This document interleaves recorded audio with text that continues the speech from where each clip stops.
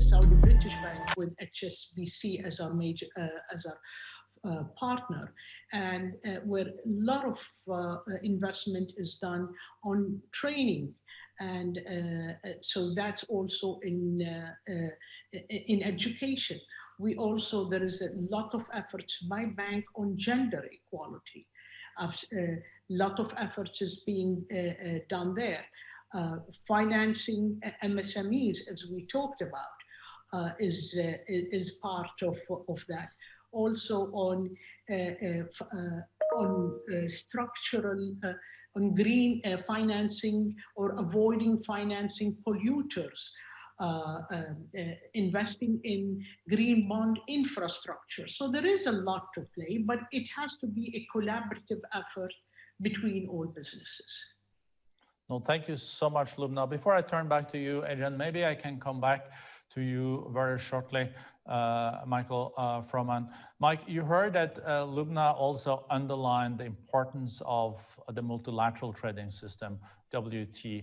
Of course, we know there is an election in the US, but you've been spending many years of your life on trade issues. Where do you think the WTO will develop in the years to come? Is it going to be less relevant? Is it only going to be about plurilaterals where the willing goes together? And what kind of trading system will we see in the 5 coming years? Will we see also more protectionism, or will we then see a reaction and we'll go back to a system where we were 5-10 years ago? And Borge, we have elections there as well. Yeah, we do. So it will be very interesting. Of course, Mike is not totally impartial here, but you know, we are all following with big interest. Well, look, I think regardless of the election outcome, I wouldn't expect the pendulum to shift completely to the other extreme. I think the issues that have been put on the table, including about the need to reform and update the WTO, are real and longstanding. And I completely agree with Lubna that that's got to be a priority, is fixing what can be fixed. I think the appellate body, the dispute settlement procedures, should be capable of being fixed as countries come to the table with goodwill to do so. I think it is difficult, though, to imagine 164 countries engaging in the sort of big trade liberalizing rounds that we saw over the last 4 or 5 decades. And my guess is when it comes to setting new rules and opening up trade, we're likely to see more progress as coalitions of the ambitious get together and take on new issues, set new standards, and hopefully do so in a way that is what I call open plurilateralism, where other countries can join and it can become closer and closer to multilateral over time. But if we wait for the lowest common denominator of the 164 member, where each one has a veto over anything in a trade agreement, my worry is we won't see very much progress. I think we've got to create the possibility that there are bilateral, regional, plurilateral agreements, but that help contribute to momentum towards a broader and broader consensus around stronger standards, including in new areas of trade like e-commerce and the digital economy, as well as trade liberalization. No, thank you. Sounds you can agree on that, Lubna? I totally agree with that. I think e-commerce and facilitating investment facilitation, all of these are needed. But I'm more optimistic, I guess I can sense from Michael, that to be honest, we have no choice. This has to happen in order to save our trading system and increase it. So I totally agree with Michael, and I'm optimistic about it. Thank you. I think we should, for once, end on an optimistic note. At least my session will do so. We'll see, Adrian, how your session goes. Thank you so much to Lubna and to Mike. Thanks, Birger. Well, that's the difference between having a conversation hosted by a politician looking on the optimistic side and one hosted by a former journalist looking a little bit differently at the world. I'm delighted, though, to be joined by three great experts in geopolitics to just think a bit more broadly about some of the questions that were raised by your guests, Birger. And I guess I want to start with Alessandra Galloni, who I should say, by the way, has just been recognized. She runs Reuters Global News Operation out of London, just been recognized for a lifetime award by a very prestigious organization. And we've already done the jokes about the fact that she really should have got the most promising newcomer award. But we're delighted, Alessandra, to have you with us. And, you know, you in your day job, you're very much engaged in the kind of, in the theater of the current presidential election and the politics. But, you know, you're also a keen observer and analyst of the political situation. When you step back, what are the continuities of US policy that you see, whichever complexion the presidential elections produce? What are the continuities that we're going to see moving forward with either flavor of administration? Yeah, so thanks, Adrian. I mean, I think, you know, the issue of continuity and discontinuity after the US election is a really important one, clearly, and one that also isn't necessarily as intuitive as one might think. And so we'll talk about that. Just really quickly, I would be remiss if I didn't say, however, that between now and November 3rd, God knows what can happen. And many things can happen, you know, related to the health of the president, of his challenger. And I think that's important, not just because of headlines. That's important because the key thing ahead of this US election is the integrity of the election itself and the questions over whether the election will be fair, and later whether it has been conducted fairly. And that not only could upend the vote itself, but more crucially, depending on the counting of ballots, everyone is now prepared, possibly not to have a result by the evening, but the uncertainty could continue to erode public trust in institutions and the very democratic running of the United States. And that's even without considering possible violence in the streets. And so that means that even if there ends up being a transition of power to a new administration, the first thing that any new president would have to do is try to heal the nation. And so, you know, I think, and I'll get to it, I think there are many reasons that the US will remain inwardly focused ultimately. But even if those didn't exist, domestic stability and restoration of trust in the workings of government are going to be the most important agenda item come January. So that, having said that, I think that, we can track where there's likely to be continuity and discontinuity. And I'm going to give a panoramic view because obviously we have really, experts in the room who can give a far more sophisticated analysis. But I would say the broad area, the biggest area of broad continuity would be the tough stance against China, which has defined the Trump administration's foreign policy, and on the other side has been met by an aggressive acceleration of China's own geopolitical ambitions. South China Sea, India, Australia, Taiwan, Hong Kong. And whether you're going to have Biden or Trump in the White House come January, the US is not going to relent on China, and China knows that. And, you know, Biden's advisors have all produced very tough analyses on China, on military buildup, human rights, espionage, trade. Now, there will be a difference, and the discontinuity, if you will be more an approach, so that under Biden, you could have, you know, things that are more predictable, more orderly, maybe more traditionally diplomatic. You know, maybe Washington trying to engage Beijing with carrots and sticks, not with just sticks, all sticks, which is Trump and especially Pompeo. And, you know, for all of the administration's belligerent approach towards China, it hasn't actually achieved very much in terms of challenging or changing Beijing's behavior. But it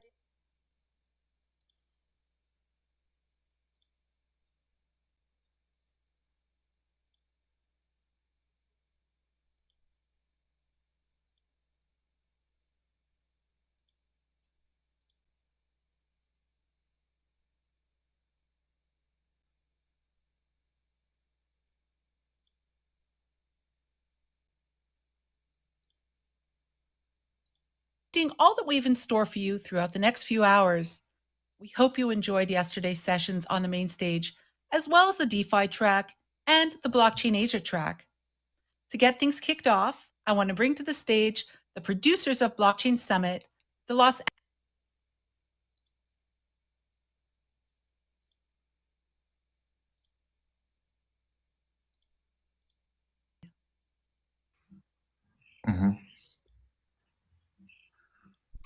Boom! I think we are recording. We are live.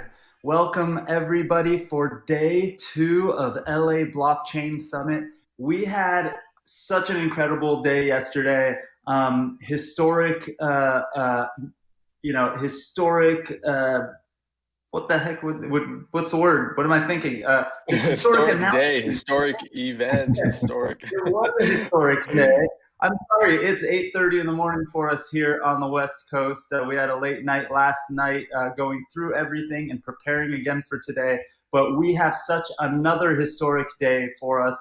First off, I just wanted to thank everyone for the love and support, for all of the sharing yesterday with hashtag LA Blockchain Summit.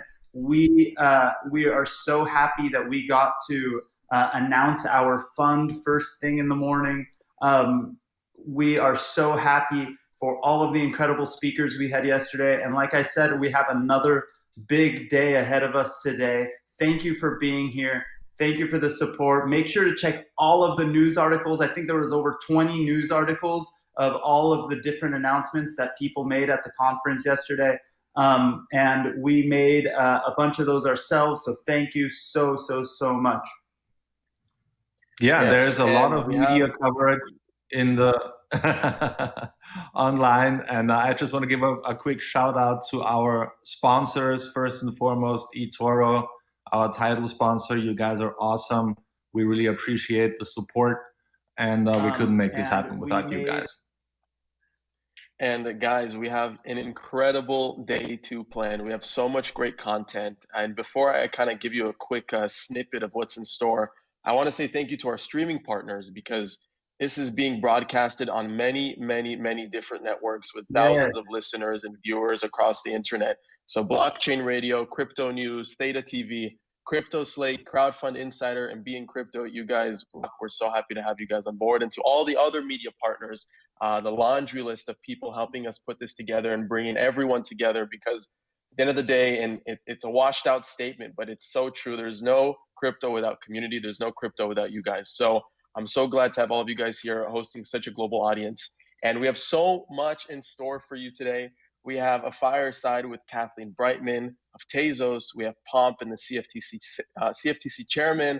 We're talking about blockchain interoperability, Web3, NFTs, and their road to fame. We're talking about sports betting, and then wrapping up with CZ of Binance in an exclusive fireside chat with Reuters. So guys, stay tuned. Day 2 is going to be just as awesome as day 1. So stay tuned. We're excited to have you, and let's do it. Yeah. Yeah. Thanks, everyone. Great. Thank you so much.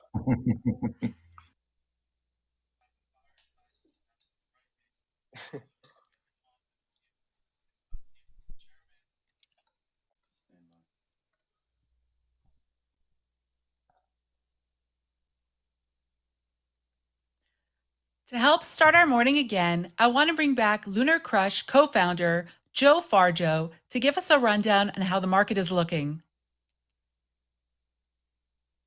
All right, John, and 3, 2. Good morning, everyone. I'm super excited to kick off day 2 of LA Blockchain Summit. I'm John Farjo. I'm the co-founder and chief product officer of Lunar Crush. And today I'm going to give you a market update. I'm going to twist it a little bit. I'm going to talk about more community trends, but we will talk about some coins along the way. I just want to tell you a little bit about what it is Lunar Crush does. As we say, without community, there's no crypto. And we really aim to bring transparency. We bring transparency to all of that crazy community activity that you see every day on all your favorite social channels out there. And we do that through, we collect social and market data for over 2,000 coins currently, and we're adding more all the time. And so far we've collected over 250 million posts at a rate of about 400 to 700,000 posts that we analyze every single day. I say analyze because we use artificial intelligence to classify for sentiment, for spam, and we do all sorts of great things. And we do that through lunarcrush.com, which is totally free to sign up. And you can go in there for free right now, sign up, and get all of these analytics in real time for free. So with that, I want to talk a little bit about the market today. So what we're seeing. So as far as volume goes, what volume really represents is those are the mentions of all of the different coins that are in our system. And every time someone mentions them. So over the last 24 hours, we've collected about 290,000. For some comparison, lately that's been about 240 to 250,000 a day. So it's up a bit today. Social engagement, that's all your retweets, your comments, and all of that deeper level engagement. 705 million over the last 24 hours. So a lot of activity there. And within all those posts, we're seeing 60,000 plus shared URLs out there. So a lot of activity. So I want to give some depth to these numbers and talk about what these trends are that we're seeing out there. So I'm going to start with something that's not so fun, and that is spam. So I'm sorry you did not win the sushi giveaway or the Uniswap giveaway.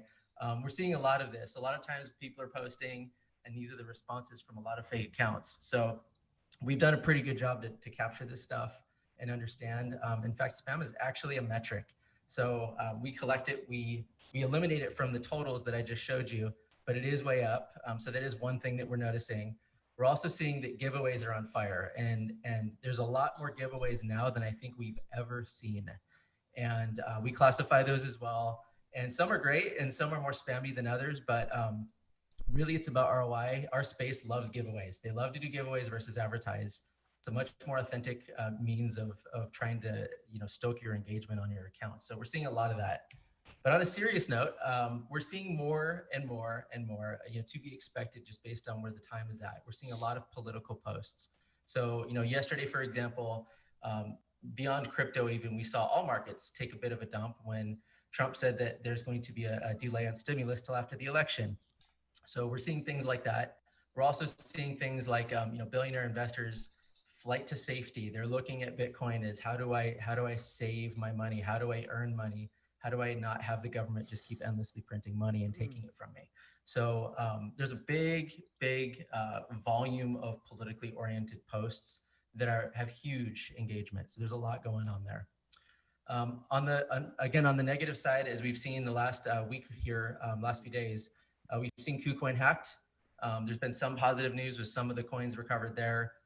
We've seen BitMEX with Arthur Hayes and the US government's coming after them. And so there's a lot of negativity from exchanges, and that's had some influence out there. McAfee arrested. So I think we saw this, we heard this a lot yesterday from a lot of the different speakers, and there's been a whole lot of engagement and tons of posts and shared links around McAfee being arrested. SEC's charging him with $23 million in illegal Bitcoin and ICO gains. So, yep. Okay, so on the exciting front, on the positive side, we're seeing that corporate cash reserves are now moving into Bitcoin. So Michael Saylor, the CEO of MicroStrategy, they're putting cash reserves in, and this cannot be more exciting to us. There's a lot of chatter around this, and we hope to see a lot more companies do this. So very exciting, really great direction. We're seeing MetaMask go absolutely crazy. So this moves right alongside the DeFi craze and Uniswap and all the DEXs that are out there.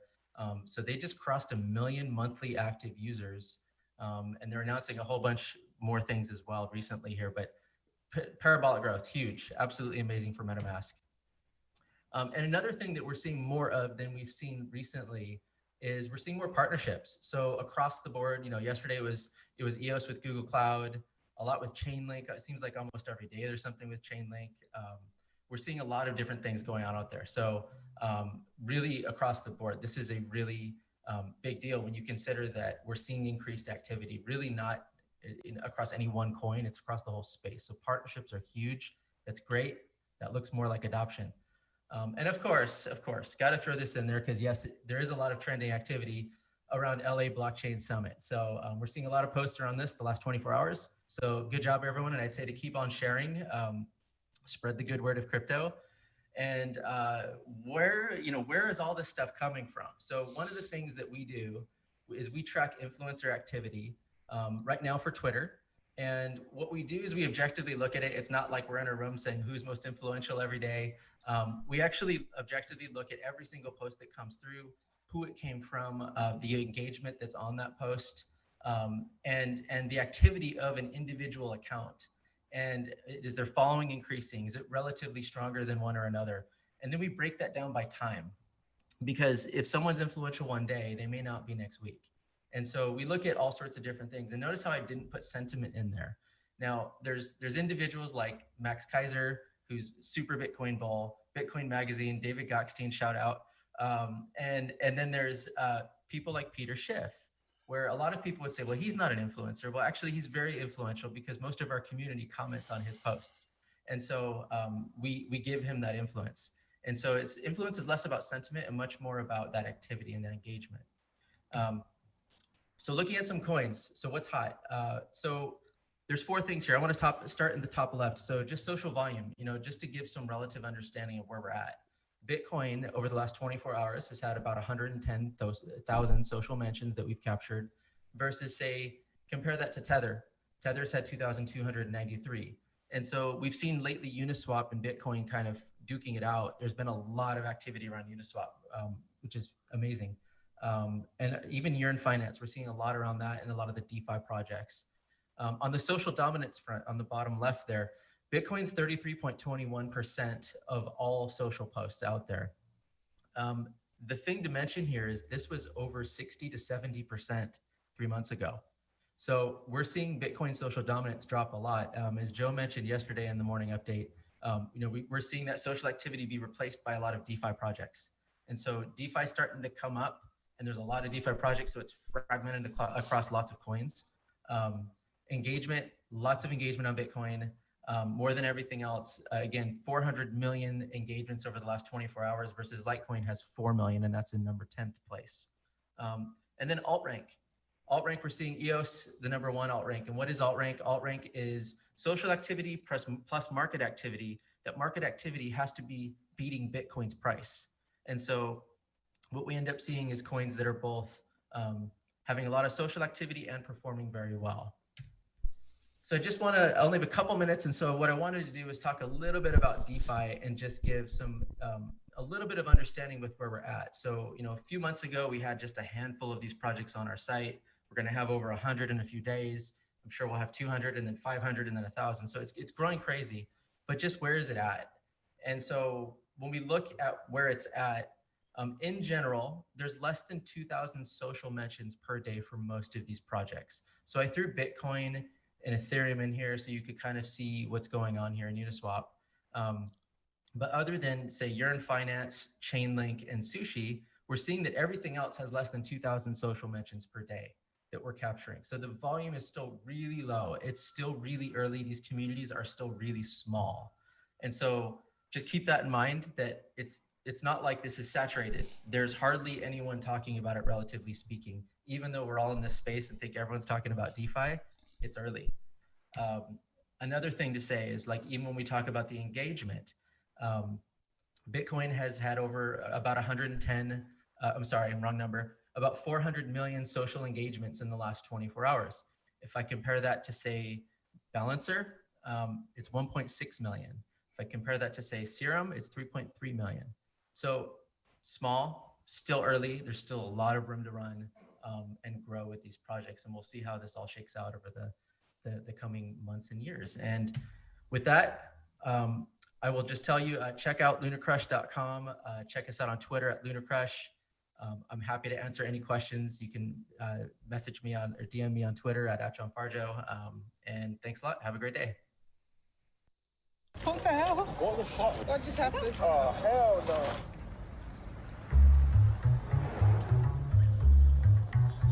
One donut stand, 5 hidden cameras, 2 actors, 100% happiness. Fresh made donuts today. Or is it? Fancy donut? Gonna have jam, please. Cream donut, please.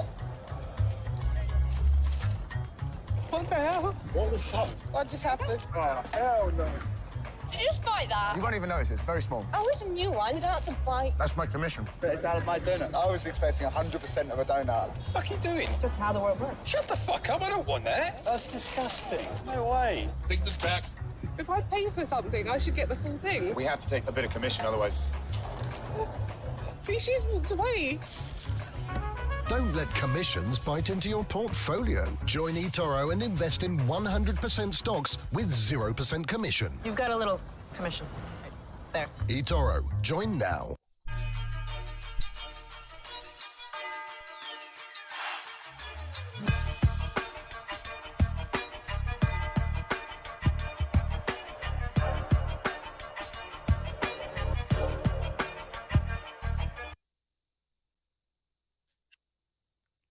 Our next guest is one of blockchain's most influential women. She built and co-founded the world's first self-amending cryptocurrency and co-raised $232 million during her 2017 ICO. Please welcome Kathleen Brightman, co-founder of Tezos, in an exclusive fireside chat with CoinDesk senior reporter Brady Dale. And what will happen? How will we know that we're live? We're live. You guys hear me at all? No. I can hear you. Oh, okay, good. Yeah.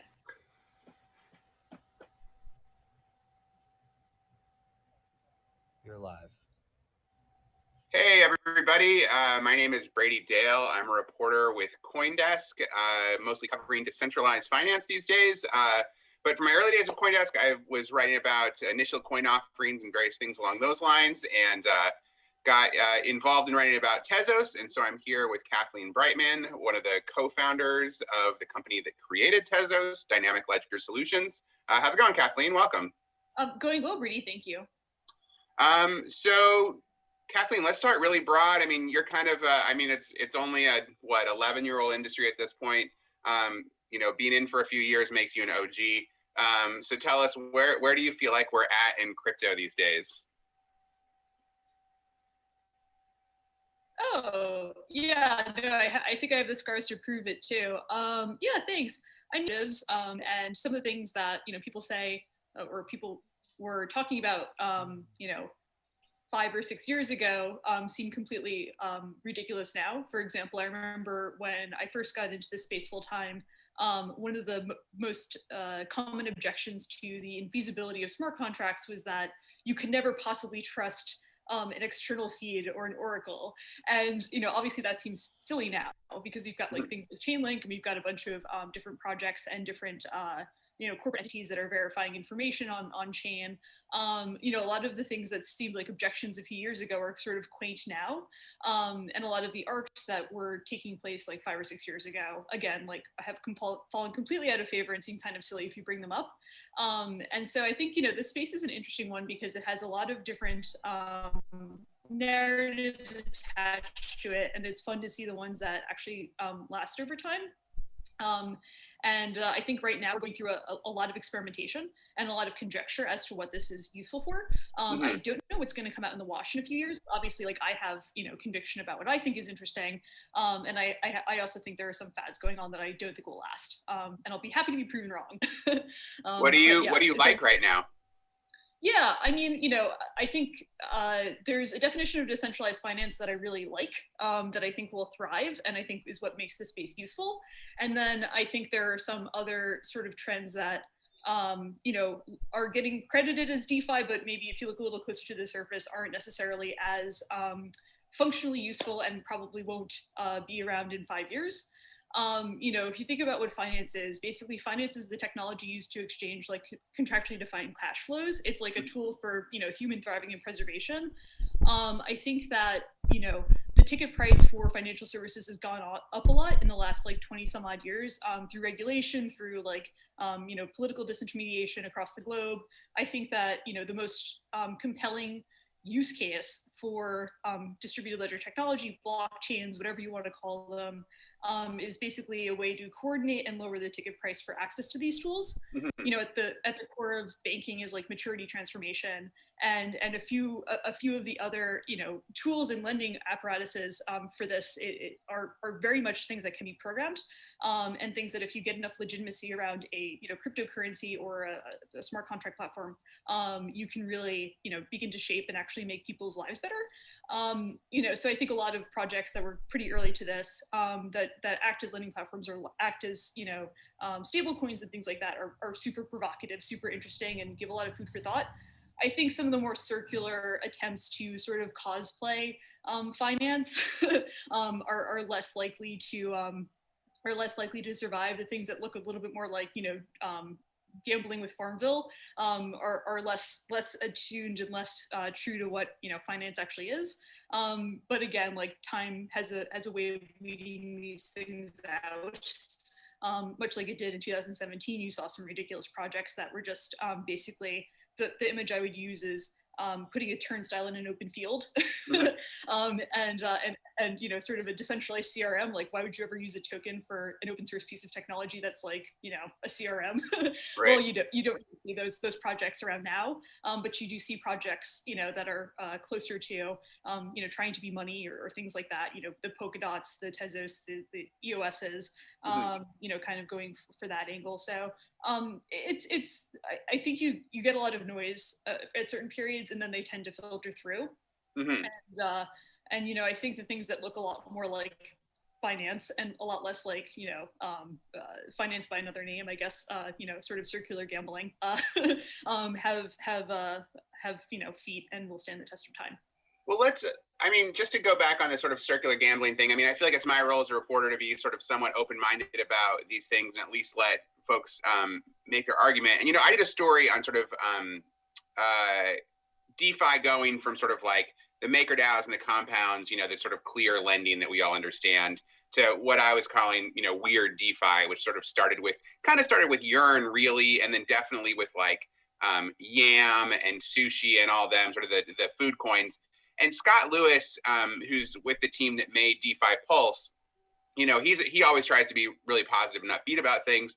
And his take on those things was that when groups of people come together and are coordinated, it tends to be productive. And so his argument was perhaps being motivated by a set of memes and some invented money that could potentially be worth something is sort of like the regular person's way of organizing around like venture capital. I mean, do you think there's any possibility that that sort of model of lots of people coming together around an idea and finding a purpose could work? Yeah, I mean, I never underestimate the space's proclivity to like have weirdness come into some sort of like oddly valuable proposition. Like, even if you look at, you know, the early projects that were riffing on or derivative of Bitcoin, you know, Dogecoin, for all of its like zaniness, like actually figured out some interesting, you know, ways to coordinate and create value and create a community. It's certainly very popular on Reddit, which is, you know, one of the largest hubs on the internet to gather. And so, you know, it's like, what is your definition of an economy? And I think it's getting more and more abstract as the world becomes more, you know, flat, for lack of a better word. And so, you know, the reason I'm really into gaming is because I think, you know, the promise of these cryptocurrency solutions is to like disrupt traditional finance. I think traditional finance has a lot more complexity to it, and games are actually a really interesting way to model economies and get some of the testing for what could be disrupted in traditional finance by using, you know, some of the paradigms of like, you know, what is it like to coordinate across, you know, tens of thousands or hundreds of thousands or even millions of people, depending upon how big the game is, and how do those incentives work. So we're finding that out with a lot of the DeFi stuff, and I think it's going to be just a learning experience. I do think that there's something a little bit in poor taste of like saying that something is like finance when it looks a lot more circular, and it doesn't really model to what people who work in traditional capital markets would assert. I think it kind of blurs the line, and it does not do any favors to the cryptocurrency space, which already has an unfortunate casting as being just a form of gambling for some people. Right. What do you mean by circular? Could you sort of spell that out a little bit more? Yeah, I mean, if I'm using, the definition of finance as, using it to a technology used to exchange contractually defined cash flows, I don't think there's any of that if you're just like popping up a token and then having people bid on like governance mechanisms for the thing itself, hoping to will it into existence. I think that has like less, I think that has less bearing on real life than, for example, like, a lending platform. So, I think there's like gradations. Maybe this should be a blog post, but just to put my cards out there, I do think like the things that are almost exclusively self-referential have less of a path to legitimacy. The things that are more replicating, basically like traditional distribution and technology for allocating cash flows. So it sounds like, I mean, this is a critique a lot of people have made of DeFi, and it makes sense, is that underlying a lot of this activity, there isn't any sort of like real wealth that's being created in the world. There's not like a real thing that people want, that you're giving people access to. So, and it sounds like that's what you're saying. It's a fair point.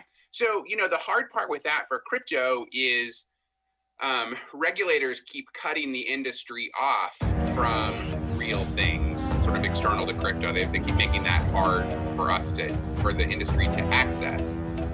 But one thing that's come along, and I know that you're, in the mix of, is bringing game assets, which can, if people like the game and want to play and want to do well at it, have real value. Is that the kind of thing, if you've got some game assets that have real value, that could be the beginnings of creating a real DeFi market, even if it's modest? Yeah, well, I mean, I would take it one step further. So there's a difference, I think, between like NFTs that are just like a sticker you can put on your Instagram page versus, what my company is trying to do with our game that we're hopefully publishing, which is basically like, we have cards that represent properties in a game, and based on those properties and sort of the competitive nature of the game, the cards go in value or they fall in value. But basically we're using a blockchain to kind of coordinate that and to also like give people an option for liquidity in the game. So I think we're trying to, solve a problem of that aligns well with the rules engine, that aligns well with like sort of value for this particular skill-based mechanism. I do think there's, again, like something a little off about just having like a sticker that's an NFT. I mean, digital art has been by and large a massive failure in other industries. There are a lot of theories about this. There's like the fact that you can kind of like copy paste these things. But I think there's a reason that like, CryptoKitties, for example, doesn't seem to have been a particularly successful game, because it doesn't really have the same depth and doesn't have the same, sort of evolving ecosystem as something like, trying to replicate Hearthstone cards or Magic the Gathering cards, or those types of elements that align well with a competitive, tournament-based game and skills.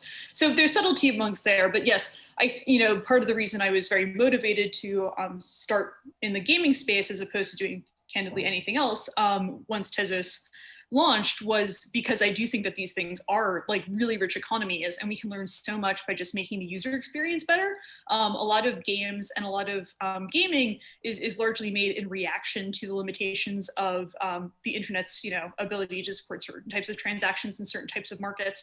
And I think blockchain technology kind of takes us a few steps further, and that's like really rich and provocative. And so exploring that at a greater level of depth not just allows us to like understand gaming better, but also allows us to understand like how we can make blockchains more useful for people. Mm-hmm. Gaming communities are far larger than blockchain communities, particularly if you look at very successful games like Hearthstone and Magic and I mean, geez, Candy Crush, though obviously it has less strategic depth.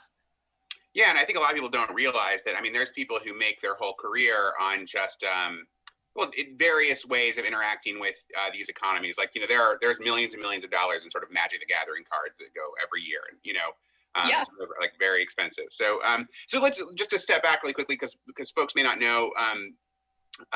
Just quickly say like what this company that's doing this game is and what the game is and what the quick idea is, because maybe I think most folks know you as Tezos. They may not necessarily have seen that story about you.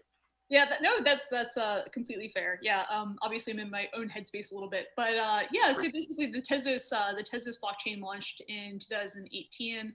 Like the prevailing Tezos blockchain launched in 2018, and I was sort of left with like, well, geez, like what's the way to sort of make these platforms the most useful incarnations? Like I have a strong conviction that again, blockchains are most useful when they are replicating traditional finance.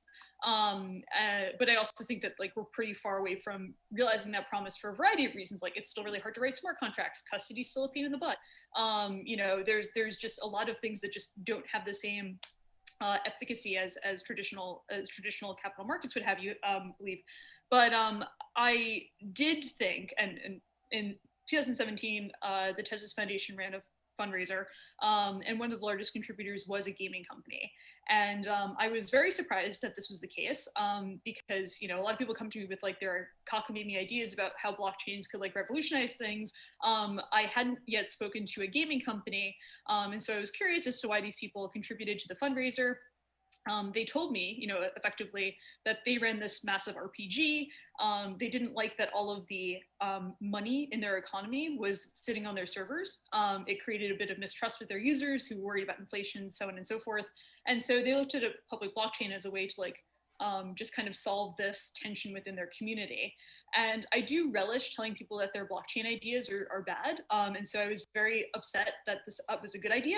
And it got me thinking like, well, geez, these people have like a proper economy going. Can you say who it was? Is that a doable thing? Oh, I would have to ask them first. I guess. Okay. I don't know if it was a public buy or something. Maybe the world knew. All right, never mind. Yeah. Sorry, keep going. Yeah, but and they've been very nice to me, so okay. I wouldn't want to betray their trust. But in any case, all I have to say, I suppose they had this actual economy that sat on these servers, and there was like a lot of richness and like a global ecosystem around it. I was like, wow, that is like exactly the type of conditions I would love to see, experiment with like different, crypto, crypto-based solutions, whether it's, making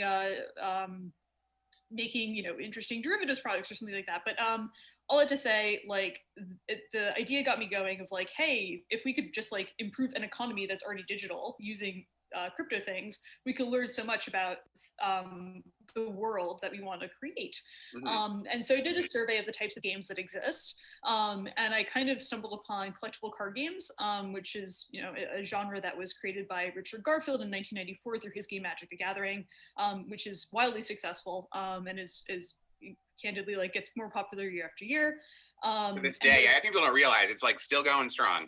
Oh yeah, and it's getting like a second generation because it's like 25 years out. So like people are playing with their children. Yeah. Who grew up on it. And so yeah, like Magic's doing awesome. And Magic created a lot of had a lot of derivatives, Pokemon, Yu-Gi-Oh, things that like my generation is more familiar with. Mm-hmm. And so it obviously runs the gamut of complexity. But what's interesting is like there's two aspects to collectible card games. One is like battle. So you have these cards that have, these properties, and you get to play against other people, and you have powers and whatnot. And then you have sort of an aspect of it which is trading. So you kind of want to be strategic. You can only bring so many cards into each battle, and so there are trends and narratives that like rise and fall with that. And so keeping abreast of that and also being current is one aspect of the game. When these types of games were ported to mobile and digital solutions, they came into a lot of problems, specifically with the notion of trading. And so consequently, you have a ton of walled gardens, which purposely restrict experimentation. And I think that's a pity, because if you go to a Magic conference or one of these, sort of groups, almost half the people who are there to play the physical game are motivated by their love of trading and their love of moving things around and candidly expressing themselves through their preference for these different types of cards. And so that got me going. And so I thought, like, well, geez, that's one way where a blockchain could really like tear down these walled gardens and also like kind of spur the types of experimentation in digital format that physical, implementations of these games had really thrived upon. The one problem was that I didn't know how to make a fun game. So I looked through my Rolodex and I found a friend from New York who was in the Magic the Gathering Hall of Fame.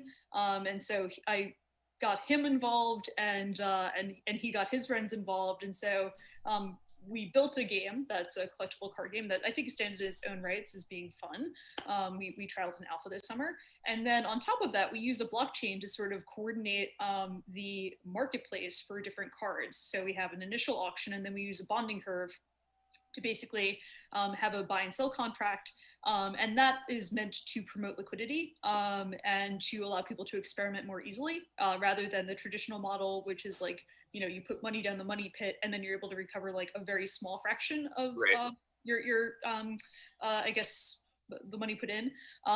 And so we like to think that we're much more consumer friendly, and we are also able to, compete more on the axis of allowing people to experiment and express themselves.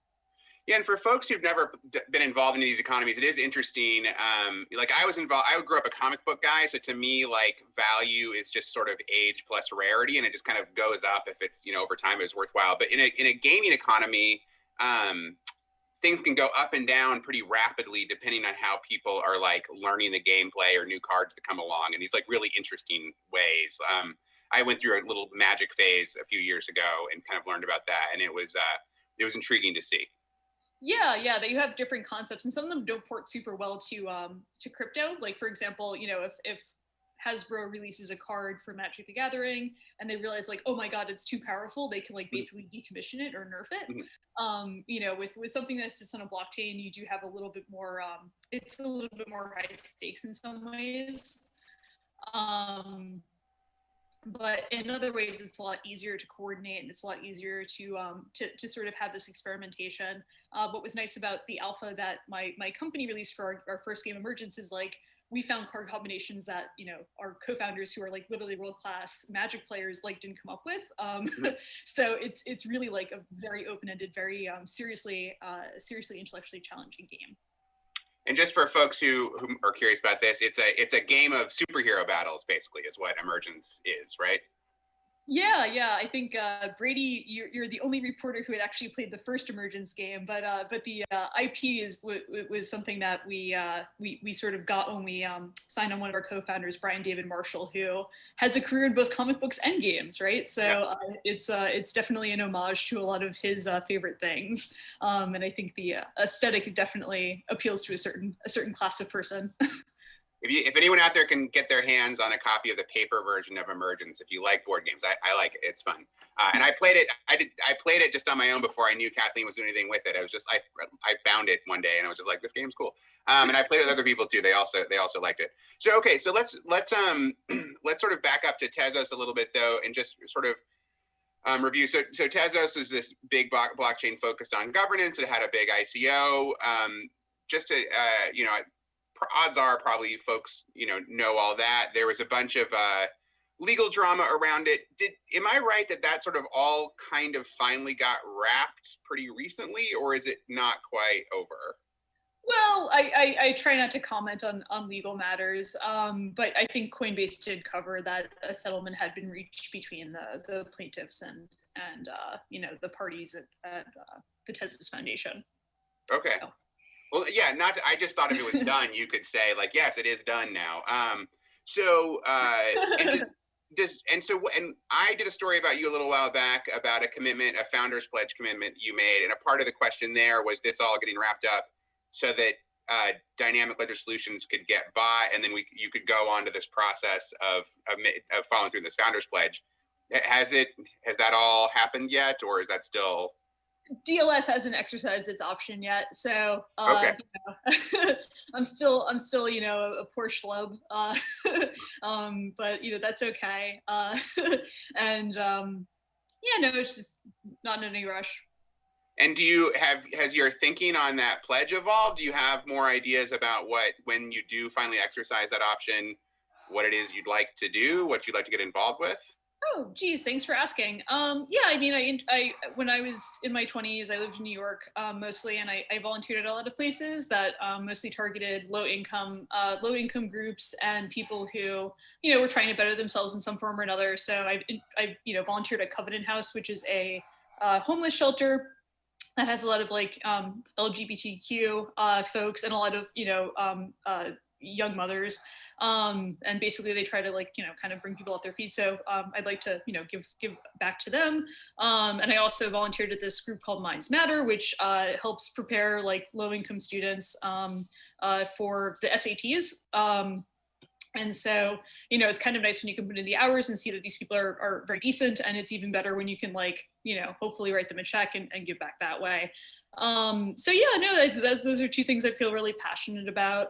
And, you know, it's kind of good to get that stuff, you know, done in your 20s and then hopefully contribute in your 30s. So I'm happy to have made that arc or that transition. Cool. And how do you expect, I mean, I feel like Tezos had a lot of drama from the ICO to the launch, or, you know, stories that have been well covered. But since launching, it's been kind of among the quieter blockchains. So how is Tezos going to surprise everyone? Yeah, I think that's kind of our superpower as a community is like, you know, Arthur and I, for better or for worse, you know, we're pretty satisfied with the way that the mode has gone with the development groups that have come around Tezos. So usually you don't see like announcements of announcements, for example. There's no like big roadmap coming in 2021, and there's no sort of I guess no sort of, I guess, over-promising and under-delivering. I think there's like a very high tolerance for that from leaders in this space, which is an unfortunate characteristic of it. But I think, you know, the mode of Tezos has always been to like have progressive developments and progressive innovation that comes to the fore over a very regular schedule. So one of the initiatives I am aware of that I'm not sure if it's been publicly communicated is like to get, you know, more consistent upgrade cycles going, because there have been a few, you know, weeks of missing deadlines, you know, every now and again. Obviously nothing too dire, but like, you know, I think just being consistently iterating is kind of the name of the game. And other blockchains that don't have the same, I guess, dynamic upgrade process have to kind of boil the ocean if they want to make radical changes the way that, you know, Ethereum is the obvious one to pick on. And that's not by accident. Like that's actually something that, you know, Vitalik and Vlad have publicly cited as a virtue, is like, oh, we get to do all these things at once, and we get to kind of have all of the stakeholders going through it in one big foul swoop, as opposed to constantly iterating and having to like solicit for feedback on these things. I think there's probably virtues to both sides, but certainly Tezos has outlined in its position paper, the position paper outlines something that's a lot more iterative. So I think there's a lot of people paying attention to what's going on in DeFi, and there's a lot of people in the Tezos ecosystem who are looking to take some of these initiatives, whether they're stable coins. Dexter, which is kind of the Tezos answer to Uniswap, launched, I think it was like last week. And so trying to learn from what's been successful with other blockchains, hopefully doing them better, I don't know. But that's always been the idea, and just sort of like quietly building and getting the best of what's coming. This enables the investor reach, right? So this will deliver an online network to potentially hundreds of thousands of institutional investors. And I hasten to add, this whole network is geared around institutional investors. But, you know, it isn't, no one is really, there's no DeFi really on anything but Ethereum to speak of. Yeah. I guess a question that I have is, I mean, you know, Bitcoin came out and it's like money. Ethereum came out and it has programming. Does the next layer one that like matters in the world will it matter by doing an existing thing better, or will it need to create a whole new thing that justifies itself, kind of like the prior two did? Yeah, that's a good question. Part of that is not I think there's kind of a, and we saw this, I think this has been a very long-standing arc, so there might be a lot of truth to it, actually, just by virtue of the fact that it survived a few different epochs. But basically, you know, when Bitcoin came out, it was like digital gold, and then when Litecoin came out, it was like, oh, digital silver, right? Like, and then Ethereum was supposed to be gas, you know, and the world's computer. So I think one thing that, again, like kind of differentiates the Tezos ecosystem is that we've never said, oh, Tezos is like digital, you know, whatever. I think we've been very upfront about the fact that we think we compete directly with Bitcoin and Ethereum at the end of the day, and that we're all trying to go for the same thing, which is being a store of value and an exchange of value at some form. So I don't think, I think we're all competing with the same narrative. The marketing is just a little bit different around each chain. I think that, you know, if you say that you're, oh, we're not competing with Bitcoin, we're doing something else, we're going to be, you know, digital silver, you get a lot more flack because people who are really into Bitcoin don't see you as a direct competitor, and thus they don't, like, you know, try to attack you or you know, say mean things about you on the web or whatever. But, you know, I think fundamentally at the end of the day, we're all chasing after the same use cases. I think it's just going to be different in how we approach it. Bitcoin has really stood the test of time. Obviously, Ethereum is doing a really great job of staying in the game and competing with that by introducing new types of constructs. My hope is that, like, you know, the Tezos ecosystem thrives and manages to take some of the best parts of these things and hopefully move the ball forward a little bit. But obviously it's an extraordinarily competitive space. And so all we can do is try our best. Cool. Well, I think that just about brings us to our time. Hopefully everyone out there is psyched to try out Emergence when that fully launches. I'll definitely check it out. And yeah, thanks a ton, Kathleen, for coming on and talking to me today. I appreciate it. My pleasure. Thank you, Brady. Yeah, peace. So you've heard about these two cryptos that are going to explode? Names. Oh, I'm posting your karaoke video. You said you deleted it. Okay. There's two. Here's one. Tired of missing out? Join eToro and start trading cryptocurrencies in no time. eToro. Sign up for free. Buying the cryptos? No, I'm watching you living La Vida Loca. I got 2 words for you, bestie. eToro Copy Trader. Just find a top investor on eToro and hit copy. From now on, whenever they make a trade, you make the same trade automatically. Neato! eToro.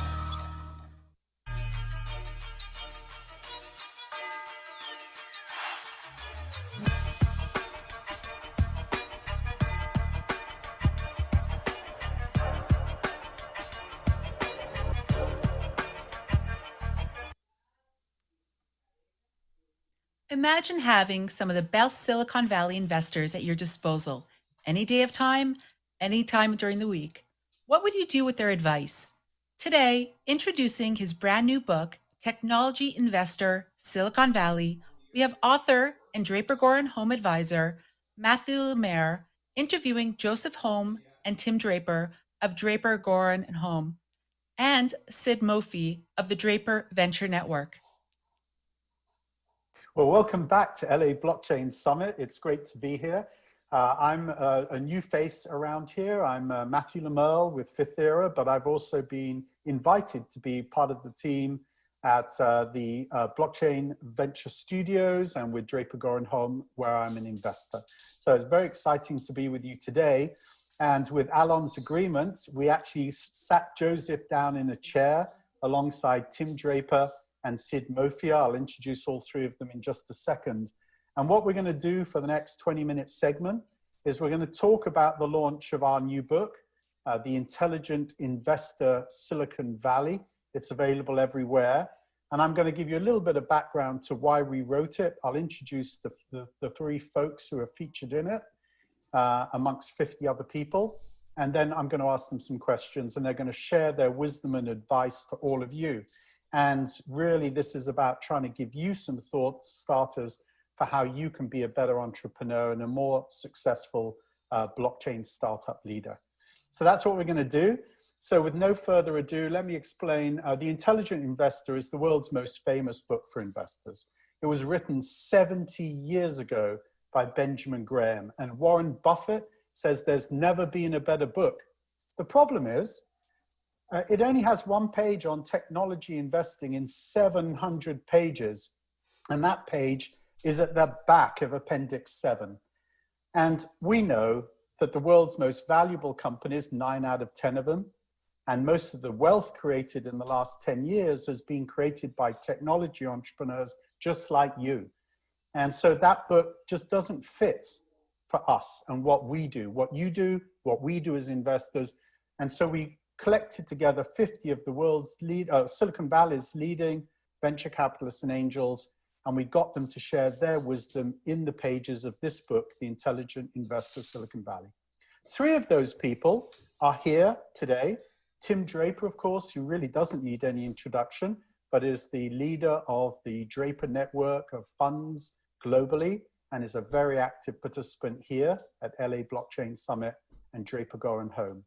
The second is Joseph Home, who is our fearless co-leader with Elon and doesn't normally present, but is going to have to today. And thirdly, we're very lucky to have Sid Mofia, who runs the global collaboration, alliances, and partnerships for the Draper Network. So that's the lineup.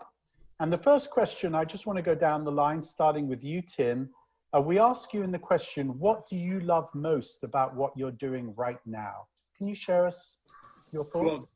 Well, terrific. I've never thought of myself as an intelligent investor. I've sort of thought of myself as a risk-seeking, innovative investor who kind of goes after what he projects to be something great. So what I'm always looking for is this entrepreneur, if this entrepreneur is successful, what does the world look like down the line? And that's my biggest thing. A lot of investors are very good at telling me all the things that are wrong with an investment. But all I really care about is, what if it works? How great will that be? And if it's not great enough, then I'm not interested. And so that's where it's really the most out there investments that I get most excited about. And turns out you lose, as a seed investor, you lose about half the investments anyway. You might as well really be swinging for the fences, because the other half, how big they get, really matters.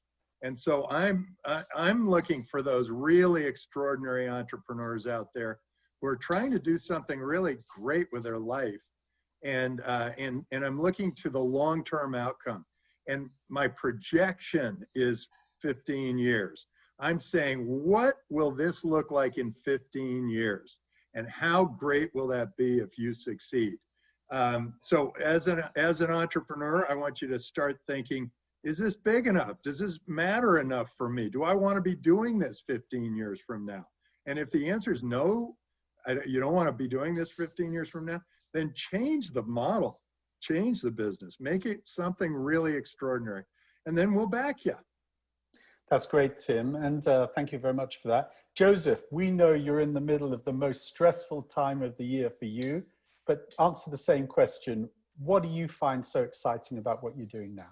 Yeah, what I found most exciting about what we do, and this is very aligned with how Tim sees things, obviously, is that we're on the cutting edge of technology with blockchain and fintech and now DeFi. We're really creating the rails for a new financial system, for a new banking system, for so many things that are broken in our day-to-day lives, to improve them, to give more access to people. We have 1.7 billion unbanked and billions of more underbanked people around the world. So what I really get excited about is when I meet awesome entrepreneurs, and that's really what we're looking for. We're looking for great teams with amazing ideas, who, and I know this is an overused kind of thing to say, but who want to make the world a better place and really change things up and create new systems that work fair and easily accessible for everyone. And that's pretty much what we do every day at Draper Goren Home. I mean, my day pretty much consists of finding the next gem in the raw and help these teams by funding them and scaling them and getting them to the next level. Thanks, Joseph. Sid, obviously you play a slightly different role. You facilitate the Draper network globally, but what's fun for you every day when you wake up?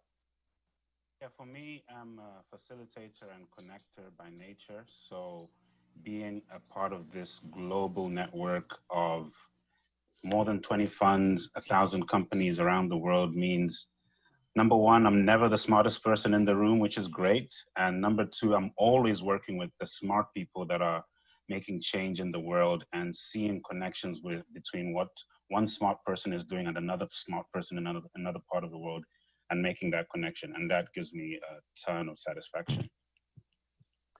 Thanks a lot. So part of the reason we created this book team is that there's an awful lot of books that one person shares their wisdom in. We wanted to get 50 of the best of people like you, venture capitalists, angel investors, incubator leaders, accelerator leaders, all in the covers of one book. So it's 50 people's wisdom in one book. And one of the most important themes is, how do we help the entrepreneurs succeed? So Tim, I want to go back to you. You wrote some really interesting things in your submission about what you believe are the most important traits for a technology entrepreneur, and I'm hoping you could share those. So I think the most important trait, the one that really drives great success, is a love for the customer. Because if the entrepreneur is always focused on that customer, eventually they become successful. And interestingly, 3 of my top greatest investments came from entrepreneurs who, when they pitched me, said, I want to delight my customer. And so having that customer bias is really important. But you also need really great technology. You have to be going after a really interesting market. But I think that's one of the things that really drives great entrepreneurship is once you get past the idea that, hey, I've got something new and it's going to really disrupt this business or transform this business, and then I can build and build and build and become a big industry. Having that customer bias is very important in growing the business, and just keep iterating and improving as time goes on, because technologies move. The other thing is to make the customer so delighted that they become your sales force, so that you don't have to even sell the thing, because your customers are going around saying, oh God, have you seen this? This is so great.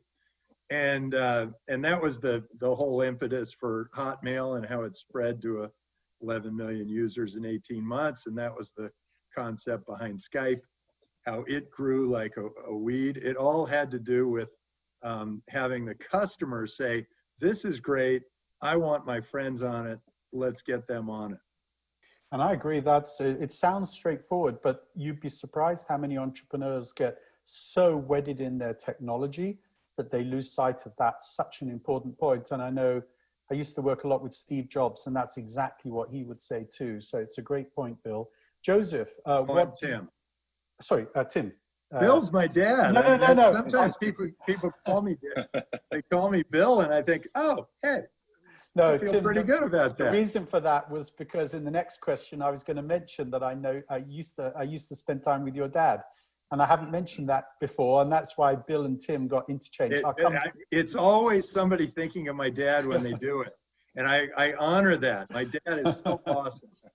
Yeah, I'll come back to that in a minute. Sorry about that. But Joseph, you also wrote about what you think are the most valuable traits of a tech entrepreneur. Can you share some thoughts?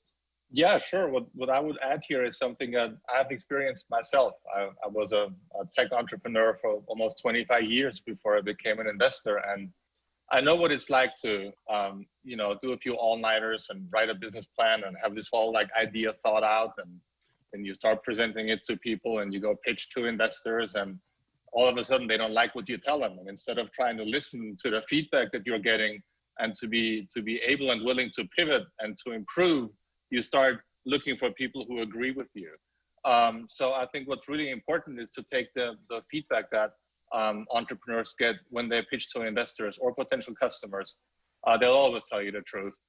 take that feedback very, very seriously and be ready to pivot and adjust your idea to make it better and ready for our market. You're muted.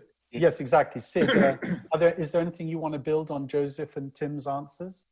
Yeah, I'd like to mention actually something that Tim mentions quite a lot, and I don't know if you actually wrote it in the book as well, which is that passion that the entrepreneur needs to have, because this is a long game and they need to be resilient and be able to survive for a long time. And if they don't have the passion coming from their core, then the chances of success are not very high. And Tim talks about looking in the entrepreneur's eyeballs and trying to see that passion in there. And if it's not there, then maybe we should make the investment. Thanks, Sid. And thanks for that call out. Tim's got a great book that's also available everywhere, but here now, it is. Yeah, exactly. I'm not going to let you take over this 20-minute segment, but it's a great book. Startup Hero by Tim. Exactly. It's on Amazon.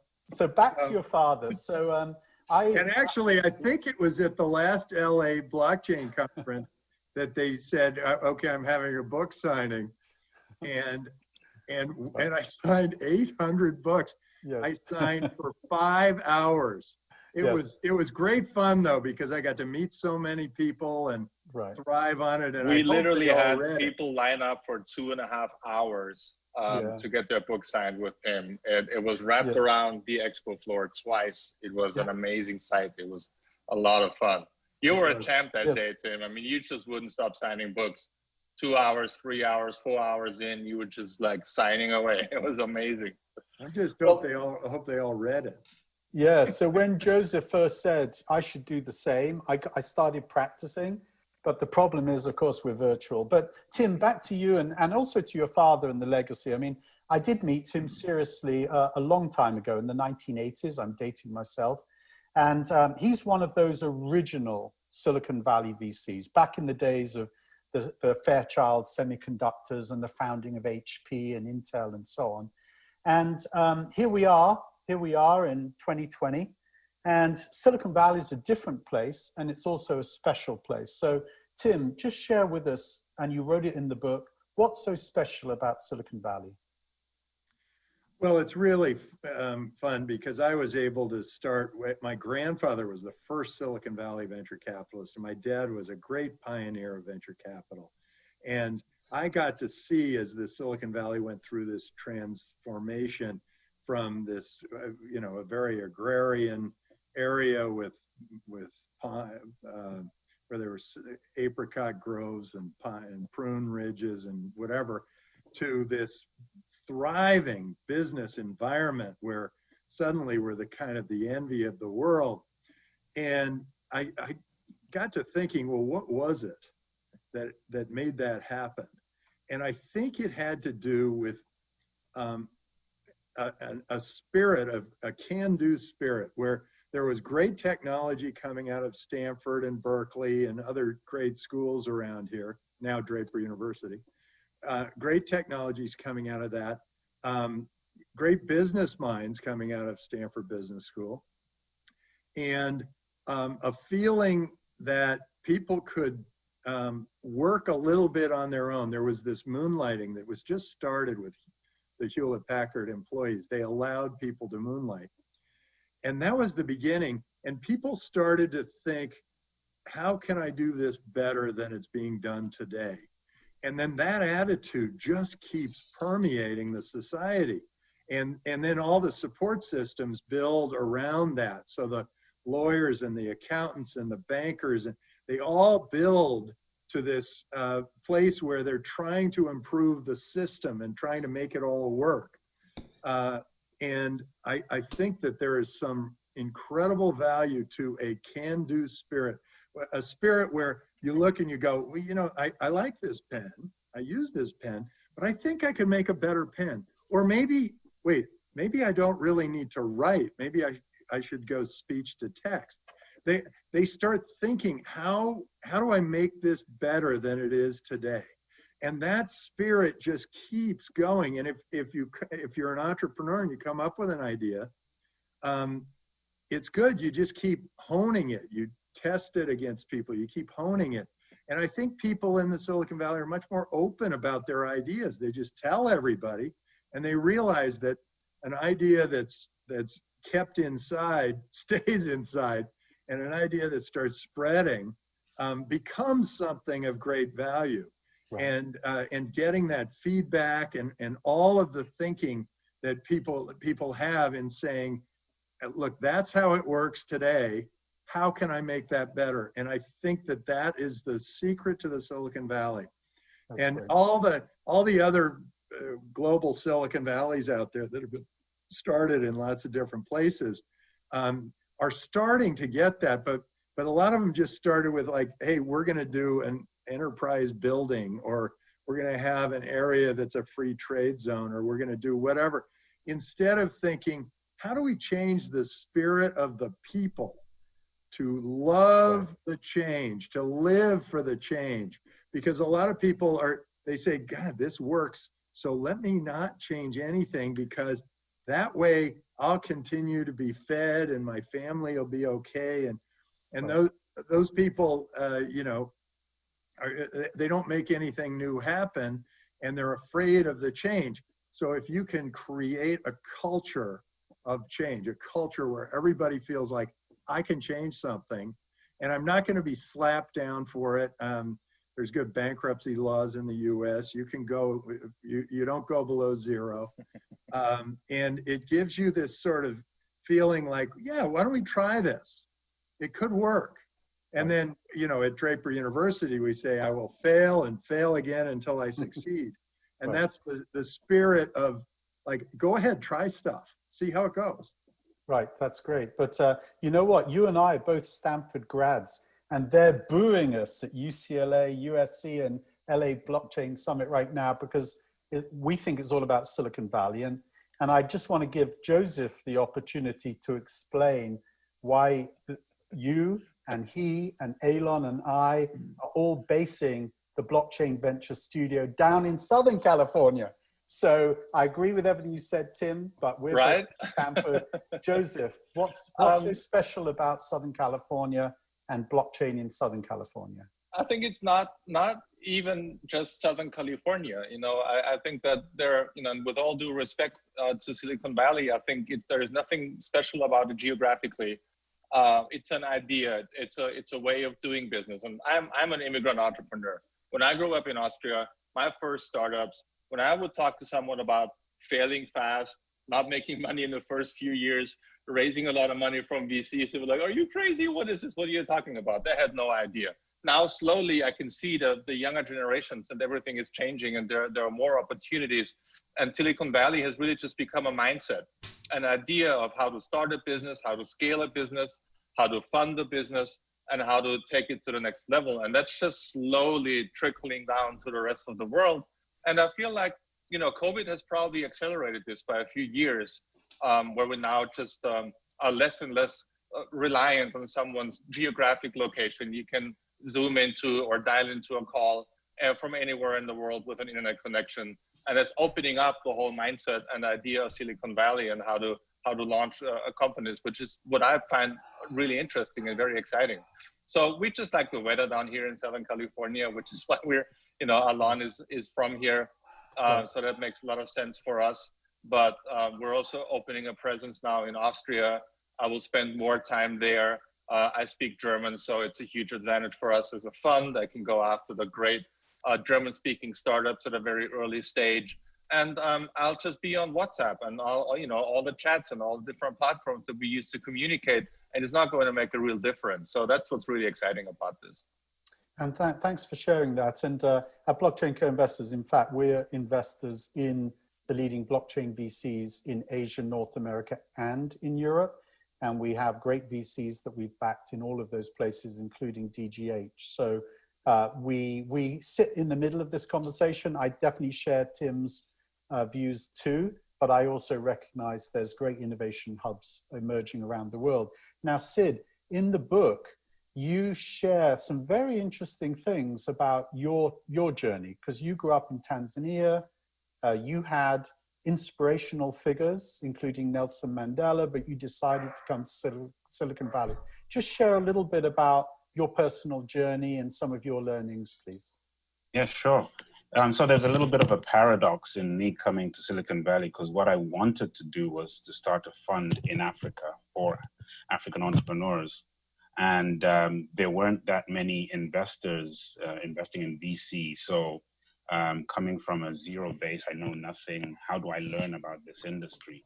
I started talking to people in Silicon Valley, ended up talking to Tim as well about, the Draper Network coming to Africa.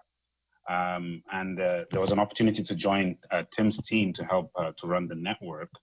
And I initially didn't want to do it because I wanted to build the fund in Africa.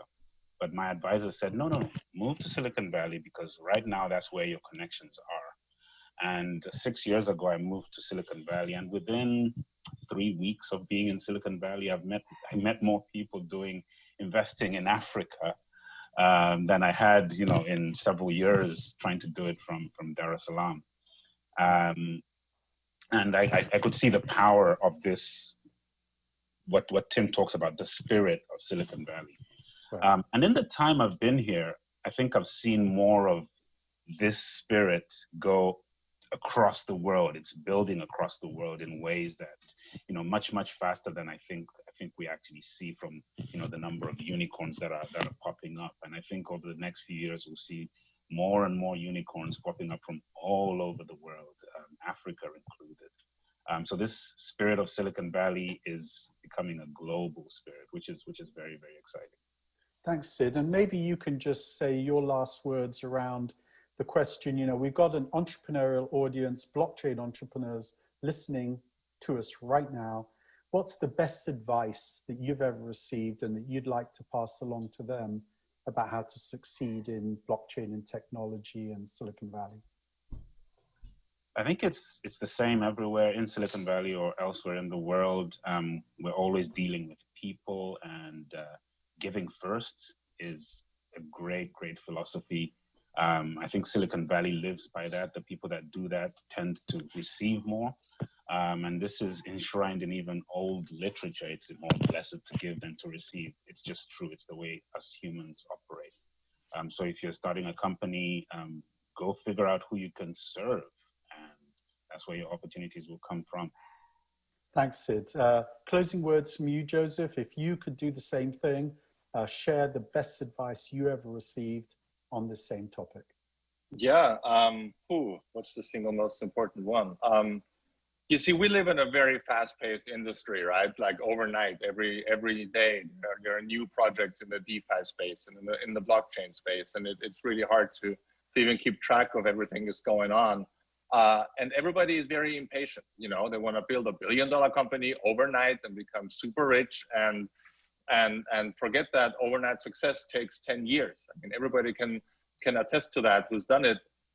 So I think it's, my advice would be don't give up, and also give it time. People overestimate what they can do in a year, and they mostly underestimate what they can do in a decade.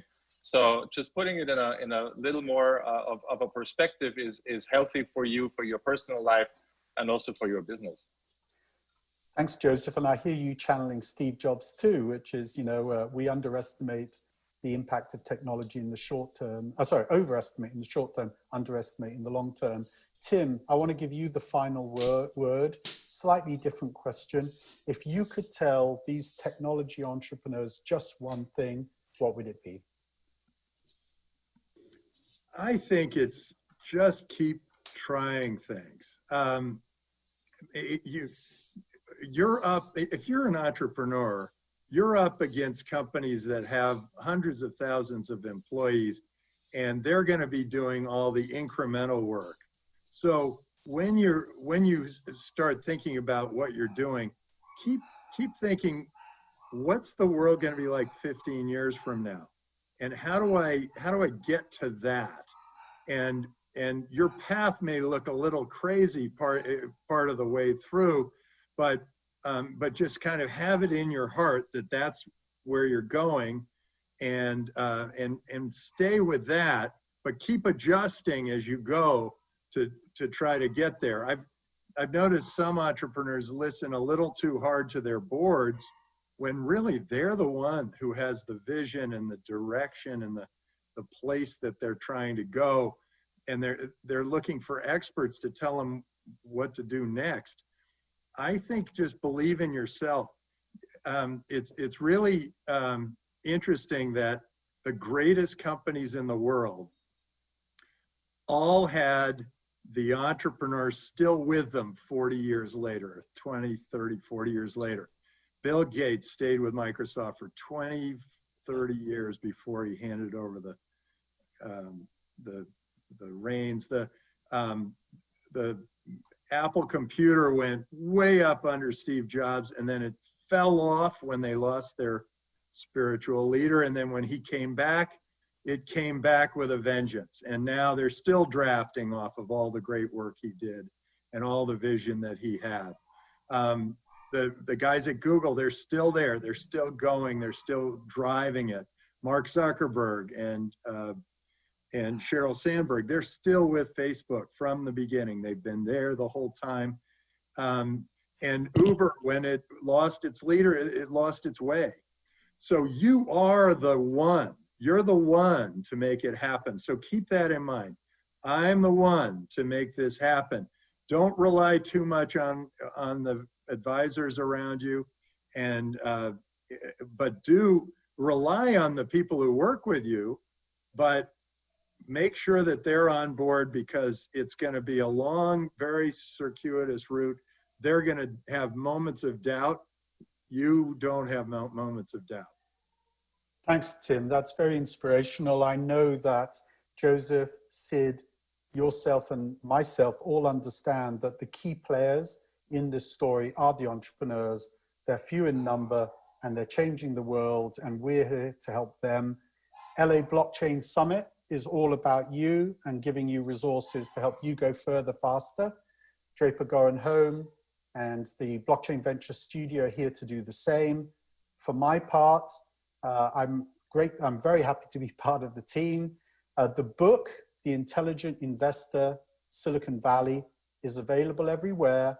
50 people like Tim, Joseph, and Sid have put their wisdom into that book to help entrepreneurs and investors get a fire hydrant of perspective, just like we did in the last 20 minutes.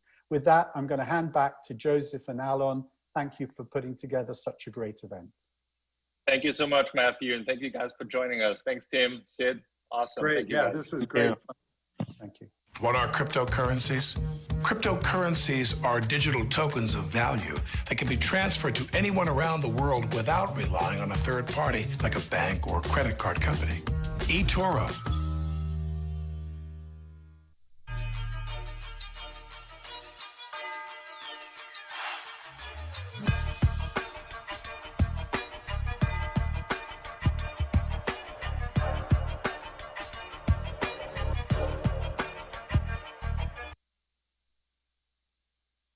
How do you construct and execute a powerful online and offline marketing and PR strategy that aligns with regulations, captures customer values, and increases your product or service rate of adoption? To answer this question and more, we have the host of the Funky Crypto podcast and retired UFC fighter, Ben Askren, leading a discussion with Karen Kay of Innovesta, Joy Schofler of Draper Goren Home, Brad Mitchelson of eToro, and Andre Scraba of Niche Hash, as well as Jason Fishman of Digital Niche Agency. All right. I think we are live, judging by the look of the screen. Welcome, everybody. My name is Ben Askren. I believe I was introduced, but I'm hosting this panel. I'm fascinated by cryptocurrency. And this topic's one that I can actually, is really interesting to me because I definitely don't understand all of the technicals of crypto. But it's how do crypto companies, blockchain companies get their marketing out? And so I'm gonna start asking the questions, and I feel like each one of you has 2 minutes, but I think we can just go back and forth more in a podcast format. So the first question we're gonna start out with is, how can blockchain companies market beyond the innovators and tap into the general public? about the potential behind blockchain technology. And I think this is a fascinating one because I talk to regular people every day, and man, you just getting the simple basics through their head is really, really, really challenging. So let's just start with Brad, and then you guys can kind of go off of him. Brad, kick it off. Sure. So I think the key here is really a focus on value proposition. So when a lot of crypto companies start out, the value proposition is, hey, we're a crypto company and using blockchain tech, you can do X. But for the average consumer, they don't really care how the back end works. They just want it to work well for them. So being able to articulate the value propositions of your product in a way that would benefit the life of an average person in an easy UX, for example, those are easy ways to get in front of the general population. Yeah, I agree. I think the first decade of this nascent industry is now behind us. And I think we're past this innovators phase. So the next decade will decide which companies, will cross the chasm. So going from early minority to early majority. So foundations of the blockchain technology to completely disrupt the finance and banking industry are strong. But the fact is that the Western world has very good access to financial products and services. So maybe privacy concerns, unstable economic and political environments may accelerate the adoption of cryptocurrencies. But currently, as we can observe, there are still a majority of users that are just like technically savvy investors, speculators, and with DeFi for sure, gamblers, So, companies will be able to cross the chasm if they will solve real and big problems. Otherwise, the industry will stay niche. So it's an interesting future ahead of us. And just piggybacking off of what they said, there's the crypto component to a lot of these companies, but at the end of the day, they're serving an end customer. So in the financial services space, maybe the end customer is a bank and they're creating a document, a better document system.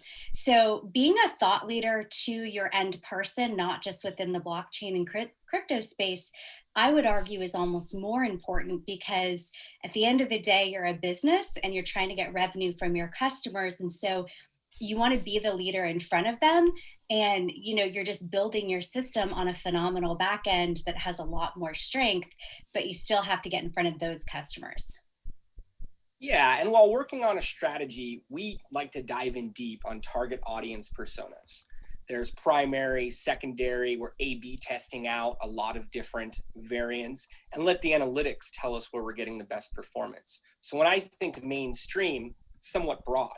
If I'm using the targeting on, let's say, Facebook, who has unique data, there's over 40 million cryptocurrency enthusiasts. There's all types of gray areas of financial traders that we can look at. And they're researching these deals. They have an idea. The more trust we could establish, the more abilities we have to be able to have those target audiences repeat the messaging and explain why these opportunities are simple and at high value based at that. I think we're all going to see an evolution. I'd like to add something. At Innovesta, our company, we're not a crypto company, but we assess all non-public assets. So I feel that with the maturity, I think people or investors are looking for some kind of standardization.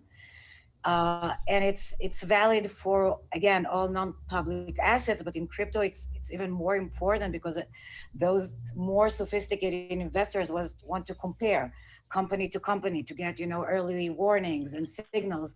And I think that on top of the marketing efforts, there should be like a joint effort to create somewhere where trust and transparency happen, and that investors can really understand, the differences and get more data in this jungle, let's say, of data and information.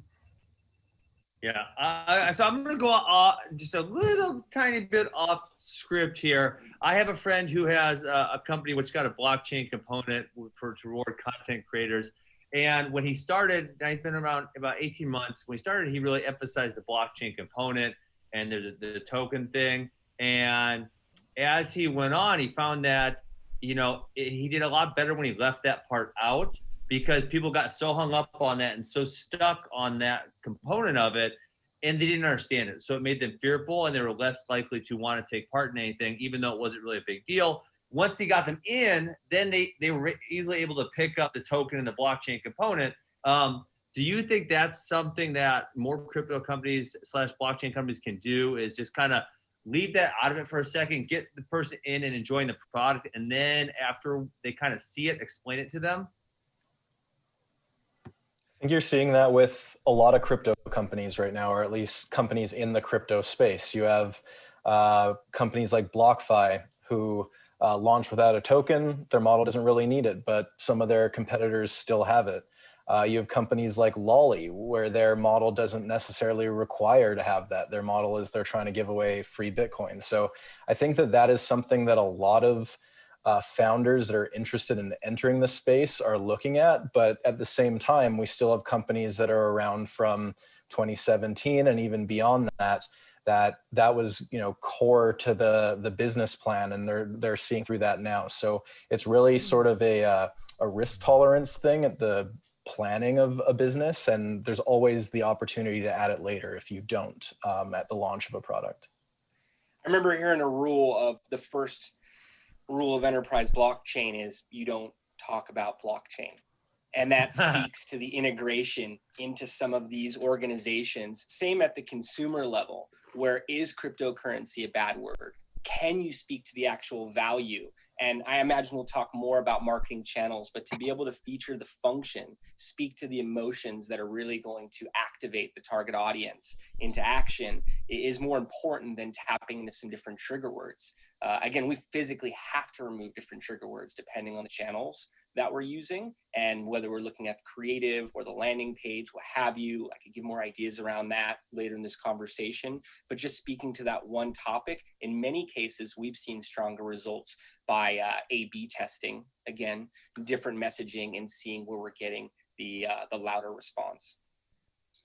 I'm with an investment firm, Ascendant Industries, and we've got several companies within our portfolio that the partners have invested in that have a blockchain component to them. None of them did we invest in because they were blockchain companies. All of them because the technology was solving a particular problem. And so, Jason, I couldn't agree more. You know, it's not about, hey, this is a blockchain. It's more just like in artificial intelligence or machine learning, it's almost a given these days that you're going to have a robust technical back end. So who are you solving? You know, who's giving you money, and how are you getting in front of that person who's giving you money? I think at the end of the day, like if you can solve for those problems, you'll get all the money that you want. And, you know, some in token sales or from financial services firms, because you know how to sell a particular product and your customers want it. Karen, next question. All right, let's move forward then. So I guess that was kind of a mistake I told you guys my buddy made, you know, when he was starting his company. What are some other mistakes that blockchain companies make when they're approaching their marketing strategy? Let's start with Karen. Yeah, okay. Happily, and I think it's continuing other things people said. It's not about the token value. It's not, everything is not about, you know, how much money you can make fast. That's, I think, the number one mistake when approaching, again, people that are not in the hardcore fan club. But what is your value? What do you bring? What do you do? What will you change? I think that's the repeating error that I see. It's like that they're not talking about the value, the value they bring, but only about the token value. Yeah, I agree completely. I think that at the core of every good marketing strategy should be a very well-defined value proposition There are just too many companies in this space that don't solve any real problem, or they have a solution and they start looking for the problem. Actually, very few projects today have a really great product market fit.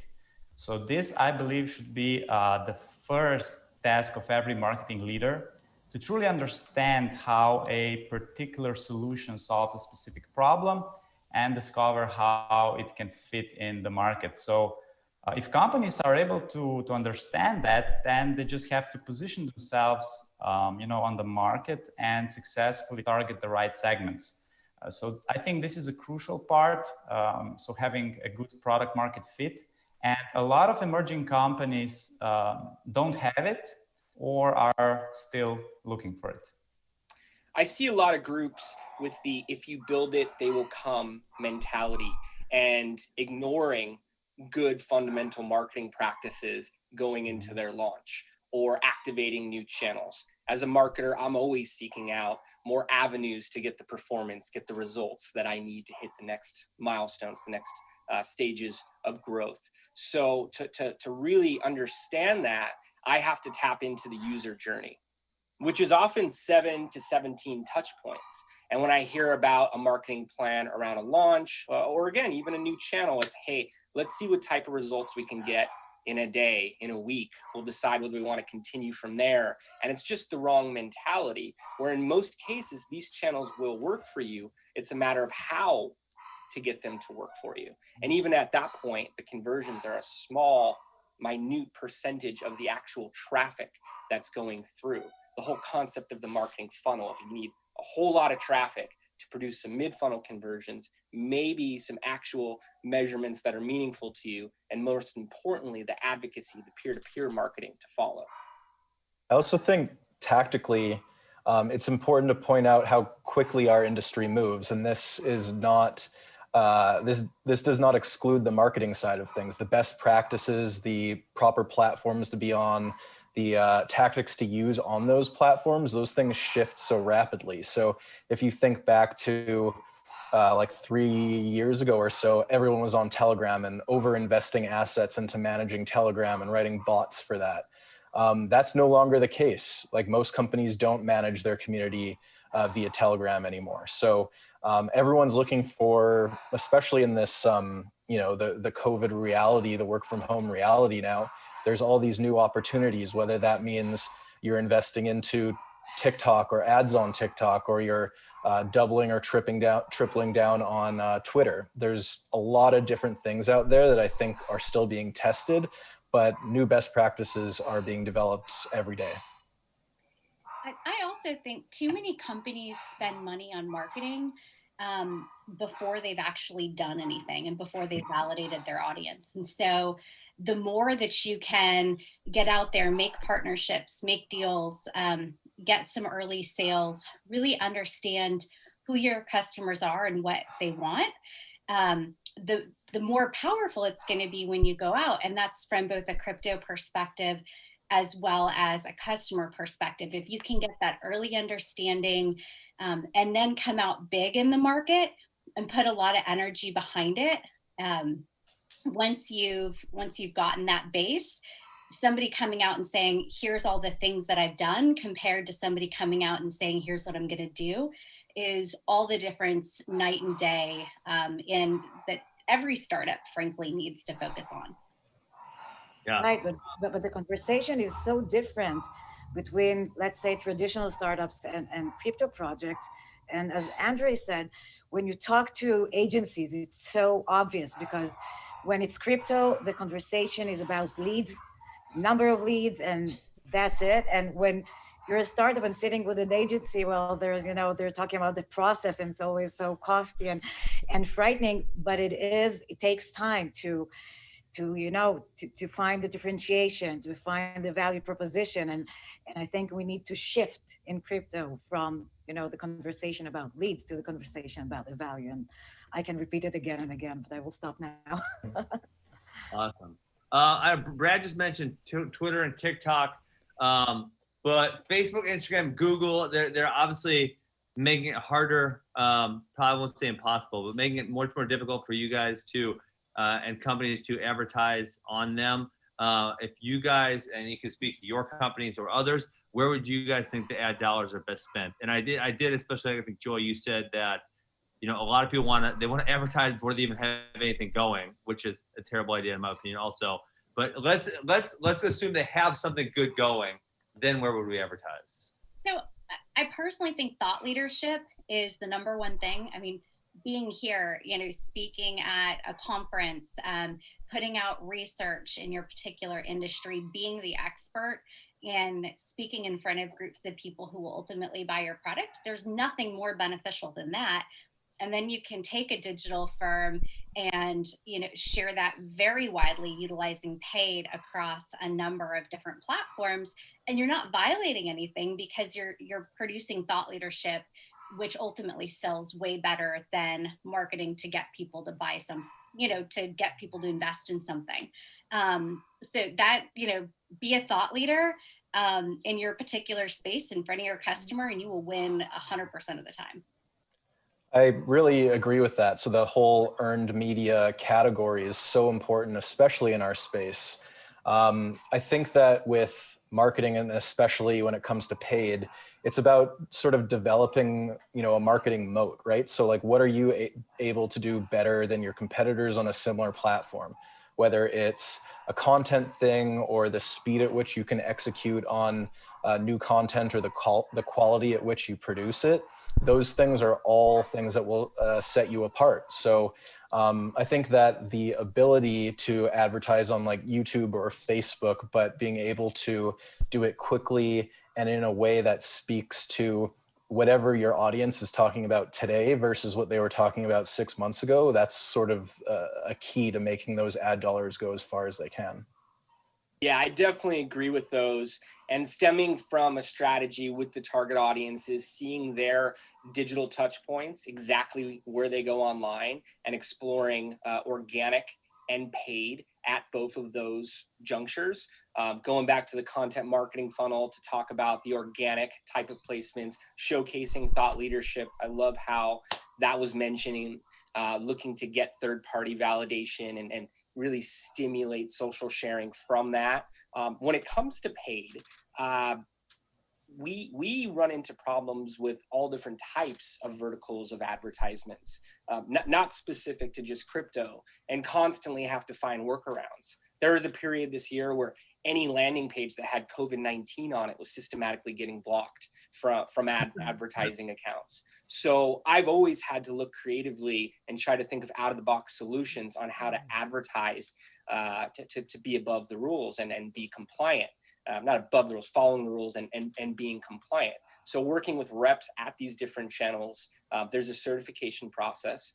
Also, if we look at the audiences, the advertising creative, any pages being advertised as part of that, and the landing page, if we're removing different types of trigger words there, featuring the function versus trying to tap into larger headlines of that day, we're being compliant. We actually learned this, again, from our reps around a cannabis-related currency a few years back, where we were systematically getting shut down, getting approved by the reps, and finding out this is how it operates. And they gave us analogies for sporting goods stores and some of the products they sell that would be banned.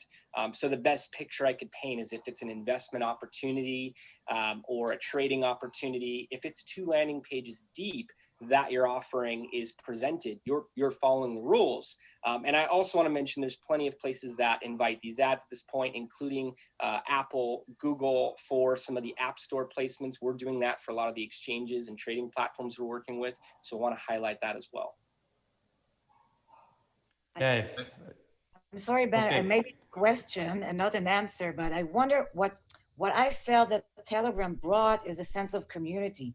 And talking about other platforms and channels and ways of, and I agree with you all about, you know, other channels, but where do we build those communities? That's like, that wasn't replaced yet, I think. And Jay, do you want to add? Yeah, I wanted to add on this topic because NiceHash is coming from the mining sector of the crypto industry, you know, the least understood sector. And we are also affected by this ban, let's say, of not being able to spend marketing dollars on Facebook and Google. So we are really focused on content marketing strategies. So we try to create content that educates and brings value to people. We are very, very focused also on localizing all of our products and services, you know, because in the end of the day, if we want to bring crypto to mainstream, we have to take into account that not the entire world speaks English or it doesn't speak that well. So we are really focused on bringing our services to different languages. And yeah, like Karen said, we're focused on building communities around our service, and Reddit for us is like the key place to be active. Cool. All right. Well, it'll likely be our last question. And if we have any time left, I have a quick one. We'll go rapid fire.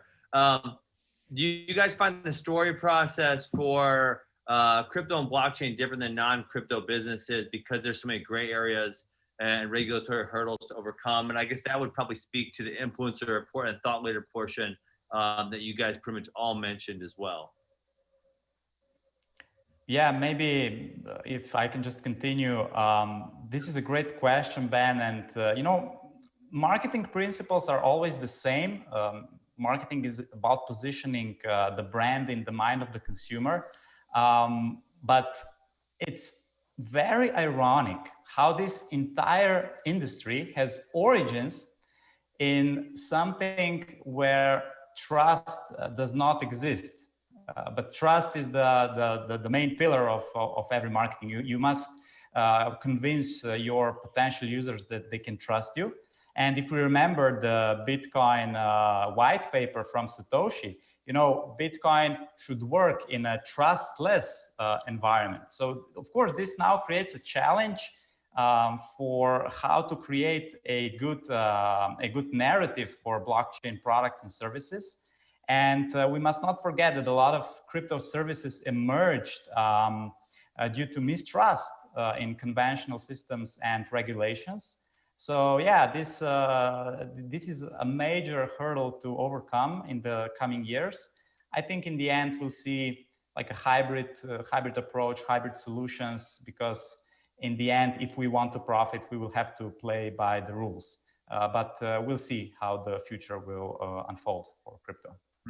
And in terms of compliance messaging, it's really not that much different than traditional fintech and finance. You're following, you know, from a high level, more or less the exact same rules. So it's not that much of a shift from traditional marketing messaging in the first place.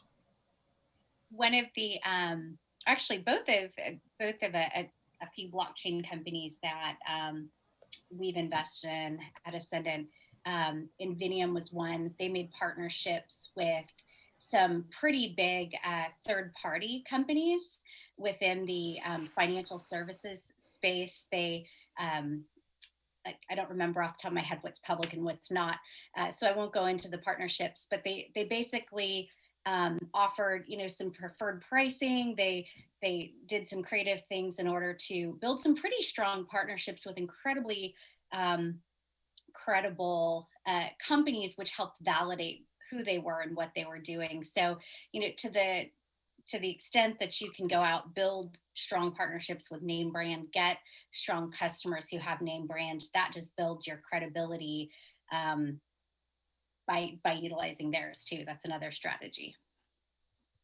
And people don't trust what they believe online. And bringing in mainstream audiences, unfortunately, we still do have to look at that trust component. And a longer story, I've found, particularly early stage, to be more common. Audiences want to know about the team. They want to know about the partners. They want to see all these validators. They really, really need to look under the hood to understand what's going on before they could put their name behind it. because the industry's been branded with, you know, some scams and other things like that in the eyes of the mainstream audiences. So to be able to display all of the working relationships and everything that's behind that, it is a big deal. To be able to have influencers talking about the story, and really to be able to simplify things. I actually love how eToro has done it. We've all been seeing these amazing commercials in between the panels here, and watching Alec Baldwin break it down in a way where it feels like anyone could understand is massive. And not just saying that because we're on the same panel here, but again, I really look to see things you know, chopped down to a few words, because I don't want the audience to understand it as much as I want them to understand it to a great enough degree where they can repeat it to their friends directly afterwards. And I think that's a massive shift in the industry, is having all of that education, all of that believability behind the stories for all projects and platforms. Yeah, I agree. Okay, we have 45 seconds. So you guys got like 9 seconds per person real quick. Favorite follow on crypto Twitter. It's the last question we ask on the Funky Crypto podcast. Brad, go. Favorite follow. Peter McCormack. Nice. Next, Jason. Hackerpreneur Justin Wu. Okay. Joy. Tim Draper. Tim Draper, go on. Draper. Nice. Andrej. Satoshi Nakamoto. Nice. Okay, guys, we have 5 seconds. I appreciate your time. That was a lot of fun. I hope you guys all have a great day. See ya. Bye-bye. Thanks, man. So you've heard about these 2 cryptos that are going to explode? Names, or I'm posting your karaoke video. You said you deleted it. Okay. There's 2. Here's one. Tired of missing out? Join eToro and start trading cryptocurrencies in no time. eToro, sign up for free. Buying the cryptos? No, I'm watching you living la vida loca. What the hell? What the fuck? What just happened? Oh, hell no.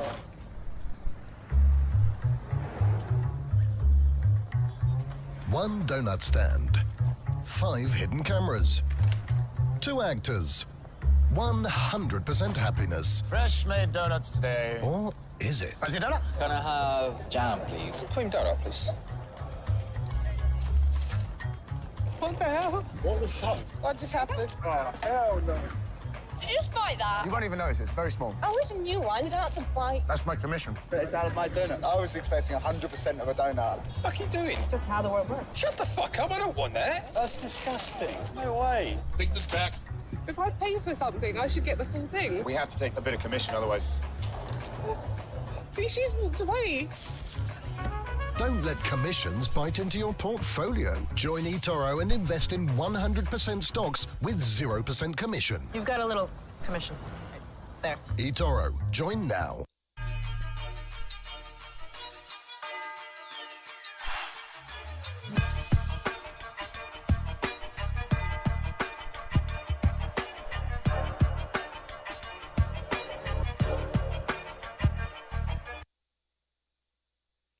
With the birth of Uniswap, SushiSwap, Total, and more, we've seen an impressive rise in the adoption of decentralized exchanges. But why? What makes them so unique and more appealing than traditional centralized exchanges? Here to tell us more, we have Cointelegraph's Ting Peng breaking down these exact questions with Sam Backman-Fried of FTX, Alex Warren of IDEX, and Magdila Rivas of Paxful. Hi, Sam, Alex, and Magdala. How are you doing?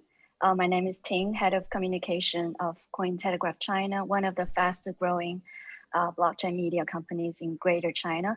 I'm very excited to host this panel and pick up brains about why decentralized exchanges are growing in popularity.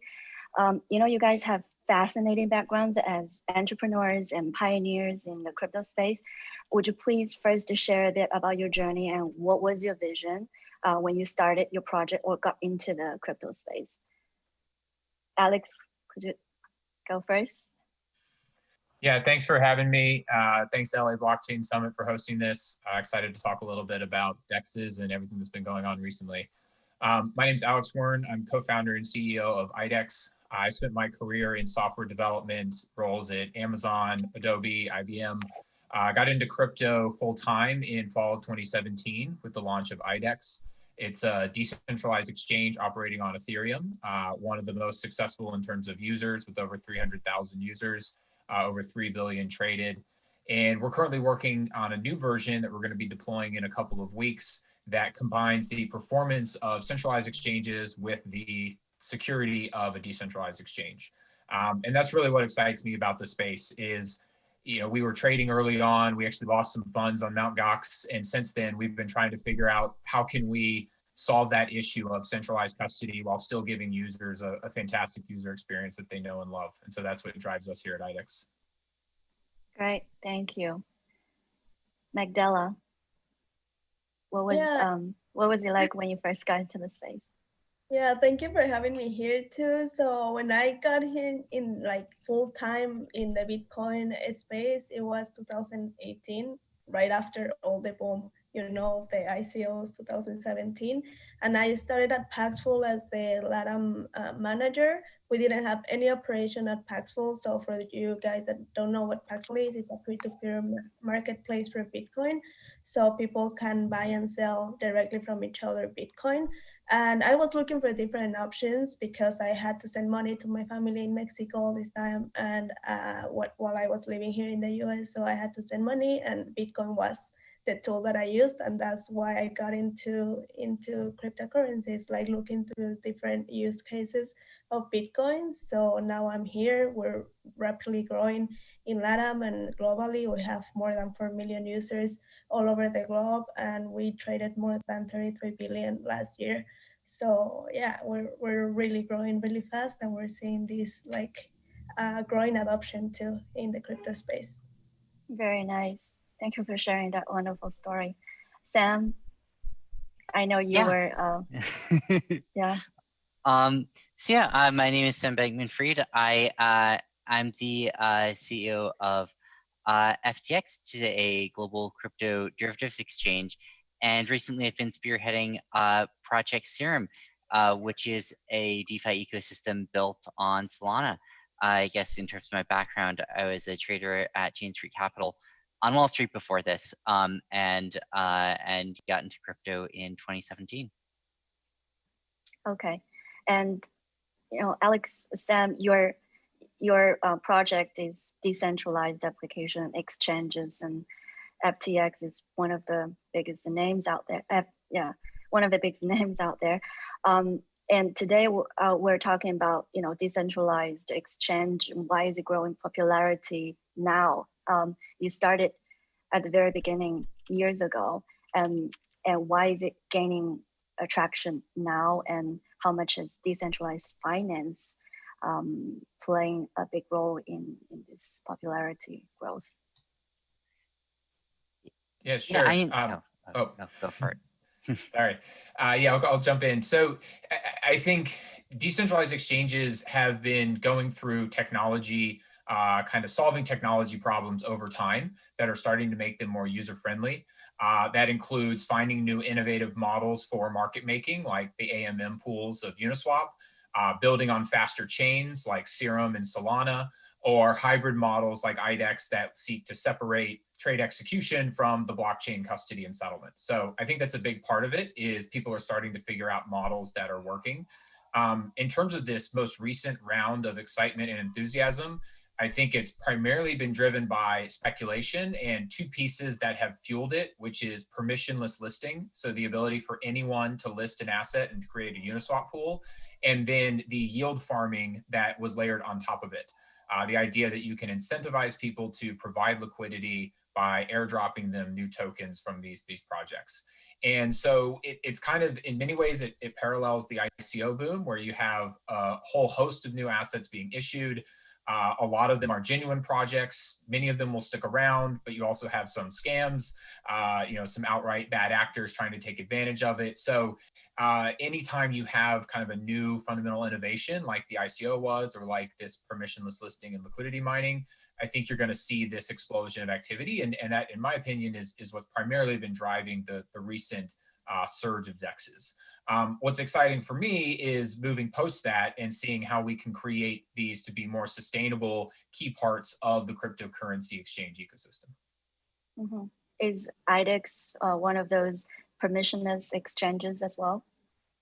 Actually, we're not. So without going into too much detail, we have a hybrid design where for a whole host of reasons, we don't think that we can or should offer permissionless listing. So our focus is really on markets that have been more well established. Think ETH stablecoins, top Ethereum assets, providing deep liquidity in a way that users can trade them without having to worry about centralized custody.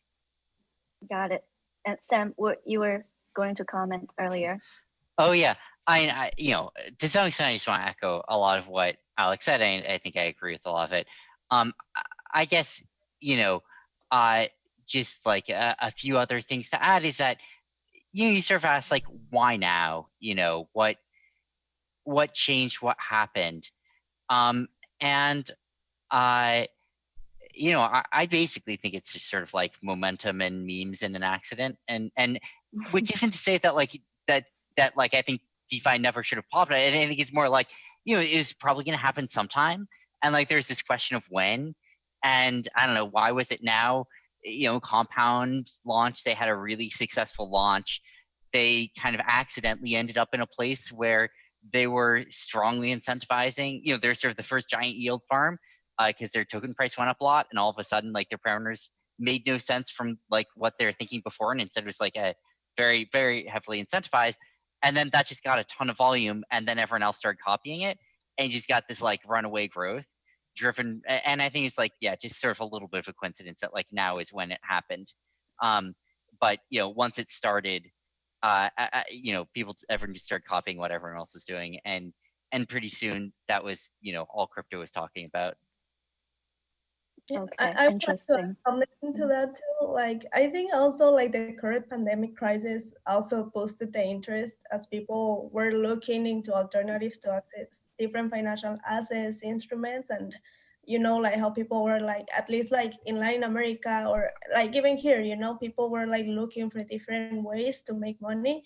And that's how a lot of people started to like jump into Bitcoin and now decentralized exchanges and products too, and they love it because of the same reason they love BTC, right? Because like there's no need of a third party, they have control over their funds, all that. That's really it's welcoming for the crypto community. Like we love that aspect. Mm-hmm. As for your project, it's more of a platform for trading BTC. And in May, we've seen the amount of BTC on Ethereum and has surpassed the amount of the BTC on the Lightning network because of the scaling, technology out there. So what is Paxful, taken on this, and is the CEO of Paxful Maximus with Bitcoin? What's his view, or what's your view on this?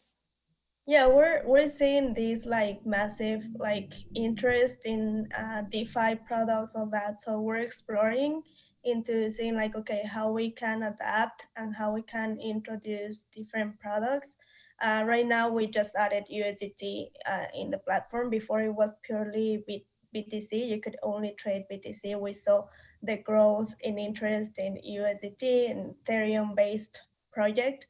And we added USDT was like just a decision we decided to add it because of the adoption levels it has, and we've had a lot of like interest from our users. It has different use cases as BTC. A lot of our users just use them to like protect their funds, their money from inflation, all that.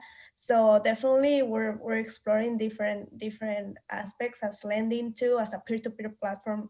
Peer-to-peer lending in decentralized exchanges is huge. So we're exploring different things. It's still nothing yet concrete, just the USDT that we added because we're seeing a growth in interest in that kind of products. Okay. What's the daily volumes like on decentralized exchanges these days?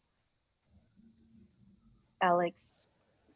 Yeah, last I checked, it was still hundreds of millions. Mostly Uniswap. Curve is also in Balancer doing pretty well. I think it's interesting that so far AMMs have really been dominating. I think that speaks to their kind of creative solution to dealing with latency of trying to put an order book on a blockchain. It basically just doesn't work very well if market makers have to update orders frequently and pay a network fee every time they do. And the AMM model kind of flipped it on its head and also allowed retail to easily provide liquidity. So I think you'll see the growth of order book exchanges is going to catch up as different technological solutions come online. One other thing kind of maybe worth mentioning is the volume on DEXs is still very much long tail assets. And by that, I mean not your top 10 cryptos, either because those are more liquid on centralized exchanges or because they don't natively or easily integrate with DEXs. So I think there's still a lot of work to be done. You've got solutions like Wrapped Bitcoin, which is hopefully just a bridge to a technologically trustless version where users don't have to rely on a custodian like BitGo. So I think that all of those are going to continue to help grow and increase DEX volume kind of going forward. Mm-hmm. So talking about automated market makers, and one of those trends for decentralized exchanges, what are some of the other new trends out there that could push the volume to go up even in the future? Sam, would you like to comment on that? Yeah, so I mean, I think that like right now most of the volume's bullshit. It's like most of the volume that you see in DeFi is just subsidized. Like this is transmining 2.0. And like we saw what happened with transmining 1.0, right? Like the incentives go away and all the volume goes away. And I think that's like my best guess about what would happen here, at least to a decent fraction of it. And so what's the future look like? I mean, I think we need to solve sort of the problems that never got solved in the first place.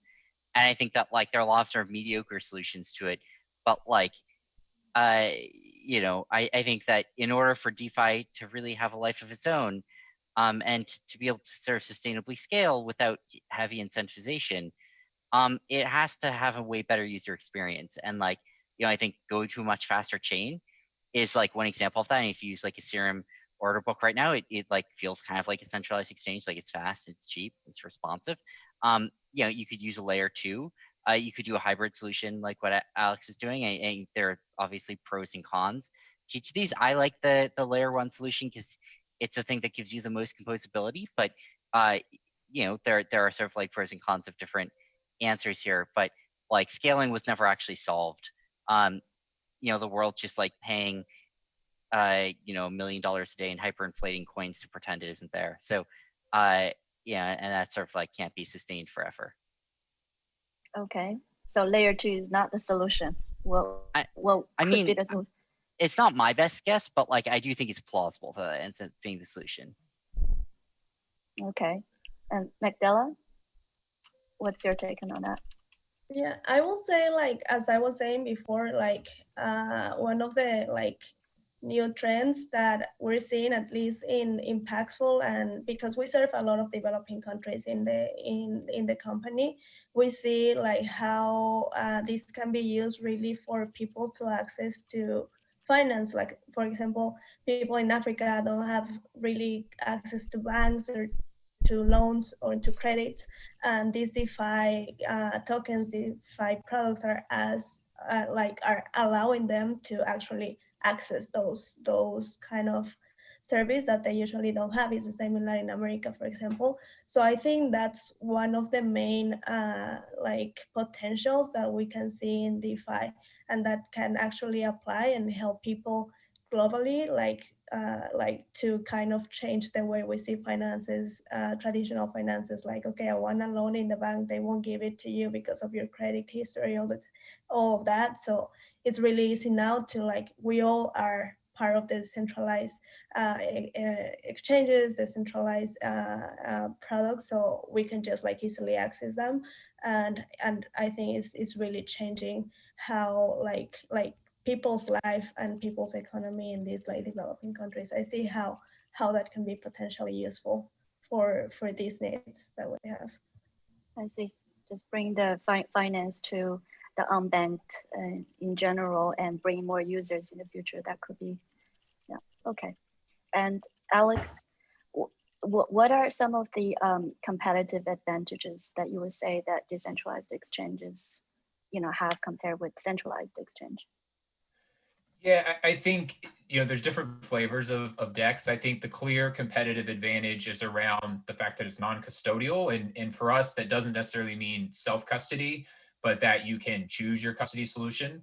If you want to trade on a centralized exchange, you're forced to deposit in custody funds with them. There's a variety of use cases or kind of user preferences, from individual private keys and software and hardware wallets to those that are required to use third-party custodians, kind of more managed services like Fireblocks, a whole host of things that users have chosen for a specific reason because of their kind of custody and security preferences. And you have to abandon that when you trade on a centralized exchange. So that's a clear benefit. You also get things like transparency around execution and settlement. It's much harder to do things like wash trading or faking volume because everything has to be on chain. And then you also have composability, which is a lot of what drove the DeFi boom, was these applications being able to integrate with one another. Maybe to touch a little bit on Sam's comment of L2 versus L1, we are ourselves, we kind of think the jury's out on where that, like what's going to be kind of the winning solution. The challenge we see, or maybe the big question, is right now Ethereum is still the dominant game in town. And that's because that's where all of the assets are. I think the ICO boom is an underappreciated kind of event and asset for the Ethereum network, in the sense that it taught everyone how to use MetaMask, understand gas, and now they hold assets of all these projects. And so L2 is kind of the natural extension of that. Take that ecosystem and put it in an environment where you have much better performance and scalability. But to Sam's point, it does make that composability with other applications more difficult, at least in the near term. There's no obvious technical solutions to that kind of breaking composability. So an L1 is a faster L1 is a very attractive solution, but then you have kind of that consensus problem of how do we get everyone to pick the same L1 and all migrate over there, given that the activity and ecosystem is still predominantly on Ethereum. So we're kind of hedging our bets in the sense that we look at ourselves as being chain agnostic. We've got an L2 that we're about to deploy on Ethereum, and we're also looking at other L1s to bring our hybrid design to in the future. Mm-hmm. We're talking about decentralized exchange today, but is there a correlation between the decentralized exchange and decentralized finance? I know, Sam, that today or yesterday you posted something on Twitter that it looks like you're quite positive about the future of decentralized finance. Would you say you are also positive with where the decentralized exchange would go? I think I'm bullish about some of them. I think I'm very bearish about others. And I think that, like, what I'd say is that, if you look at the centralized exchange space in crypto and you compare where things were 3 years ago to where they are now, I mean, it's just a world of difference. Like, the sort of improvements that you see are actually just quite large. And you have to keep, improving. Like, you can't, you can't get complacent. And I think that, like, when you look at the DEX landscape, it's a hell of a lot worse than centralized exchanges ever were. I mean, it's just like Ethereum cannot host an exchange. Like, that's not a sustainable solution, at least not Ethereum as it is now. Which isn't to say that ETH 2.0 couldn't, or that an L2 on ETH couldn't. But I think basically I'm pretty bullish on DEXs that really are ambitious and work well and have a goal of being competitive with centralized exchanges on usability, at least for many users. And I'm pretty bearish on DEXs that give up on that. And so I think that, like, how do I feel overall about the space? I think it's overhyped right now. I think it's underhyped maybe, but maybe not relative to where it could eventually be. And I think that the difference between here and there is building better products and getting adoption for them. And I think that we'll see what ends up happening there. And I don't know what the answer is, and I know what I sort of think is the most powerful. I'm not confident I'm right. I'm certainly not confident that's what's going to happen. And so I think you get a ton of power by doing things all on an L1 because you get composability there. But it's a lot harder to do that because you do need everyone sort of stand up and walk over and sit down. And the sort of pathway to an L2 is faster, although I think you end up in a less powerful position. And I don't know exactly what's going to end up happening there, but I do think there's a ton of potential for really well-built systems that are designed to scale. Mm-hmm. So we're running out of time. We have the last few minutes. Why don't we go through the last question, and each one of you will give a comment on what your vision is for decentralized exchange. I mean, Sam, you probably gave your comment on that already. So I'll give the mic to Magdala and Alex. And so Magdala, would you like to go first? Yeah, I think I will agree with what Sam said too. I think yeah, there's a lot of FOMO right now around decentralized exchanges, DeFi. We have to see okay, which of these all new tokens stay. But in general, I think for decentralized exchanges to actually gain in popularity and kind of take centralized exchanges is what Sam was saying. There has to be a much better user experience. There's they have to serve better the user, right? As centralized exchanges are always changing, adapting, all that. So and another thing I think needs to happen is also the users have to become responsible and capable of doing self-management of their assets. That's something yeah, they have control over their funds, but with that freedom, it also comes a responsibility. And all of us we're really used in general to, okay, I have a problem, I don't recognize this payment, I call the bank, all that, or I cannot access my account, my wallet, I call Coinbase support, something. And with the centralized exchanges, you don't have that. So I think there needs to be a change in how we perceive this, how we deal with financial institutions, because we're really used to that. And with the centralized exchanges, we don't have that. And it's all on the user too. You have to be responsible for that. And as Alex was saying at the beginning, this also allows a lot of scams, a lot of different frauds to happen, and users have to be ready to detect that and to be able to protect themselves from that. So yes, it says decentralized, we are all part of it. We are all the DeFi economy. So we have to be responsible, and I think that have to change in order for that to become really popular, or the mainstream. Mm-hmm. I'm curious to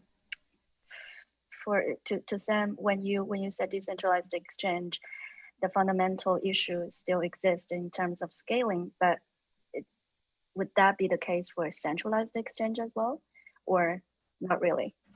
So centralized exchanges have historically, doing things in DeFi has meant doing things with your hands tied behind your backs, because rather than getting to use AWS or giant servers, or at least modern hardware, you get 1 transaction per minute per protocol. That's what you get on Ethereum, and you just don't get more, and that never changes. That number doesn't go up. And so just many orders of magnitude difference between the resources that they have. Centralized exchanges both just get to play with their full capabilities, but also have scale with Moore's law and with everything else, and DEXs haven't. That changes if you change chains. And so part of that's just like a lot of chains are way faster. And again, that might mean ETH 2.0. But also some chains scale with Moore's law. Some chains are, Solana, for instance, is like built to just be as, maximized for efficiency and scale with sort of the world's, cost of compute as well. And so you lose less by doing things on chain in terms of how much throughput you get, compared to a centralized exchange. L2s are another way of doing this, as are hybrid solutions like what IDEX is doing. So there are various things DEXs can do to get more on the same playing field as centralized exchanges there. But there's just been a world of difference historically. I see. Alex, your final comment on the... Yeah, sure. So to build on Sam's point, I agree. It's all about UX, in particular for large participants in the markets, market makers and algorithmic traders. Speed and throughput matters. They want guaranteed trade execution. If I submit an order, it's going to go through. I saw something the other day where a top DEX project was bragging about only 7% of orders failing on chain when users submitted them. And I'm like, that is not something to be proud. Like, that is, we should have 0%. We should have 0% order failures. And until we get to that point, we can't say that we've really built an exchange. So I am in some ways bearish on the notion itself of a decentralized exchange, because I think exchanges need performance, they need deterministic execution, and the best way to get that is to have one party be doing the matching and trade execution, centralizing the exchange part.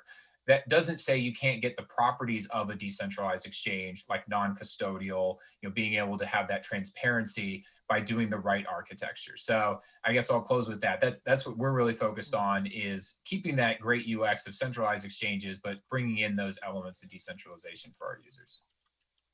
Great. Thank you guys so much for the very interesting conversation, and hope to see you guys again in the future, and enjoy the rest of the summit. What the hell? What the fuck? What just happened? Oh, hell no.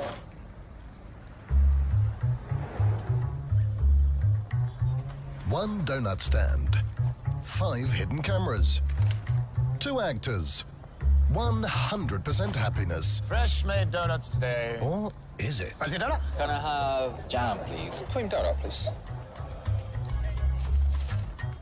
What the hell? What the fuck? What just happened? Oh, hell no. Did you just bite that? You won't even notice, it's very small. Oh, it's a new one. You don't have to bite. That's my commission. But it's out of my donut. I was expecting 100% of a donut. What the fuck are you doing? Just how the world works. Shut the fuck up, I don't want that. That's disgusting. No way. Take this back. If I pay for something, I should get the full thing. We have to take a bit of commission, otherwise... See, she's walked away. Don't let commissions bite into your portfolio. Join eToro and invest in 100% stocks with 0% commission. You've got a little commission. There. eToro. Join now.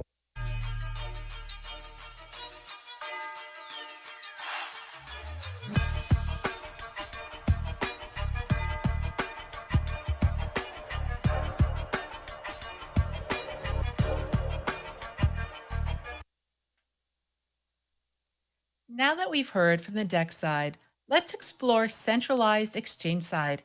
Please welcome Monty Munford of BCC and Block Speak with Jason Lau of OKCoin, Sakith Vishwana of Unicoin, Lorraine Christia of ErixX, JP Theriot of Uphold, and Miko Matsura of Evercoin.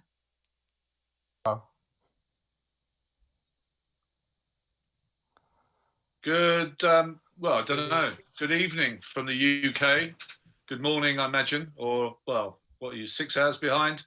I'm Monty Munford. I've been a writer for Forbes, The Telegraph, MIT Tech Review, Wired, you name it. Now I'm the co-host of a crypto/blockchain podcast called Block Speak. We've had some great guests on the show. Unfortunately, John McAfee was supposed to be on next Wednesday for the 4th time. Although we are trying, me and his wife, to get him on the show. Anyway, enough of that. We have a very kind of tangled subject theme here to get through. I've spoken to the 4 gentlemen earlier. And we're going to try and split it into business and to DeFi and to regulation, but maybe we'll leave the regulation to the end. So I'm going to introduce you. I think you already know who he is Miko Matsumara of Evercoin. So good, you're in San Jose, right? So you're That's correct. So rising DeFi, what is all this about? Is it, I mean, I know there's been a previous panel on the subject, but what are your thoughts? Yeah, so this is an exchange panel. So the component of DeFi that's relevant here is AMM, automated market making exchanges. And, you know, this was pioneered by the Bancor folks. And obviously it's kind of gotten really big with, Uniswap. And, you know, we did see some exciting action with SushiSwap and these other kind of alternative AMM models, right? But an AMM is really, doesn't have kind of a classic order book scheme. So when we talk about decentralized versus centralized in the context of exchange, we're really talking about kind of mechanism of price discovery, which is sort of AMM versus, and I think that the scheme of centralized versus decentralized as this kind of, clash of the civilizations, I think it's really causes more confusion than it's worth. I think there's a lot of really interesting dimensions like the regulatory dimension. I think there's, anonymity is a dimension, and I think this biggest difference is really this kind of whether there's a centralized order book or not. And by the way, like you'll see so-called decentralized exchanges like IDEX and Ether Delta, which have order books. So, and order books are centralized. So I kind of say that that's not the most healthy conversation, centralized versus decentralized, but I do think that there's a lot of nuance to it. Well, it's almost like a Manichaean or a Hegelian doctrine, Yeah, absolutely. It's behind me somewhere. Sorry, I was just going to say in terms of the Hegelian element, like, we are actually starting to see things like custody moving decentralized and the order book staying centralized, so like there is a synthesis coming. Yeah, thank you very much for that. Jason, you keep nodding your head. Are you in agreement there or are you in disagreement with our fine speaker? I think Miko made a lot of great points. I'm generally in agreement. Most importantly, I think it's a very exciting space. It's a new experience, and it solves a unique pain point that I think centralized exchanges, for lack of sort of making that sort of that label clear, is that users do value certain things like self-custody. Users value things like anonymity, not doing KYC. But I don't think users fully understand what that means when it comes to a DeFi versus CeFi sort of boundary, right? There are borderline CeFi exchanges that also don't do custody. And you could argue that IDEX, like Miko mentioned earlier, is an example of something that crosses that line, right? Anonymity is another one that Miko mentioned. A lot of these DeFi, decentralized exchanges are not fully anonymous, right? You can, via the blockchain, figure out very easily who is trading what and against who. So I think users don't really get that quite yet. And so, I think there's still a lot of learning and exploration to be done here. No, absolutely. But exciting. I think consumers, they don't really care how it works as long as it works. I think, this mobile phone, I was kind of one of the early pioneers in mobile content, and we used to have these arguments about the technology, but no one cares about the technology. They just want to make sure it works. You seem, Satvik, over there in Bangalore or Bengaluru, a town that I've visited many times. You look like a Bollywood villain up against the wall. Someone's going to shoot you, which I have done in Bollywood films, personally, but that's another story. You seem to be agreeing with our fine friend there. Sorry, I didn't get your question. Sorry. You seem to be agreeing with Jason. You seem to be in agreement. So I think I'll put it this way, right? So at one point we only had brokerages, a lot of brokerages where people can sell directly from the companies, and then we had the exchange. So when people started to realize that exchange means it's about bid and ask orders, and then the graphs and the charts and the depth, etc., it took little time for them to get familiar. But at the end, whether they go to the brokerage, they could get Bitcoin for USDT, or they could go for the exchange to get for USDT. But I think eventually we will have one more step ahead, where without the central party itself, just based upon the smart contracts, you're able to do that. But to what extent does it matter for the end customer, unless he's very specific about whether he need to really custody the funds himself? As of now, that is one of the big challenges, at least in India. So one of the recent surveys was showing more than 95% of the customers do not even hold any kind of self-custody wallets. Forget about hardware wallets. So given that, I think it is little far away. It will still take over a smaller period of time. And if you see the economy of India, or maybe the livelihood, so the money that they would spend per day basis, one transaction which is costing about say $12 to $15 is more or less the entire day's wages for a software engineer here, right? So given that, there's definitely challenging for it to become instantly popular, is what I think. So I mean, all three would coexist. It could be brokerage, or it could be the centralized finance, centralized platforms, or it could be the decentralized one. And when it comes to the institutions, I think they would be preferring more the centralized ones, because it will be more accountable. If something goes wrong, it's too tough for them to show the finger at a smart contract saying it messed it up, right? So I think when it comes to taxation and GSTs and getting the invoice and such, you of course need someone in between who actually takes it and gives the invoice. Yes, you have paid $10,000 and this is your own Bitcoin and is the invoice for it, right? So that becomes important, which is not possible through the decentralized methods, is what I think. No, I understand. I interviewed for my podcast, Block Speak, the CEO of Ledger yesterday. And he said that, they on Chinese national TV, they were basically saying, buy cryptocurrencies, get ready for the digital yuan. Is it legal to trade crypto in India at the moment? I know things go up and down.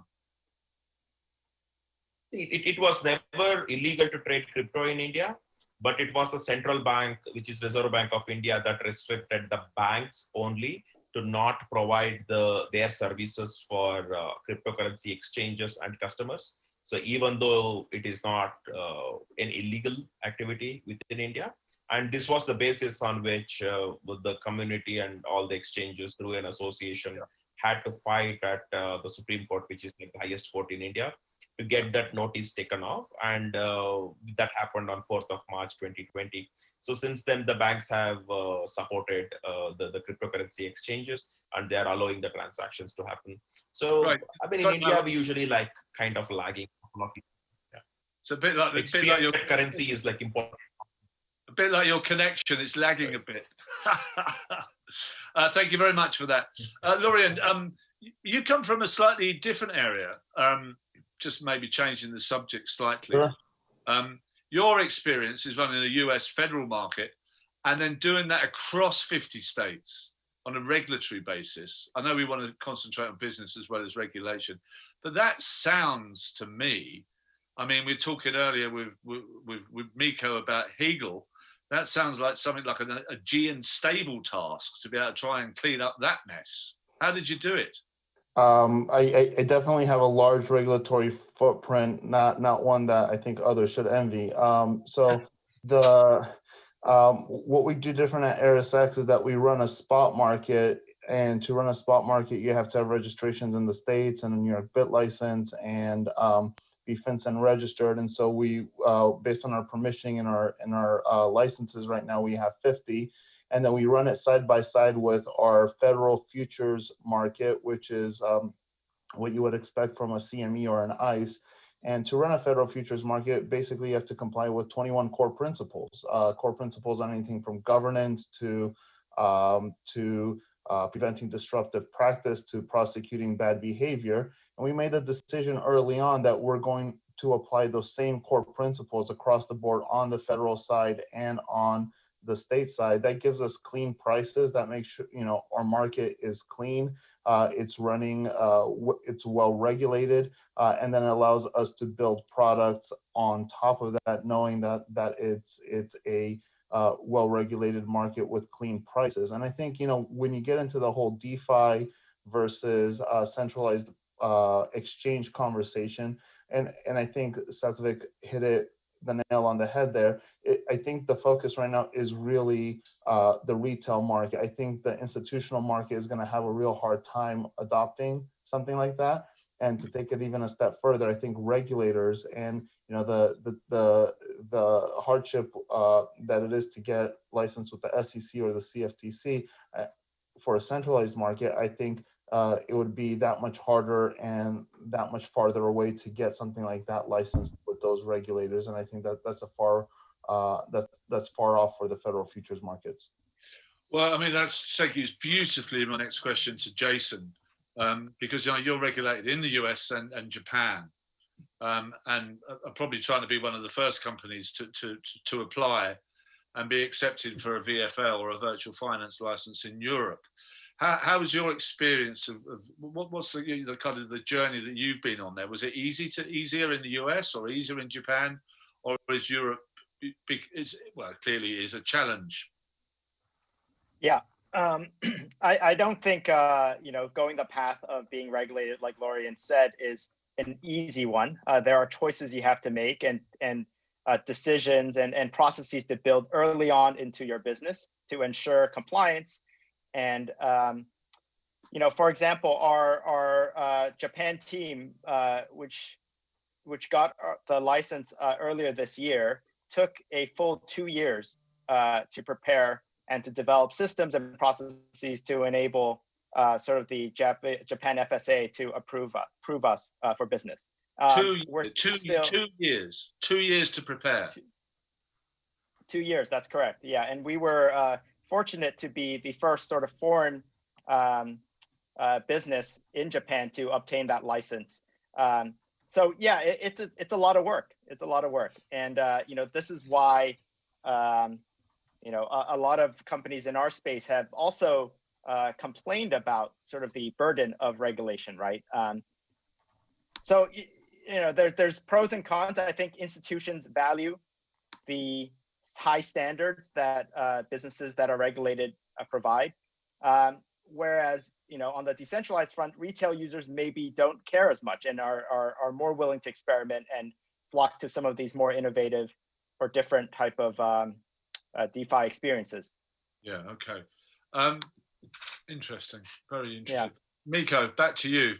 What do you think about Jason's comments then? I mean, I would say this is to kind of like split hairs between, what's been said. And, I think Satvik's point is sort of more like centralized is favored by institutional. I think that, in getting further down the road, like we are seeing solutions like Credo that enable things like non-custodial institutional. So, what happens in institutional is that they do like to have an entity that they can do business with, so there is a company-to-company relationship. So that implies centralized, but it doesn't always necessarily imply custodial, right? In the sense that you can set up a system where there is a non-pre-funded wallet, but there's some kind of proof of funds and there's some kind of fund staking or mechanism that enables them to trade, right? So I guess what I'm saying is that we are going towards synthesis, right? So I think it's not going to be a world where it's sort of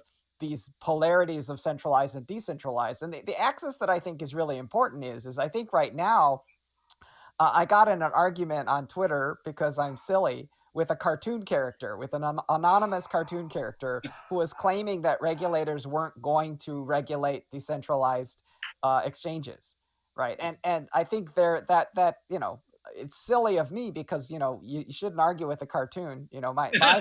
My point is that regulators, particularly around anti-money laundering, like the regulators don't care. They don't care if you're centralized. They don't care if you're decentralized. That access doesn't protect anyone.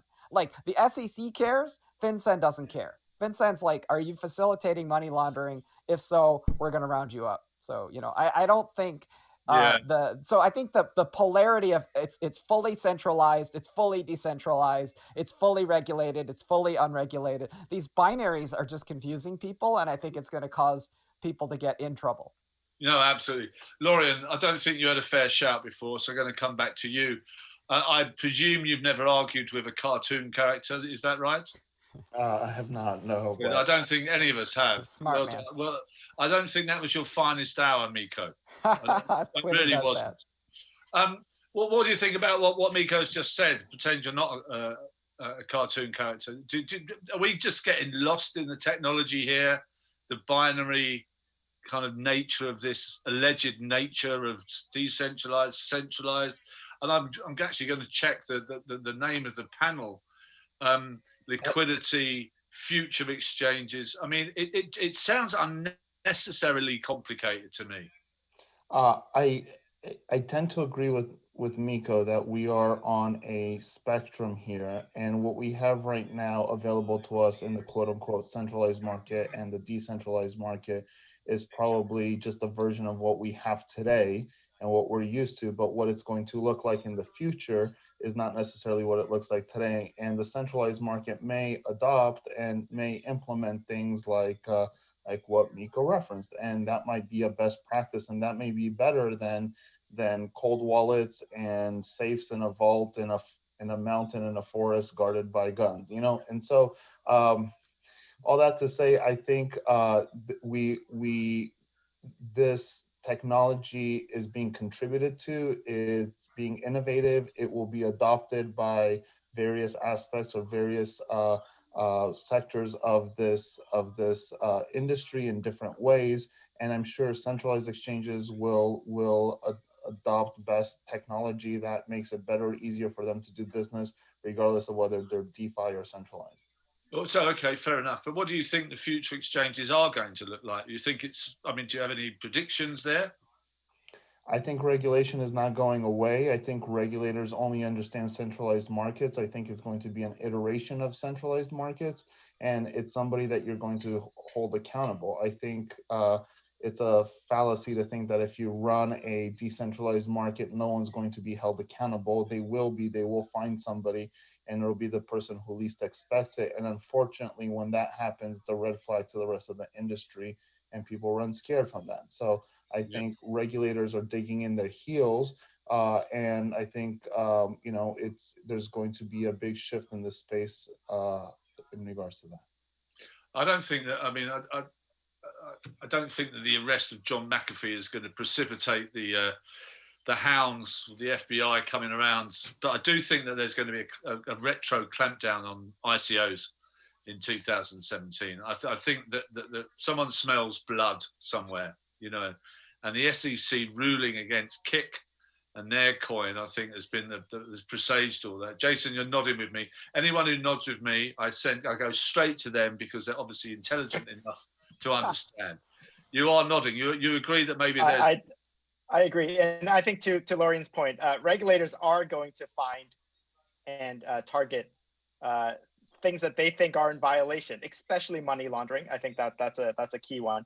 And I think the lesson learned is it takes time for them to build their case, and it takes time for them to eventually come out and do something about it.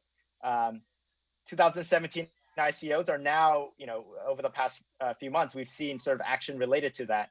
And so, as this DeFi craze is starting up right now or this year, it may take 2 or 3 years before we see some clarity around what is permissible and what isn't.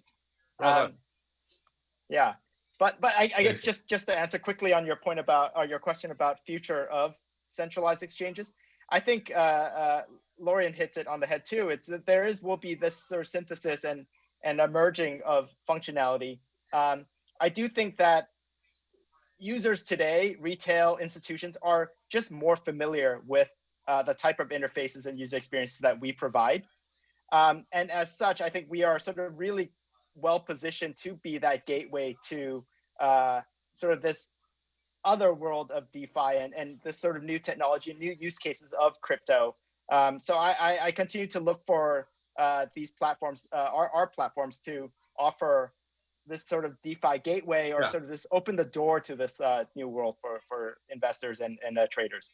Absolutely. Safik, you keep nodding away there. I don't know if you're kind of falling asleep or if you're still alive. I hope you're still alive. But we seem to all be agreeing with each other. you know, and this is boring, you know. Well, let's have a contrarian view. Safik, the future of exchanges, what are your thoughts? Please try not to agree. So I think this way, right? So it comes to regulation, such things.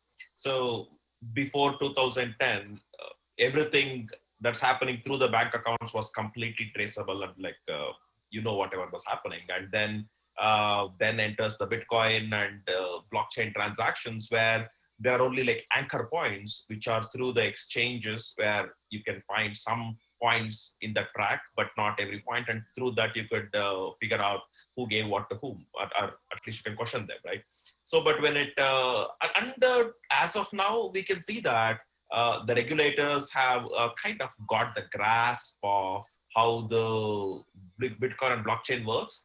And they understand that not everything is completely traceable. Okay, so they have understood that. And that is a great improvement as compared to maybe 10 years ago. So going forward, maybe in about, say, a few more years, then the norms of what is possible and what is not possible in the decentralized exchange or the decentralized finance mechanisms.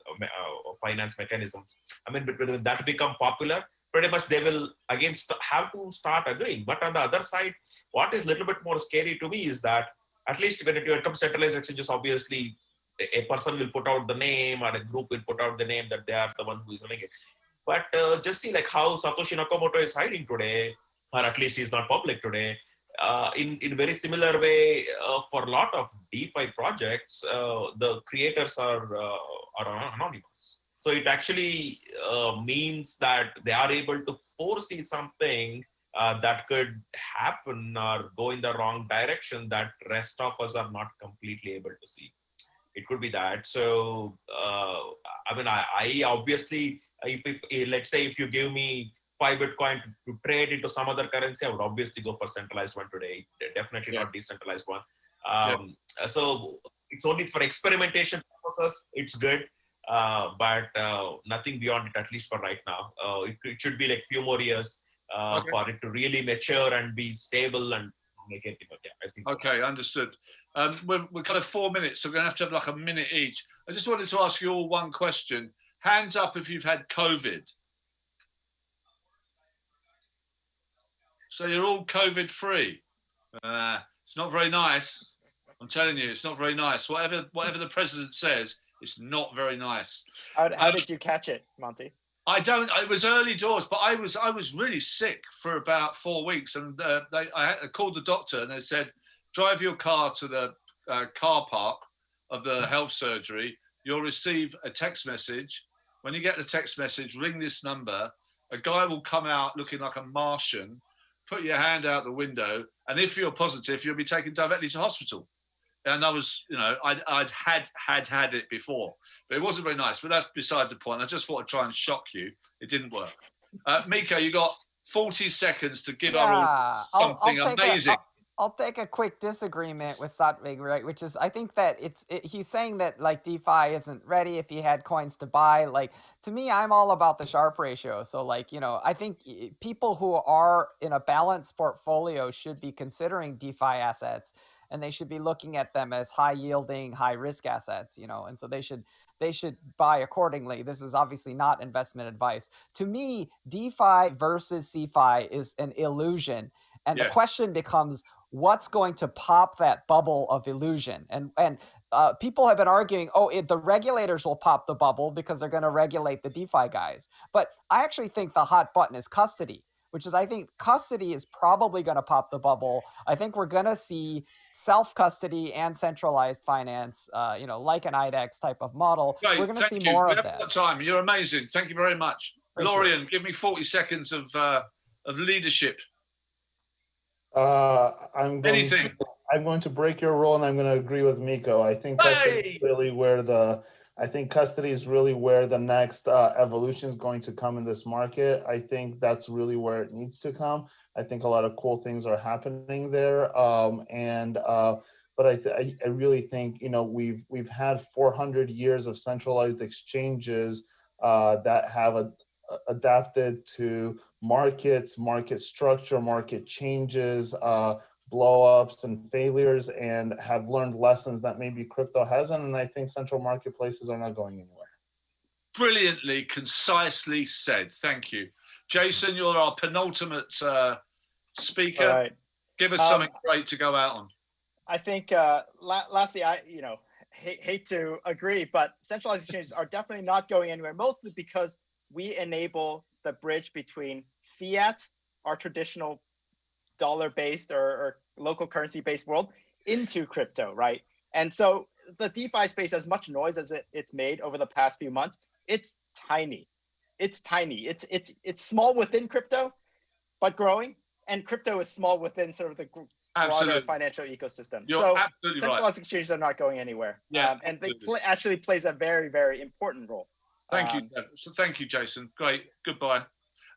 Safik, your final words. You've got about 30 seconds before I drag you all off stage. So I'll see it this way, right? So whatever the discussion we are having is on one side of the fence. So we talk about brokerage or centralized or decentralized or what to use, what not. But when you see the other side of the fence where you have the common man and common people, for them it just is like not really mattering. All they know is what they give and what they get back, and they definitely are not prepared to do the self-custody. So I think at least we have more than a few years before the centralized exchanges will start losing its importance if DeFi really goes that way. Yeah. Thank you very much, Safik. These are one of these Zoom conferences where everything finishes on time. Instead of someone waving at me, I've got a ticker to the left. It says 14 seconds, 12, 11, 10.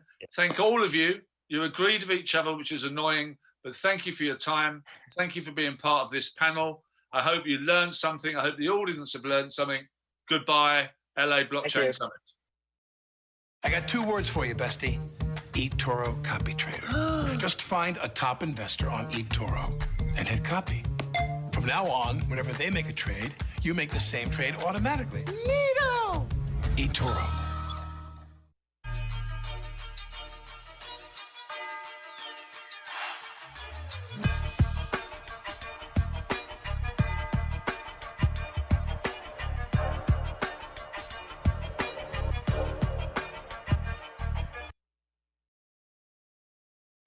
With billions of dollars filtered into stablecoins and U.S. financial institution now being able to hold deposits and reserves for stablecoins pegged to the U.S. dollar, it makes you wonder, what exactly does the future of internet money look like, and how does it expand beyond the scope of what we're seeing happening in crypto today?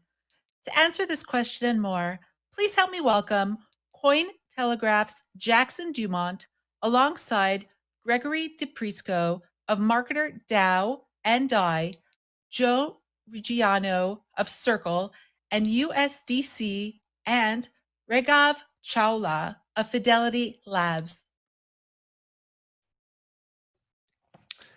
What's up, everyone? Welcome to our panel, Understanding the Future Role of Stablecoins. We've all already been introduced by our lovely host, so I'd like to just jump straight into it. And first off, give our panelists an opportunity to just quickly explain why they're on this panel. So, Joao, I'd like to start with you. What exactly is your job, and how does it involve you with stablecoins? Sure. Thanks for having me. So I'm VP of product for Circle, and I'm product lead for USDC, for US Dollar Coin. US Dollar Coin is a fully fiat collateralized stable coin that the Circle built, and then collectively with Coinbase co-founded a consortium called Center that back in 2018 that basically governs a set of frameworks for fiat tokens on public blockchains, USDC being the first flavor of that. So we brought USDC to market in 2018. It's been pretty successful since then. We are approaching $3 billion in circulating supply. As I said, it's a centralized stablecoin as far as the reserve solution for that. And 2020 has been fantastic, I think, in terms of admiring the growth and the interest that we're getting, from a very broad set of use cases and industry participants. And I'm sure we're going to talk about that in more detail, but I basically live and breathe USDC on a daily basis. Awesome. Gregory, what about you? Hey, yeah, I'm Greg DePrisco. I'm the head of business development at the Maker Foundation. So the Maker Foundation is the bootstrapping entity for MakerDAO, which is actually a decentralized organization that manages the decentralized stablecoin DAI. And DAI is about to hit, hopefully soon, $1 billion in circulating supply. And it's having quite the year as well. So yeah, but like Joao said, I live and breathe DAI like he lives and breathes USDC. Awesome. And Raghav? Yeah, hi, I'm Raghav Chavla. So I work at Fidelity Investments in our innovation lab, which we call Fidelity Center for Applied Technology. And within that, I lead new product development, mostly in the crypto blockchain space. And we kind of look at everything in the whole space from like primitives down to MPC and ZK zero knowledge proofs to core blockchain protocols, utility tokens, security tokens, stable coins, self-sovereign identity, governance protocols, kind of the gamut of things that exists in this decentralized Web 3.0 space. And as part of that, we try to leverage these technologies, first of all, to learn and experiment with them, as well as to educate the rest of the firm so that we can use it. We work very closely with our existing business units to see how we can incorporate some of these technologies in our existing business lines. And we also develop entirely new products and services and even launch new companies in these spaces. And of course, stable coins are very important when it comes to any sort of financial use case, because people like to denominate their trades in their fiat currency or US dollars or something. And so I think stable coins is definitely a very, very relevant space. Great. So in order to understand the future role of stablecoins, I think we first have to take a look at how stablecoins are functioning right now in the current crypto ecosystem. So I'm really curious to hear what your guys' thoughts on the current role of stablecoins are. Greg, I'd like to start with you first. So currently, a lot of stablecoins are being used to provide liquidity on other DeFi protocols, and DeFi just stands for decentralized finance, if the viewers aren't familiar with it yet. But I think it's more important to look at where they're going, because this is very much a speculative industry at this point.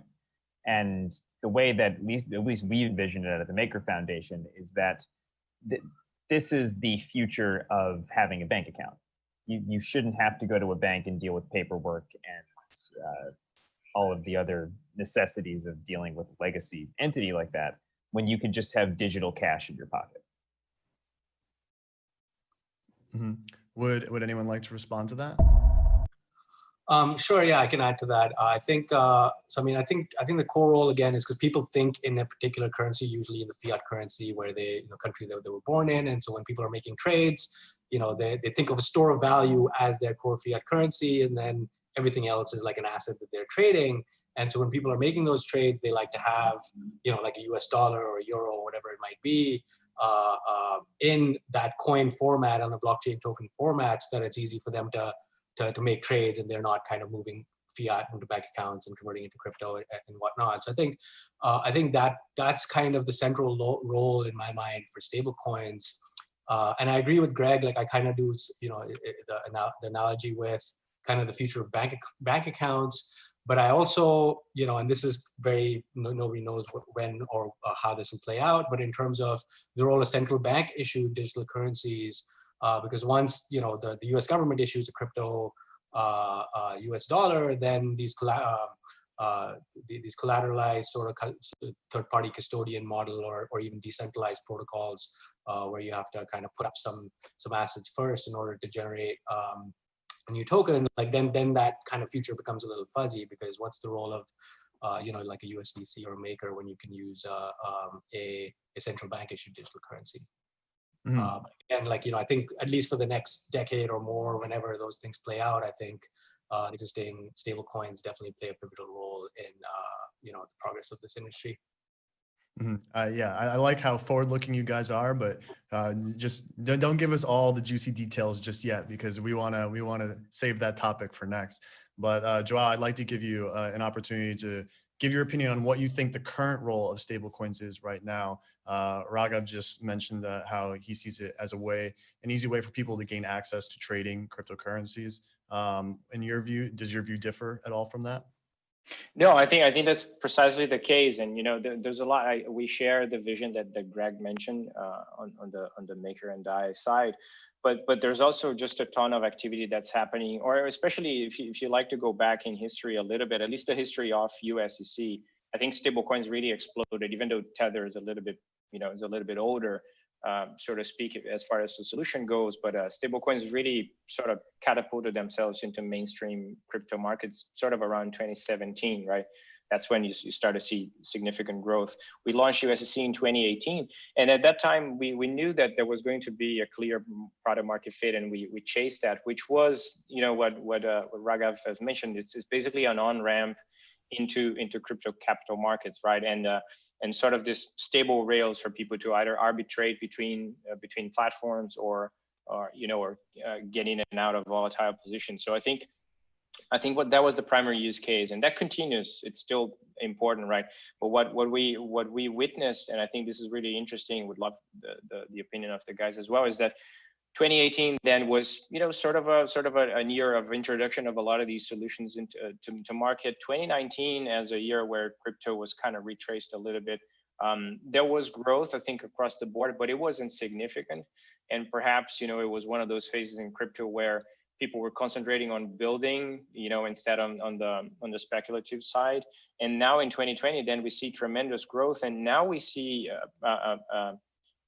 you see the breadth of use cases like amplifying a little bit more. As Greg said, you see a lot of money markets and DeFi basically exploding now, and people being able to have liquidity in forms that weren't present before, and leverage in forms that weren't present before. And I would love to mention as well that even today, even though it's early stages, but you are already seeing stablecoins like USDC being used as really an on-ramp and a critical part of even commerce for digital goods and NFTs and things like that. There's a lot of very interesting companies that have real life customers and goods being commercialized in these platforms as well. Yeah, actually, if I can quickly add to my point, one of our largest current markets is Argentina. And this is because the population there has a strong demand for a decentralized, stable store of value. The reason they want it to be decentralized, we believe, is that they get haircuts from their banks basically every election cycle. So like when they elect a new politician and that politician comes in and says, well, we're going to apply this level of inflation effectively to all of the US dollar balances in our banking system, they want to hold something that's outside of any banking system. And that's kind of the value of that.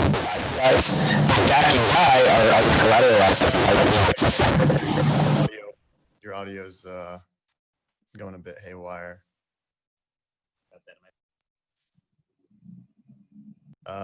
Say something again? Sorry about that. Okay, yeah. You want to continue?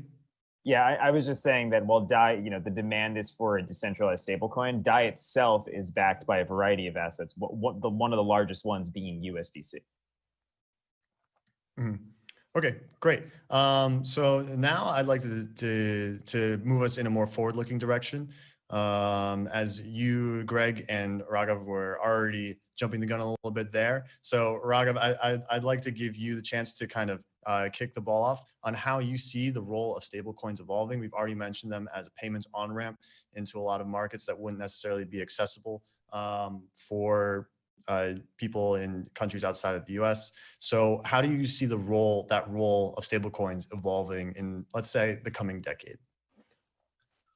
Sure, yeah, and it's hard to predict because there's, lots of factors, legal, regulatory, general, appetite for people to kind of look at other assets apart from their native fiat asset that they grew up with.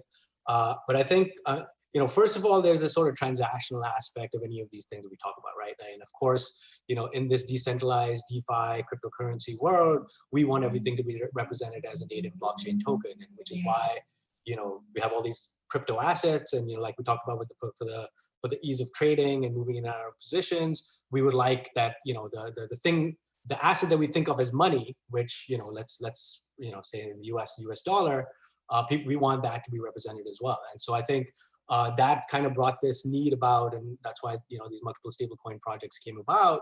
Now looking forward, there's lots of questions, right? So one I already raised, which is, okay, what if the Fed itself offers you a token that you can trade peer-to-peer, just like any other cryptocurrency or any existing stablecoin, then the role of a stablecoin becomes a little bit more questionable, because why should I have a token that somebody else is holding, or whether a smart contract is holding it, and the collateral behind it, and then there's sort of this counterparty risk that comes in when you have these third-party custodians involved in the system, versus just directly having the Fed issue the token. And even not only from a counterparty risk perspective, but also from a spread perspective, because when you have that counterparty risk, the value of, say, a Tether versus a USDC versus a DAI, although technically it's pegged to a US dollar, but there's other factors where people may want one over the other, and may value one over the other, but a US dollar is going to always be a US dollar.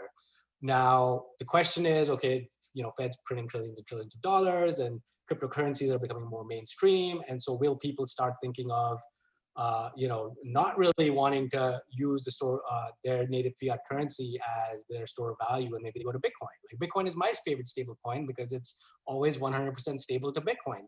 And so if you start thinking about Bitcoin as money, and I don't know if and when that'll happen, but that's a possibility. And then then it's like what constitutes a stable coin kind of becomes a fuzzy question. Another sort of broader definition of stable coin that I have is kind of like commodities. So we used to have a gold standard where the Fed would like lock up a bunch of gold and issue you a bunch of IOUs and pieces of paper, which you passed around.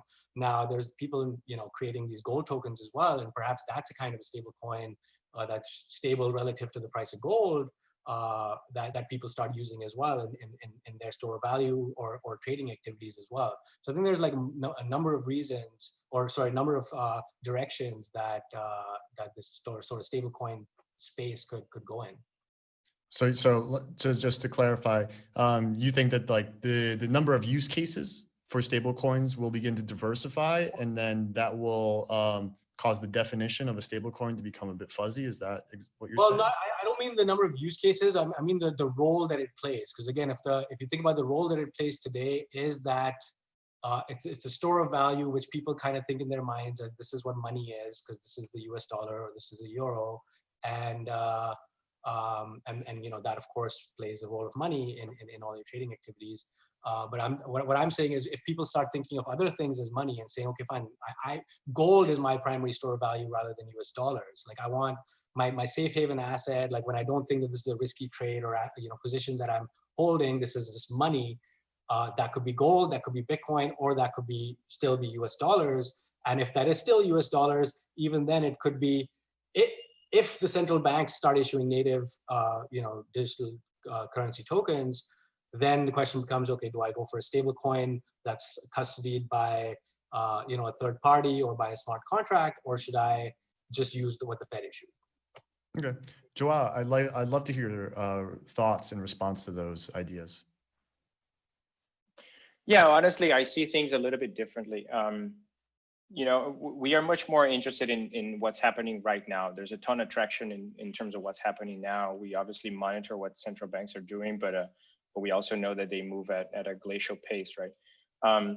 Right now, we are interested in, as I said, in the growth that we have seen in 2020. That pretty much indicates that that is already a maturing market for, especially around what we call business-to-business use cases. So things like cash management for businesses.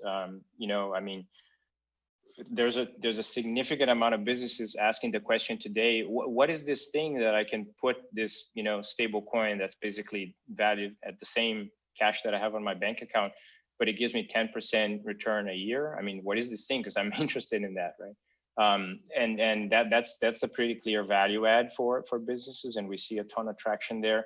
I think the flight to safety that Greg mentioned is something that we also see growing in emerging markets. And throughout the pandemic crisis, it was pretty clear that in a lot of developing markets, people were desperate to hold stable value in the form of dollars. And when you are in the countryside in India or in Brazil, you don't have access to a dollar-based bank account, but you do have access to a mobile phone and an internet connection, and therefore you can just hold DAI or USDC or whatever you want, and it's effectively the same.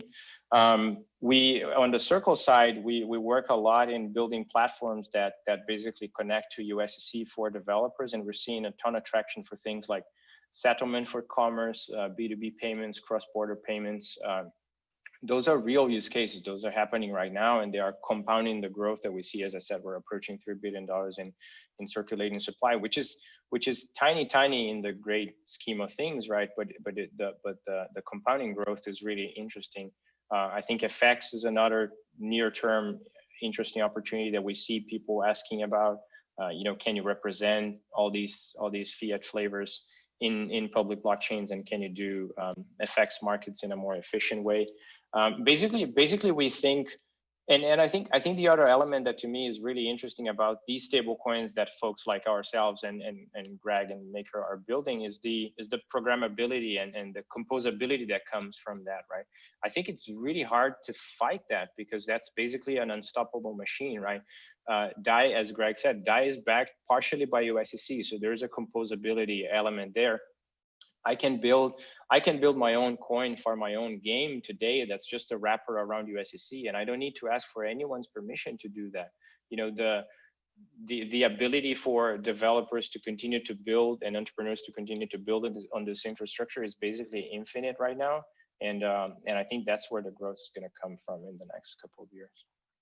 So if you had to distill all of those ideas down to like a sentence or two on how the role of stablecoins specifically will evolve, how would you do that?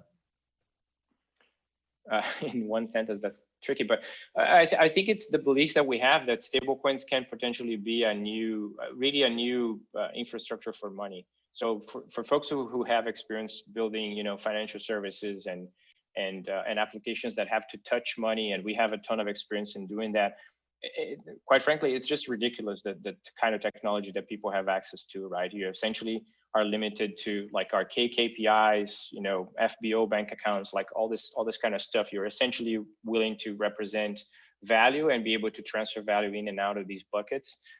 When you compare that as a piece of technology stack that businesses from banks down to Uber and Airbnb have to have access to, and you say, hold on a second, there's a slightly more modern and easier way to do that with wallets and APIs and public blockchain infrastructure. The advantage, and considering the speed and cost that those transactions have, the advantage of stablecoin over the traditional infrastructure for money is very clear. Gotcha. Greg, floor is yours. Yes, so I think it's very much about the incentives for onboarding.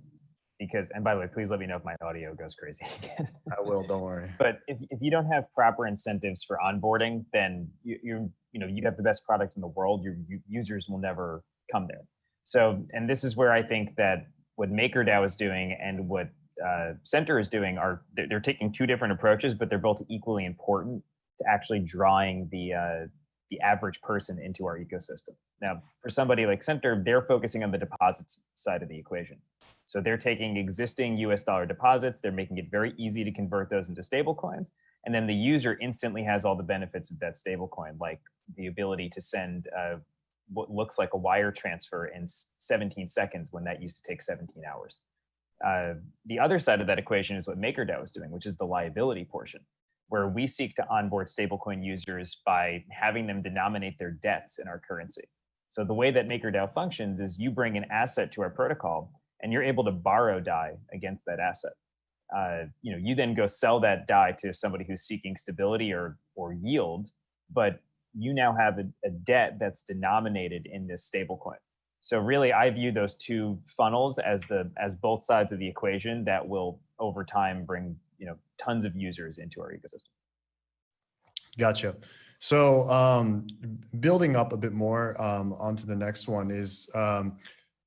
The question really is, where do stablecoins have the most untapped potential for impact? So like what use cases, what markets, where can stablecoins have an impact, a dramatic impact that they're not having right now?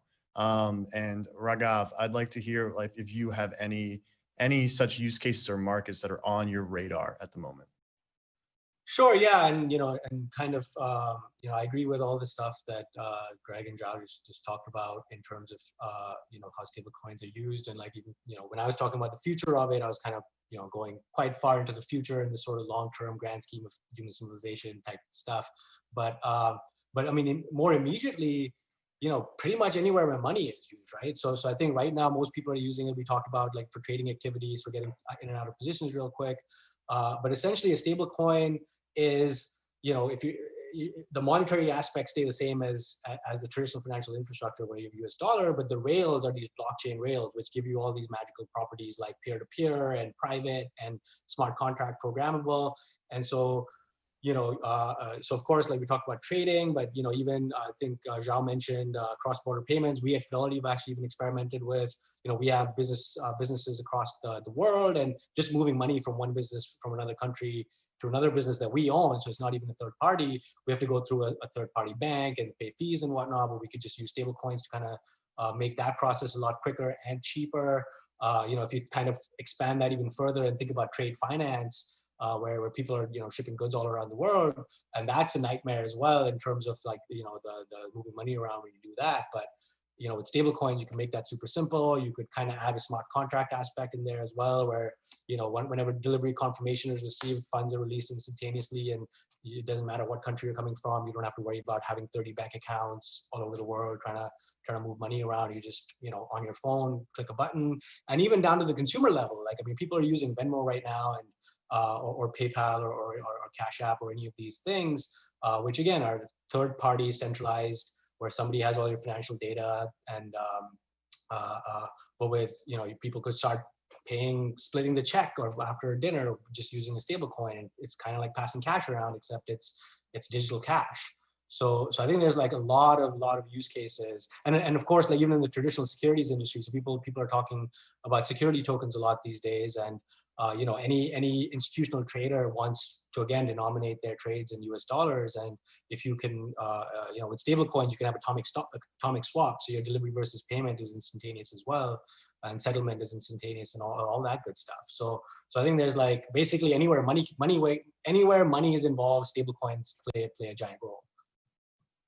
I hope someone was keeping notes through all that, because that ended up being a pretty big list.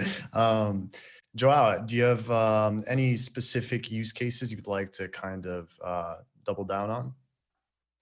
Yeah, I can share a couple of things that people have exploring, some of the customers that we deal with or the prospects that we deal with, because I think Greg might be better positioned to talk about the bear and the consumer, element of those use cases. As I said, we tend to be very interested on things that enable businesses, and one of the things that we are seeing is, and I think in terms of untapped potential, it seems that everything that is connected to business payments, whether it is cross-border, has an element of even more advantage for stable coins, but in general, business to business payments tends to be, first of all, it's obviously a huge market, right? There's a lot of sub-segments to that. But there's a lot of untapped potential. The way that I hear some of these conversations taking place is that imagine, and I'll just mention by way of example, right? There's nothing to do with stablecoin going on there, but I don't know if folks know how a system like TransferWise works, right? So TransferWise essentially has a ton of bank accounts all over the world, with banks all over the world, and then users, they think that money is actually being transferred from end user A to end user B, and it's not really. It's transferred at the borders, right? So essentially, TransferWise keeps a lot of pools of money in all these different bank accounts, and it's essentially settling between an end user and the closest bank account to that. And then once that settles, they use the pool of money closest to the end user, the recipient side, to do a settlement there. That's tremendously wasteful from a capital usage point of view, right? Essentially, you have to hold a lot of working capital across the world, and they are very efficient in how they balance the usage of that capital, but there's a lot of inefficiency there.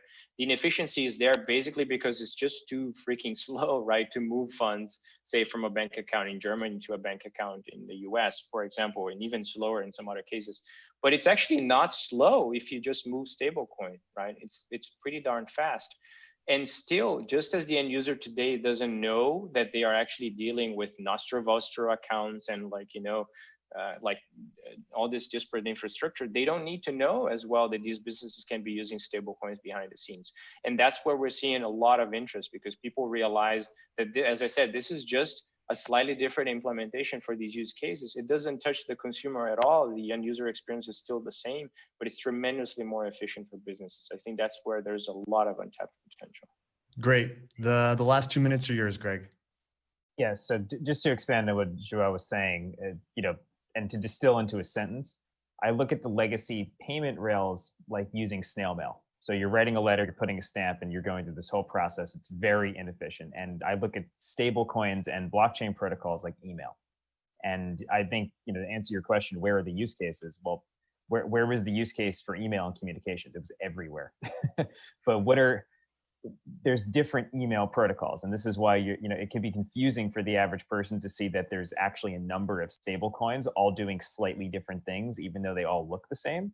Like, for instance, USDC's core competitive advantage in my mind is that it has almost unlimited liquidity, and because of that, it's a really excellent payment currency. If two businesses need to transact overseas, I would recommend you use USDC to do that. For DAI, we have the benefit of being completely outside the legacy banking system. So our core advantage is that we generally have higher interest rates on DAI than any other dollar deposit. And it's not even a deposit, it's a blockchain token. Now, the way that this can really manifest itself is, as I mentioned, DAI is originated from borrowers. So if the protocol starts giving out loans to large originators, it can actually start creating capital in the legacy economy and then passing some of that interest margin on to DAI holders. So I think the takeaway here is that you're going to see a variety of different stablecoins, all doing slightly different things based on the competitive advantage that comes from their architecture. Gotcha. Well, guys, it's been a great panel, and thanks so much for joining us today. Thank you. So you've heard about these two cryptos that are going to explode? Names. Oh, I'm posting your karaoke video. You said you deleted it. Okay. There's two. Here's one. Tired of missing out? Join eToro and start trading cryptocurrencies in no time. eToro, sign up for free. Buying the cryptos?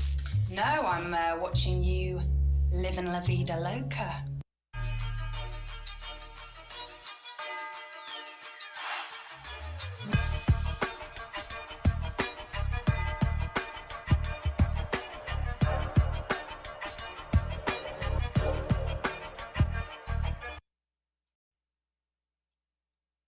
Cross-chain blockchain interoperability has been a topic of discussion since the early days of crypto, though no one has really managed to do it just right yet.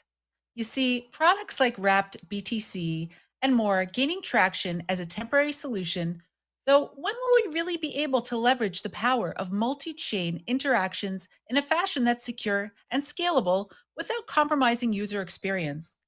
Our next guests will answer just that, taking us through the windy streets of blockchain interoperability. Please welcome back CoinDesk's managing editor, Zach Seward, with Bjorn Wagner of Polkadot, Emin Siriur of Ava Labs, and Alex Skinanov of Near Protocol. Hey everybody, it's Zach. It's good to see you all. Thanks for tuning in this afternoon. We are, as you probably just heard, about to do some fun conversating about base layers and interoperability. I'm joined by three really great guests representing three really exciting and emerging ecosystems. So we are just gonna get straight to this thing. But first of all, the topic of this panel is centered on interoperability, but obviously interoperability means a lot of different things to a lot of different people. There's different ways to conceive of this term. So before we get to the meat of it, I wanted to specify our terminology and sort of just do a quick hit around the room to think about how these various projects are thinking about interoperability. And I want to start with Eamon, who is with the Avalanche blockchain. When you hear the word interoperability as it relates to the context of your project, what does that mean to you? So that's a great question. Without definitions, it's very hard to figure out what people really want when they say interoperability. There are two kinds that I can see. One is external interoperability, where you have disparate chains utilizing different protocols, completely disparate protocols, communicating with each other.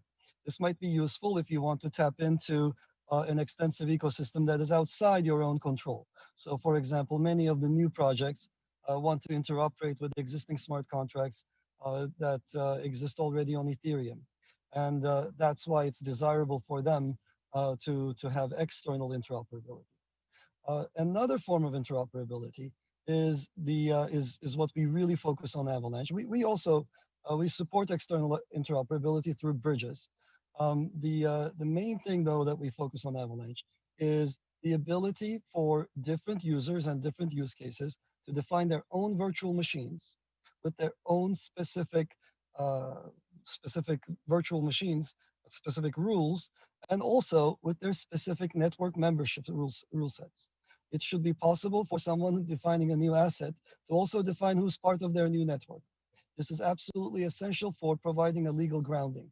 So when we go around and talk to various enterprises, when we talk to Wall Street, one of the main things they want to do is control the full life cycle of assets that they define. And you cannot do this with a one-size-fits-all first-generation blockchain. So the very simple things that we're all used to, they provide a single rule set, and that's just not enough. So in Avalanche, we were one of the ones to pioneer this essentially bridging the gap between public and private blockchains. We provide a whole range of options in that continuum between the two of them. Got it. So I want to jump over to Bjorn with Parity Technologies, one of the big forces behind Polkadot, which is often billed as an interoperability project. And interoperability in the context of Polkadot means something different, really. So I wanted to get your take as to when you're labeled an interoperability guy, what does that mean to you? Yeah, it's an interesting question. As Emin said, there are many different definitions and words being thrown around in this space. I think the approach Emin took is a quite sensible one. You can look at it from a perspective like, hey, you have these disparate, independently secured and validated blockchains such as Ethereum, Bitcoin, and like Polkadot, right? And you could talk about external interoperability between these disparate networks. And that's certainly something that's in scope for Polkadot and has always been, particularly with these predominant blockchains of today, where very valuable assets lie, such as on Bitcoin or Ethereum. And then there is internal interoperability in some sense. And that applies to us as Polkadot as well, as Polkadot really is like this sharded system of heterogeneous charts. So different looking bits and pieces, right, that talk to each other. And these different looking bits and pieces are essentially blockchains, right, in itself, that have their own custom runtime, or Emin would call it VM in that instance, right? And in these runtimes, again, can be the runtime itself can again be a smart contract platform, right? So like it provides certain functionality, but it could also include this module, the smart contract module, that allows users to deploy code on that chain, just as Ethereum. And in this kind of context, right, if you think about Polkadot as this network of blockchains, right, that can look very differently, these blockchains, interoperability between these chains is really needed to even have a scalable network in some sense. Because what you end up with otherwise, right, is this basically network of isolated chains, right, that can't talk to each other and they can't exchange assets and so forth. And very critically, we at Polkadot, how we differentiate ourselves is that we think in order for all that to be successful and to flourish, right, like we need to ensure that all these different chains that communicate with each other internally are secured by the full economic power of Polkadot. And you don't end up in a situation where a weaker link talks to, better secured link, but eventually you end up with a secure equivalent to the weakest link. Got it. Okay. And then, so Alex, jumping over to you guys at Near, we're hearing sort of like, there's internal interoperability, there's interoperability externally with other chains, there's sort of the network, this federation, this federated interoperability that Polkadot works with. As you guys see it at Near, you'll be the last and final voice in the definitional portion of this event. How are you guys viewing interoperability in the work that you're doing at Near? So Near, unlike Avalanche or Polkadot, we do not, the concept of internal interoperability applies less. So Near is sharded, and shards do need to communicate to each other. But shards on their own, they're homogeneous. And so when the user or a developer uses Near, they usually don't even think about sharding, they just deploy their application. And communication between applications among shards happens transparently. And so that is less observed by the users. While external interoperability, we find it a very fascinating concept because there are many use cases. Different use cases require different protocols, right? So proof of stake has fundamentally different security than proof of work, right? So with the emergence of all the protocols, Ethereum and Bitcoin will remain dominant blockchains for use cases where people do want to have the security that proof of work provides, right? Polkadot or Cosmos or Avalanche, they were great for people who want to deploy their chain and be within the ecosystem where they can communicate to other chains within that ecosystem, right? Or Near, that would be a good choice for people who want to deploy applications who think less about various virtual machines, right? And think more from perspective of building applications that live in a certain ecosystem with assets and other applications. And so I think external interoperability is what will help, first of all, define traction, right? So if the network is connected to Ethereum via a secure two-directional bridge, that immediately brings all the assets and allows, especially if the network also supports EVM and allows using MetaMask to interact with it, that can immediately bring certain use cases where people can move something to that network, use some applications, and then, for example, move back, right? But let's say not pay high gas prices, right? And so as that ecosystem of bridges builds and more networks become connected, it also allows people to go, for example, it could be that someone does need certain applications that exist in one ecosystem, but really other ecosystem works best for them. So if the bridges connect all the networks together, that works great, right? And also, when it comes to internal interoperability, it's not something that applies to us directly, but it's very interesting topic from the technical perspective, right?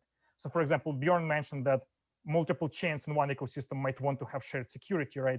But it is worth mentioning that for some use cases, you might want to have a network which is secured by you. And when the issues with other network cannot affect you, right? So like if we compare Polkadot and Cosmos, this is what the difference. So in Cosmos, they do not share the security. But at the same time, if another network is corrupted and invalid state transition happens, your network cannot be affected. In Polkadot, if invalid state transition happens, relay chain has to roll back. All the party chains can be in the short term affected, right? If I understand Polkadot correctly.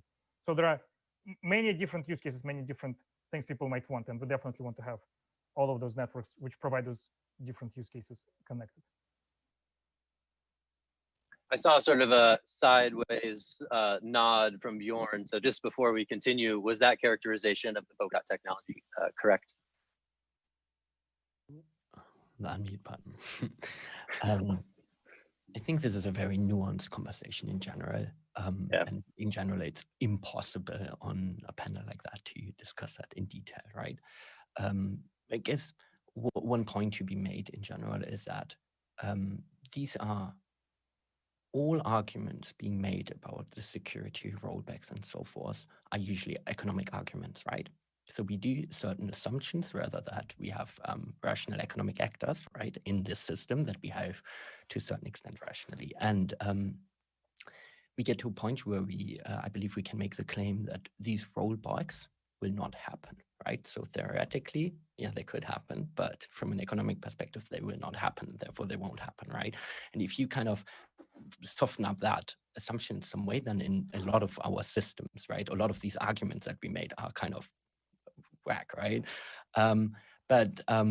Yeah, in general, but on the other hand, like I think it's spot on what Alex said with regard to the difference between Polkadot and Cosmos with regard to, like, you know, Cosmos, you have like all these disparate chains that don't share security in any ways and need to secure themselves, which leads to actually big issues in some cases, because as you see, like there are a few examples. If you take a look at, for example, I think Band Protocol, right? Like I think like 100 million network or so market cap, had to obviously seed its own validator set. These own parties incentivize these parties that secure the network, right? They did that via an inflationary token mechanism, right? Via rewards that were between, I think, 7 and 15%.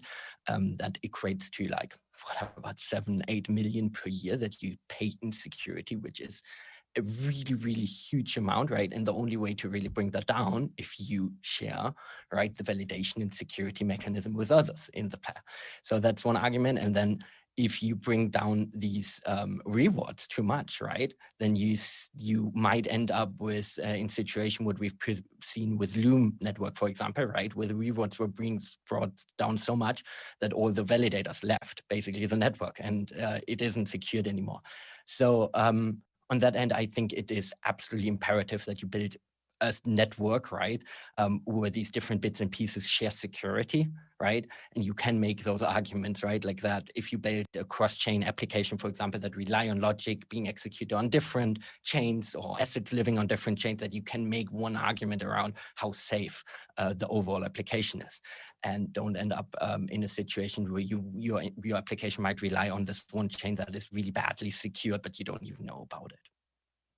Okay, got it. So thank you for level setting the interoperability conversation. What I wanted to focus on for the remaining 15 minutes or so is sort of the more broader sort of philosophical implications of these new base layers that are kind of just beginning to kind of come into their own.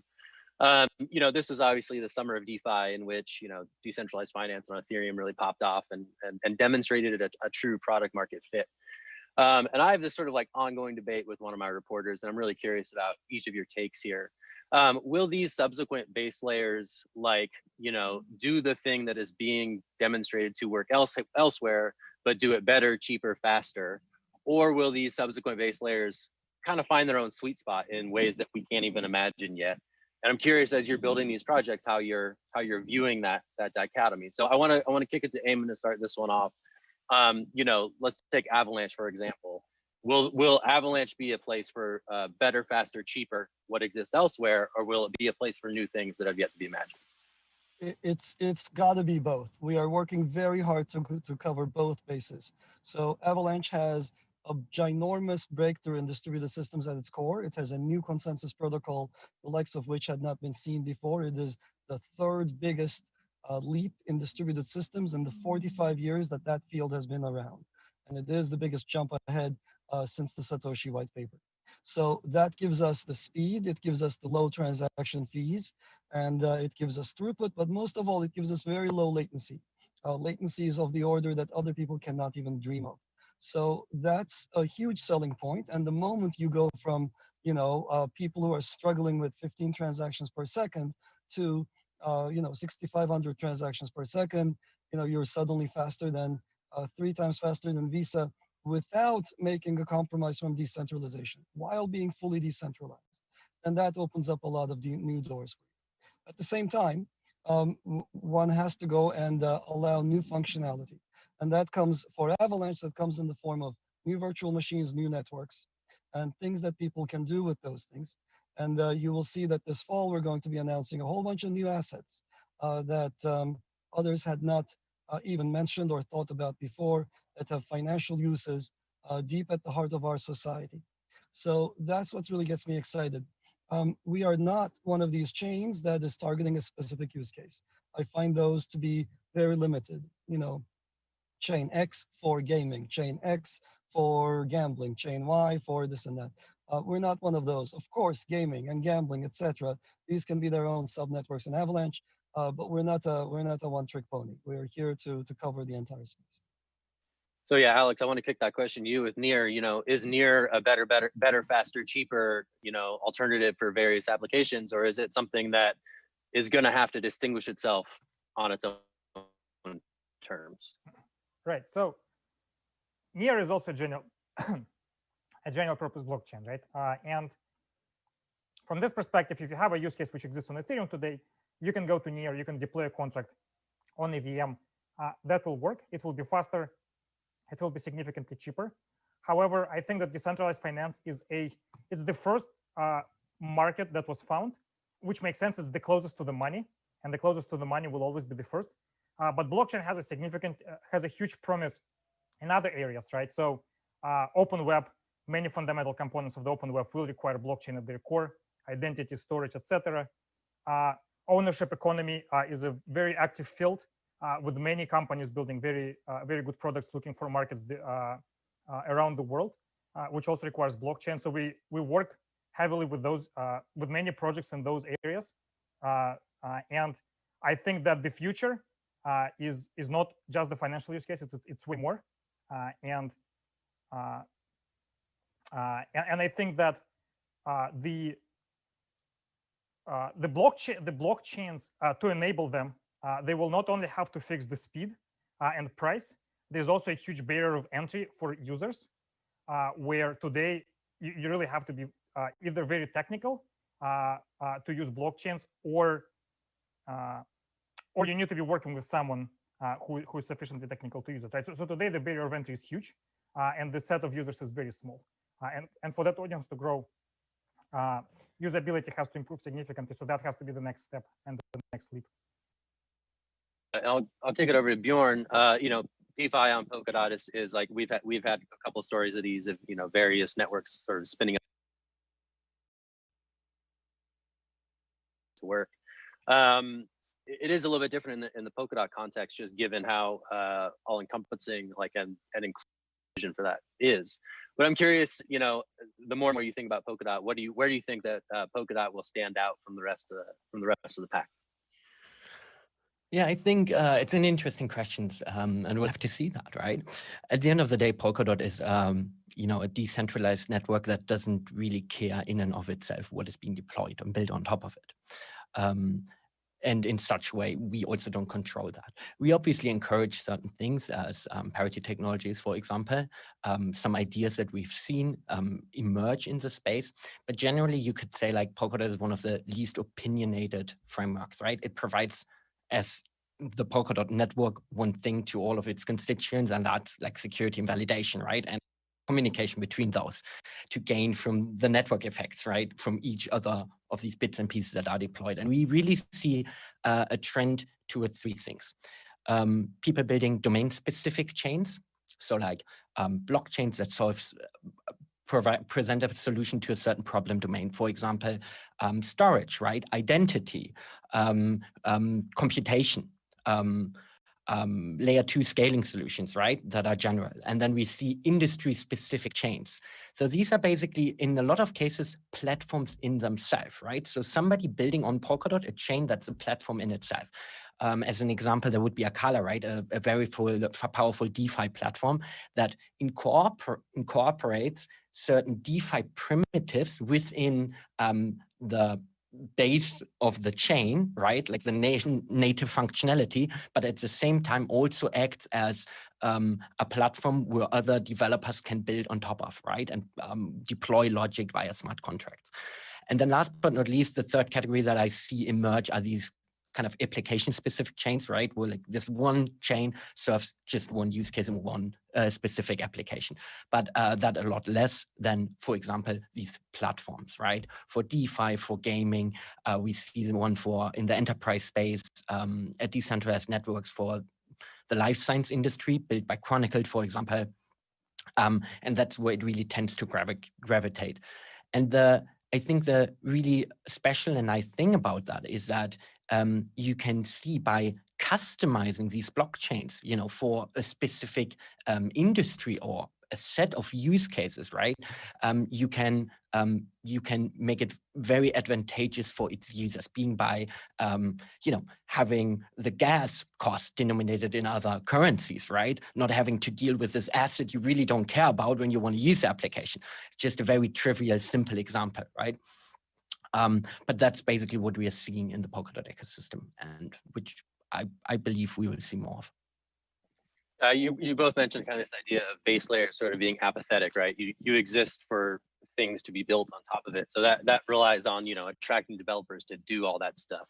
I'll start with Bjorn, and then I definitely want to kick it over to Alex for this question. Where are you seeing success? What are the tools for incentivizing developer activity on these new networks? What's working, what's not?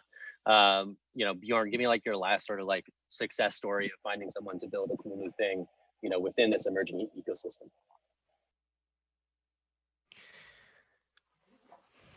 They find us. Okay, you don't even have to. You're too cool. They come to you. No. So a bunch of the things that we've made really good experiences with, right? Has been we have partnered with certain types of incubators, accelerators, just to provide a path to particularly young students, right? To get the opportunity and the setup to really go down the rabbit hole, like, and explore what can be built. We obviously, in our ecosystem, we present the full range of support, from technical support, right, where we really guide people, give workshops, seminars, over financial support, where we have a large network of investors that are just really eagerly waiting for new projects to emerge that they can get involved in. Over like community building and so forth, right? And I think these kind of initiatives really go a long way as they make the entry into an ecosystem a lot easier. Got it. And Alex, I want to ask you specifically, what's Near's meme strategy going forward, and how are you getting people excited about building on this new thing? Like, you know, like what's the Near aesthetic? You know, what are we going to see? What's going to entice people to start building over there? Right. So we're historically very bad with memes, and so far we have multiple projects building on us. I think there's I think there are close to 10 which are shipping soon on the mainnet, and there's many more which are in process. Primarily, where we usually differentiate is on Near you have sort of a path to scaling in the future beyond something that a single chain can sustain. And the second is that today, if you deploy Near, it's very easy to onboard users who are not blockchain native. So we provide we have this concept called progressive security, where until you have sufficient, like if I play CryptoKitties and I have a 10-cent kitty, it doesn't make sense for me to have ledger, to understand what the private key is, etc. Right? It makes sense if I use some solution, as long as by the time I have my assets, which are important for me, it is trivial for me to just switch control to fully being in my control. So for example, in Ethereum, it's from the technological perspective challenging, because if I have my account and that account, the private key is in custody, I cannot make them forget the private key, and the account is defined by it, right? So Near, just the account model already allows you to switch the key on the account and get control of it, right? And so with already having tooling that user facing, that allows users who are not crypto native to start using applications. And first, so application has a chance to prove its use to the user before it forces users to go through the hurdles of, for example, getting the key pair, etc. Understanding what the gas fee is. So most of the projects that are building Near, they in some way either leveraging this usability to onboard users, or they have plans in the future to scale beyond, let's say, something like, very few of them actually expect more than, let's say, 1,000 transactions per second constantly, but many of them expect bursts of, let's say, like several dozens of thousands of transactions every second. So that's something they would not be able to sustain on a single chain. But if they can shard across multiple with meaningful communication between them, this is something that will allow them to scale as they grow. So just for our audience at home, we seem to have lost Eamon. He was joining us from the road, and he is gone at the moment. So it's just me, Bjorn, Alex. We're chilling. We're taking questions. Thanks for tuning in to LA Blockchain Week and doing this with us. I definitely wanted to talk about some of the recent news around DeFi on other chains specifically. I thought the interesting thing, like in July, when FTX announced that they were building a DEX called Serum on Solana. That seemed to be an indicator of sort of like, future activity, right? Like, DeFi has built itself on Ethereum, and yet every time I use DeFi and Ethereum, I'm always shocked at like how kind of janky it is, like how rough around the edges it still is, even though it's become this sort of like mammoth enterprise on that chain. I guess my question would be to Alex first, and specifically like, what indicators and developments are you looking out for, when you think about some of these activities, migrating from an Ethereum to another base layer? Are there any like sort of indicators that you think are particularly telling when it comes to developer migration to new chains? I think if we're talking specifically about DeFi, then liquidity is a pretty easy metric, which I think is pretty meaningful, right? So if we see a lot of liquidity moving to another chain, then that liquidity is there as it is an invitation for other projects to launch. If we're talking about a broader set of use cases, I think that a good metric is the number of active users on the applications that are being deployed, right? So, for example, if we imagine ownership economy picking up, let's say within 1 year or two, the number of users who use owner applications which deliver the promise of ownership economy will be a way better metric from perspective of comparing the chains. Hopefully, also by that time, we are in a world where chains are so interoperable that users don't really have to think about and like don't have platform lock-in, right? So that they can easily transfer between the chains, etc. So so are applications. In general, it is the situation today that the market is very small and the number of protocols is pretty large. So it is our common goal to grow the market, and we can only do it collectively, right? And historically, with Polkadot, with Solana, and other protocols, we collaborate quite a bit on that mission. And the collaboration happens on the social layer today. Hopefully, it will be on the technical through the bridges in the future, right? So before we can start competing, it's Hunger Games, right? We first have to actually work together, grow the market, build the ecosystem, deliver on the promises we make, and then we can start competing and see if one of us is actually fundamentally better for any particular use case. Got it. The next stage, Hunger Games, that'll be fun between the base layer. The real base layer wars will really get going. Bjorn, I wanted to ask you, we only have about a minute left, so we wanted to close it out with you. I wanted to ask you, like, are you seeing people vote with their feet in terms of building on these other chains? What are some indicators that you're looking out for that will tell, the broader world that things are picking up in terms of developer activity on Polkadot and other new base layers? Two points to that. Number one, obviously, we track the ecosystem, and we see tremendous growth over the last really 1.5 years, because you could build on Polkadot before Polkadot was really out, because it was all a game of substrate, right? Giving the people that tool. And I don't know, we have like over 180 companies that build chains. And I mean production chains, and not like a weekend project or like a hackathon project. So I'm not too concerned about that side of thing. What I would like to see more of are projects that make use of these unique value propositions of Polkadot and Substrate, right? These features and tools that give you more access to low-level tools and really let you innovate and make things better, more efficient and better. Awesome. Well, thank you so much, Bjorn. Thanks so much, Alex. Thanks to Eamon, who had to leave a little bit early, but I appreciate you all taking the time and having a fun chat about base layer stuff. So I think with that, I'm going to kick it back to the organizers. We're going to wave bye. We're going to wish everybody a good rest of the day, and go Giants, boo Dodgers for life. Woo. What are cryptocurrencies?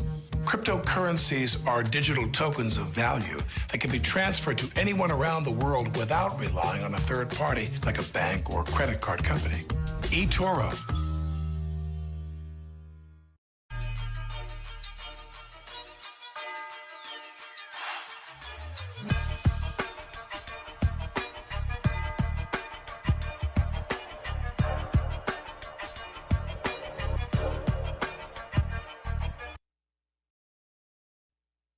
We've said it before, and we'll say it again. There's no crypto without all of you, the dedicated and passionate community of builders, organizers, investors, and supporters. Our next guests understand best, as they've amounted thousands of participants through their project development. Please help me welcome CoinDesk's Aaron Stanley, as he leads a discussion on tips for building a thriving community with Katie Tedman of Diaper Labs, Joe Venzani of Lunar Crush, and Crystal Rose of Sense Chat. Hey, everybody. My name is Aaron Stanley with CoinDesk, and today we're going to be talking about how to build a thriving community in crypto. Very hot subject these days. So I'm going to quickly go around here, and we're going to get a quick introduction from each of our panelists here. I'm joined by Joe Venzani of Lunar Crush. Joe, you want to give us a quick kind of 30-minute intro on what Lunar Crush is and your background? Sure. Thanks, Aaron. It's Joe Venzani here, CEO, founder of Lunar Crush. We're social listening for crypto, so we aggregate all the social media data across places like Twitter, Reddit, news sites, YouTube, and Medium for over 2,000 coins. Find us at lunarcrush.com. Excited to be here. Great. Then we have Crystal Rose, who's the CEO of Sense Chat. Crystal, you want to give us a quick 30-minute intro, or 30-second intro, sorry? 30 seconds. There's like 30 minutes in crypto, or vice versa, I guess. I'm Crystal Rose, and we build communication tools on blockchain at Make Sense Labs. Sense Chat is our newest messenger. It's a social messenger and allows people to have private chats while also using crypto inside of the messaging experience. Awesome. And then last but not least, we're joined by Katie Tedman with Dapper Labs. Katie?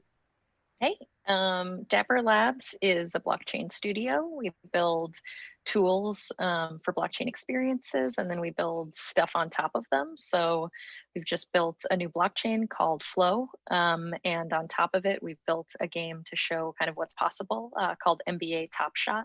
It's fully licensed by the NBA and MBPA. So maybe building a little different communities than everybody else in the group, but still, you know, trying to pull people together and give people a great experience. Awesome. And I'm Aaron Stanley. I'm Managing Director of Events Content at CoinDesk. So I handle our flagship consensus event that we put on every May in New York, or in the case of this year in cyberspace, as well as all of our other side events, including the one that I'm sort of advertising behind me here, our Invest Ethereum Economy event coming up on October 14th. Used to be a journalist covering the space before I was sort of summoned into the events world.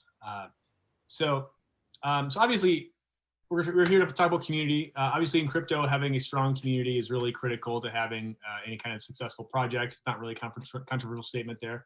But today we're going to kind of focus on some of the practical nuggets of what works and what doesn't work when looking to really build like a healthy community in crypto. Obviously, like you got to have a Telegram group, you got to have a Discord channel. That's kind of the bare minimum, but like what else do you have to do to really nurture that? And so I wanted to kind of go around the horn here quick and just get everyone's thoughts on, you know, I think community in crypto is one of these things that everyone sort of has a different definition of depending who you're talking to. So I'd like to start with Katie. And at Dapper Labs, when you guys talk about building a community, like what does that look like in your instance? Yeah, for us, it means a bunch of different things. So on the Flow blockchain side, it means that we want to engage and support developers who are building projects. So that's by its very nature going to be a community that we have a lot of touch points with, perhaps a smaller group building a larger number of projects. We have about 2,600 projects that are being built in the Flow playground right now. And so just making sure that we're giving support to that kind of community of developers is one of the kinds of communities we look at. For NBA Top Shot, we're moonshotting to bring in, you know, mainstream mass market consumers and basketball fans. And so figuring out where they are, where they like to communicate, how they like to communicate, making them feel like they've made a really smart decision playing our game is a big piece of it. And so we look at it depending on what the project is in different ways, but it always kind of comes back to that target group of how do we support the people who are supporting our projects, and then how do we make them feel good and connect them with each other. Great. And Crystal, what about you? In your sense, with running a messaging app, it's a bit of a chicken and egg problem, I suppose, in that if you don't have a community, you don't really have like a product at all. So maybe talk a bit about what that community context means from your vantage point. Well, so our industry has a pretty finite number of users as well. So Katie's right, it's about mass adoption and it's about the mainstream audience. That's the golden egg for all of us. But you know, when you're saying initially it's a prerequisite for any crypto or blockchain-based project to have a Telegram group and a Discord group, that's actually part of the reason why we made Sense Chat. We feel like our specific industry needs a tool that services what we do. And there is not a good one today. So when we started addressing the problem of using cryptocurrency inside of a messenger, we then also made a discovery about the lack of privacy in messengers and the flaws with data storage. So, you know, as we build out blockchain tools, we start to address these problems on a larger scale. And you see the fundamental issues with social networks, for instance, and centralized networks. We're all moving towards a bigger, broader mission. There's a reason why we use blockchain. So we want to keep remembering that decentralized movement, or I call it like decentral-ish, because we all still run companies and we all still build the product and we all still build a community. That's sort of our underlying core. it's really difficult to appeal to a mass audience within that niche, you know, but we're starting there. Our goal is to migrate all of the communities over from Discord and from Telegram, give them a better user experience. So hopefully the migration will be our seed. That'll be how we have the Genesis communities.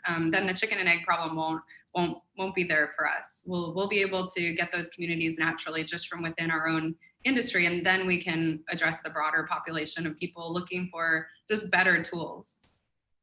So then with that migration that you're talking about, if you're trying to build a more kind of crypto blockchain friendly you know, sort of social community platform, I mean, I guess it seems like there's a pretty big barrier to adoption here, in the sense that most people are already they've already got their communities living on Discord or living on Telegram or living wherever else. Like, how do you kind of commence that migration process, or how can you sort of eat into the, you know, maybe the market share that these other folks have, even amongst just the crypto native population, not even talking about the, you know, the broader general population? Yeah, specifically for the crypto users, it's just about giving a better tool, and that just means a built-in wallet usually, as well as an incentive. People love mining, so we have a way of mining that basically validates the network. It makes you more secure, so you can tell who's a real human and not a real human. And we have a better method of validation. So you get the coveted blue check mark that you want on Twitter and Instagram, but through more of a community way, more of a distributed sort of consensus-based way. So we're sort of changing the model.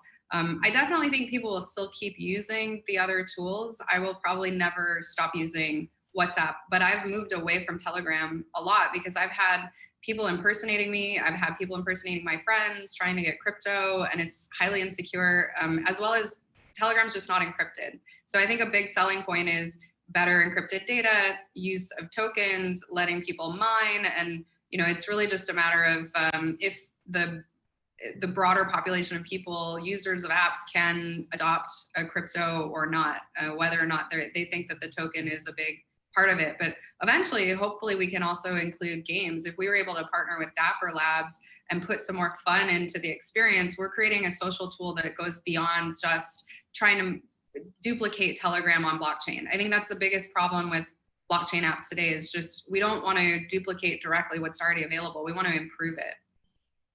I can add to that. And I'll say even just, you know, from CoinDesk's vantage point in regards to the identity question of its, you know, on Telegram, we've had so many issues of scammers impersonating our journalists on Telegram, going and, you know, I mean, people that have sent money to these people pretending to be CoinDesk journalists, thinking that they're buying an article, which like, if anybody from CoinDesk approaches you trying to sell an article, like it's 100% a scammer. But it's been a huge issue for us, especially these past 6 months or so. And people have lost money because they've been sending crypto to people impersonating CoinDesk journalists, thinking they're buying coverage when it's a total scam. So yeah, so sorry, Katie, were you saying something? Yeah, I was going to say that, like, I believe strongly that you fish where the fish are as well. And so if we see the crypto community migrating to platforms that give them a better experience, of course, we would consider those. So I think when we think about where we want to have communities, it's not, is Discord the right place? Is a Facebook group the right place? Is having a Twitter profile the right thing? It's fans react differently to different platforms, and you have different cohorts of fans on different platforms. Of the, you know, 18,000 people that we contact, you know, several times a week about NBA Top Shot, only a few thousand of those are on Discord. We know that a larger percentage of those are on Twitter, but they're not going to see everything. So when we talk about community, it could never be a one-stop shop. It always has to be a multi-touch point, because different cohorts of users are going to be different. And I think when we think about platforms that are rooted in crypto,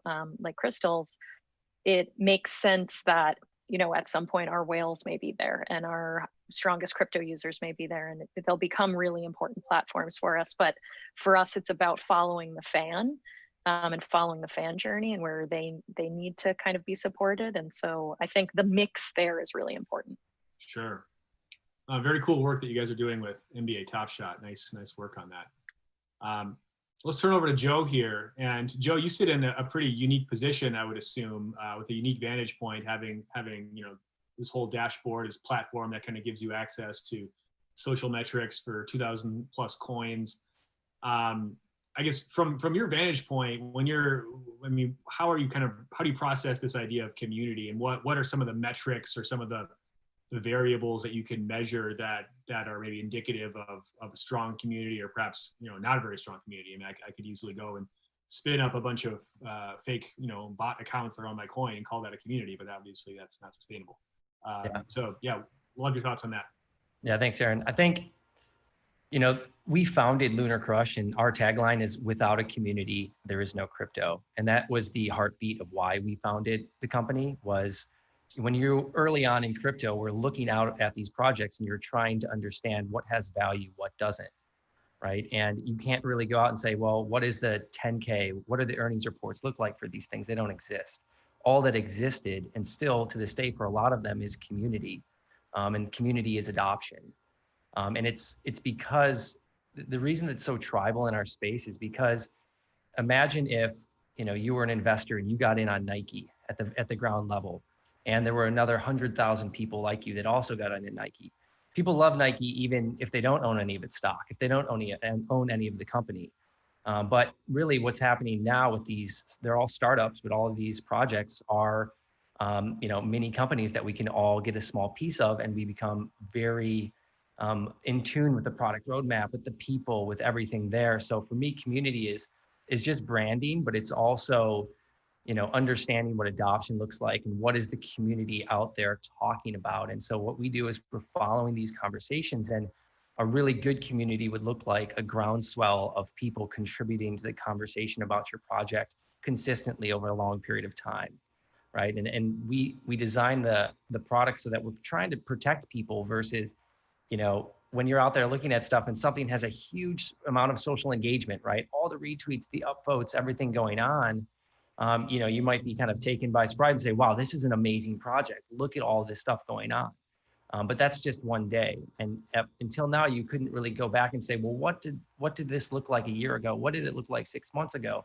These are new projects. And, if you're seeing a million giveaways and that's all you're seeing, you might be thinking to yourself, okay, these are just marketing schemes. And, this didn't have 100,000 people talking about it 6 months ago. But if you're looking at a really good project and you're seeing that the conversation on there, from a couple months ago was still consistent, then maybe this is something that you should look at as a better investment to make. So from my standpoint, it's all about community, and it's in our space, it's even more about community. Great, thanks for that. And so the next question, we'll stay with you, Joe. But so the next question is let's pivot back to some of the current events that we've witnessed over the last 6 months or so. Obviously, we had this big farming craze, agricultural revolution, whatever you want to call it, over the course of the summer, where you had projects popping up overnight, and people were just flocking to put money in these things, and then only to the next day they'd be gone to some other type of project or some other whatever the latest new thing, hot thing was. And to me, I thought that was interesting because it really illustrated the issue of these projects that succeeded, they were succeeding in bringing users in, but they were not successful at retaining them, right? So I think this whole stickiness component was really sort of exposed as maybe there's something that needs to be worked on a bit more here, as far as how do you actually retain and generate and keep these engaged users. So Joe, I kind of wanted your take on I thought, one thing that the big event of the last month or so was the Uniswap airdrop, token airdrop, right? And that was a pretty incredible way of drumming up a lot of excitement in the project. People I knew who had maybe used Uniswap once were all like, oh my gosh, this is amazing. But it seems like it's, the interest has kind of died down a little bit. Is that something that you've had any been able to track at all, or any data on that? Yeah, actually in September, at the beginning of September, we saw the largest drop off in social activity in the crypto market in the entire year. So September was the lowest engagement month for all of cryptocurrency. And you saw that across the equity market as well. They're pretty correlated right now with what's happening. From a DeFi perspective, and it's just another iteration of our space and what's happening now. It's public blockchains, and it's ICOs, and it's stable coins, and then it's security tokens, and now we're back to DeFi, which is good because it's the next iteration of, finance that's coming out, but it's also, again, all built on Ethereum. And it's a bunch of new companies that are offering one product, and you have to differentiate yourself, and you have to create and continue to create different types of products. If all of these consumers are going out there looking for which thing has the better yield, and you're now trying to invest in something that has 70% and APR yield that's out there, it's not sustainable. And so when someone like Uniswap does a launch like that, it's a big splash, and that can just be seen as a big giveaway, a big initial launch to get out there. But how is it going to continue, like I was saying before, create that groundswell? And right now, I think it's going to continue because there's a lot of pieces being a decentralized DEX where there's no KYC. There's a lot of disruption going on there. Now you're seeing things like BitMEX blow up, where more people are going to be moving to that. And as we get into atomic swaps, and now I don't need to go somewhere to transfer from maybe a BNB to a BTC to a DAI to a Chainlink to a Tezos, that's going to disrupt the whole thing. And so I think that's kind of the next phase of what we're going to see, is kind of the universal ability for everyone to just move internationally wherever they want with their money. Interesting. I don't know if I could jump in again. There's something interesting in human nature about the way you value something you get for free versus the way you value something that you've taken some kind of active participation in. And I think that the Uniswap thing is really interesting just from like a human's perspective of you definitely can drum up a lot of interest with free stuff, but to the previous point, it's not necessarily sustained interest. And to a certain extent, you almost would rather have a small but growing engaged community than you would rather have all of these different people who are talking about you for a minute, but there's no sustained activity to it. We just did a initial coin offering with CoinList, and 13,000 people bought flow tokens. And maybe it wasn't, 1 million impressions in tweets, but that's now a 13,000 person strong community that said, we want to participate in this and we want to pay to participate in this. We're not just taking something for free and then seeing if we can flip it. And that gives us a more sustained push into that growth stage where people have stake in the game, but they have stake in the game because they actively participated in it. So I just think it's interesting. It kind of depends on your goals, right? If your goal is to make a big splash, then giving stuff away is really effective at doing that. But if your goal is to build a community and sustain that community, then having actual buy-in, I think, is more important. It's been more important to us, at least. Can I just add one thing to that? And what Katie is also talking about is the micro economy that has been created now. And we talk to a lot of projects, and we bring a lot of projects in our live streams. And it's always insane to hear that how many people are working internationally for these projects that are not paid, right? They own some tokens, they do some stuff, but they'll do translation, they'll do marketing, they'll start Twitter accounts, they'll moderate Reddit, they'll moderate Telegram, they'll do all of these things, and they're unpaid. Where else have we ever seen anything like that in the world, is outside of volunteering or giving your time? And it's because of the new micro economies that we're creating with these projects, which is amazing. Great point, Katie. Yeah. Well, but in a sense, most of these people are getting paid in tokens. They're basically, they're working for free now with the help. I mean, they're not doing this out of altruism. They're just purchasing tokens. They have some. They're not getting even paid. They just own some, and they're so excited about the technology that they're giving a lot of their time. In most cases, they've paid for tokens as well. Yeah. Your strongest community members have actually said, not only am I going to pay you for these tokens, but I'm also going to do work for you. But it's very much like all of us, right? We have startups.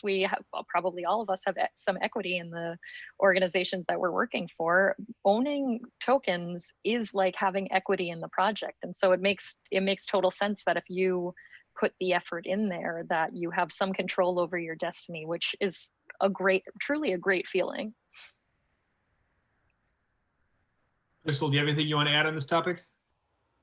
I think it's absolutely right. The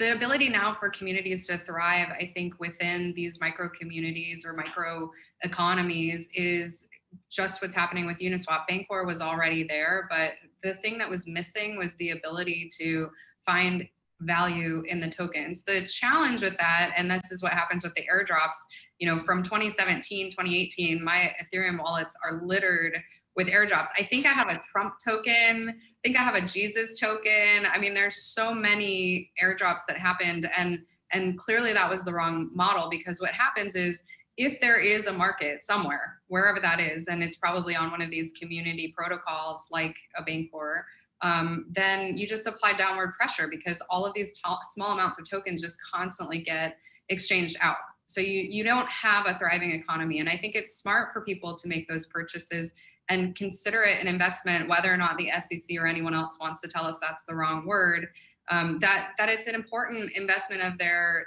time or whatever that is. Maybe they didn't buy it with cash, they bought it with another token or a collection of tokens in a bag that have been dropped to them for free, or whatever that is. But I think it's absolutely right. Having a vested part of the community is so important. And that's another big component of what we're building with SenseChat. The channels are community groups that everyone who joins has to stake tokens. We wanted to make it so that you can't have like a Telegram group full of bots where it's just overrun with bad actors and overrun with people with, you know, bad intentions. It's really just people who have stake in the game. And that's one component that I think is missing from the other platforms. And I'm a user of all of the platforms that have crypto groups. They're just missing that one element. So as long as you can put the token, wrap the token around the experience in the right way and not use it as just a lure, as you know, as you're fishing people into the project, I think it's a really valid use. So I think the flip side of this novel, you know, distribution mechanism of using tokens to essentially distribute kind of, you know, some sense of ownership or vestedness in the success of the project. I mean, the flip side of this inevitably boils down to, you know, token distribution, right? And it seems like, you know, the big sticking point in seemingly every crypto community or among, you know, the community manager types always ends up being this, you know, how are the tokens end up being distributed, right? And there's, you know, this inevitably kind of leads to infighting if like the community isn't really involved, doesn't have a say in how everything's being distributed or whatever. I mean, Joe, do you have any thoughts on just like how we've seen the kind of this just like, you know, it feels like with the DeFi projects, these have been a bit more, the token distribution methods have been a bit more democratized, or at least they're more willing to engage with the community. And that's what kind of what the whole like, you know, governance structures and governance tokens is all about. Do you want to add a bit of color around just maybe how you've seen some of these systems evolve and hopefully improve? Yeah, I think we've definitely started to move back towards the decentralized nature of why a lot of this has begun. And I think that's a positive thing. I think that we needed the step of the centralized exchanges and the insurance behind some of that to get the new players on board. And I think that will still be the place where a lot of the new players come on board until there's enough liquidity in some of these other liquidity pools to really take these large investments. You know, we talk to hedge funds a lot, and a lot of these large hedge funds, they can't even play in the Bitcoin arena, right? They want to make a $500 million move, $1 billion move like they would in the larger foreign exchange markets, and they can't do it. And so I think the cool part about what we're now seeing in the liquidity pools and the DEX is especially some of these founders that have come online, they're transparent, their faces are out there, but they're also taking a much smaller percentage or sometimes zero of what is out there, and they're back in it for the tech and for what it's creating. And I think that's why you've seen a lot of the money that's been moved around in the liquidity pools and in the DEXs with DeFi is money that was already in the market. But the people that have been in the market are the ones that are really excited and understand these new microeconomies that are being created.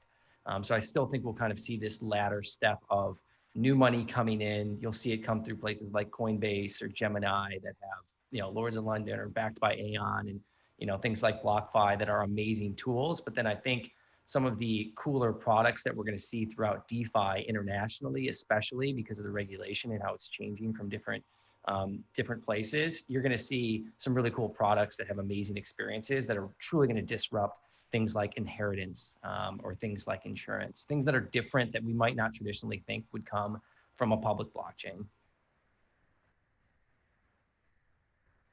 Katie or Crystal, either of you have any thoughts on the kind of the fair launch trend that we've been witnessing recently? And is this a successful experiment in community building, or is this perhaps not quite the answer we're looking for? Think of the word DAC and kind of going back to the decentralized autonomous community and the thoughts around that. I don't know if you're familiar with the project that was coined by Dan Larimer, who, his most recent project is Voice, previously EOS, previously Steemit, which is now Hive, previously BitShares, we can keep going on, but his methodology for decentralized governance, I think, is still something I'd like to explore, but we've seen a lot of projects try and fail because ultimately you still need a council of people who are making decisions and you need voting. But I think it's interesting to watch the iterations continue to happen with different blockchains. Delegated proof of stake is my favorite attempt at creating governance around an entire chain, which was the EOS blockchain. And I participated in that as a node operator, the only all-female node operator on EOS. We were called SHIOS, with the she in EOS. But it's been challenging because ultimately decentralization is the lack of structure in some capacities, and it has a spectrum that goes all the way to anarchy. So I'm curious if there are any truly decentralized projects that you can think of that have been successful as of yet, besides Bitcoin, which is arguably not fully decentralized. Well, maybe piggybacking off of that, let's do a quick lightning round in our last minute here, but we'd just love to get everyone's thoughts on what the biggest kind of barriers to building a successful community are, like right now at this point in time in your respective projects or from your respective positions. Crystal, do you want to start with that? Biggest barrier: adoption, understanding private keys, understanding governing your own your own future, I think. Katie? Probably user acquisition. I'm spending most of my time thinking about NBA Top Shot, and we're actually trying to hide all of those things that Crystal mentioned. So just like sheer UA for us is a challenge. It's a totally overcomable challenge, but is something we're spending a lot of time thinking about. Joe? I would say probably, for new projects starting, I would say simplicity and transparency. I would say, before you even begin your project, think about, do one thing, do it really well, put your face on it, and don't name it, there's a lot of coins out there that will name something very general, like bread token, and then, people search for Kasha and you're never going to rank. Like think about simplicity and transparency and do one thing and do it well. Great. Well, thanks to everybody for joining us. We're out of time, but it's been a great half hour here. And to everyone viewing, enjoy the rest of the conference. Thank you. What are cryptocurrencies? Cryptocurrencies are digital tokens of value that can be transferred to anyone around the world without relying on a third party like a bank or credit card company. eToro.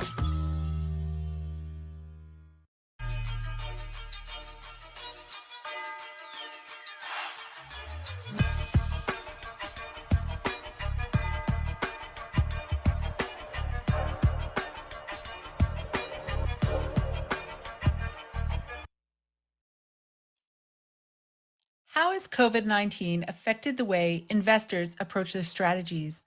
Are they eyeing new industries? Which ones are they staying away from?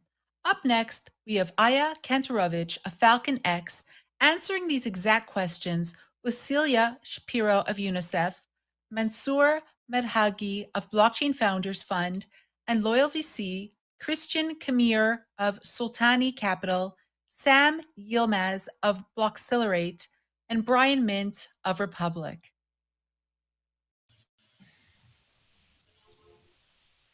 Hey everyone, and thanks to Draper Graham Home for hosting the LA Blockchain Summit and to the audience for taking the time. Super excited to jump into the topic of blockchain investments during COVID. We have a lot of really great speakers on this panel. So why don't we go around with quick introductions and at a high level, dive into, what have been major investment themes that you've been focused on or looking at over the last 6 months or so. Brian, why don't you kick it off for us? Yeah, thanks, Aya. So my name is Brian Mint. I'm the co-founder at Republic Crypto, and I also head up the West Coast side of our advisory business. Republic, for those of you that don't know, is an investment platform. We specialize in compliant fundraising in the United States and around the world, specifically for retail and also for private fundraisers. And as mentioned, we also have an advisory arm that helps take early stage blockchain projects from kind of like an idea stage all the way through, you know, the white paper, the pitch deck, pitching investors, exchange listing, and the whole shebang. And yeah, it's really great to be here and excited to meet everybody. For what I've been seeing recently in terms of investment trends, you know, lately the past year, it's been really something that is more turned towards blockchain native investments. So things like the decentralized finance applications and non-fungible tokens. These are both things that are uniquely enabled by blockchain. And I think they've been really trending in the past few months, as opposed to kind of like the layer one protocols that we've been seeing the past few years. Cool. Sam, you want to take us next? Sure. Yeah, at Blockcelerate, we're focusing on enterprise adoption of blockchain.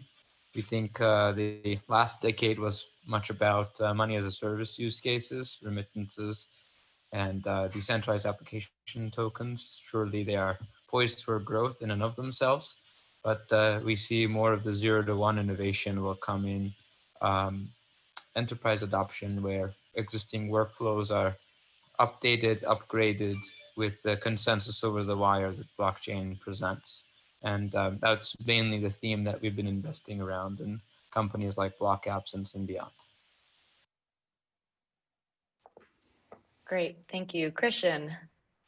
Yeah, Sasinic Capital, we focus exclusively on the blockchain space, and within the blockchain space, mostly on value transfer systems. So the effect kind of that we see from COVID is that certain developments have been accelerated. As an investor, the most important thing is timing, right? You don't want to, the typical saying is you don't want to invest into the first social media startup, you want to invest into the last, and that's kind of the same within that theme. So this particular scenario has led up to some developments here, specifically in California. They have a large budget shortfall, so they accelerated the innovative suggestions that they are open to, like California Blockchain Working Group has just submitted their proposals. We're involved to some extent in that.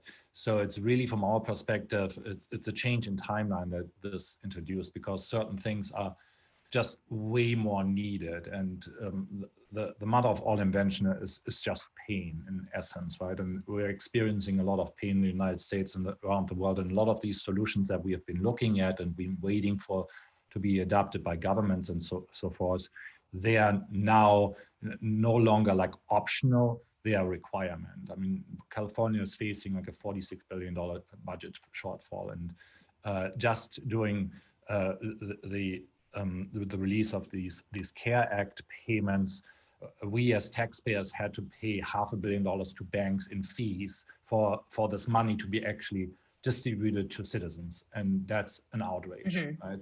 That is just unconscionable. It's like forcing everybody to still use the U.S. Post Office when we all have email, right? So the typical thing that I've been saying for 5 years in explaining this technology is, if we all had to pay stamp fees, but had to put a stamp on an email, this would exceed the gross domestic product within a couple of days, right, within the United States. But for some strange reason, we allow this with our value transfer systems, on money being the simplest value, right? And so, long story short, it's an accelerated timeline that we are experiencing on our end.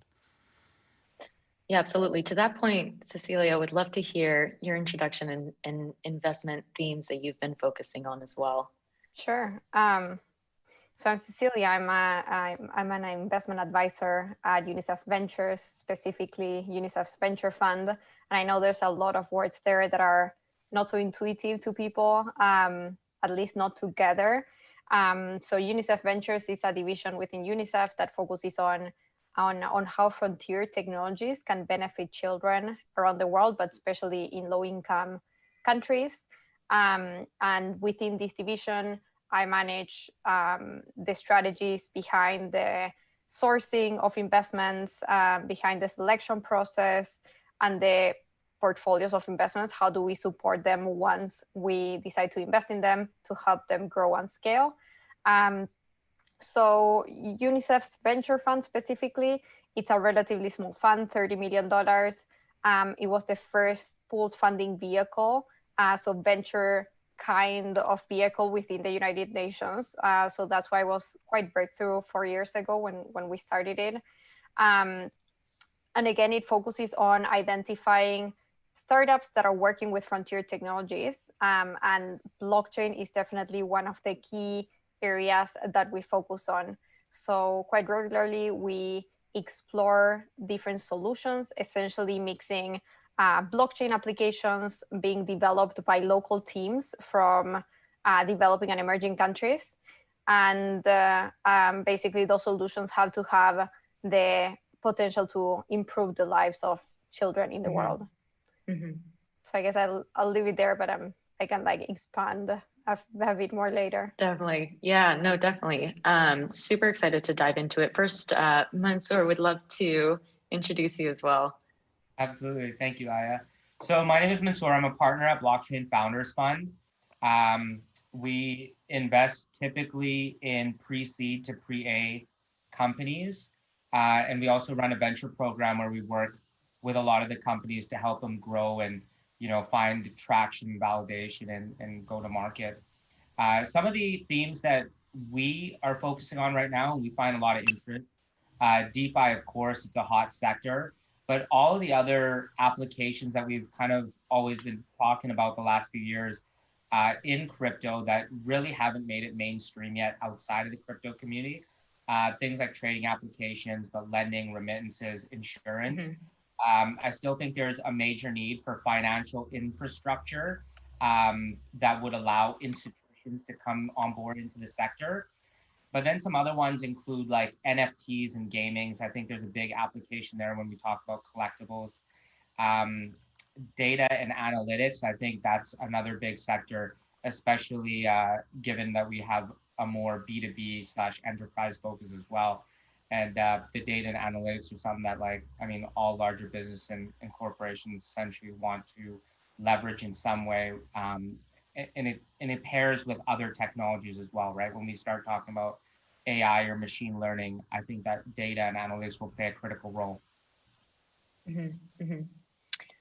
Absolutely. So I know, first off, very diverse panel. I think in general, we're covering a lot of different portions of the blockchain ecosystem. And so I'd like to break it out first, thinking about liquid versus illiquid investments. And so especially, you know, a few of you mentioned the DeFi space, the NFTs, non-fungible tokens, as well as more on the illiquid venture investments. So how do you think about liquid versus illiquid, especially given, you know, the last few months and, you know, maybe the next 6 months, and what does that look like relative to, again, your investment thesis, and how do you think that's going to play out, you know, over the course of, let's say, the next year?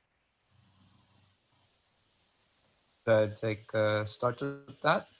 Yeah, absolutely. Sounds good. Well,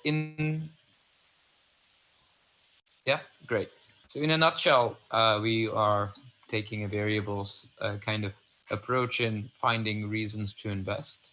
And mainly, oh, it says my internet connection is unstable. Can everybody hear me? You're good. Okay, great. So what's same in illiquid and liquid investments is we are still looking at team, timing, value proposition, valuations being some multiples of revenues and competitive differentiation. But what's different is, of course, in the context of a token, if it's a liquid investment, we look at market cap and token economics, and then making sure that the utilization of the platform is coupled with the value of the token. And you know, good examples of that are, you know, projects like Maker, where the interest ends up buying and burning the token that effectively can recapitulate the utilization and the value obtained by the users to the token holder. Christian, I saw you shake your head. I think you're on mute. Yeah, so we are traditional technology investors, right? So we have been in technology investing for 2 decades at this point in time. So we take a very long-term view. So 5-10 years is our horizon. We kind of work backwards from that horizon. Where can this particular company, this particular technology be in this particular time frame, right? And so I typically take the contrarian view when it comes to token. I've been saying for a long time that the number of cryptocurrencies we probably need is somewhere between 0 and 1. There's a lot of people that don't understand how value transfer is working today and how it's going to work in the future.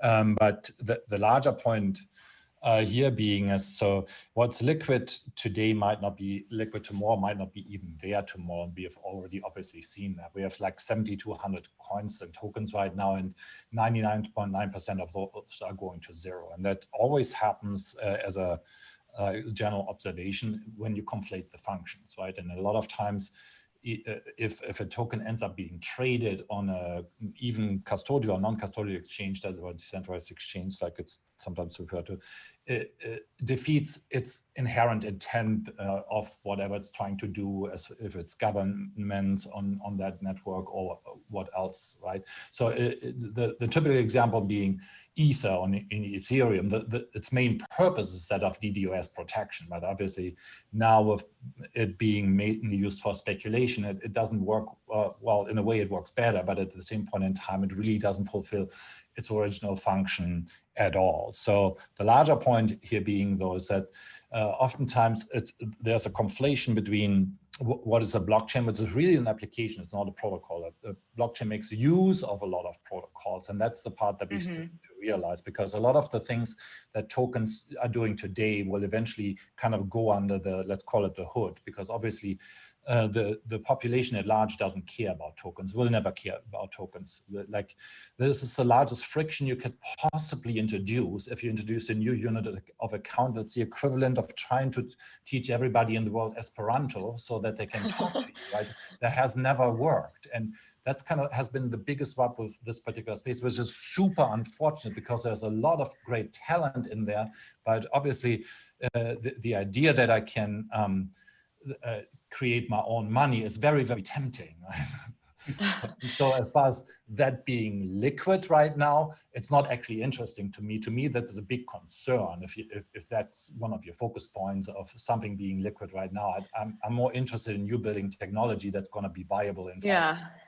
Well, so, comparing to that, Brian, you focus primarily with the retail population. So how do you comparatively view that?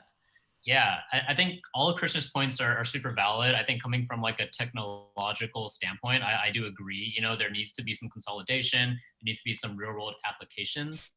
But going back to kind of like the liquid versus illiquid, I would say those lines are being blurred a lot lately because of the rise of, these exchanges, these decentralized exchanges, which are actually increasing in volume and even actually surpassing the volume of centralized exchanges. So the type of cryptocurrencies that exist that are being actually liquid, that can be used in exchange for goods and services, is increasing at a very fast rate. Whether or not those cryptocurrencies are actually going to retain that value in the long term is another question. But if you're just talking about whether or not these tokens and these cryptocurrencies are liquid today, and if they're available to invest in the same way that you can invest in stocks and get USD back, I would say there's actually quite a bit of liquidity in the cryptocurrency space. And for retail investors such as myself and such as the retail investors around the world, not only in the United States, but in Asia and Latin America and all these other countries that maybe don't have access to as advanced of a banking system as we do in the US, the liquidity of cryptocurrencies is actually super helpful and is allowing people to exchange crypto for goods and services. Maybe not in exactly for fiat, but because you're able to exchange this crypto for goods and services, that is a form of liquidity in itself. So I would say, to kind of go back to what Christian was saying, we might not see all these currencies exist in 5 to 10 years, and we might not actually see all the technology that we see today exist in 5 to 10 years. But in the short term, there are people that are using these for goods and services and exchange of value and for true liquidity. Yeah, I'd like to jump in with a few thoughts there on this. So I think there valid points from Sam, Christian, Brian, each of you. I'm kind of somewhere in the middle. So one of my issues with having so many tokens is I just don't see that all of these will be used other than for some store of value, and only a few can kind of play that role. As an example, if I were to use USD and transfer into any cryptocurrency, I'm incurring some sort of fees. Some of them may be fixed, and then like FX fees. And then if I'm paying somebody for some goods and services, they either need to liquidate that like before the transaction's completed or on the transaction being completed, because their accounting processes are probably in USD, and then their suppliers are probably paid in USD. And so if everyone in the entire value chain isn't using the same currency, you're going to have multiple fees stacked throughout this process. And so I think in that way, cryptocurrency is actually right now making transactions more expensive. And I think that's, very counter to what like the original mission is. And so that's where I think governments, launching their own central bank currencies as an example, I think will kind of eliminate a lot of these tokens that are existent that have just low kind of traction or low volumes, things like that. And we'll probably see like a consolidation and only a few kind of stick around. But I do think there is need for like other types of cryptocurrencies. When you think about like, for example, loyalty points, these are like a closed loop economy. And so there's projects like Fuse, which is a DeFi product that enables, say, like academic institutions or businesses to kind of have like their own currencies, and they can be used, for example, in refugee camps and things like that, where the transactions need to take place in that ecosystem, but then they don't have the, say, like the typical financial infrastructure, or they're trying to avoid kind of using that. So I think there's kind of this balance kind of between both worlds that we talk about. And Cecilia, curious to hear your take coming from more of the non-profit side. Are you looking at hybrid liquid and illiquid models? Is there one theme that you focus on specifically? Sure. Yeah, it's interesting how like so we do not refer it as like liquid or liquid, mainly just because our investments are equity free. So we do not expect a return on the investments. But hearing what everyone was talking about, one big thing about our fund is that we purely invest in open source solutions, whether it's blockchain or data science, AI, drones. We focus on open source technology. And from the side of the United Nations, there's multiple reasons why we believe in the model, but one key part of it is that if we see a solution that is being effective and is producing a substantial positive social impact in Malawi, we want that solution to be as quickly and as good as it can be scaled as possible in other locations, let's say in Brazil. And this is just a much easier way if you do it with open source technologies, just because the code on its own, it's just more easily understandable by other communities. So in that sense, we talk about the open source technologies that the companies generate as our equity. And in a way, like the technology that the startups generate couldn't be more liquid, in the sense that more solutions can just overlap, take some of the components and combine it with their own to grow and scale, and just generate a more positive impact. So that's I guess like our take on the liquid model. But I think one other important thing to highlight is that a couple of months ago we decided to launch the crypto fund, which is the first crypto denominated fund within the UN again that accepts donations and makes disbursements in cryptocurrencies. In that sense, it's also the same model where we invest in open source and we don't take any equity either, and we consider the open source technology to be our equity and the return that the companies make to the world in a way. But it was just an interesting time where we did this at the moment where COVID exploded, and we needed a fast, quick way of acting. We needed to transfer funds to solutions that were acting towards COVID, whether it was to generate more connectivity in non-connected areas in a time where connectivity meant just being part of the world that was, going through so many social limitations and distancing, whether it was for education to improve remote education, whether it was to use like a blockchain platform to track the delivery of food to low-income areas. So in that sense, just our take on COVID was we needed a fast financing way to get the money into the startups working to tackle these mitigation strategies towards COVID. And we found there was just no other faster way to do this than using this crypto denominated fund and in cryptocurrencies. Sure. So I guess specific to that last point and what was mentioned previously, did you use one cryptocurrency or was it across multi cryptocurrencies dependent on what the company accepted? Sorry, I think I got cut off.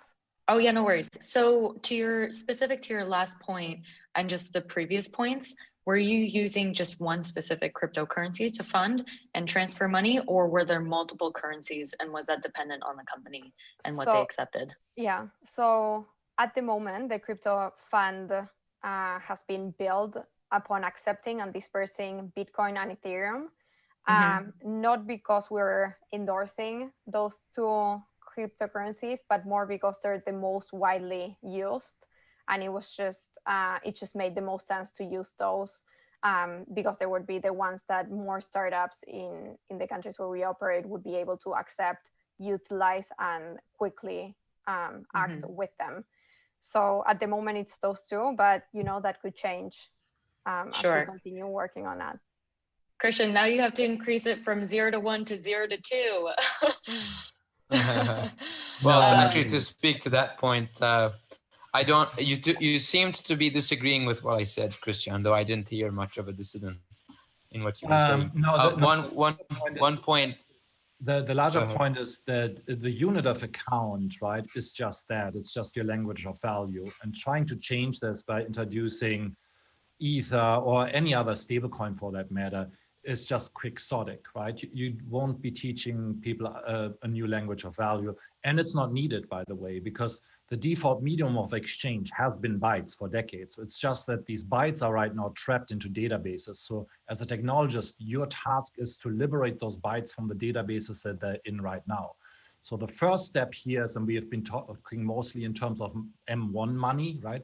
The first step here is to liberate M1 from the current stronghold that financial service providers have and make them available across other networks specifically for, and that's what you see in DeFi right now, albeit it's entirely insulated from the real world, obviously, if and until we have CBDCs. And that's just to say, that is then the language that everybody understands, right? The language of the world. I think your metaphor of language is more applicable than the data on zeros and ones.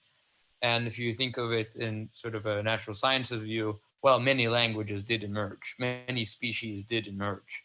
So even though theoretically one species could have been the only now, we were life talking form, about technology. what happened was, many So- languages did emerge, and No, same no, with so computer languages as well. So you got to cross the bridge between technology and language here. So we're all using right now the same voice over IP protocol, right?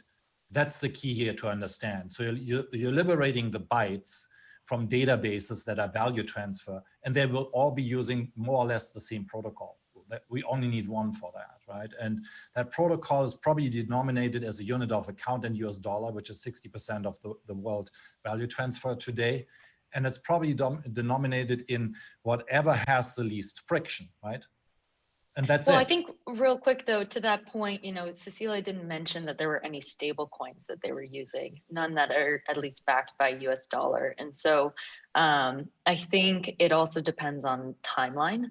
So, what might work, and this goes back to your first point, Christian, and even Brian, right? What were the investment timeline for the next 6 months may not be the investment timeline for the next 10 years. Because even on the topic of CBDCs, in the US, we're nowhere close to it being functional just yet. And so and this kind of leads into the COVID topic, but what would we do today if we were to give out another stimulus check? How would we do it differently than the first time?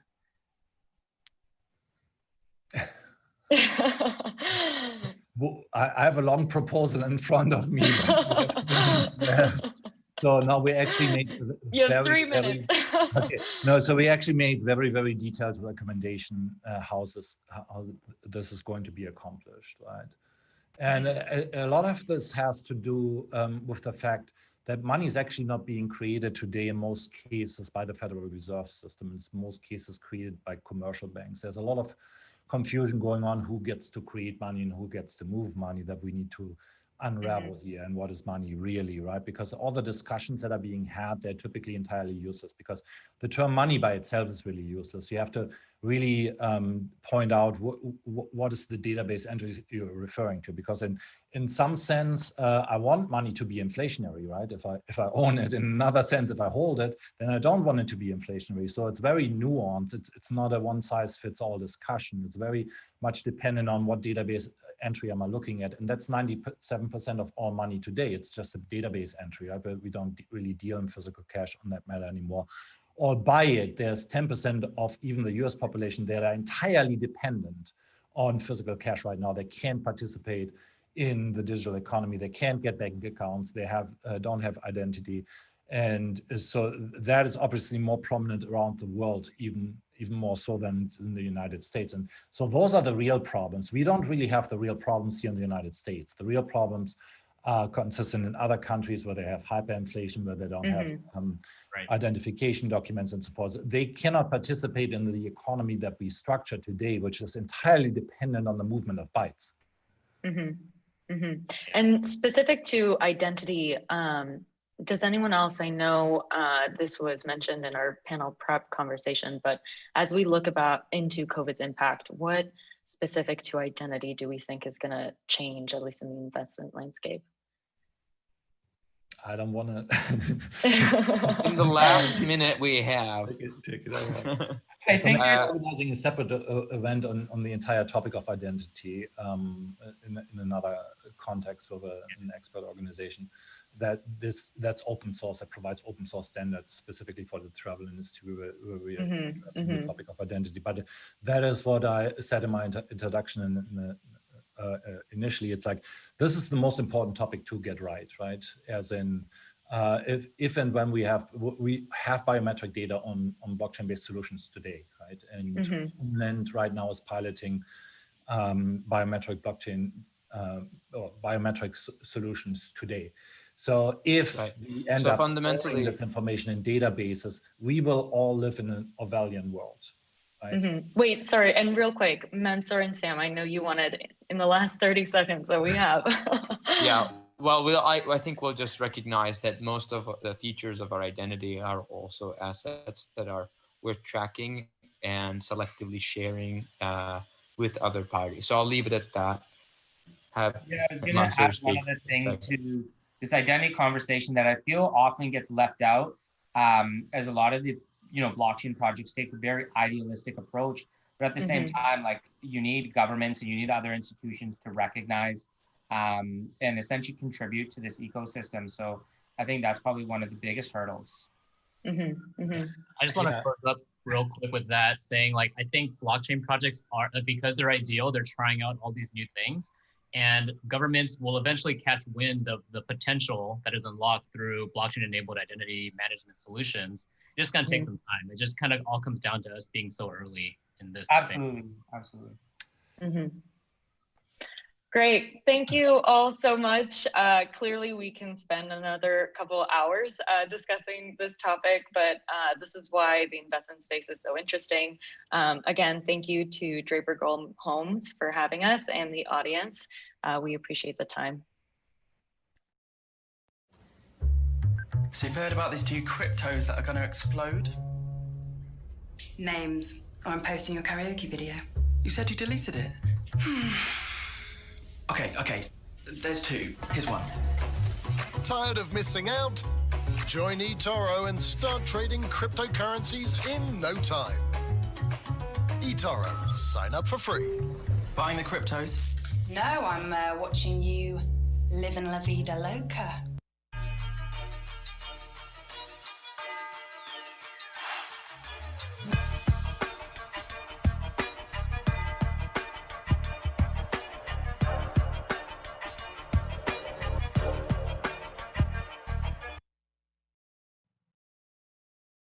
Up next, we have a very, very special discussion planned for you. Our first guest is an icon in media, marketing, and global investments.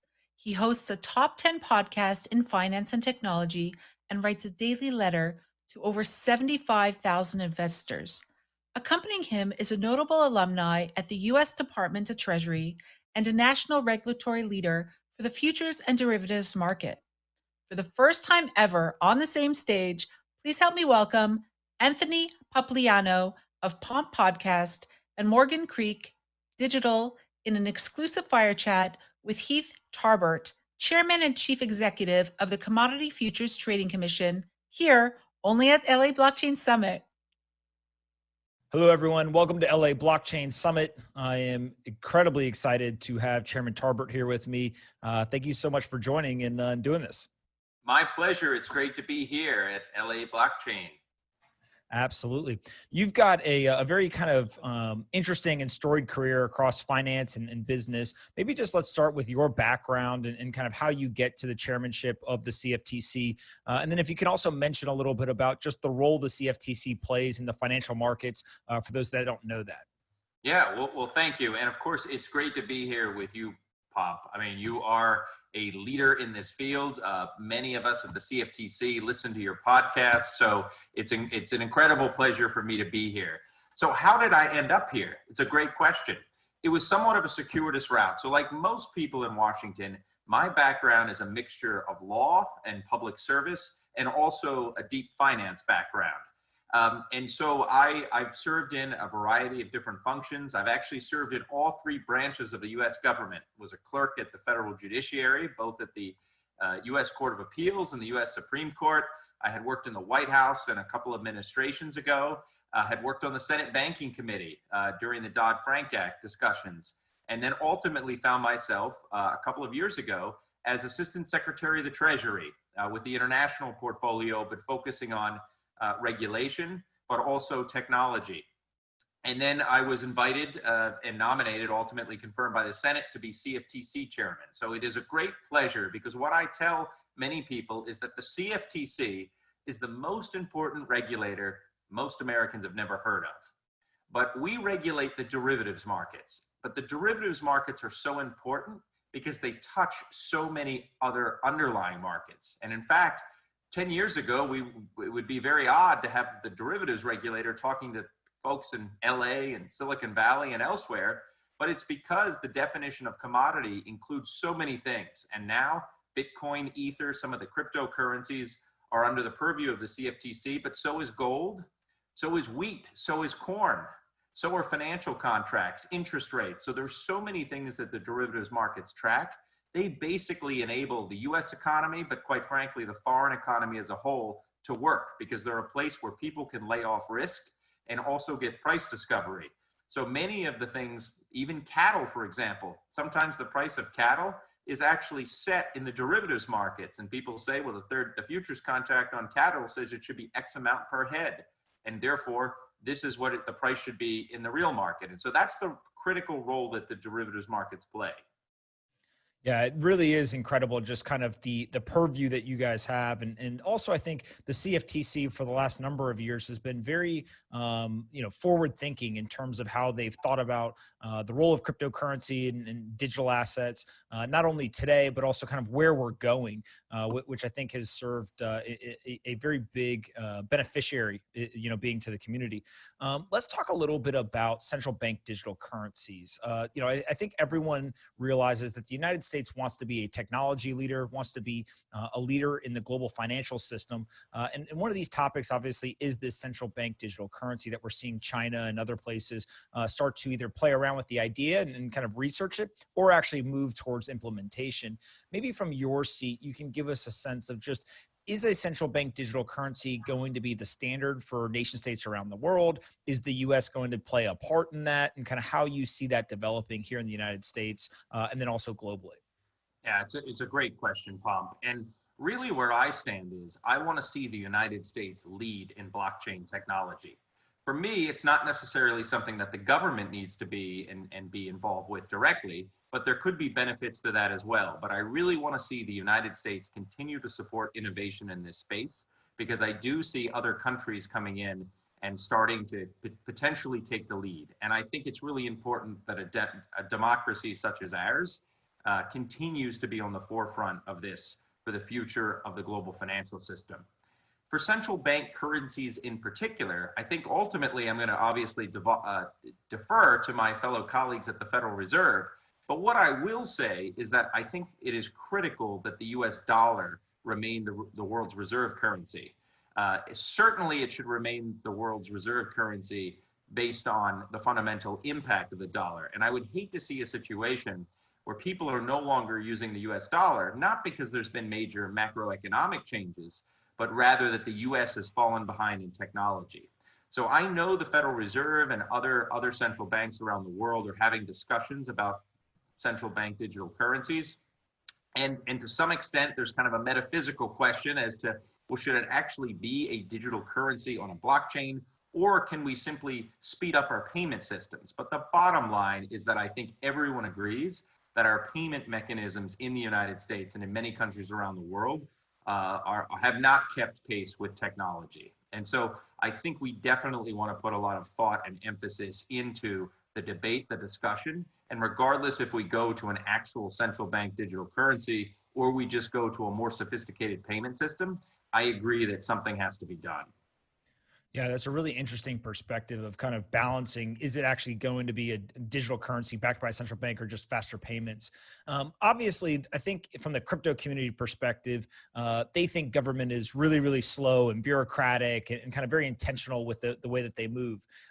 If you then asked somebody in the government or a large corporation, they'd be like, oh my God, crypto moves, at light speed. And so there's almost this inherent tension between kind of not messing things up, when you're working with the government or kind of making decisions that affect entire economies and populations. And in the crypto world, I think there's kind of this iterative, technology driven, how do we just kind of experiment and innovate as fast as we can? How do you and your organization kind of, one, stay up to date just on kind of the fast moving crypto world and really understand, like, here's what's happening? And then also any systems or processes you guys have built in terms of being able to just kind of synthesize all the information so you make sure that you've got everything you need to actually make the decisions that you guys look to make on kind of a quarterly or annual basis?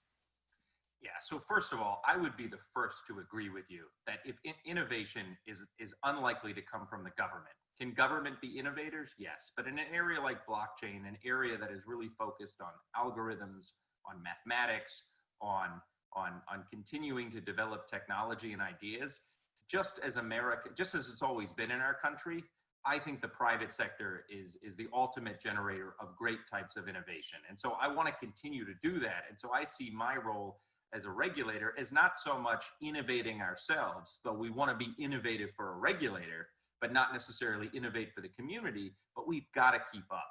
The good news is that the CFTC, when I came into the organization, it was clear we were at a crossroads. All of this new technology was coming to the forefront. We were putting the financial crisis and the Dodd-Frank reforms behind us, and it was a good opportunity for us to revisit our mission. So we came up with a new mission statement, and the entire agency voted on it, everyone in our regional offices, and it's to promote the integrity, resilience, and vibrancy of U.S. derivatives markets through sound regulation. Now, all of those characteristics are important: integrity, resilience, and vibrancy. We'll talk about those probably a little later. But of those, vibrancy is the one that gets at the innovation point, that we don't want our markets to be stale. We want them to be continuing to develop and be innovative. We also chose our 4 core values, and among them is forward thinking, that we always want to stay ahead of the curve. So then becomes the question, well, how do you do that? Particularly, how do you do that in a federal government agency that is required by law to come up with a 5-year plan? Almost like the Soviet Union, right? And so we do have a very different culture than Silicon Valley. I think a couple of keys to that. Number one is education, education, education. And so we've created Lab CFTC a few years ago. When I came in, we actually elevated Lab CFTC, our innovation arm, to report directly to the chairman. And it is essentially a liaison between the regulator and those that are be regulated, as well as those that are developing new technologies in Silicon Valley, elsewhere in California, and all over the world. And so we want to learn as much as we can, and we want to listen to the blockchain community. And at the same time, we hope the blockchain community would listen to us to learn a little bit about our regulatory framework. So there truly is a meeting of the minds. But in terms of education, just during the pandemic, our Lab CFTC has held something like 60 different courses. And I myself have taken tutorials. So for a series of 6 to 8 weeks, every Wednesday and Thursday night, I would sit down and I have a course on various types of technologies. I'd learn the SHA 256, how the algorithm works, really get into the details, because I feel like, look, at the end of the day, this is under my purview, and I owe it to the blockchain community to at least understand it to a level that I can make informed policy decisions. And then the final thing I would say is, in Washington, there's a mantra: personnel is policy. It all comes down to the people in many cases. So we've looked, and I've tried to hire people that come from the tech community. So our new head of Lab CFTC, she came from a Silicon Valley-based company. One person in my office, as well as one of our division directors, came from a cryptocurrency exchange. And then finally, we just hired one of the few PhD Ivy League economists in the world with a background in crypto.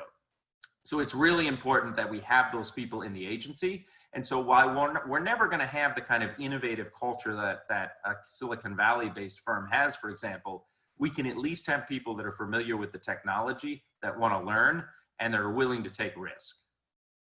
Yeah, and the Lab CFTC, I think, is a great example where kind of as a regulatory body and a government organization, understanding where can we play and kind of help to encourage innovation and experimentation, but also at the same time, really empower the teams, I think, to understand here's what you should be thinking about, here's what you should not be, and kind of here's the boundaries to play within, I think is obviously just in the success of that initiative, pretty obvious there.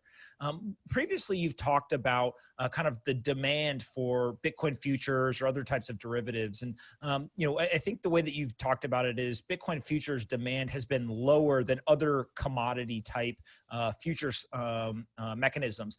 Maybe talk a little bit about, why do you think that is? Is that something that is just a nature of it's small and it takes time to kind of build up demand? And then how the CFTC sees their role, is your job to help encourage and grow the demand? Is it to just simply make sure that people are doing the right things? Like, how do you think about the demand and kind of the day-to-day responsibilities that you guys have?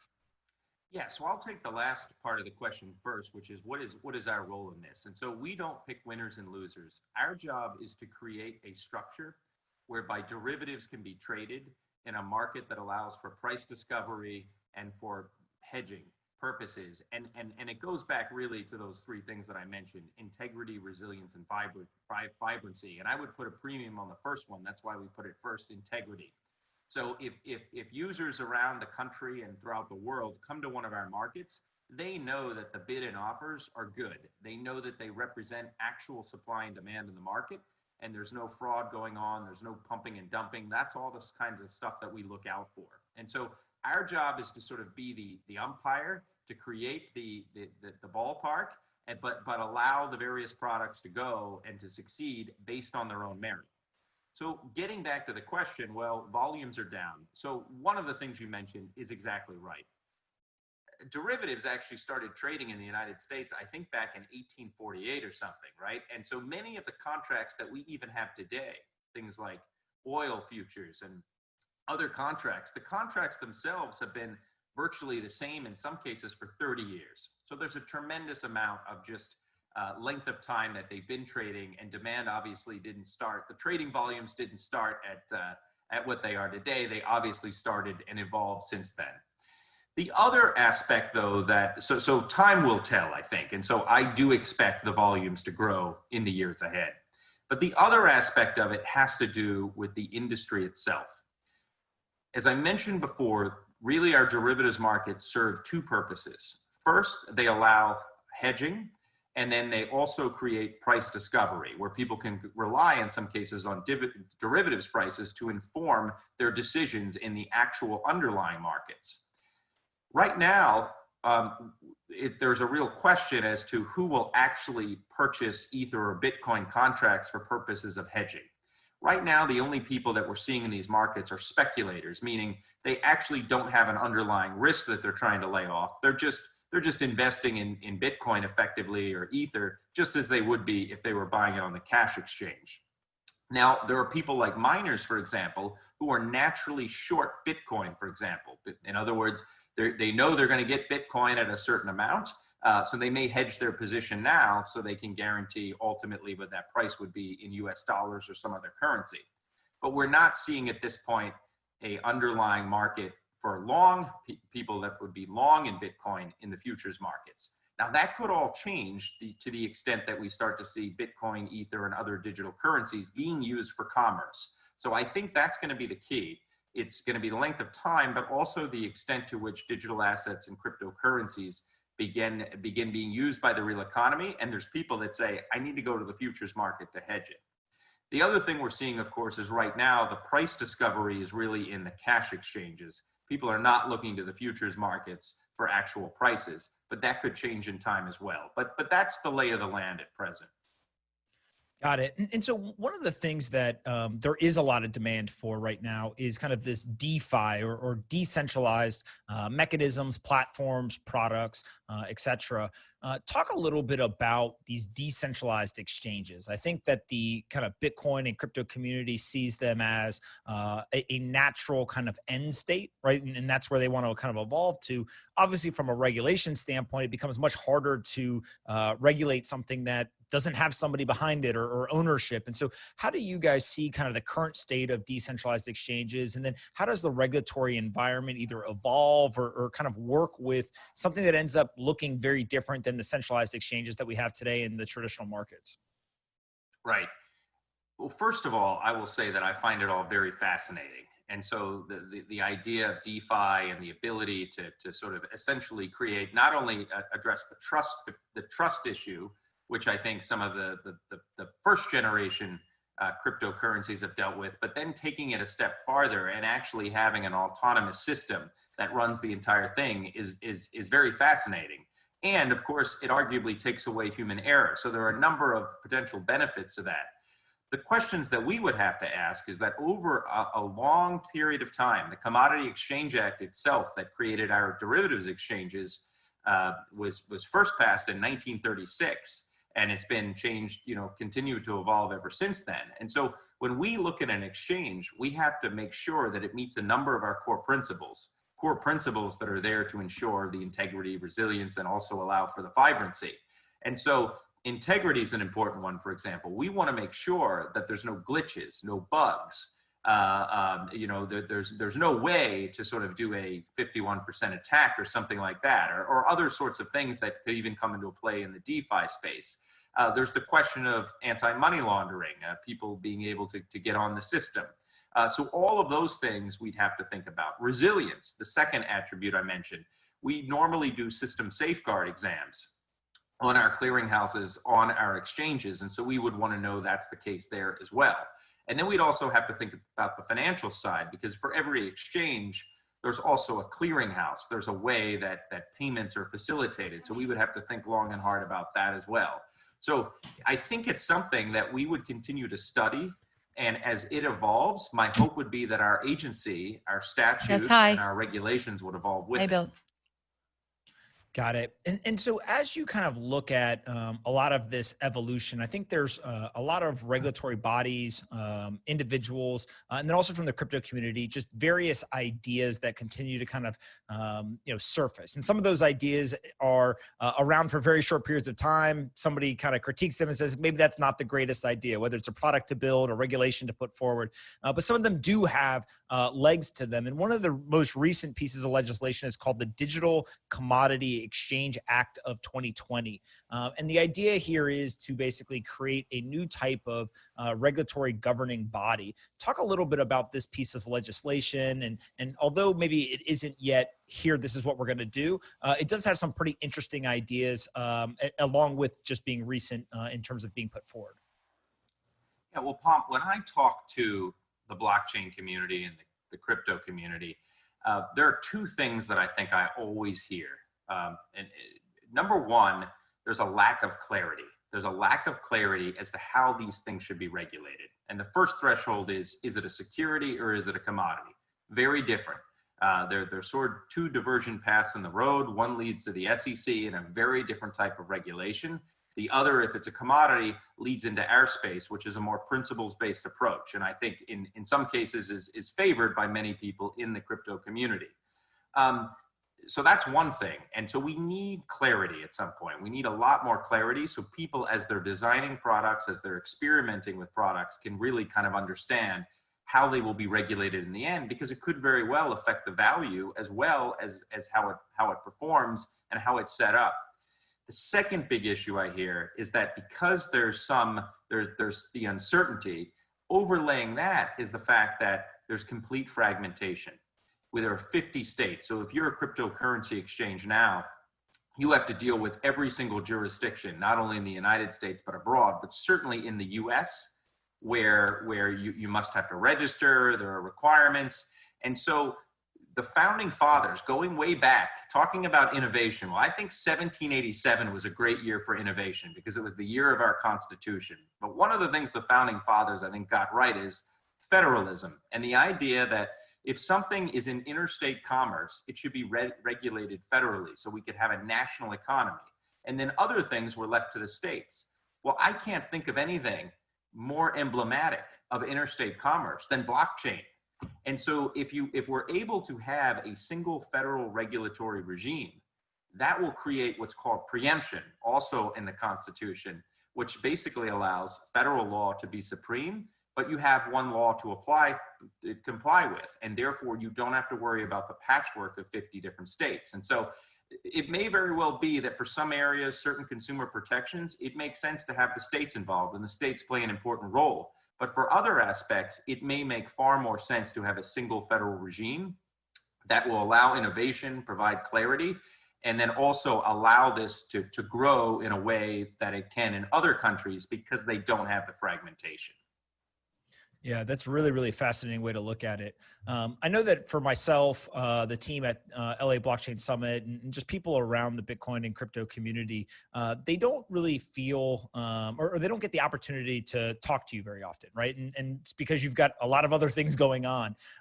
If you had the chance to kind of sit down with each person individually with kind of one resounding message, what would that like call to action or that message be? You know, you lead one of the most important organizations and probably the most forward thinking in terms of this stuff. Just, is there one kind of single message that people can take away and kind of hear directly from you that you think would be important?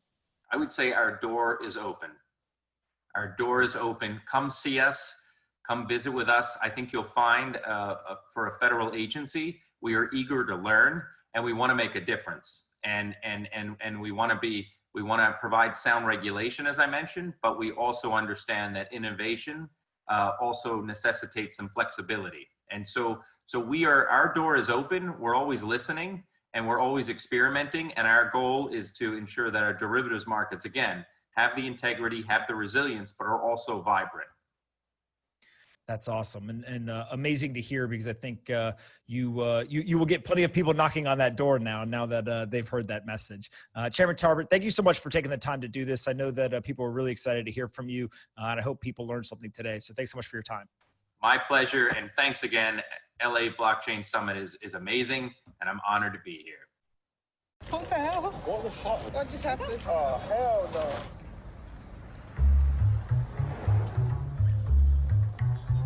One donut stand, 5 hidden cameras, 2 actors, 100% happiness. Fresh made donuts today. Or is it? Fancy donut? Can I have jam, please? Cream donut, please. What the hell? What the fuck? What just happened? Oh, hell no. Did you just bite that? You won't even notice. It's very small. Oh, it's a new one. You don't have to bite. That's my commission. But it's out of my donut. I was expecting 100% of a donut. What the fuck are you doing? Just how the world works. Shut the fuck up. I don't want that. That's disgusting. No way. Take this back. If I pay for something, I should get the full thing. We have to take a bit of commission, otherwise... See, she's walked away. Don't let commissions bite into your portfolio. Join eToro and invest in 100% stocks with 0% commission. You've got a little commission. Right there. eToro. Join now. So you've heard about these two cryptos that are going to explode? Names. I'm posting your karaoke video. You said you deleted it. Okay. There's two. Here's one. Tired of missing out? Join eToro and start trading cryptocurrencies in no time. eToro. Sign up for free. Buying the cryptos? No, I'm watching you living la vida loca. I got 2 words for you, bestie. eToro copy trader. Just find a top investor on eToro and hit copy. From now on, whenever they make a trade, you make the same trade automatically. Neato! eToro. What are cryptocurrencies? Cryptocurrencies are digital tokens of value that can be transferred to anyone around the world without relying on a third party like a bank or credit card company. eToro. What is blockchain? Blockchain is the technology that powers cryptocurrencies. To put it simply, a blockchain is a distributed ledger that facilitates and tracks all transactions for a given cryptocurrency. eToro. So you've heard about these two cryptos that are going to explode? Names. I'm posting your karaoke video. You said you deleted it. Okay. There's two. Here's one. Tired of missing out? Join eToro and start trading cryptocurrencies in no time. eToro. Sign up for free. Buying the cryptos? No, I'm watching you living la vida loca. What the hell? What the fuck? What just happened? Oh, hell no.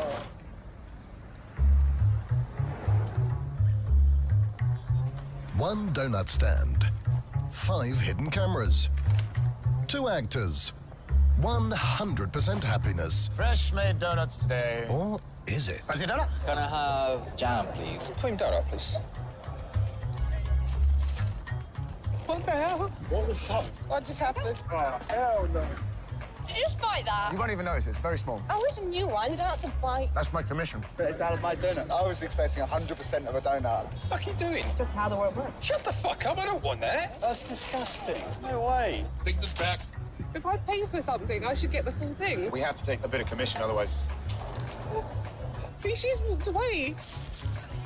Don't let commissions bite into your portfolio. Join eToro and invest in 100% stocks with 0% commission. You've got a little commission. Right there. eToro. Join now.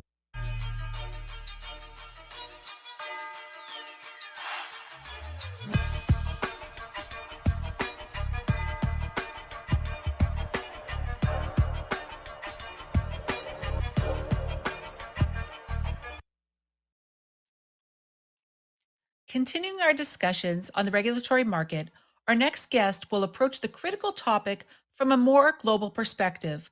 Please welcome Mark Boyron, partner at Monat Financial Services, with Matthew Giziozas of Blockchain Valley Ventures, Chen Arad of Solidius Labs, Caroline Malcolm of OECD, Rebecca Rettig of Monat, and Ryan Easling of Straddling.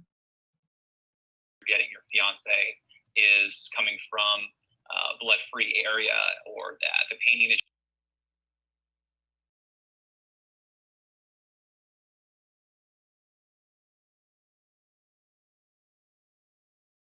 a lot of these products is really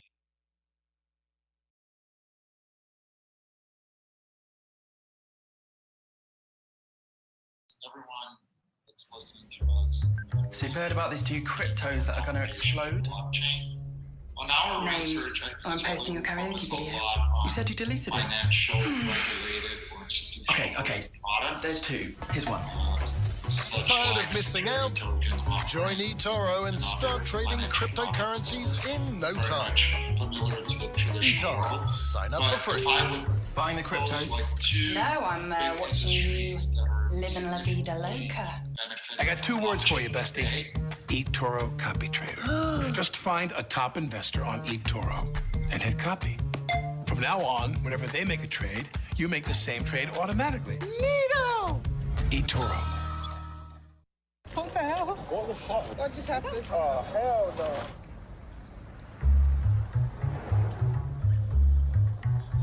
One donut stand, 5 hidden cameras, 2 actors, 100% happiness. Fresh made donuts today. Or is it? Fancy donut? Can I have jam, please? Cream donut, please.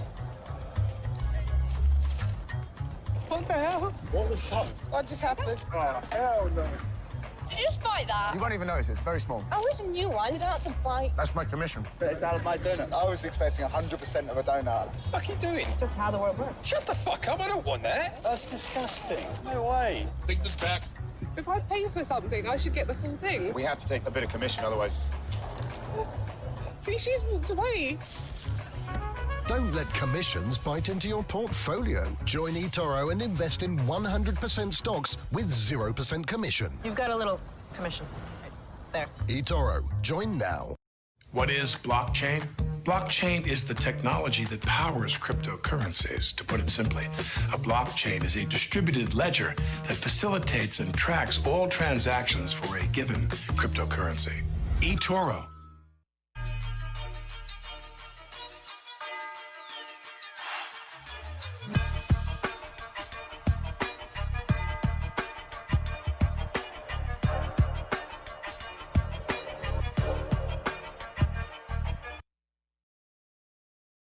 Count you in.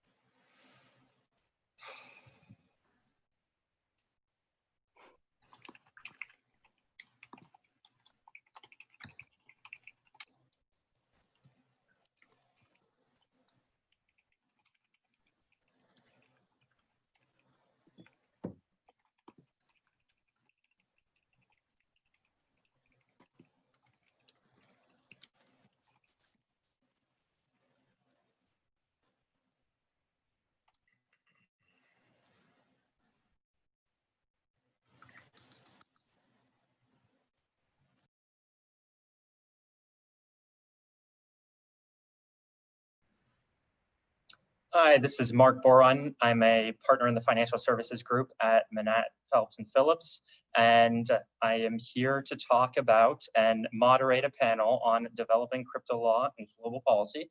So we've got some great panelists here with us, and why don't we go through and get the short introduction, maybe just a 30-second introduction on each of us. Why don't we do that in alphabetical order, starting with maybe Caroline. Thanks a lot, Mark. It's really great to be here. I'm Caroline Malcolm. I head the Global Blockchain Policy Centre at the OECD, and our work really aims at developing a global reference point for policymakers all across the world on DLT and its applications. I'm next, I guess. I'm Chen. I'm the Chief Operating Officer of Solidus Labs. We're a software company based in New York, specializing in crypto-native risk monitoring and market surveillance solutions. Our solutions are tailored to detect market manipulation, market abuse, and other malicious activity in digital asset trading. In practice, we work with exchanges and other crypto service providers to help them comply with regulation, apply for licensing, and of course, protect their investors. And we're increasingly also working with regulators to detect market level risks and challenges unique to crypto markets like cross-market surveillance. Stop here and happy to elaborate. I am Mathieu Guessin. I'm the General Counsel of Blockchain Valley Ventures. It's a venture firm focused on blockchain in Switzerland. And I'm also heading the Blockchain Lawyers Forum in Switzerland, which is a group of lawyers. We talk about regulation and very hot topics in law in Switzerland and globally. Is it me? My name is Rebecca Rettig. I'm also a partner at Manat, Phelps & Phillips. I'm in the financial services group. I do litigation, regulatory enforcement, and regulatory counseling for blockchain and crypto companies, and have been working on DeFi very intensely for about the past 18 months or 2 years. All right. So since we are talking about crypto law and global policy, I think one of the bigger kind of global events that has happened, at least in the last week, relates to BitMEX. And while we're talking about a centralized entity, I think it's pretty clear in terms of how those regulations would be applied and should be applied to them, at least with respect to the US. It would be great to get each of your views from a global perspective on when you're talking about something that is more decentralized, whether you want to connect it to decentralized finance or just decentralized applications and networks in general. How do you think about how regulations should be applied? Especially in the context of derivatives, but even in general, like how should we be thinking about, kind of legislation and rules applicable to crypto at a global level? Should we just jump in? Go for it. So, I mean, I think the decentralized question is fascinating, but it's worth starting with, as you mentioned, centralized exchanges where most of the crypto trading volume is really still concentrated today. The way we look at it, at this point, there's no question that crypto and digital assets are here to stay. Really, the question is, what is it going to take for them to grow? And I think it's been clear for a while, and if anything, the BitMEX charges made it even clearer that compliance is one of the key pathways there. Both, first of all, because that's what would be required for institutional, meaningful institutional engagement to be there. Those institutions would need to feel comfortable that the regulatory risk is not too high.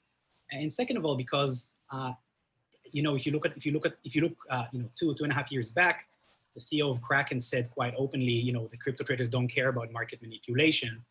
Not that long ago, right before COVID started, I heard a senior Josh Goodbody, one of the growth leaders at Binance, not an exchange that is particularly catered towards regulation, say in a conference that market surveillance is extremely important.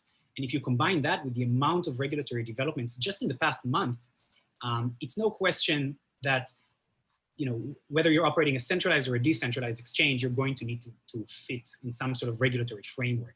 And so in that sense, compliance enables growth in this space. And in general, when it comes to decentralized exchanges, the real question is how can you, keep and maintain their merits, the merits of decentralization, while also making sure they fit with regulatory requirements. I'll also add to that I've been repeating this joke in a lot of different panels, so I hope no one here heard it before, but the bottom line is that there's a reason I believe that people don't vote for libertarian governments.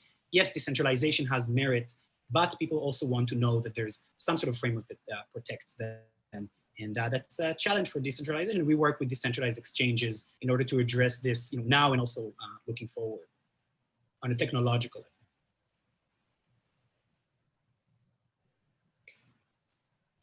Maybe I can jump in here because on the word of technical, we've developed something with different firms in Switzerland, especially in the centralized exchanges and brokers, what we call the Open VASP network, and it's basically a decentralized network where we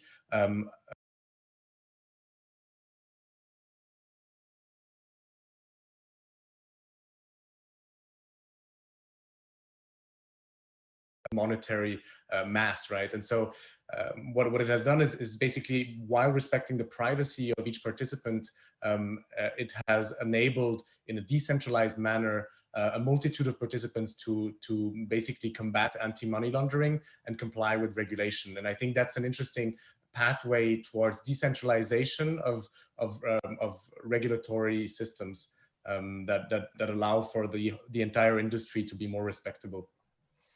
I think the travel rules are a very good example, Matthew, because I mean, we have a couple of things going on. One, as Brenda said, the issue of compliance, so the need to comply with existing laws, obviously, or exist.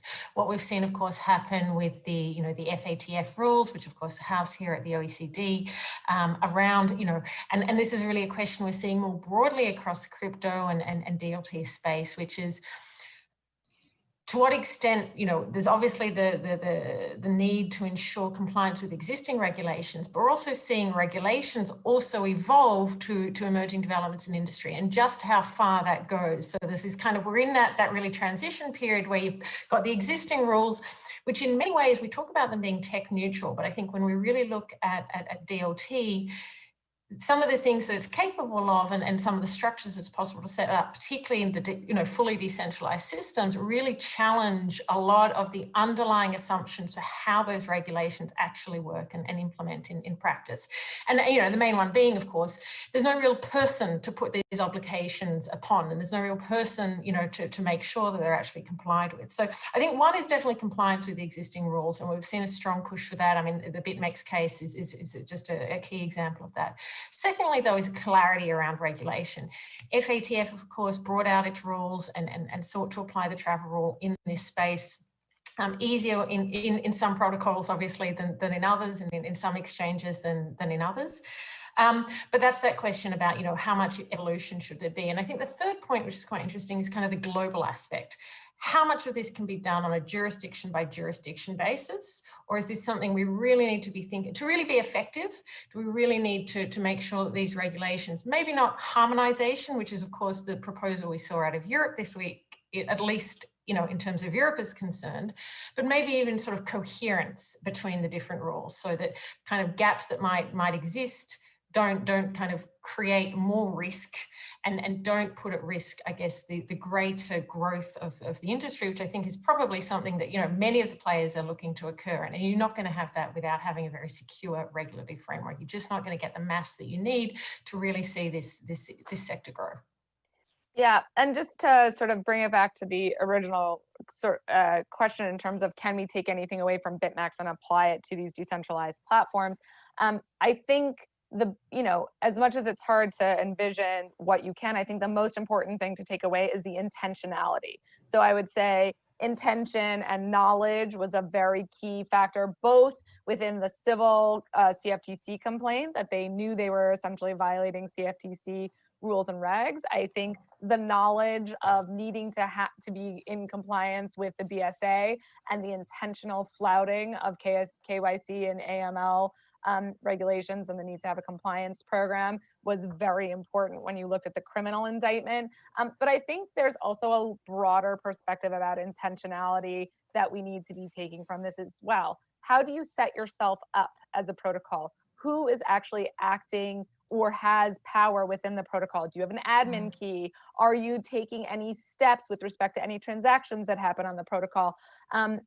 And there's also a really big difference between just the protocol being decentralized and having a centralized actor have any role or power, sort of as I was saying. So you have the admin key, or you're building the protocol still, or you're upgrading the protocol. And so your intentionality around how you're interacting with the tech as a company or as a software developer is really important in thinking about your compliance with regulations too, because if you remain involved with the software you developed, you really also should be thinking about regulation, notwithstanding the fact that it's a decentralized protocol and you are a centralized actor in it.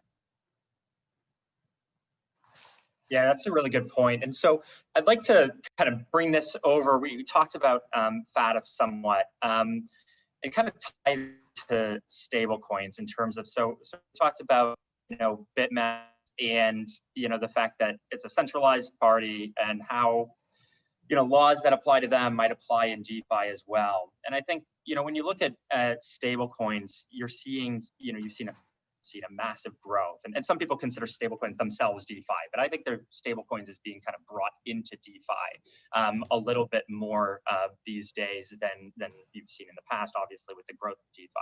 So I guess the question is kind of tying FATF into it, but then also kind of looking at the fact that you're basically having a mostly centralized, in the case of most stable coins, cryptocurrency now moving into DeFi. How do you kind of mesh kind of the kind of policy concerns that exist with this centralized currency existing in the DeFi world? It's a really good question, Mark. And I think, look, one of the things I think that is being thought about in this policy space is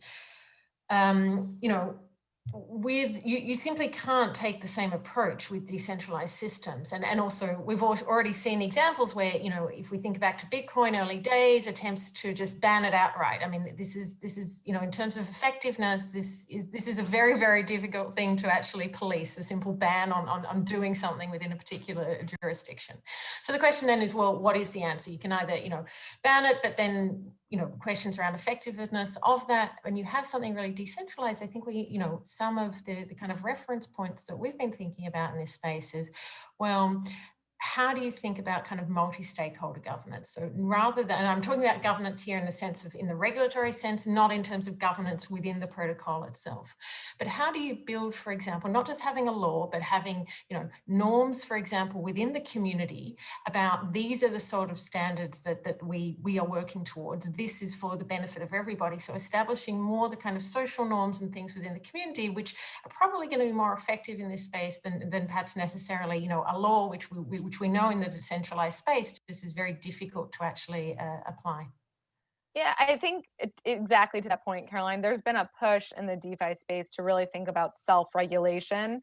I think we saw a lot of this back in 2017 and 2018, post-ICO or even in the midst of the ICO craze where people were talking about self-regulation. But I think there's a really serious push now for companies to create global standards and for you know, a global nomenclature and to think about how to move forward. And also, honestly, to think about how to make sure they're liaising with regulators, at least from an educational perspective, to make sure that there's understanding as everybody moves forward in the space. Because I think the innovation is it's moving very quickly, and the responsibility part is going to need to move forward with it in order to ensure that there's traction and longevity and, you know, it can really be built out in a meaningful way. I think it's interesting that you say that there's more and more self-regulatory aspect coming to the table, and you know, I'm coming back to open BASP because I think it's a typical way where we're taking a next step further than just self-regulatory rules. We're actually coding it into a system that allows to comply with the regulation. And I think that's the route that will be taken and should be taken, because we have a technology that allows us to transfer information, to actually give a certain, you know, you could attach a token or an identifier to a certain asset, which means that it has been verified by a certain party and everybody can verify that within the system. You have such a broad application possibility within compliance of blockchain as a technology itself, that I think that, you know, this is kind of, the technology itself is the solution to the problem of non-compliance of certain, you know, very rogue type of systems or coins. So I really think that internationally this should be embraced more, not just from a regulatory perspective, but also from a technology perspective. So an application, a real world application of that regulation. I mean, I couldn't agree more with everyone. I think one way we like to think about it is that, I mean, there's a combination of two things that are needed here. One of them is crypto native tools, of course, and that's what many other companies are doing in this space, right? Because, you know, we came into this because we looked at digital assets and crypto, and it was clear to us that this is a fundamentally different class of assets. Not to say that it's reinventing the wheels. Definitely in centralized exchanges, there are a lot of similarities, but there are a lot of small and large technical differences. The way data is kept is a big piece of that. And of course, market structures, and of course, the way the market is structured, and if you put in regulation as well, you know, it made sense to us that there's going to be a need for tailored tools that, like Matthew is saying, is actually taking advantage of the fact that there's an underlying technology here that can be utilized to take compliance to the next level and make it easier rather than a threat. And then the other piece, crypto native tools, is one of them, but it was also very clear to us that that's not going to work without crypto native rules. So crypto native tools and crypto native rules. And that's true both, of course, on the local level. You see a lot of jurisdictions where, more and more jurisdictions where, you know, it started, for example, with Hong Kong with their specific guidelines for crypto licensing that are very, very specific. And you can see it more and more in other places, even here in the US with the recently introduced Digital Commodity Exchange Act in Congress. but it's critical on a global level. I agree. I think OpenVASP that we keep on going back to is an ideal example. And one, and I'm going to kind of throw the next challenge as we see it. And part of it is the question of market integrity, right? OpenVASP and the travel rule is really focused on the origination of funds, where money is coming from, and who's transferring it where. There's still a big, let's call it gap when it comes to market manipulation. There are a lot of reports and a lot of reason to believe that a lot of the centralized volume, before we even go to decentralized, is potentially manipulative. And part of the challenge there is the assets are not native to a specific exchange. That's why the SEC here in the US is constantly rejecting ETFs because of a lack of an ability to execute shared surveillance. And that's something that requires, at the end of the day, forming some sort of a global standardization of data. How should exchanges, decentralized, should be keeping their data? So if they want to be part of a shared data repository framework, they can do that. And we've been involved with global digital finance, and I think some of the other panelists have been as well. Which was also involved with the OpenVASP effort, and we are working now with a lot of our partners on another working group that would focus on creating shared surveillance, guidelines and standardization. And I think there are a lot of other efforts in the industry to do the same. And increasingly, you can also see the work with regulators. I think the OECD, in its engagement with the industry, has been really an example for how that can work really, really well, dealing with the travel rule. And I think we'll see more of that soon. Yeah, so, I guess the one thing that I could say is that the positive thing about volume increasing on decentralized exchanges is that at least if there's any manipulation with gas prices being what they are, at least it's very expensive to manipulate the market. So I view that as a positive thing. But we've been talking a lot about data. And, one of the things that is talked about, I think, quite a bit in the US is this idea of actually being able to transfer data and rely on that data from one party to the other. Because right now, a lot of US regulations, and I'll be interested to hear kind of, views internationally, actually require collecting your own data at each time. And it doesn't allow kind of reusing the data. And so I'd be interested both in a US perspective, from a US perspective, what that should look like. And then I think from an international perspective, maybe what it does look like and what it should look like as well.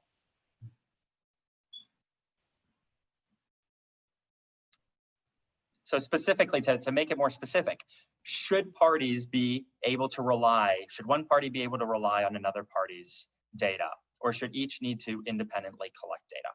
And is there a benefit to using the blockchain in terms of not maybe needing to collect that data a second time if you've already collected it once?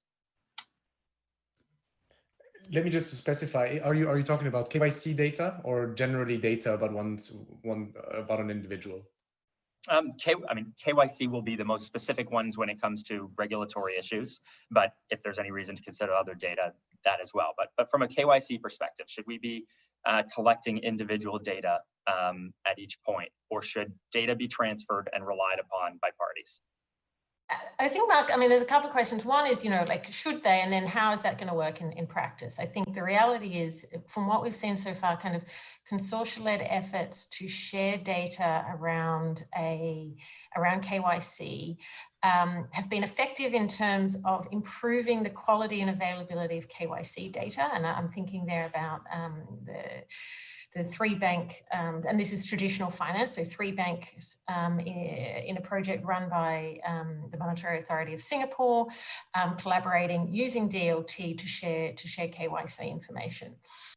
That, and the results of that, that study did show that you are going to get better quality information, but having that, and this is sort of dealing with competition law issues, market issues, that desire to really collaborate in that way is a whole different question altogether. I think. So would it lead to better outcomes? We have at least one example which suggests yes. Is there a market desire to do it?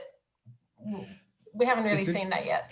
It's interesting that you say that because there's actually an effort between Swiss banks to do exactly that. Because Swiss banks have realized that each KYC they do costs them about $400. But there's problems about sharing this data. One, of course, it's very sensitive data. It's GDPR. You can't just transfer this data without any problems. Second is that you've paid for this KYC. So why should you allow your competitor? Exactly. This is the market incentive point. Yeah, I mean, it doesn't make sense, right? So what they did is basically they have a fee sharing mechanism within the system, which allows them to share the fee according to the according to who is receiving which KYC information, and therefore they don't have to do it again and again. And also, the other problem is that you don't want as a bank sharing the data to know that the other bank knows about your client relationship with that client, because banks basically are, and I guess in crypto is becoming more and more the same as well.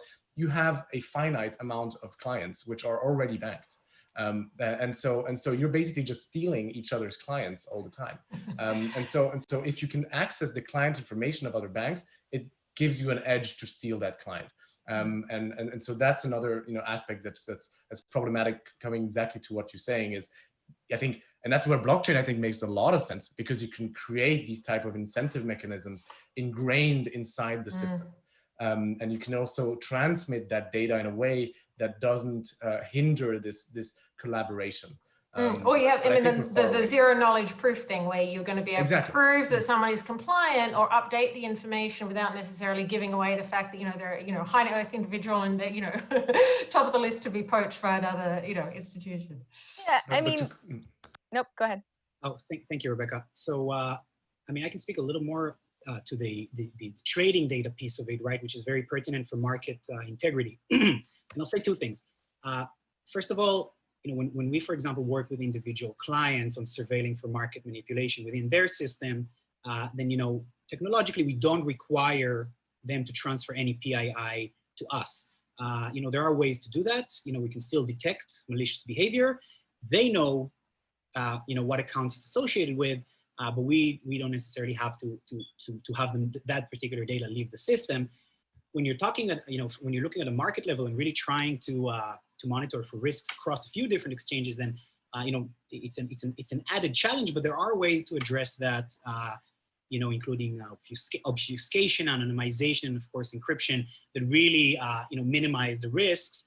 Obviously, there still is a risk, but that's also where bodies like consortia come in. We are currently involved in discussions around data sharing consortia, specifically for the challenge of shared surveillance. And with the right governance tools, you can make sure that that only when there is a concern, the consortia itself can, through its governance system, decide whether the data needs to be revealed. The other thing I'll say, it's also very important from a market integrity and generally risk monitoring perspective to not necessarily always separate KYC and pre-trade, trade data, and post-trade, because what we see more and more in crypto is that there are new forms of manipulation that oftentimes take place across all of those elements of compliance. And therefore, actually being able to look at all the data together, the KYC data, the AML data, the trading data, order book data, etc., oftentimes you'll notice things that you wouldn't see otherwise. So that's another way to think about it. And Rebecca, bringing this back to DeFi, kind of where we started, you've got projects that are, supposed to be dealing in data in certain ways, or potentially, whether it's OFAC or anti-money laundering. How are projects in the DeFi space supposed to be kind of addressing issues that come to essentially data collection, but with DeFi projects? I mean, obviously that's a big challenge, but I don't think, as just to go back to what we talked about at the beginning, decentralized doesn't mean unregulated. And so I think to the extent that you're running a protocol and you're still involved, you need to think about transaction monitoring and how that can actually happen, even on a decentralized protocol. There are a number of projects that are doing that and implementing transaction monitoring through a centralized party to ensure that they at least have collected enough information that if it ever comes to pass that, FinCEN, lobs an inquiry or they need to share information, they have it collected. And then if you're running an interface, it's the same that, facilitates access. You definitely need to be thinking about whether you're collecting data or not, what type of data, and I know this isn't exactly your question, but you need to make sure you're also in compliance with laws as it applies to the interface, right? It's not just a website. It also may have features that mimic these financial institutions or access to financial institutions. And so things like OFAC, the BSA, and the like still apply even just to something as simple as an interface, because software is software. So I'll leave it at that. Great. Well, our time's up. Thank you to all the panelists. Thanks, Mark. Thanks, Mark. What the hell? What the fuck? What just happened? Oh, hell no.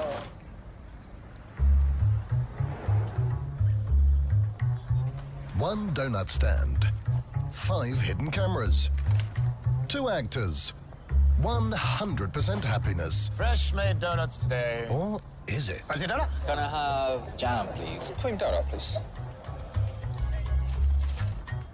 What the hell? What the fuck? What just happened? Oh, hell no. Did you just bite that? You won't even notice, it's very small. I wish a new one. You don't have to bite. That's my commission. But it's out of my donut. I was expecting 100% of a donut. What the fuck are you doing? Just how the world works. Shut the fuck up, I don't want that. That's disgusting. No way. Take this back. If I pay for something, I should get the full thing. We have to take a bit of commission, otherwise... See, she's walked away. Don't let commissions bite into your portfolio. Join eToro and invest in 100% stocks with 0% commission. You've got a little commission. There. eToro. Join now.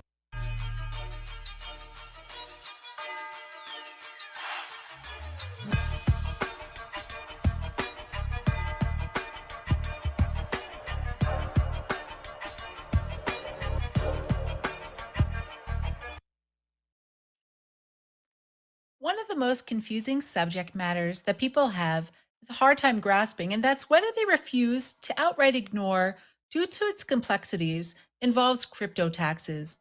Our next group of guests will be guiding us through the trenches of crypto tax and regulation, with Kirk Phillips of Global Crypto Advisors leading a discussion with David Klimmer of Crypto Trader Tax, Daniel Hanoum of Zany Ledger, Annette Nellens, CPA and Esquire, and Josh Lawler of Zuber Lawler.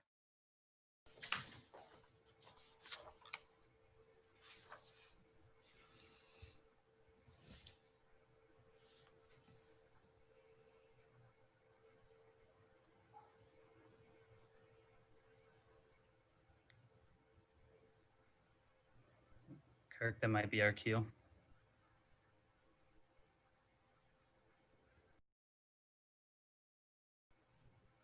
You're live. I think we're live, Kirk. Oh, great. And so welcome everyone to the Crypto Tax and Regulation, Eliminating Confusion and Where to Begin. And that's actually the perfect title when it comes to crypto tax. So let's get right into it. My name is Kirk Phillips and I'm Managing Director of Global Crypto Advisors. And our wheelhouse is essentially offering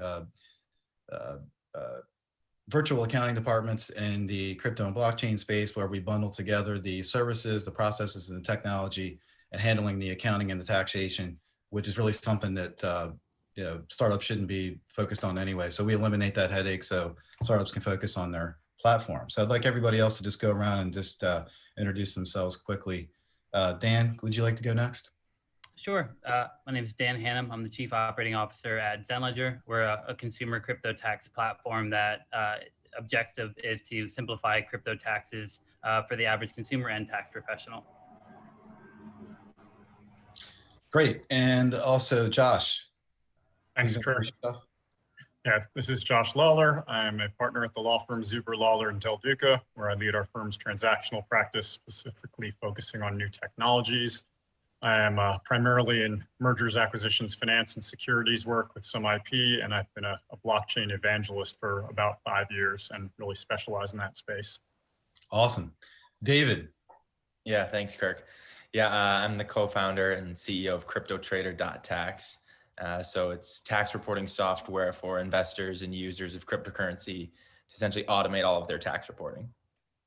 Excellent. Short and sweet. So today we were going to have Henry Arslanian, who is the PwC crypto practice leader, and unfortunately he had an emergency, couldn't make it here today. He really wanted to be here. So I just want to acknowledge Annette Nellen for being able to step in as a substitute on short notice. And of course, she loves to talk about crypto tax brain teasers, and we've happened to have known each other for quite some time now. We've been on the AICPA Virtual Currency Task Force, AICPA, largest trade group for CPAs in the world, where we're liaisons with the IRS and so forth. So we've had an interesting perspective on crypto tax. So thanks for being here, Annette. Would you please introduce yourself? Thanks, Kirk. I'm Annette Nellen. I'm a CPA and an attorney. I'm a tax professor full-time at San Jose State University and involved with this topic. Actually, before the first IRS guidance came out, became kind of intrigued, occasionally participating in the Bitcoin meetup that was taking place in the Silicon Valley area, meeting all kinds of interesting folks in this space quite some time ago. Great. So we have a very diverse panel today here, and just so happens that Henry, as I just mentioned, shared with us the PwC Global Crypto Tax Report 2020 that was just issued just a mere couple of weeks, a couple of months ago. So it's a very, very timely document. We were hoping to get some insight onto the development of that. And it's something I suggest that everybody go reads on this topic, because you can really get a real good idea of what the landscape looks like on a jurisdictional basis, on a, let's say, a per topic basis when it comes to crypto tax, and see what you could put your finger on the pulse of the state of crypto tax, I guess, with this report. So with that said, I just want to touch on a couple points with that. Firstly, the thing is that we're still dealing with a lot of confusion, as the title indicates here. It's going to be a number of years before the fog lifts, and it's going to take a long time to sort out so that we have clarity and guidance, and not only in the United States, but in other countries as well. So, that confusion is exacerbated by, the type of business and how complicated the business is, or whether it's a regulated business. And then, of course, whether that business operates in multiple jurisdictions, so multiple countries around the world. So if you have varying regulation and there's uncertainty and you operate in a lot of jurisdictions, it's going to be even more complicated to deal with and sort that out. Also, not all digital assets are the same, as we know. This report talks about payment tokens, utility tokens, and security tokens. We've heard of those three buckets, but perhaps we could argue that there's many, many more than that.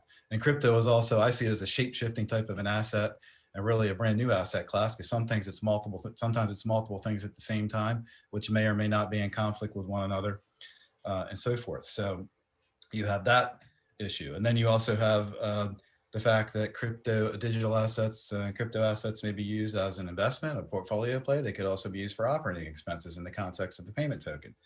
And then also crypto assets don't necessarily fall into existing regulatory definitions. So you have the definitional dilemma, right? Where you may have a specific regulatory definition that talks about a specific type of asset, a specific type of income, how that's taxed. And you say, well, the crypto asset doesn't fit into that definition, therefore we can't apply that principle or that regulation. So you have regulatory definitional challenges. And then where we had, trading, and we're trying to deal with the tax as far as where in the larger jurisdictions you derive capital gains. Of course, now we have income that's being derived from crypto assets that we didn't have before. So in recent years, now have income being derived from crypto assets, staking, lending income, and stuff like that. So, and the question is not, is this transaction a taxable event? Is it taxable or is it not? A lot of times it's more like it's taxable, but what's the classification of that transaction? What's the nature of what's the type of tax, and what's the timing and recognition of that? So for example, it could be capital gains. That's one type of tax. It could be ordinary income. It could be, you could have a portfolio income, and those different classifications may have different tax rates, or they may have different limitations, and so on and so forth. And again, probably the timing and recognition of the income is one of the most critical things, especially in this space. And then of course you have reporting obligations, withholding obligations, nexus, and so forth. So all these different things to navigate here. So that's why this report is rather interesting when you look at that. So what I was curious about is if you guys have had a chance to review that, if there's anything in particular that stuck out to you as an interesting fact, or anything around the guidance in the report that that struck you when you read the report. I'll just comment first is they talk about the PwC Crypto Tax Index, and where they looked at probably 20 different jurisdictions. And they looked at where there would be guidance in also 20 different areas relevant to the taxation of crypto assets, okay? So number one on the list is Liechtenstein. Okay, they got a score of 70%. That's the highest grade on this list of, like I said, approximately 20, 25 countries. And then, you know, it goes down from there. So that really was, I thought was interesting. And again, it speaks to the very degree of guidance. And of course, in a lot of the other things, you'll see where was there guidance or not. You'll see a lot of no's is the majority answer. But also, in some ways, I'm not surprised because Liechtenstein, about 3 years ago, created a brand new tokenization and blockchain regulatory framework. And they basically started from the ground up and built a whole new regulatory framework just for this space. And I think it's been, that was completed about a year ago. So about 3 years ago, they started that. So I'm kind of not surprised to see them on the list. But David, was there anything that struck you when you read that report? That you I think just the big thing is that there's not clear-cut guidance in the majority of the space. And so, you know, as someone who's building software to make this type of reporting easier, we have to always be conscious of that and give the user optionality in terms of how they want to classify things. But yeah, right. So we'll see further clarity come out within the next 5 years, that's for sure. But right now, I think it makes sense to stay on the conservative side. Great point. Josh. I'm going to go with David and say there will definitely be further clarity in the future because you couldn't really get too much less. It's a heck of a lot easier to put out guidance when you're a small, more tax permissive country than when you're a large, well, let's just say there's a lot of people trying to do a lot of different things like the United States is. You know, as I kind of look through this and where there is guidance and where there isn't guidance, you know, it strikes me that the real path is just to look at first principles and the idea that, you know, there are certain situations that we're familiar with where you're supposed to pay a particular type of tax, and, you know, trying to jam all digital assets into the particular definitions that already exist is really, really hard and possibly a bit of a fool's errand. But trying to categorize the situations themselves and saying what makes sense in the tax kind of context, it kind of does make sense. And if you think about these things for a little bit, you really do come up to a fairly sensible place. But then again, it's just that hard to put the stuff into a codified format when, you know, you already have thousands of pages of tax code that you've got to integrate into. Well, that was an excellent point. Yeah, first principles, and you know, keep it more wide open, I guess, and don't try to box it in. How about Dan? Sure. Yeah, I think a bunch of good points have been raised. I think obviously, you know, we can continue to harp on the lack of guidance, but I think you know, on the flip side of the token, you know, the classification itself, you know, leads us into some of this, you know, gray area, you know, with most of crypto being treated as property instead of a currency or commodity or a security. That, you know, that one decision has, you know, led to some of the lack of guidance and some of the confusion and clarity. So, you know, I think as Josh and David mentioned, I think I'm, you know, pretty confident that we'll see guidance in the next 18 to 36 months.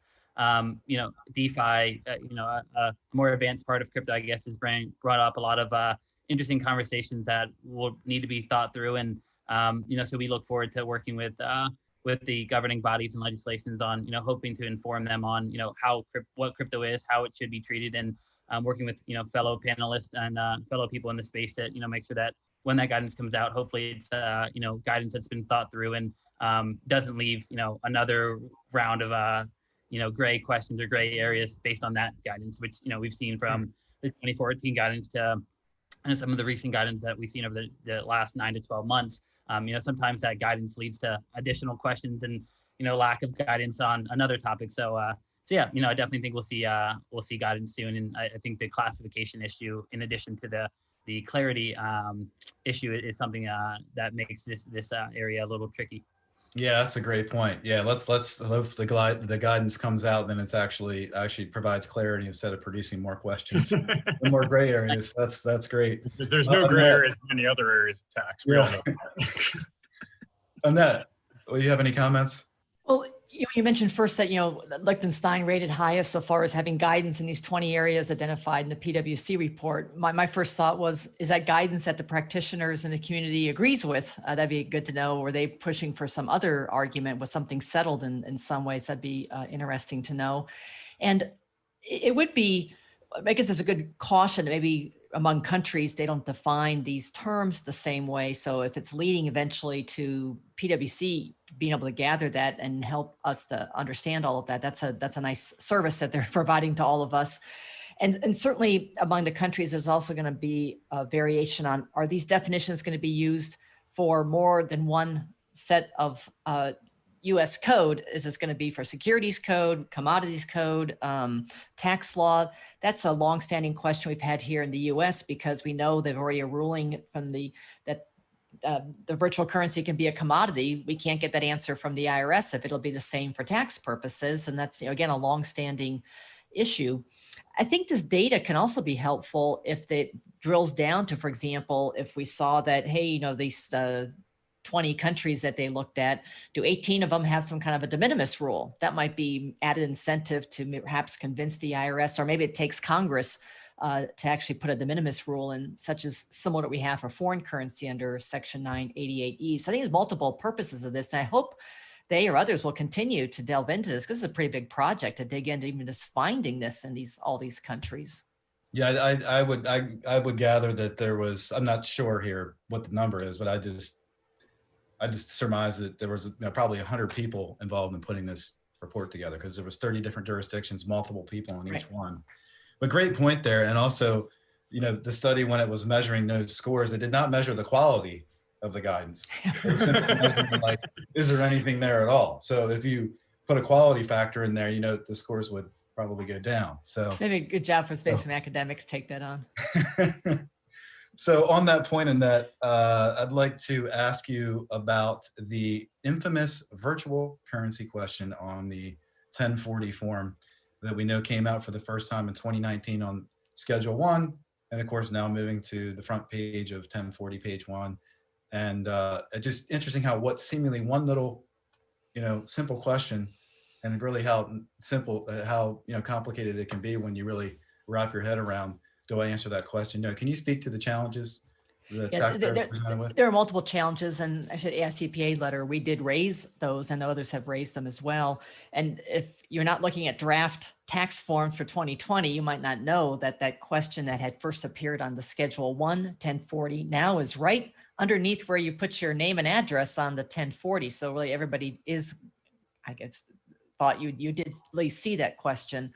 It's a very broad question, because you could have a yes answer, but there's no tax consequences of that. And some of the things that the ASCPA had asked, IRS, could you clarify this? One, what exactly do you mean by virtual currency? The notice 2014-21, where IRS first said basically you treat it as property, and they provided some questions to 16 specific questions. They actually used the word convertible virtual currency. Doesn't matter that the question doesn't say convertible virtual currency, it just says virtual currency. So it'd be good to know on that. It does ask if you have any kind of a financial interest, whether you own it, use it. It's a long list of verbs there. And if you have, let's say someone gave you virtual currency as a gift and you just held on to it, or you got it as wages and you just held on to it, you would check yes, but is the IRS now going to look over at your Schedule D or the capital gains form to see if something's on there? It seems like they are. I've been at conferences where someone is speaking from the IRS on a topic, and I've asked the question, and generally they're saying, no, you don't really need to attach anything. I think a lot of practitioners would say you're probably better off attaching something, perhaps saying I received it as a gift. We've also asked the question, a lot of people just hang on to their Bitcoin. I've been holding on to some for 5 years, so it just sits there, a small amount in a wallet. There could have been hard forks on that, or airdrops or something. I'm not paying attention to it, but according to the Rev Ruling 2019-24, if it's recorded on a distributive ledger someplace, I've received it. So should I check yes and wait for the IRS to send me some kind of a notice? Right. I think they really now have an increased responsibility to provide more of these answers. Also, if you're a partner in a partnership, there's no reporting required on the partnership form to say we own virtual currency. A partner might not know that, but they clearly have a financial interest in it if the partnership owns it. Yeah, I mean, we could have a whole session just on this question. I'm going to have to run back to my law firm partners and let them all know that the firm does in fact have some tokens, because I'm sure a bunch of them have no idea whatsoever. That's a great point. You know, just to jump in, and I mentioned first principles before. I think, you know, a few things, and I think Dan mentioned this also. You know, number one is people have to understand that, you know, when you say digital asset, it's kind of akin to saying asset on paper. You know, the digital part is just the media that it's recorded on.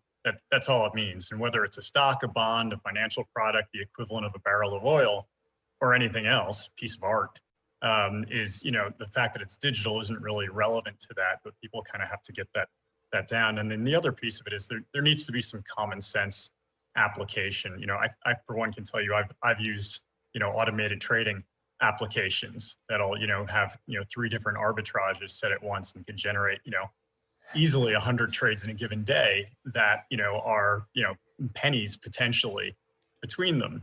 And I know that the account that I put that in, I put a certain amount of money into to begin with, and I may or may not withdraw any ever.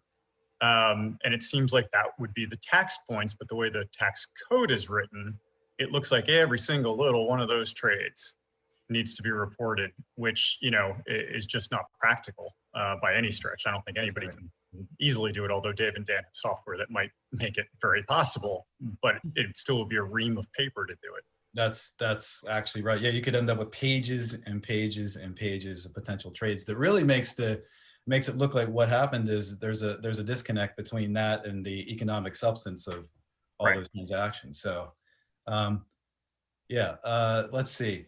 So, Josh, you know, while you're on that topic, what kind of challenges do you see with working with your clients? What type of, you know, crypto tax related challenges? There's a nice little confluence between the lack of guidance and the lack of technology know-how. And, you know, a really good example of that is just the idea of, you know, dividends or distributions on digital assets. And, you know, 3 years ago, that was a game ender because we didn't know how to do it from a technology perspective. Now, at this point, we do know how to do it from a technology perspective. It's not really even all that hard. However, the question of who has what kind of reporting obligation to who becomes a really, really interesting one. And particularly if you've got a typical digital asset that fractionalizes out to 18 decimal places, you know, again, you've got a logistics issue. You know, I don't know how many things are going to go to 18 decimal places, but let's just say everybody had one tiny little piece of a particular token. You know, are you going to send out quadrillions of different reporting returns? You know, I don't know that I see that as viable, but according to the tax code, that may very well be what they're looking for. Yes, interesting. So, you know, so going back to the title for a second, so eliminating confusion and where to begin. So I just want to touch on, with just a few minutes left here, you know, where to begin as far as when you're navigating, you know, navigating these stormy crypto seas, as we said, where you have a lack of guidance and lack of clarity and so forth. Like, how do you approach coming up with an answer and a solution when, you know, you don't have that? So what would you say? Let's just go back to David and Dan. David, do you want to go first? Sure. How do you help? We've been harping on the lack of guidance, but in reality, for the average person who's investing in cryptocurrencies or using them, it's pretty clear cut how you have to report them, right? If I'm buying Bitcoin and I sell it for a gain, that's a capital gain that I need to report on 8949. It's not that difficult, and it's not that big of a gray area. We're getting into very extreme use cases, and then it does get gray. But for the average person, it's not that difficult. Now, where it does get difficult is if you have quite a number of different accounts, wallets, platforms that you're in and out of using different digital assets on, right? If I'm investing in Coinbase, but also playing around in DeFi and I have my own cold wallet, well, now you get a data problem, right? And that's what software tools, you know, try to solve for, is this cost basis tracking.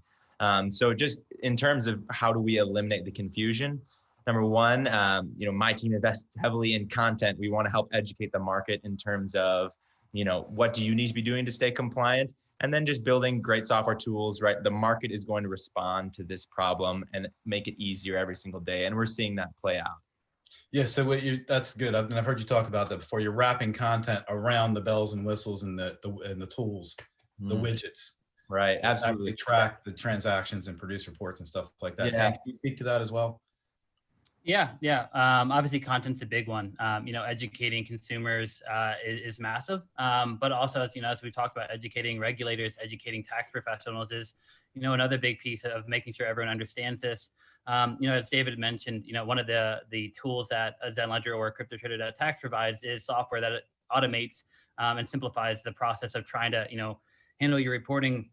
As you mentioned, going back to the title of the topic, I think one of the biggest things that we suggest to someone who's, either investing or looking to invest is you don't have to keep track of every single transaction, but keeping track of the sources of your transactions is huge. So, understanding that you used Binance or KuCoin or Gemini or Poloniex, and then you used a Ledger, a Jax, a KeepKey, et cetera. Just having that kind of basic understanding of what wallets have I used, what exchanges have I used, is massive, because that's, one of the issues or problems that we solve is pulling all of what happened between that, whether it's a non-taxable self-transfer or a taxable sale of an asset, or et cetera. The software allows us to track that, but if you can't account for the sources, that's where it gets a little tricky. But yeah, we definitely are trying to do our job of educating consumers, tax professionals, and then using, the benefits of software to, strip away some of that confusion, strip away some of that that element, and then also, for us, investing heavily into customer service.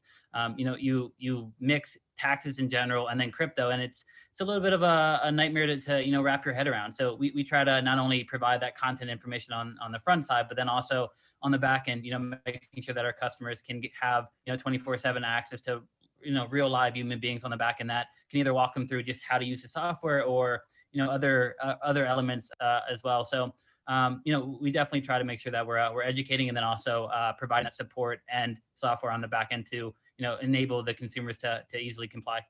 Yeah, that's an interesting point. How you're talking about like taking a step back and looking at it from like a 50,000 foot view and just say like, what was the transactional flow? Like just like almost like in a diagram type of way.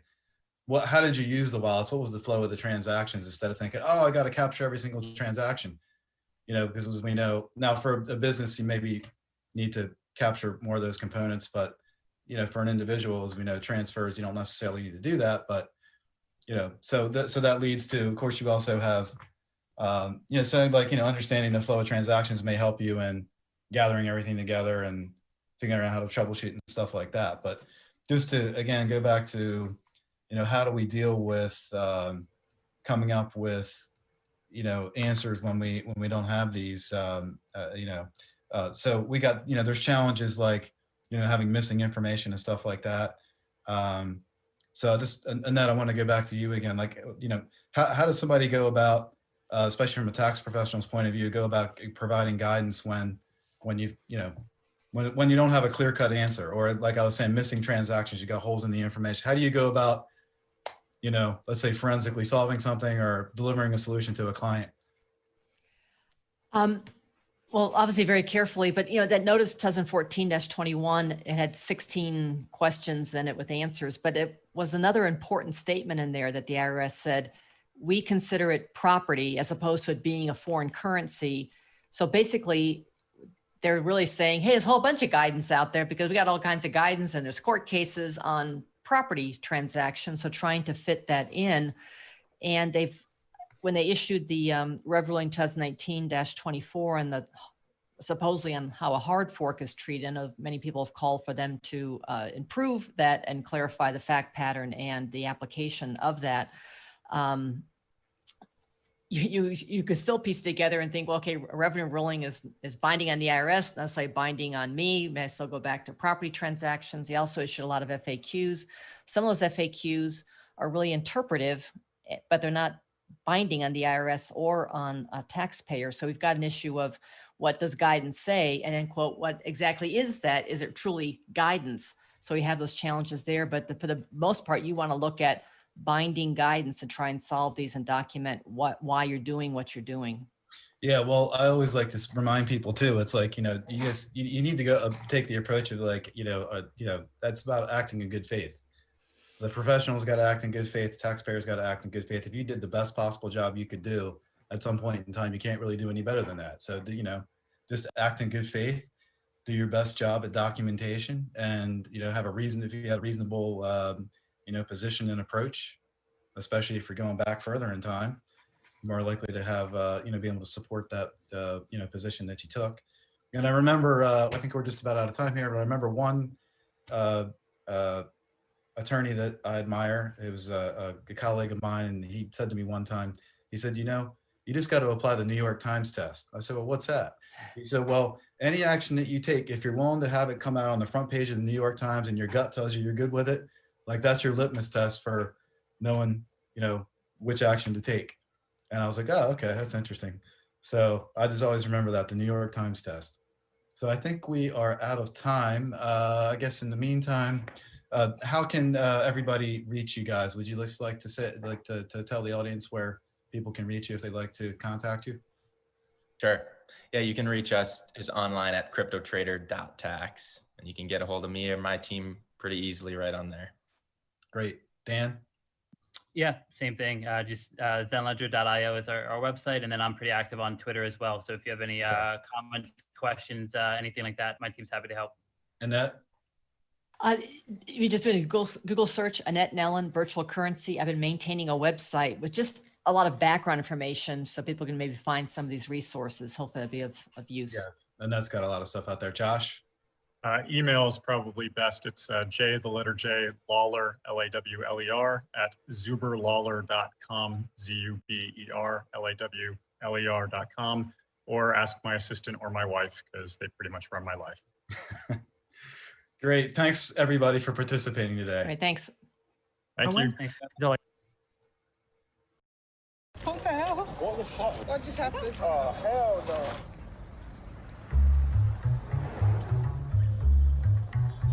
One donut stand, 5 hidden cameras, 2 actors, 100% happiness. Fresh made donuts today. Or is it? Fancy donut? Can I have jam, please? Cream donut, please. What the hell? What the fuck? What just happened? Oh, hell no. Did you just buy that? You won't even notice, it's very small. Oh, it's a new one. You don't have to buy. That's my commission. But it's out of my donut. I was expecting 100% of a donut. What the fuck are you doing? Just how the world works. Shut the fuck up, I don't want that. That's disgusting. No way. Take this back. If I pay for something, I should get the full thing. We have to take a bit of commission, otherwise... See, she's walked away. Don't let commissions bite into your portfolio. Join eToro and invest in 100% stocks with 0% commission. You've got a little commission. Right there. eToro. Join now.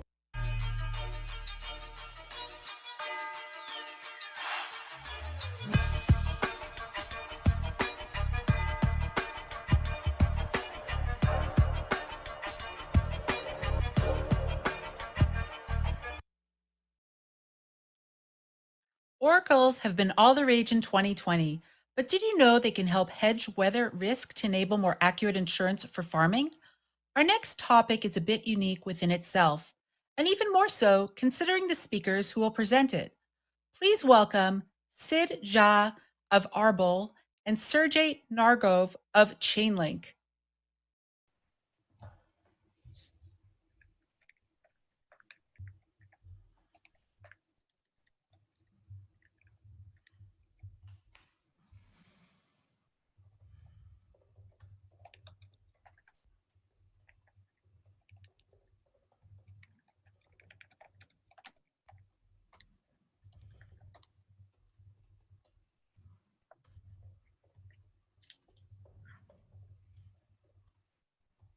Oh, I think we're live.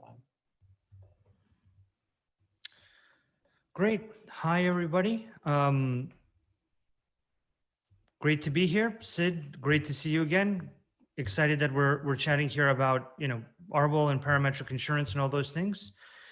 So, Sid, I mean, if you could just clarify for us, I think what you do is quite amazing, and what Arbol works on for me is quite innovative and kind of the next generation in how people manage risk.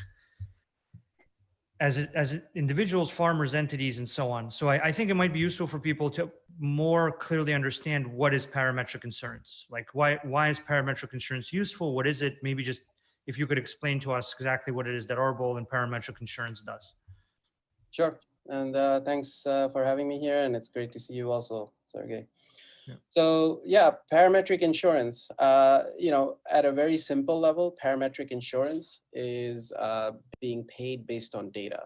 So if you think about what traditional insurance is like, you know, you have a flood in your house, you have a fire, whatever, there is going to be an adjuster, a human being who shows up to your property to assess the damage. And this is true of autos, this is true of home, this is true of business insurance, and a whole host of other ones. And so that's the way traditional insurance works, where the loss assessment is subjective. You have a person who is going to basically use their experience to figure out how much damage you have. Now, this system has been in place for a long time, but the problem obviously is that it's subjective and there's a lot of room for deciding how much damage you actually suffered. The issue tends to be is you obviously have a very different level of ability to dispute that against a very large insurance company. Parametric takes all of that out and says, here's a data set. That data set can be rainfall data. It can be a satellite image. It can be an IoT sensor, something objective that can allow you to hit a trigger and get you paid. So it could be something as simple as, hey, the total rainfall you know, around my farm in the month of July was below 8 inches. I want to get paid $100,000 if that happens, because that will harm my crops. And so in a nutshell, that's what parametric insurance is. You know, it's one of those things whose time has come now. This was very difficult to do back in the day. Obviously, the data sets weren't there. You know, you obviously want to make sure that the person who's getting paid, the data has some link to their loss experienced, right? So take the case of weather data. If the weather data is for, you know, 100-kilometer wide grid or your entire state, that's not going to really matter for you. So for parametric insurance to work, you need the data to get more and more specific, which is where we are getting now with millions of sensors around, lots of satellites, weather data is getting better. So yeah, that's where parametric insurance, I think that's why it's the moment to shine for this type of insurance. It takes a lot of the inefficiencies, the delays, disputes, and often also fraud that can exist in traditional insurance, and takes that out of the window and says, let's make everything objective and let's make everything being paid based on data.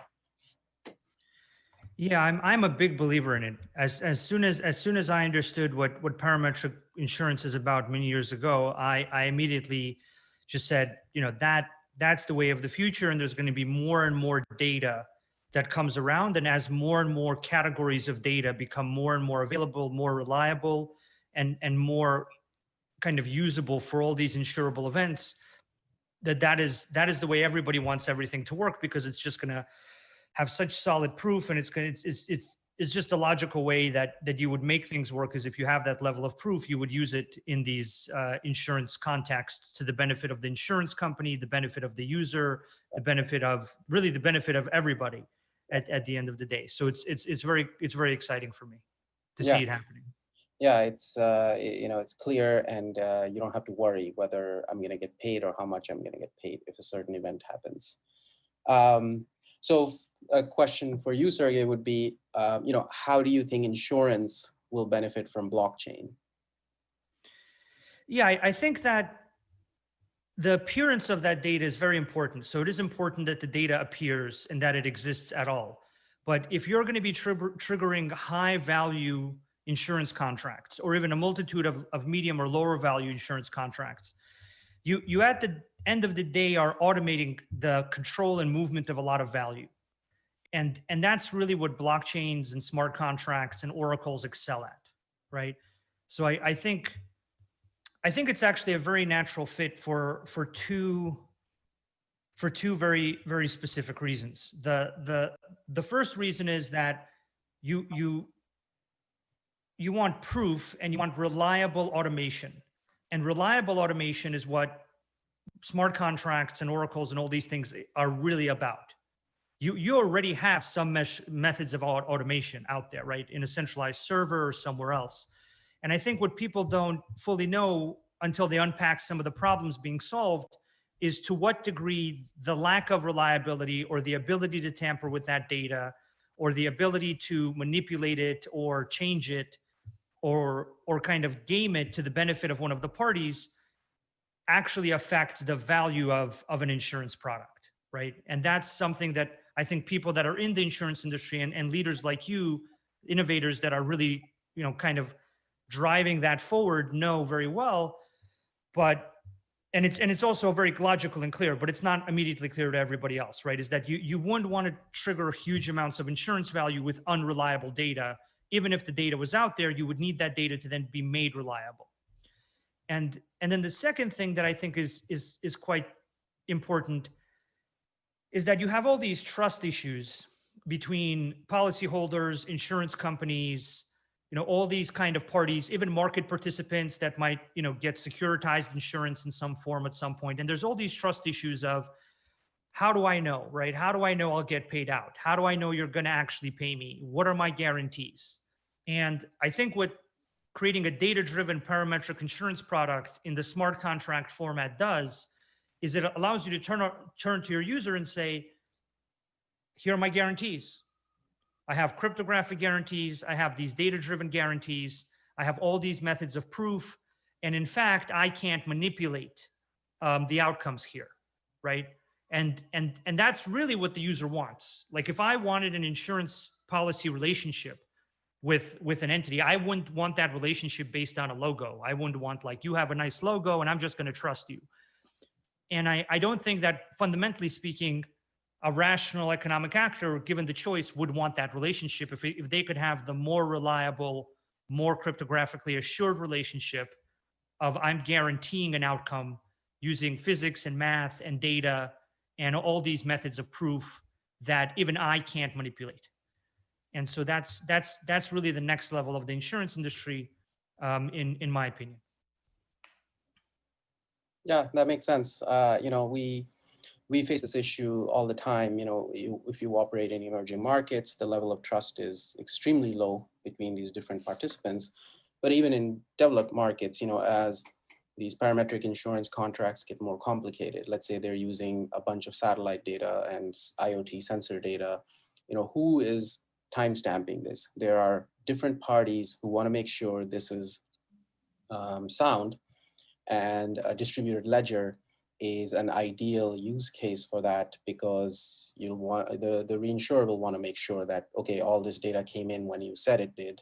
The policyholder wants to make sure that they got paid because there's thousands of data points coming in at different times. And so as we get more complex, as we start to personalize these insurance policies to the user's experience, but still keep it data and objective, blockchain becomes more and more essential. Yeah, I completely agree. So now that we're kind of going in this direction, and I know you have a lot of insight about the insurance industry and the evolution and what's going on there. So from your point of view, seeing all these kind of things come together, and just what are you seeing in the insurance industry? How do you see it all evolving as an industry? Sure. So the insurance industry, for a long time has been in a almost state of suspended animation. They are well protected by regulation. There is, often been not a huge impetus to innovate, and that's been changing rapidly over the last 5 to 10 years. Insurtech, has become a buzzword. There's a lot of companies trying to make different parts of the insurance process more efficient. So claims processing, for example, is a big area of focus. It's very expensive, and the way it was done was all old school paper. So that's one area. Parametric is obviously, as we discussed, another big area. And where we see insurance heading to is converging towards more of the sort of Wall Street model of things like securitization, things like, making sure that the user has, clarity over what's happening, and that the insurance company can't just decide on hey, I'm not going to pay you because of XYZ reason, or find some loopholes in your contract and say that that means that you're not getting paid. So there's a move towards, more clarity for the user. There's a move towards just having more objectivity in the process, and a big move towards just being more user friendly. And this is something that's often missed even in the blockchain space. You have companies like obviously Lemonade and others that have been trying to make the user experience, because, let's be honest, nobody enjoys, going out and buying insurance. And, you want people to feel that this is a simple, easy process to get this coverage, and they know what they're getting, and not be surprised later when companies don't pay up. During this COVID time, you'll see there have been lots and lots of lawsuits happening, and some companies have even gone bankrupt because their insurers didn't pay. This is the kind of stuff that, things like data and blockchain will really start to address, that you shouldn't be in a case where you purchase a policy and you think you're going to get some coverage, and then later you find out that it's not there. And I think the other big sort of movement in insurance is going to be to really start to address some of these big issues that we are facing as a society, things like climate change. And, you have $1 trillion of just crops in the world that get no insurance annually. That's a huge gap. There's lots and lots of gaps like this where, insurance is very well trafficked in the urban sort of wealthy areas, but huge parts of the world don't have insurance. And it's very hard for you to plan for the future if you cannot reduce some of these random risks, right? If the next storm can wipe out your farm or livelihood, and that'll set you back years, it's going to be very hard to develop that region of the world. And so I think insurance is going to need to start addressing a lot of these big gaps that exist, especially with things like climate change, and we have pandemics, lots of different risks that seemed so distant and so far away, and now they're coming much, much closer to our awareness. I absolutely agree with you. Absolutely.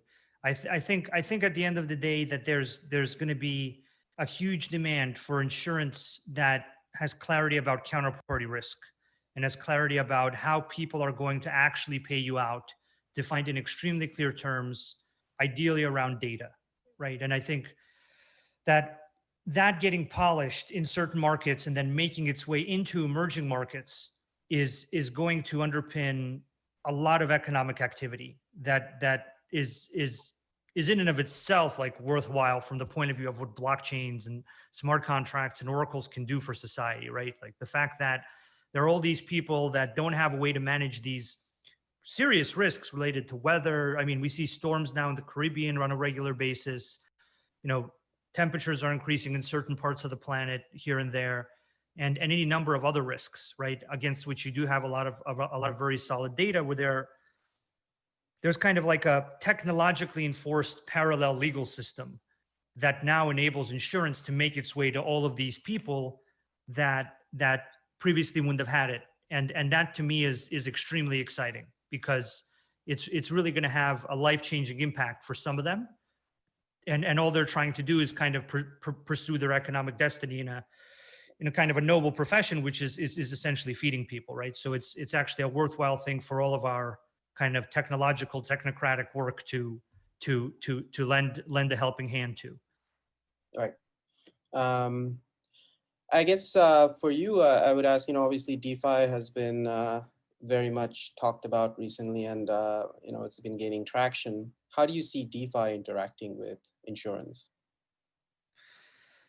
I think a lot of the things you said before about securitizing insurance is a very logical path that I can't fully understand why it hasn't been pursued in the traditional markets.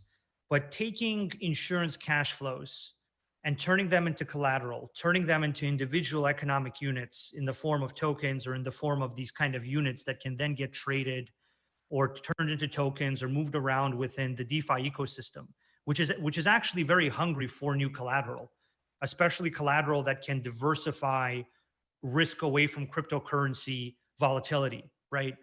And insurance cash flows are pretty stable.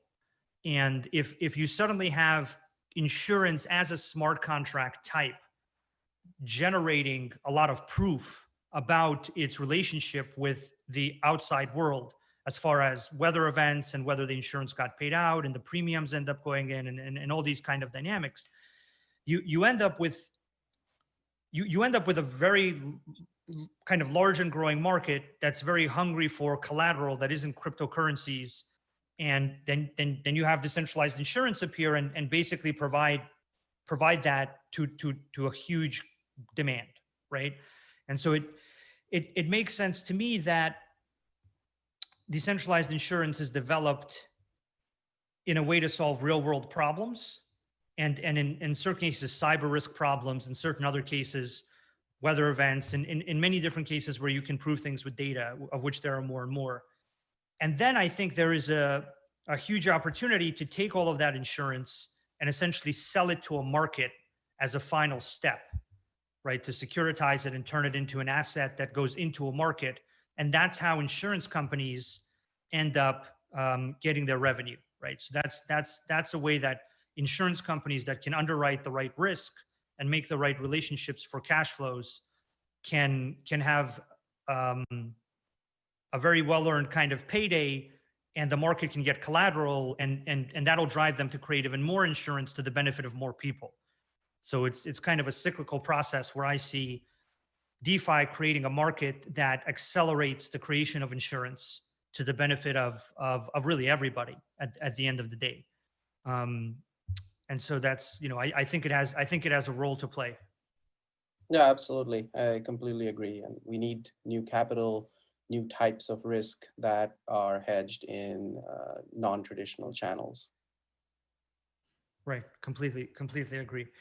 So it's exciting what you're doing. I'm a huge fan, and I'm really impressed by the fact that you have this live and working in both developed markets and emerging markets. And it's really very exciting for me that you're able to use the blockchain infrastructure for something that is so tied to people's livelihood and tied to how they can manage their ability to succeed in an enterprise, right? And that's kind of a fundamental thing that I think people don't always fully get about insurance, is that insurance enables people to like sail across oceans and open businesses and keep those businesses running when something negative happens and things like that, and pursue their economic destiny.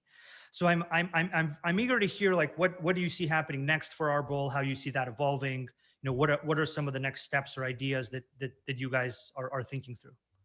Sure. Yeah. So we went live about 6 months ago. We've done tens of millions of risk through the platform just in that time. We have a footprint of thousands of farmers now on the platform.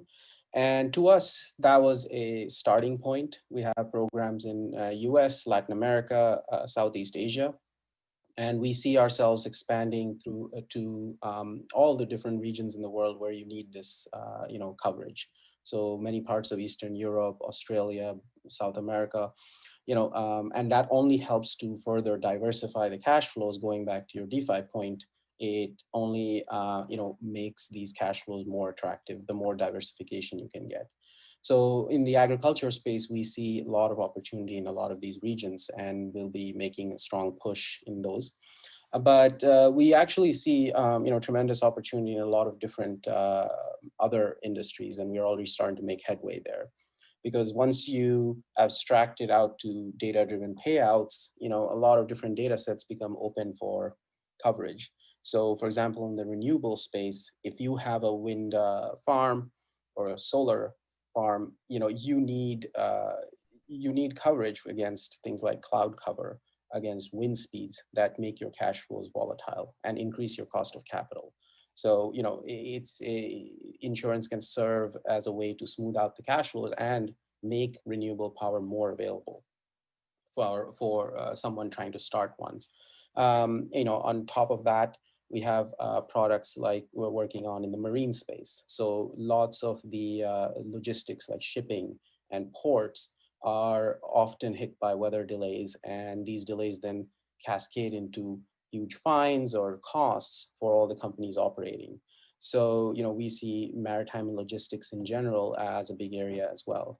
And, there's a number of different products we're exploring in the small business interruption space. Storms hit your business, that data is all there, power outages, and especially, these days, network downtime due to cyber issues or cloud computing issues. So I see Arbol as basically becoming a platform for any type of data-driven insurance growing into that.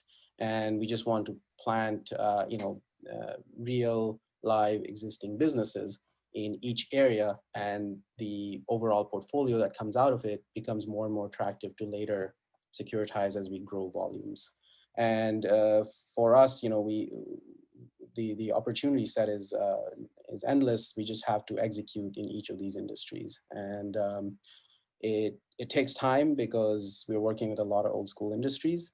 But at the same time, I think the rewards are great from a standpoint of just helping a huge number of people, get coverage that just did not have before, and give them some peace of mind as to at least, we can cover droughts, we can cover low wind speeds for a wind operator, or we can cover too much rainfall for a port. And so, there's a lot of these, markets that we are heading into. And for us, company like Chainlink is going to be an integral part of building these oracles, that what we were discussing before with regards to having data that's objective, clear, and secure, using Chainlink to essentially link these different, derivatives and insurance contracts as we grow from here. Yeah, it's very exciting. I mean, all the categories you just mentioned are all categories that as I spent some time in the insurance industry talking to people about building smart contracts and building these things, all of these things just seemed so clearly attainable to me. And it seemed something that I just immediately thought that this is the way that this all should work, right? And so I'm truly thrilled to see a team like you and your caliber and your kind of seriousness and the approach that you have to building a platform that can plug in all these data sources, have them evaluated within a platform, and pay that out to various other kind of policyholders and all these other types of folks, right? That's an extremely impressive thing to me. And I think that the amount of data that's going to continue appearing is just going to grow. I think that the amount of data that we will be able to properly validate through Chainlink and through our methodologies around how do you prove that an event happened, in addition to having data, right? Like, I think there's one level where we have data, and that's good, and the data exists. And then there's another level where the data has become sufficiently validated and sufficiently kind of provable and proven and a source of definitive truth in order to be usable, provable and proven and a source of definitive truth in order to be usable in an insurance context. And once that data reaches that point is when I feel like you unlock some of these use cases, is when you reach a point where, yes, now I can, in an automated way, trigger this policy because I am assured that this data input, which is really like a certain large, even half of the policy, right? There's the logic of the policy, and then there's the proof of what happened in relation to the policy. And I mean, even aside from all the efficiencies in relation to claim management and all the transparency stuff that you get whenever you turn that insurance product into a tokenized, some kind of like tokenized insurance that can be put into the market, I think the user experience is just so much clearer to me as how I would form a trust relationship with an insurance product, right?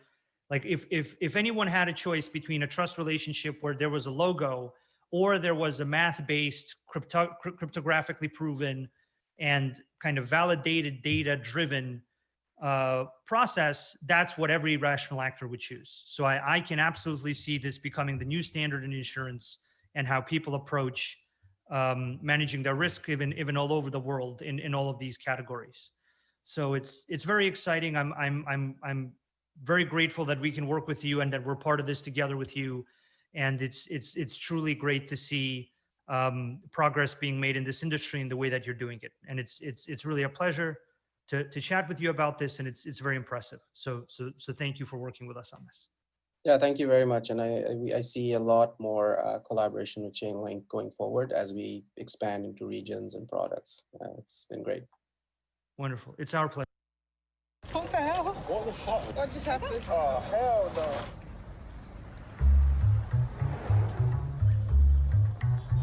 One donut stand, 5 hidden cameras, 2 actors, 100% happiness. Fresh made donuts today. Or is it? Fancy a donut? Can I have jam, please? Cream donut, please. What the hell? What the fuck? What just happened? Oh, hell no. Did you just bite that? You won't even notice, it's very small. Oh, it's a new one. You don't have to bite. That's my commission. But it's out of my donut. I was expecting 100% of a donut. What the fuck are you doing? Just how the world works. Shut the fuck up, I don't want that. That's disgusting. No way. Take this back. If I pay for something, I should get the full thing. We have to take a bit of commission, otherwise... See, she's walked away.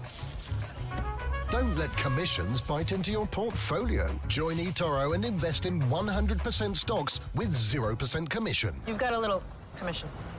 Right there. eToro. Join now.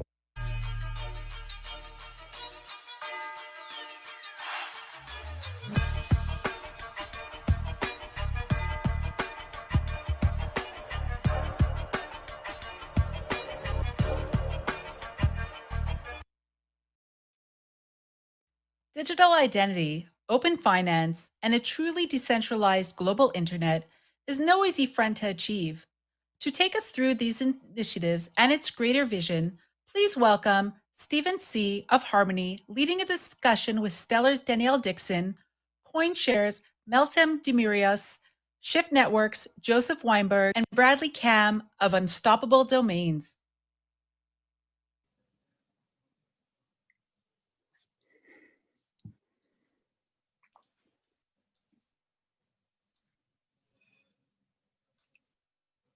You're live.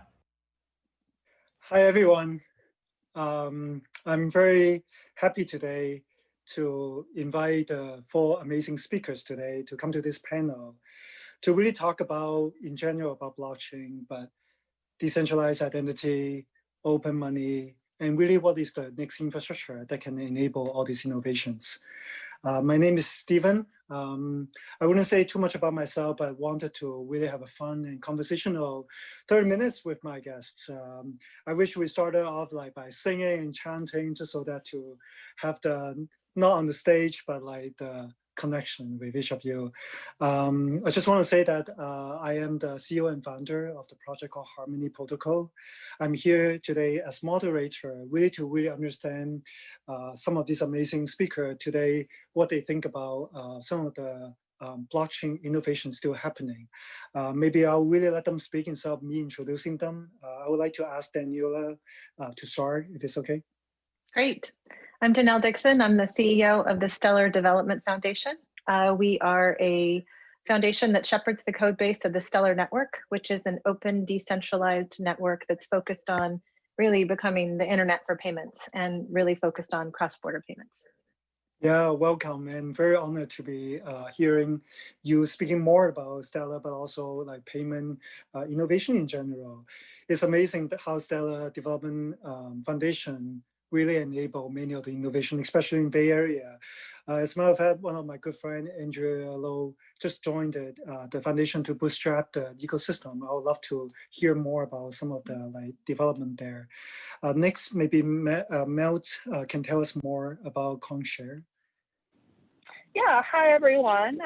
Sorry you have my avatar today and my voice and not me in person. I'm excited to be here. I'm with CoinShares. We are a global investment firm focused on the digital currency space. And in particular on today's panel, I'll be talking about our venture investing activities. I've been investing in this space for the last 6 years now, have invested in over 200 companies over those 6 years, and have spent a lot of time working with startups, entrepreneurs, regulators, corporations, non-government organizations, and everyone in between. So I'm excited to be on this panel. Thanks for having me, Stephen. Oh, absolutely. I've been your biggest Twitter follower, but also the fact that you really work with like coming from the academic of MIT and understanding what are many of the innovation, even before become a chief strategy officer of a fund is so critical that you help putting us on like CNBC to talk about the entire industry. I would love the other speaker to talk about the interaction among each other. Just want to make sure that we can like have a little bit more context about our conversation. Maybe Bradley can say a little bit more about Unstoppable. Sure. So thanks for having me. Unstoppable Domains is building domains on blockchains. So we are kind of like a GoDaddy for the blockchain. You can go to unstoppabledomains.com and search for and buy blockchain domains. The difference between a blockchain domain and a traditional one is blockchain domains are assets on a blockchain. So we have a suite of smart contracts that we've launched. We've built 2 domain registries. One is called .crypto and another is called .zil. So these domain names are stored by you as the user. No one can take them away from you, not even Unstoppable Domains. And so at unstoppabledomains.com, you can buy and manage domains, and then you can also launch decentralized websites, websites that only you can put up or take down. So we've been doing this for about 18 months. Domain names work inside of a couple of dozen cryptocurrency wallets, including some of the biggest ones like Coinbase and others. And then on the website side, you can go and check out .crypto websites inside of Opera browser for Android, and hopefully many more browsers soon. Well, congratulations on the Opera integration. But most of all, Bradley also come from a very particular like entrepreneurial background with Talkable, and now being the CRO, thinking about from the domain space. I just love your T-shirt. That said decentralized, first of all. Right? Decentralize everything. It really has to be up in front every day. I've been wearing this blue T-shirt for 2 years now for a reason. I think it really is almost out of two. But last of all, Joseph. Yeah, thank you for having me, Stephen, and everyone else on the panel. Good to be here. My name is Joseph Weinberg. I'm the co-founder of Shift Network. We spent the last few years working on an identity protocol and really looking at how you solve compliance-related requirements to really maintain decentralization and not start to kind of change the way the ecosystem functions. So we've been working with governments and many non-governmental organizations, like such as the OECD and the Financial Action Task Force. I'm working on compliance with some of the largest exchanges in the space today, governments and a whole variety of kind of suites of products on the identity side and a few more. So good to be here with everyone. That's so exciting. 3 years into the story that you really think about decentralized identity upfront.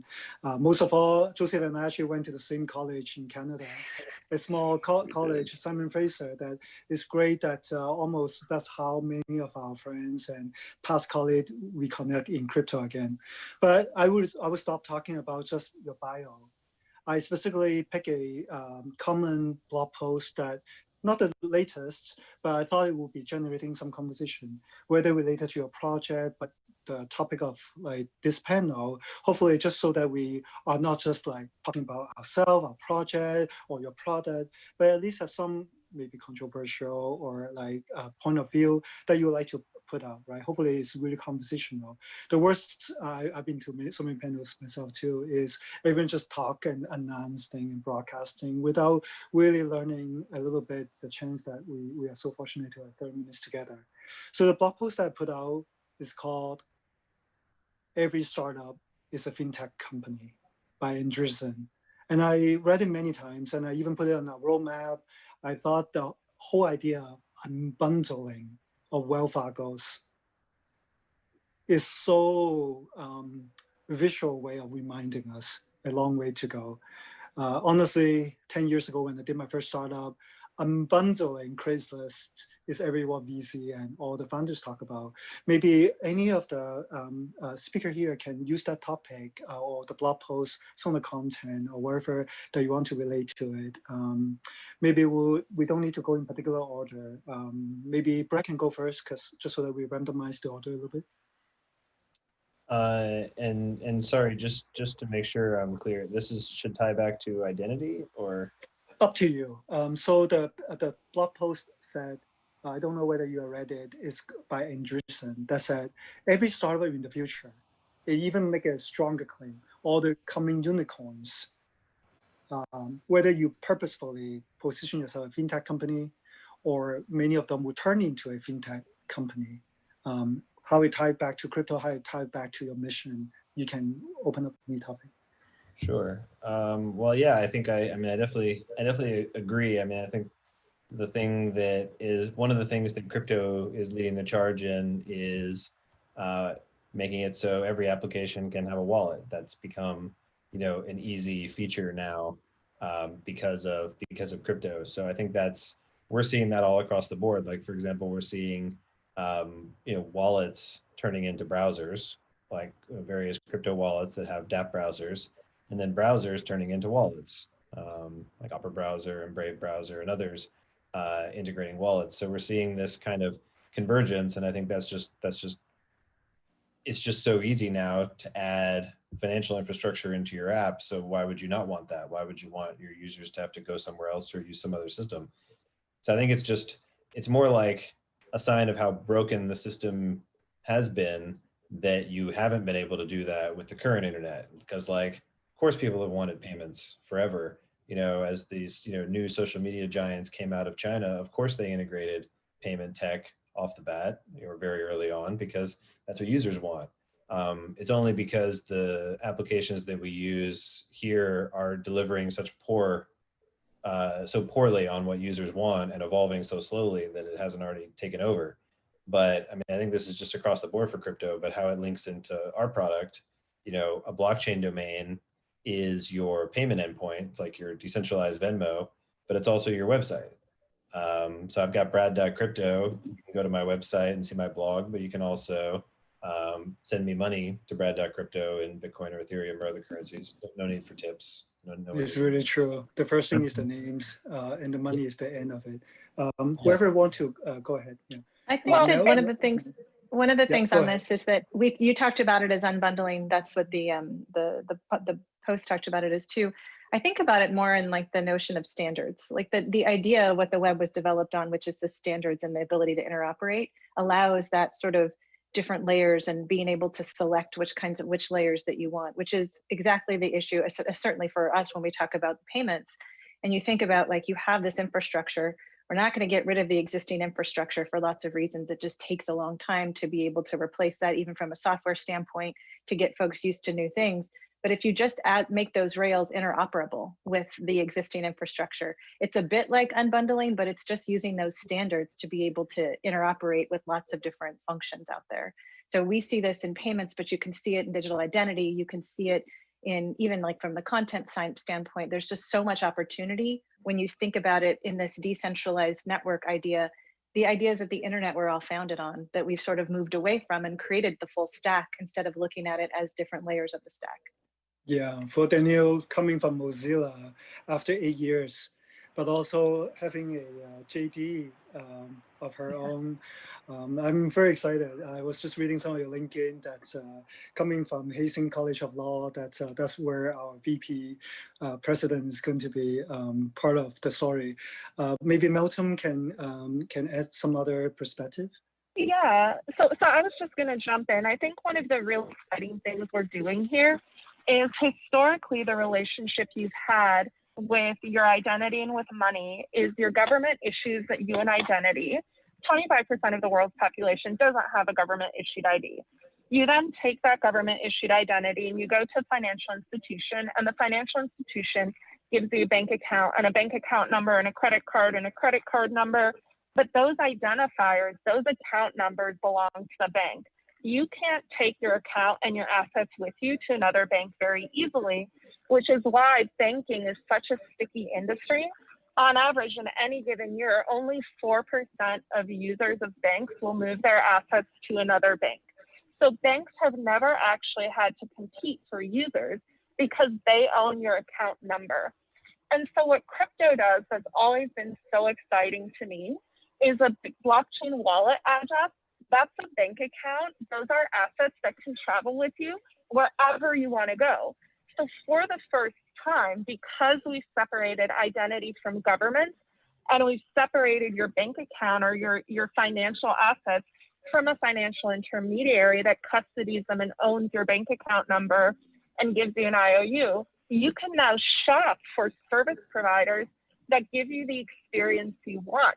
And I think that's just a fundamentally transformative relationship that completely inverts the relationship we have with service providers.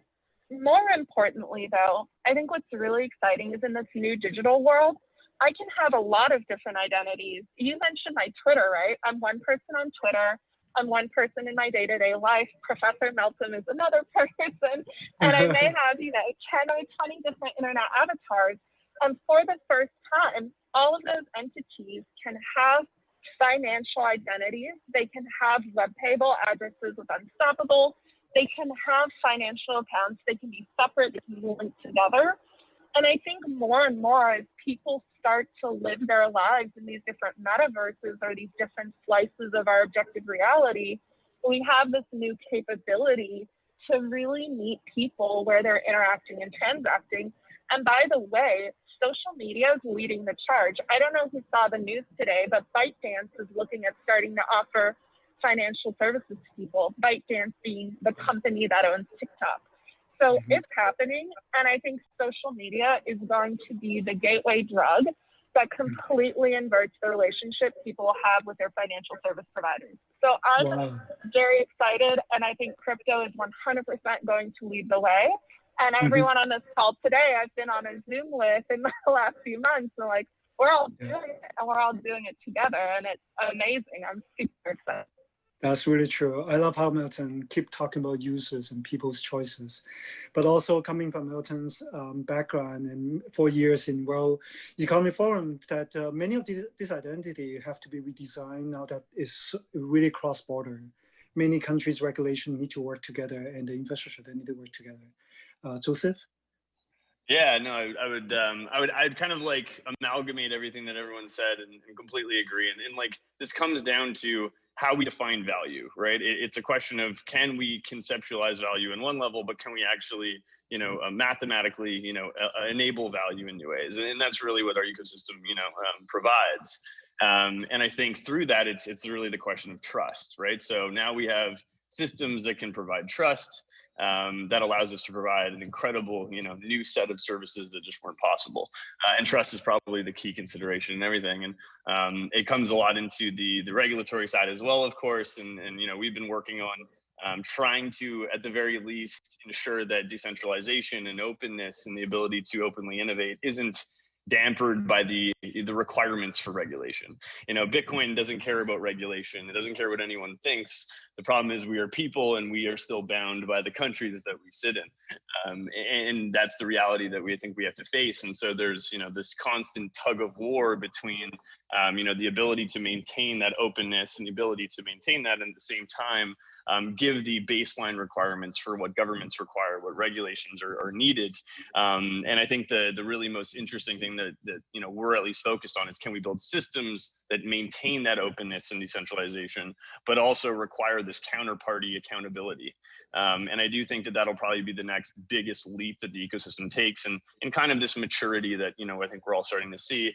News in the last few weeks has been very clear that things are becoming more front and center across governments around the world. And I think the ability for our ecosystem to provide innovations and really build things that are new and speak to the level in which our ecosystem is based on and built off in these primitives really provides a new type of financial system. Regulations, and laws and rules are somewhat a part of financial systems. And so if we can maintain that, I think that the next really big jump in adoption and everything really starts to kick in very, very quickly at that point. So that's our, yeah. Wow, I thank you, Joseph, for saying the math. He also said primitives and decentralized. Remembering that is so key, right? That many of these primitives really allow the revolution that we see under us. I can't believe we only have 9 minutes left. I actually prepared so many of your tweets, not just the one tweet I sent you guys that I thought would be a great topic. But maybe we'll start with Daniel talking about Stellar Foundation, Development Foundation that have like hundreds of $1 millions to think about how how payment innovation can be completely different.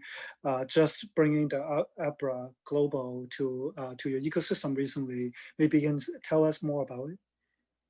Yeah, so thank you.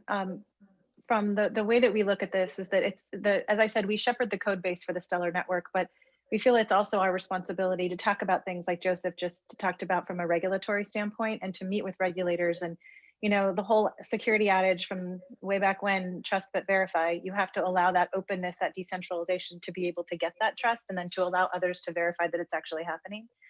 So what we want to do, and what we started the Enterprise Fund, we did that, we launched it last November, and the Enterprise Fund is really focused on our ecosystem, and building an ecosystem that is vibrant, that is able to, using the innovation and the creativity of all of those awesome people that are out there that are trying to develop these new ideas, and focusing on the user to be able to get the user not using blockchain for the sake of blockchain, but blockchain to solve problems for them. For the users. And so the Enterprise Fund is focused on this exact type of thing, to focus on investments in these areas so that we can help build and make the Stellar ecosystem even more vibrant than it is today. So it's just one way that we can do that. We also think it's important for us to connect the folks within the ecosystem. So when you have one player over here, for example, we have the corridor between Nigeria, and the corridor between the Nigeria and and Europe is really, it's open and active, and there's a lot of volume on Stellar in that corridor, and that's because we've connected these two anchors that are in that region, and then you have these folks that the anchors have business relationships with, and you now see payments going in between Nigeria and the EU, Nigeria and the US, Nigeria and other anchors in Latin America. And it's all about us bringing the ecosystem together. So we really take seriously not just this notion of investment, but also the notion of us trying to help create that flywheel, those network effects that you really need when you're building an ecosystem and you're building it with nascent technology. Yeah, congratulations. I've seen some of your hackathon results. Just really amazing how the space has matured. And having my common friend, Andre Lowe, really buy into the mission of helping many of the cross-border payment is just only starting. I don't know who want to go next. We only have 6 minutes. Maybe Bradley at least can say about how amazing to integrate with IPFS as well as the Opera browser. Sure. So I think the thing that has been the most maybe surprising and optimistic note for me over the past year and a half has been how interested browsers are about crypto. And now I'm of course super interested in getting Danelle's opinion, having had a seat at one of the key tables here. But what I've been seeing is just a lot of interest coming from a lot of different browser companies about adding crypto wallets in particular, and maybe some of these other DeFi tools as well. And it all comes back to they haven't had a way to add payment infrastructure into their applications. It's been completely missing from all of these different internet applications for decades. Even though it's of course I think a no-brainer from a user perspective. So now all of a sudden this is possible. That's very exciting to them. So what we found is that excitement about adding financial infrastructure has kind of created this path for us. And then the path for us is well, you should also be supporting decentralized websites, and domain names are stored in wallets. So it's very natural. It all just kind of fits together naturally. You would store your money inside of your wallet, which is part of your browser. You would also be able to have your domain name there. You would also be able to use it and sign transactions and do things very naturally. So it's just, just for anybody using dApps, I mean, it's very handy to have the wallet baked in like that. Yeah. So I'll say really that's the only way to get to the 10 million, 100 million users. And browser have done it, right? Never mind Mozilla of hundreds of million users, whether Opera and many of the mobile browsers are still a long way. We only have a few minutes left. Maybe Milton will want to go first. Still with us, Milton? If not, Josie will jump ahead. Go ahead. Yeah, I can jump in. Yeah, I mean, no, I think like all of this, like, I think the next, 3 to 6 months is a really interesting one. And I completely agree with everyone's been saying. And I think we're kind of starting to see these inroads across, traditional institutional, finance or the old world and this new world. And I think that's where it's becoming exciting. And I mean, I think the DeFi space is showing a lot of, the ability to flex, in entirely new ways that I think, 2018 people were questioning whether, what the future of the space was, at least in the outside.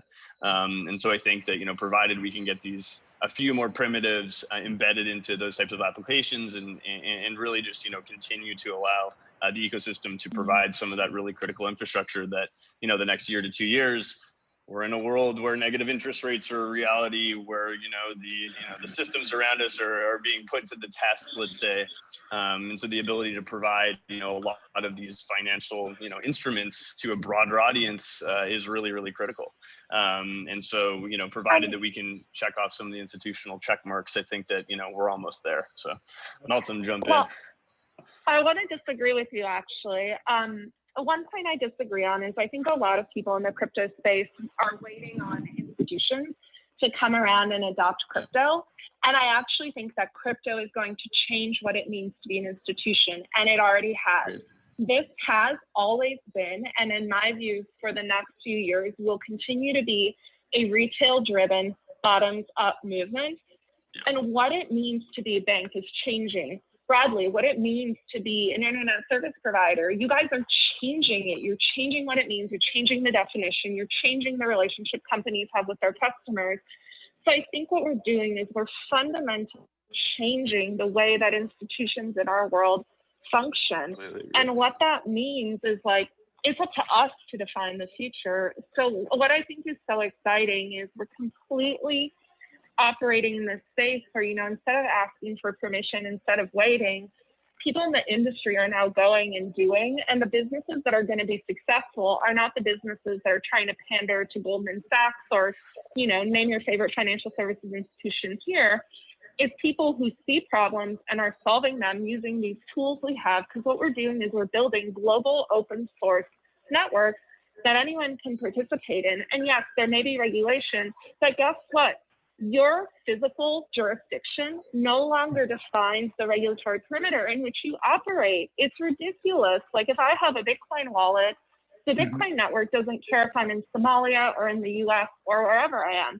My service providers may, but the Bitcoin network sure as shit doesn't. So I just think the reality is institutions are going to adapt to this new world. And I'm very excited to continue to push in that direction.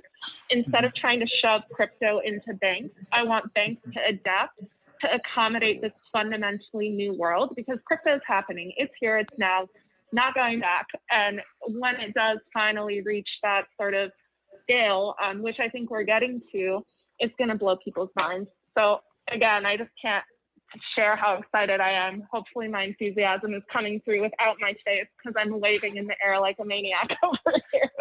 Yeah, absolutely is. I wish you had a little bit more time to even talk about the Shuttle One project that the innovation in Southeast Asia is really happening. All the open, we talk about against so cool. institution, but the government is really jumping on as well. Maybe just under, we only have 10 seconds. Go. Yeah, Shuttle One, amazing company, peer-to-peer finance, Southeast Asia, supported by the Singapore government, working with a bunch of different government agencies, using DAI and USDC, but actively looking at other protocols. I have introduced them to the Stellar Foundation, Danelle, just so you know. Really exciting, and I think, again, fundamentally transformative to see companies being able to address peer-to-peer banking needs using blockchain technology and stable coins as opposed to using the correspondent banking system. I think that's all we got. I'm very glad that we finished it strong. I don't know whether they cut us off or let us hang out a little bit more. I was just very glad that I really got to know some of your background, whether Mozilla or MIT. Joseph actually went to Amazon. I also spent 2 weeks there. That Amazon Forest is still where it started. Bradley, if you know our roadmap, I really wanted to build a domain services to take over all the top registry, just as much myself. Thank you so much. Really fun. Yeah, I think that's all we got. Really look forward to the next. So you've heard about these two cryptos that are going to explode? Names. I'm posting your karaoke video. You said you deleted it. Okay. There's two. Here's one. Tired of missing out? Join eToro and start trading cryptocurrencies in no time. eToro, sign up for free. Buying the cryptos? No, I'm watching you living la vida loca. I got 2 words for you, bestie. eToro copy trader. Just find a top investor on eToro and hit copy. From now on, whenever they make a trade, you make the same trade automatically. Neato! eToro. What the hell? What the fuck? What just happened? Oh, hell no.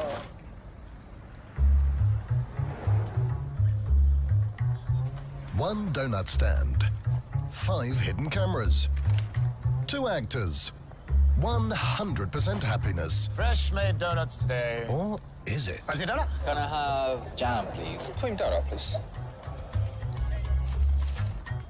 What the hell? What the fuck? What just happened? Oh, hell no. Did you just bite that? You won't even notice, it's very small. Oh, it's a new one. You don't have to bite. That's my commission. But it's out of my donut. I was expecting 100% of a donut. What the fuck are you doing? Just how the world works. Shut the fuck up, I don't want that. That's disgusting. No way. Take this back. If I pay for something, I should get the full thing. We have to take a bit of commission, otherwise... See, she's walked away. Don't let commissions bite into your portfolio. Join eToro and invest in 100% stocks with 0% commission. You've got a little commission. There. eToro, join now. So you've heard about these two cryptos that are going to explode? Names. I'm posting your karaoke video. You said you deleted it. Okay. There's two. Here's one. Tired of missing out? Join eToro and start trading cryptocurrencies in no time. eToro, sign up for free. Buying the cryptos? No, I'm watching you living la vida loca. What are cryptocurrencies? Cryptocurrencies are digital tokens of value that can be transferred to anyone around the world without relying on a third party like a bank or credit card company. eToro. What is blockchain? Blockchain is the technology that powers cryptocurrencies. To put it simply, a blockchain is a distributed ledger that facilitates and tracks all transactions for a given cryptocurrency. eToro. What the hell? What the fuck? What just happened? Oh, hell no.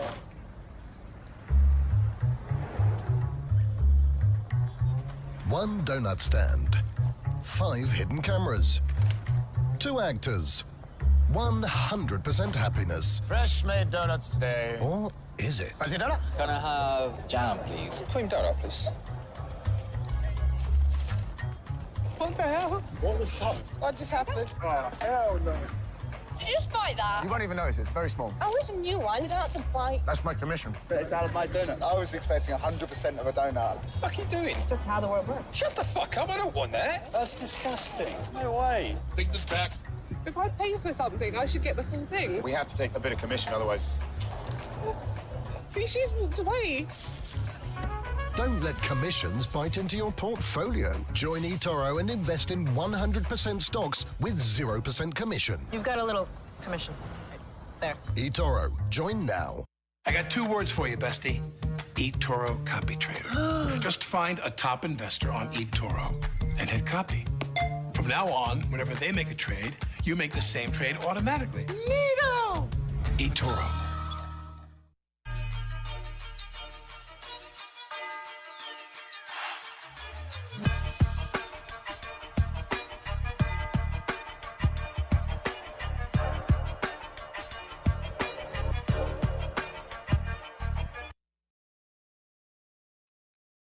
Understanding DeFi and all of its moving parts is quite the challenge. It's the reason why we dedicated an entire half a day to it yesterday on our DeFi track. To better understand all of its moving parts, please welcome Crypto Casey in a discussion with Talal of Gibril. Stand by. Go. Hello, and welcome to this segment of the LA Blockchain Summit. My name is Casey Henry, but most of you guys in the space know me as Crypto Casey from my YouTube channel. I'd like to introduce you to a panelist. We're going to be discussing tips on navigating crypto's new financial wave. So with me, I have Talal Tabah, the co-founder and COO of Jabrel Network, a blockchain-based fintech company bridging the gap between traditional and crypto economies. So welcome. Pleasure to meet you, Casey. Happy to be the panelist, I guess, on this panel. Yes, thanks for showing up. So we have a very broad, interesting topic to explore together. So I think we're gonna have some interesting conversation. To start things off, I think one of the biggest themes people need to keep in mind with navigating this new financial wave in cryptocurrency is the infancy of the space technologically. So where do you think we are on this timeline, personally? All right, so I think when we talk about infancy, technology is only one of them. Regulatory infancy is another. We've seen how regulators have reactively punished companies that basically broke the law, even though the law wasn't really clear. That's one thing. There's also the element of trust. Anyone watching this panel is probably manages their own private keys and is comfortable dealing with that. But that's not the majority of the people. That's actually quite a few.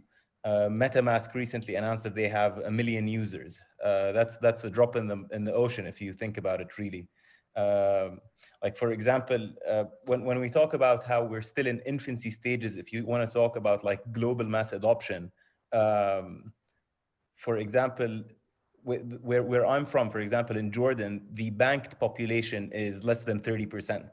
So if you think of like that's people that have access to financial services using traditional online banking or whatever. So when you talk about crypto, it's still really, really early on. And I think that the technology will probably mature way before user or consumer behavior will or regulations. Sure, that makes sense. So do you see that there's larger adoption in countries where they are unbanked? Are they coming into the space faster than, you know, the West over here? I wouldn't say so. Okay. I wouldn't say faster than the West or the East. But I guess technology that's disruptive usually allows countries to leapfrog existing or leapfrog stages of technology. For example, there's many places in like rural Jordan or Africa where they never had landlines. They literally switched from like calling people or like sending letters and into mobile phones. They skipped landlines, whereas in Europe, US, etc., they went from like basically minimal communication, landlines, and then mobile.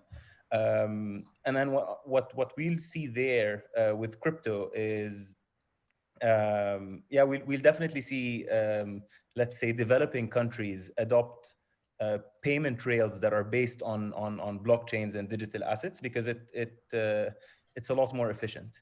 And then a lot of the legacy infrastructure doesn't need to be built. It's much leaner. Interesting. So you're saying that these countries have an advantage because they're kind of avoiding a transition costs from, hey, you already have a built-in infrastructure, and to take it down and to build something else is, you'd almost rather adopt something than start afresh. And these countries have an interesting opportunity to maybe get ahead and forge ahead. Yeah, I mean, there's two things to look at really. First is the infrastructure piece, which we talked about how they could leapfrog old infrastructure. But the other part that's very important is usually these developing countries don't have reliable fiat currencies. For example, like a 2-hour drive up from where I live in Jordan, or my family lives in Jordan, is Lebanon, where they recently suffered insane hyperinflation. And Bitcoin was trading at like 30-40% premium prior to basically shit hitting the fan. Because if you had Bitcoins, you could basically pack up and leave, and then you'd be kind of immune to that inflation. What people were doing were moving this worthless fiat currency that the government was printing into all sorts of weird stuff, including, first of all, you couldn't buy jewelry because all the jewelry was bought and people would take it and sell it abroad. But it reached a point where people were buying electronics, like literally washing machines and stuff, and shipping them out because that was the store of value that was better than holding the local currency. Right. So in developing countries, I think censorship resistance being a very important one. So yeah, it's twofold when you talk about developing countries adopting crypto. Awesome. With Bitcoin, there's this ethos of separation of state and money, and that's something that I think will be an increasing trend in the coming, I don't know, 5-10 years.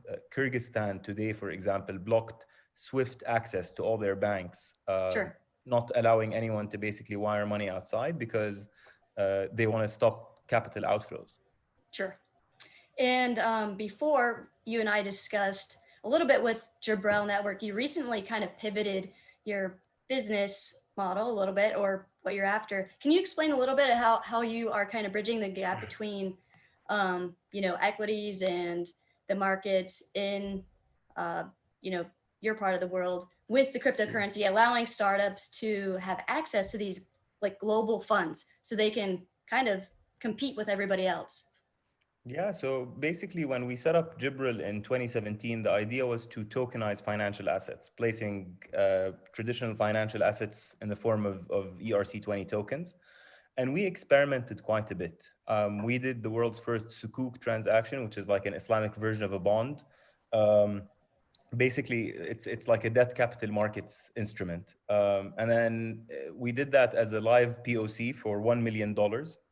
So for a debt capital market transaction, that's peanuts, but still it's not a free POC or like testnet POC.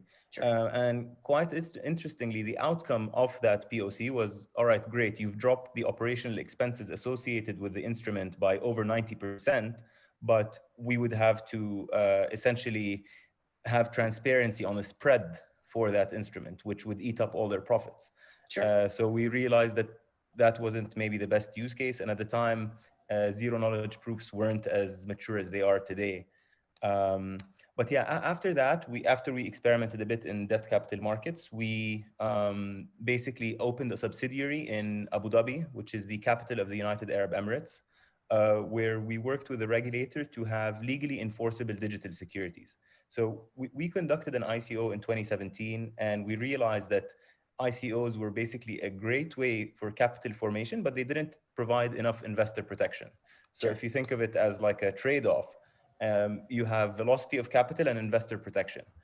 ICOs have insane velocity of capital, but very minimal investor protection. Whereas something like, I don't know, the stock market has lower velocity of capital. It closes every day at, I don't know, 3, 5, depending on where you live. It's also off on weekends, etc. But it offers good investor protection. So basically, we launched a platform in Abu Dhabi that allows startups to essentially syndicate deals online. I know that's very common in the US. You have AngelList, obviously, that's been around forever. But that wasn't the case in the Middle East. So we saw an opportunity there. And the reason why we did it in Abu Dhabi is any syndicate is then represented in the form of tokens, which allows you to trade them peer-to-peer. And then we're hoping to also embed that into our peer-to-peer lending platform. So let's say you've made an investment in a startup. You could put that up as collateral and unlock credit. So I guess, past 2 years, we worked a lot on tokenized assets, but the reality is there wasn't a lot of use cases for them online. If you wanted to trade a tokenized asset peer-to-peer, the demand side wasn't there. So that's what we're hoping to change around by basically allowing people to unlock credit from these illiquid assets. Nice. So I'm going to parlay into actually fees you were talking about and scaling issues that we should be mindful of, people should be mindful of when navigating into the new crypto financial wave. So I know you guys are built on the Ethereum network. And so you guys have seen, drive up in the fees and transaction costs go ahead and can you comment on that? We were talking about a little bit before we started. Yeah, sure. So I guess when we started off in 2017, we took the decision to basically build a lot of the infrastructure ourselves. We built our own block explorer, wallet, API access to Ethereum. We didn't want to depend on the existing solutions out there. Obviously, that wasn't the best decision, but I guess we learned that the hard way. And because now there's companies that are specialized to solve this. Let's say we wanted to work on L2 solutions. Obviously, Loopring would have done a better job because that's their core focus. So I guess in hindsight, it's easy to say, but when we started, we didn't really know which part of crypto would have been the best avenue. But when you want to talk about, I guess, fees on Ethereum, for us at Jibril, we believe that there are other companies that will basically focus on solving that, and eventually gas costs will go down. If you think of Gmail when they first started, they offered like multiples, orders of magnitude more free storage than Hotmail did, even though storage was insanely expensive at the time. But they basically made the bet that online storage, cloud costs basically would go down. And yeah, they were losing money in the beginning, but obviously everyone now is on Gmail. So I think the same thing will happen in Ethereum. I'm probably biased because I'm incentivized to think that, but Sure. Well, also another thing that we're going to see in this wave, and we're seeing now, is before we have this tribalism, like, Ethereum versus Cosmos versus, Cardano. And I think everyone is now aiming to be interoperable. And the way that DeFi is operating now, you can almost build on the shoulders of giants. So instead of everyone starting from scratch and competing with each other, the space is becoming very innovative, very coalescing, getting along with each other and headed towards a similar goal. So where do you think that's going to take us, as far as navigating this financial wave? What have you seen with Jibril? This is such a cool topic because I don't think this is in the internet age. Not that I was working at the time. I was in school, probably middle school, the time period that I'm talking about. But basically, companies that failed, their IP kind of died with them, right? Whereas in crypto, with stuff being open source, even if a project fails, a lot of that code is reusable. So that's like a paradigm shift that we haven't seen before. If you think of, for example, what happened with Uniswap and SushiSwap, it'll be very interesting to see how different companies use pieces of code. People always talk about modularity, but I don't think I've seen anything as modular as what we're seeing in crypto today. This obviously will have it'll have like very good advantages, and it'll also have disastrous results. When people use it maliciously, obviously you're going to end up in a suboptimal situation, and we've seen that with a couple of rug pulls where anonymous founders just bounce with the money. And then you have other collaborations, for example, what's happening between Aragon and Balancer with Snapshot and the on-chain governance. That's stuff is really cool. And like, if you think of Compound, Synthetics, a lot of DeFi projects are utilizing either their code, their ideas. Like if you just look at Binance Chain and what they've done with Binance Scan, it's literally a copy paste of Etherscan, but it's called Binance. So I haven't really made up my opinion on that, but I think net overall, it's definitely positive. Cool. You did touch a little bit on some regulatory stuff. So let's talk about the execution and the lag of regulatory action that is in the space right now. So you can go ahead. Yeah, so basically regulatory arbitrage is on steroids these days. Sure. An exchange would be registered in Malta.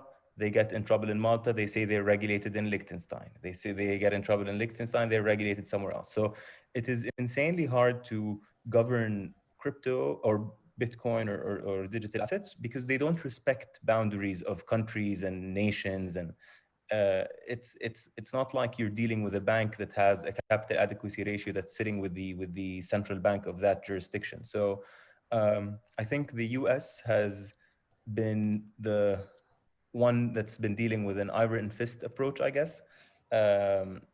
But that's kind of expected, given that U.S. taxes are applicable on American citizens no matter where they are. But I guess countries are competing to be appealing to crypto projects, or countries that at least acknowledge the importance of it. If you think of Switzerland, if you think of Singapore, Bahrain, Dubai, these countries have opened up their arms and kind of are welcoming these blockchain or digital asset companies because they believe in the future of the industry. But I'm not sure how sustainable like the regulatory arbitrage, I'm not sure how sustainable it's going to be. And then when we see stuff like the US charging BitMEX or John McAfee, I think this is just the tip of the iceberg. Sure. Yeah, so interesting times on the regulatory front, that's for sure. Oh, sure. And I think you would probably agree that in this space right now, we're seeing a lot of, corruption and fraud. However, it's easier to detect because of the transparency and the nature of decentralized applications. And so people might try to say, hey, there's just a lot of fraudulent activity, and this is where criminals go to conduct business, this type of blockchain technology. When in reality, we've been experiencing this it's going on right now. It's been going on, but these centralized entities, within Wall Street, they're able to hide it from us. And then every once in a while, we see it come out in the news. But with cryptocurrency, we're going to see it. But do you think it will help us develop faster or draw some, have some drawbacks, or you think there's a good balance going on right now?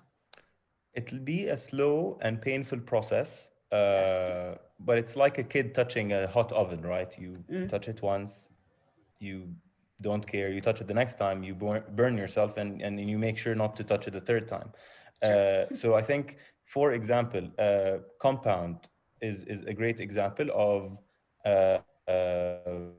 being able to gain trust of the community over time. MakerDAO, these are projects that have been able to compliantly operate, I guess, because there's multiple verticals you could look at. One is anti-money laundering, the other is securities laws, the other is like private personal information.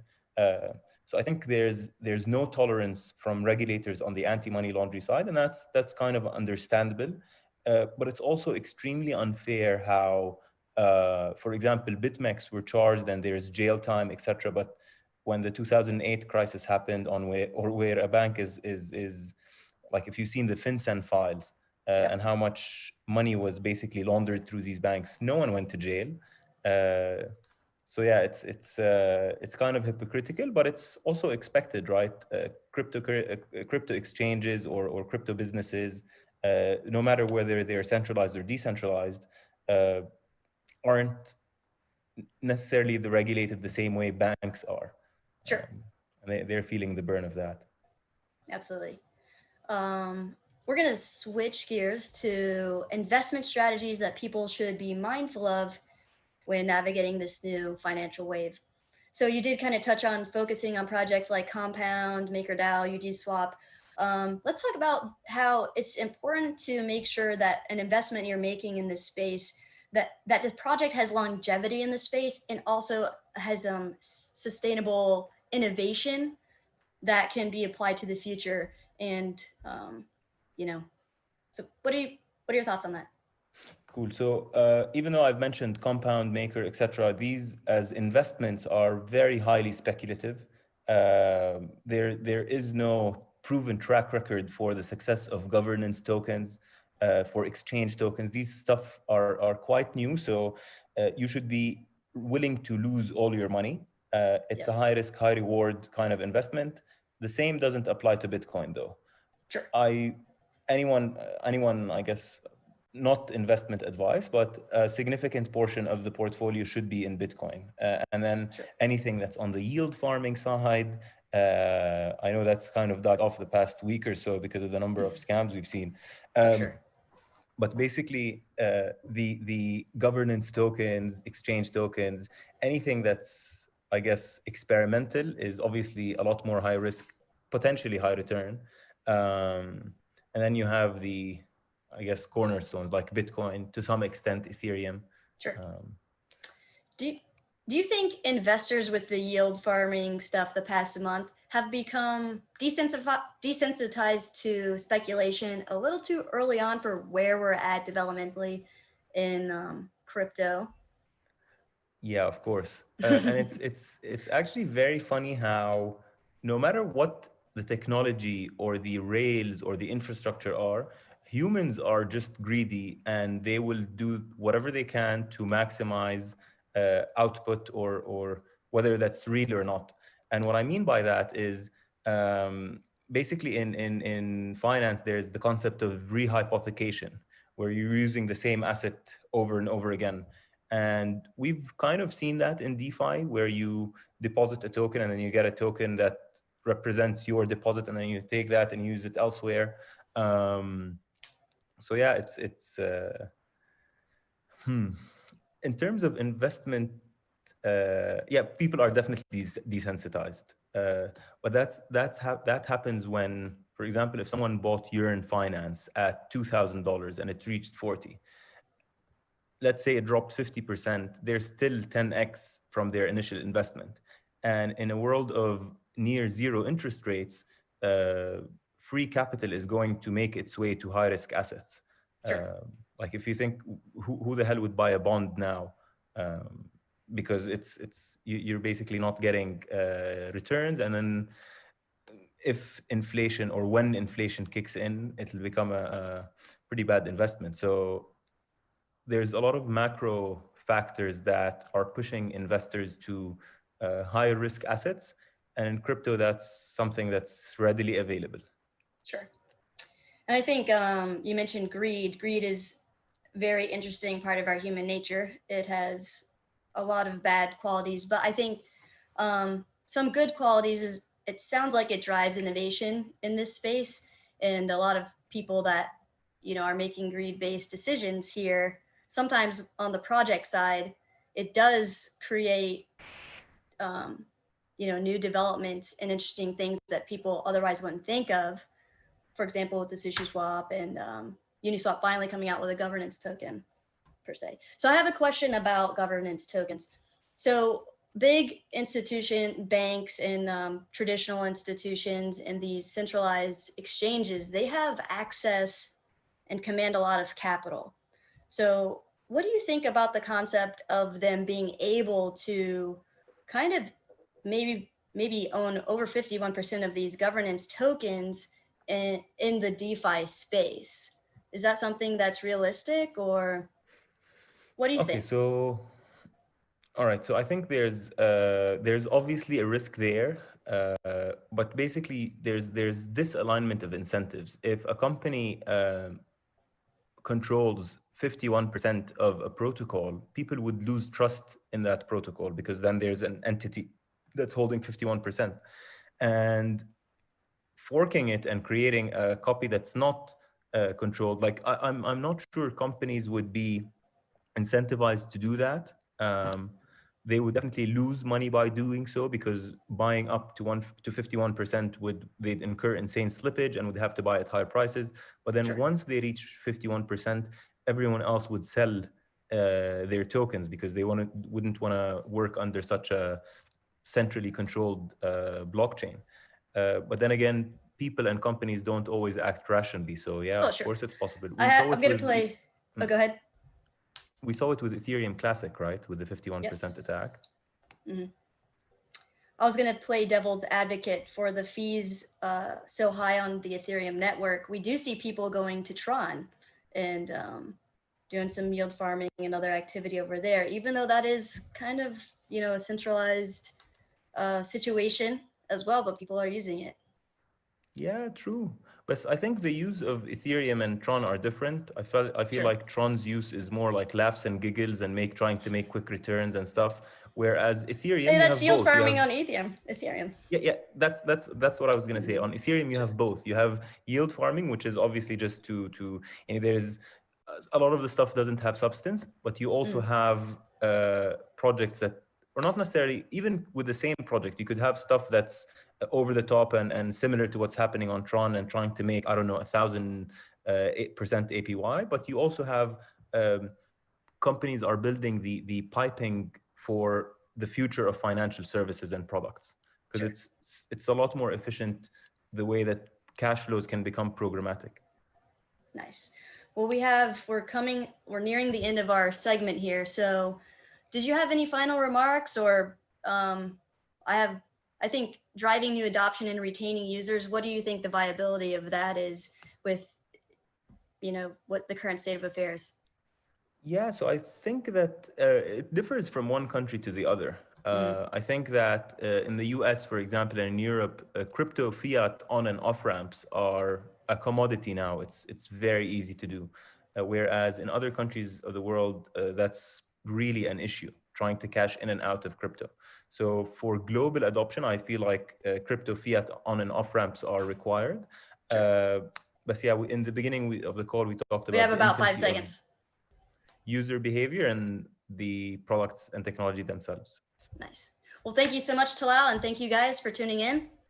Enjoy the rest of the summit. Thanks. What are cryptocurrencies? Cryptocurrencies are digital tokens of value that can be transferred to anyone around the world without relying on a third party like a bank or credit card company. eToro.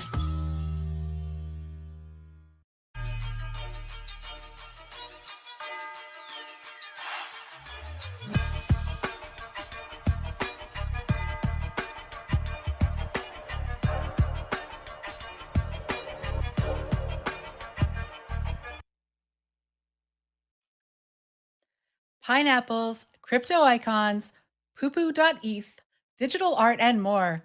A new wave of non-fungible token adoption has been picking up impressive traction in the last few months. It's the reason why we were all inspired to launch the limited edition LA Blockchain Summit collectibles along with the meme community. Which, by the way, if you claimed you're part of not so now secret group chat where Draper Goran Holmes, Alone Goran, will have to keep his promise to 10 lucky people. I'm thrilled to introduce you to our next guests, as they are the NFT and digital art experts. Please welcome Delvin Finzer of OpenSea, Robert Norton of Very's Art, and Jordan Leal of Meme. Hey there, crypto friends. Thank you guys so much for joining me. Today, we're talking about the NFT's road to fame. My name is Shay Newkirk. I go by Crypto Stash, or my friends just call me Stash. I'm a content creator here in the cryptocurrency space. And I also work on a couple of my own blockchain projects as well, but definitely known for doing educational pieces and videos through my YouTube channel. And I'm happy to have a couple of really amazing guests here today with me. So I have Devin Finzer, I have Jordan Lyle, and Robert Norton, who are all going to give us some different perspectives today on their views on the NFT world, non-fungible tokens, and what the future looks like. So thank you so much, gentlemen, for joining me. And let's just get into this. Why don't we have a little bit of introductions from yourselves, and then we'll go and jump into some questions. Why don't you go ahead and start with this, Devin? Sure. So my name is Devin Finzer. I'm a co-founder of OpenSea, which is a marketplace for non-fungible tokens, or NFTs. We started back in 2017, right after CryptoKitties launched, building this sort of more generic marketplace for all these new projects that were coming online. So anything from items inside of blockchain games to digital art to collectibles to blockchain-based domain names, and the list of things that are being tokenized into NFTs is growing every day. And it's an exciting spot to be, where we get to kind of see all the different projects come in. Yeah, thank you so much, Devin. What about you, Jordan? Can you give us a little bit about your background, who you are, what you do? Yeah. Hey guys, I'm Jordan Lyle. I'm with Consensus, but then also separately, I am kind of the ringleader for the meme team. Meme project just kind of spun out or kicked off the last couple months, mid-August. So we're not even two months in yet, but it's kind of merged together both DeFi and NFTs and created something entirely new. And it's NFT staking or NFT mining. So it's really exciting to be at the intersection of two amazing communities. It's a decentralized community, given my kind of spot and space in this ecosystem. As a DeFi product lead, I've kind of led the charge here, kind of the face of the meme project, and we're doing a bunch of cool stuff within DeFi and NFTs. So I'm really excited to be here and talk as someone from like the DeFi background, getting into the NFT world. Yeah, I like that ringleader. Trying to find a good name. It's can't say founder. You can't really say CEO. So I like ringleader. Perfect. Okay, Robert, why don't you tell us a little bit about yourself and your company, Verisart? Sure, I'm the founder and CEO of Verisart. We are a blockchain certification platform that started in 2015. When we started, there was really only the Bitcoin blockchain as a use case for us to build on. Since then, we've made some good headway working with artists and galleries and auction houses online. We've had the fortune to work with artists such as Ai Weiwei and Shepard Fairey and companies such as eBay. My background prior to Verisart was I was the founder CEO of Sedition Art, which is one of the largest digital marketplaces at the time for distributing art by well-known artists in digital format. Since been eclipsed in volume by some of the NFT platforms out there. And prior to Sedition Art, I was founder CEO of Saatchi Art, which is one of the largest marketplaces on the internet for artists to sell work direct to consumer. I started at AOL in the mid-90s, so most of my career has been in consumer-facing internet space. I'm delighted to be here and looking forward to kind of sharing my thoughts about how artists always do respond to new technologies and find new communities to connect with. And I think we're at a really white hot stage of that in the NFT space currently. Mm-hmm. Okay. Yeah, thank you so much, guys, for a little quick introduction there. So now we all kind of, everyone out there knows who's on the panel here and where you guys' backgrounds are. Definitely a wide variety here, and I like that. I like being able to have a little bit of a different look and perspective on this up and coming scene. A scene that's been around for a while, but it's funny that just now a lot of people are starting to get into it. They're like, oh well, this is look this hot new thing, NFTs. But the concept and the usage has been around for quite some time. And so when we look at what the most interesting use case is for NFTs, what do you guys think that is right now? Why don't you start with that, Robert? And you can kind of come from a background of art and how your platform uses blockchain in general to secure provenance, right? For artists. Yeah, I mean, I think if you look at the kind of NFT landscape, I have to say, I mean, Devin's NFT Bible I read prior to this meeting, and I think it outlines, pretty well some of the different kind of like main use cases out there. And obviously, art is one that people focus on, but domain names, the kind of ENS server is another area, and virtual worlds is another area. I think that from what I'm seeing, just as a sort of an entrepreneur, sort of on the sidelines really of this industry at this stage, is the success of some of the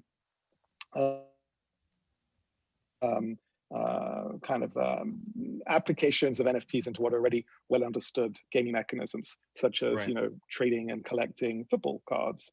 I think SoRare is a good example. I think Axie. I'm not sure if I'm pronouncing that right, but the kind of in a way the successor of kind of CryptoKitties in terms of this idea of breedable, collectible, kind of fun, kind of game mechanics of digital items. I think is also a really good example of NFTs at this stage.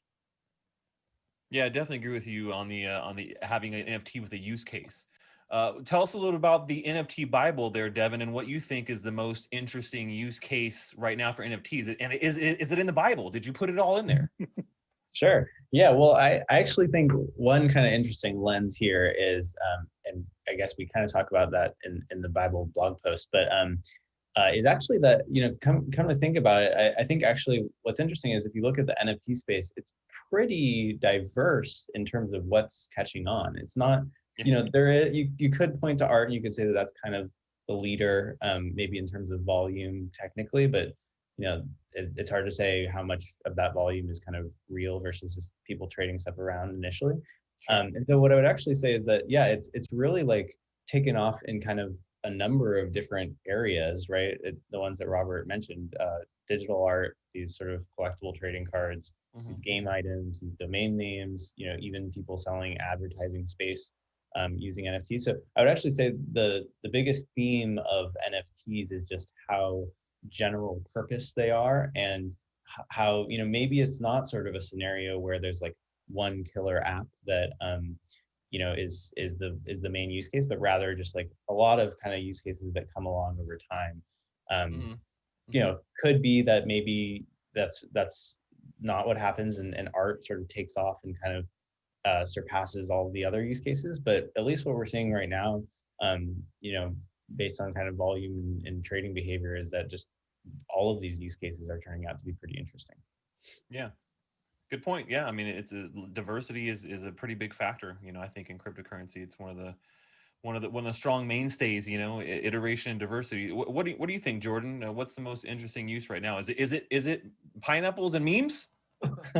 Sure. Yeah, of course. Yeah. I mean, yeah. At the risk of like shilling my own project, where I find the most interest for me personally, coming from a DeFi background, is that when we can like jam together these two tools or protocols or communities, really. So yeah, again, at the where we're at Meme, right? We issued a few different pools over the last few months, and it started with collectibles, right? You can see one behind me here. We kind of cartoonized some celebrities within crypto, put them on an NFT, almost like trading cards, and started putting those up. So anybody can go stake your meme tokens over time, earn some pineapples, and then redeem those for NFTs. So it starts with collectibles, and then we did a kind of a artist series where we worked with this artist Sven here in LA, and he did almost like fine art, so it's digital art. So you go from collectibles to fine art, kind of similar path that we're talking about here. And then we did a project that's pretty close to everybody here, and that's the LA Blockchain Summit. So we partnered with the LA Blockchain Summit, and we did something unique where it's a brand new pool, and you're locking up assets to earn NFTs. And it's a little bit more promotional, right? It's not necessarily fine art, but these NFTs now, rather than just looking cool or simply being able to buy and sell these things, they actually provided an extra level of utility. So I see this ability to like, these are keys, or these are concert tickets, or these are, whatever. These can unlock lots of different experiences. In the case of LA Blockchain Summit, many users use this NFT, which had your face on it, Shay, I think my on it. It rotated through a bunch of faces. Yeah. But anyways, like this NFT was then used to join a brand new exclusive permissioned VIP Telegram group. You could only enter it if you had the NFT. There was a bot that checked your wallet to make sure you had an NFT in your wallet. And that's really just scratching the surface, right?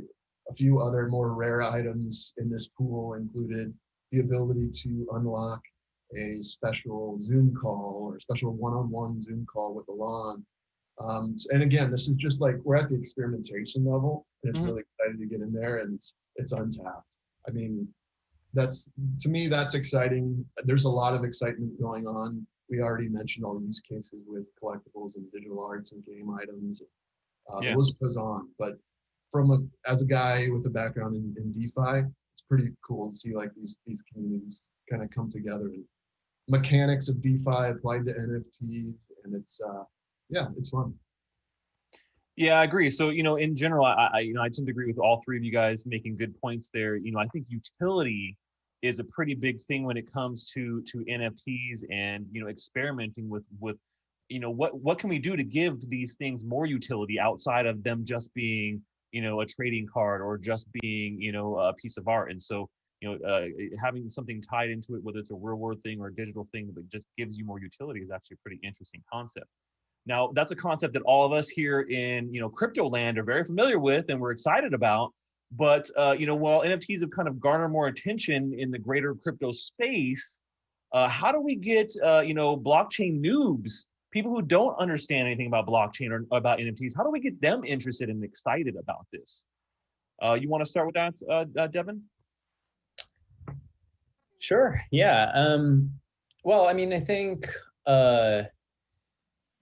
yeah, it's interesting to think about, right? Like when DeFi was as we saw DeFi kind of take off, it really spread virally, and the theme was this theme of yield, right? Like that you could sort of make money on your cryptocurrency through these various protocols. And I do think that those types of incentives, and you know, this is another reason why meme is such an interesting project, are extremely powerful, and perhaps even more powerful than like trying to grease the, you know, I mean, obviously there's lots of little things we can do to improve the user experience and onboard for regular folks, better wallets, you know, faster transaction times, just better user experiences, all of those things.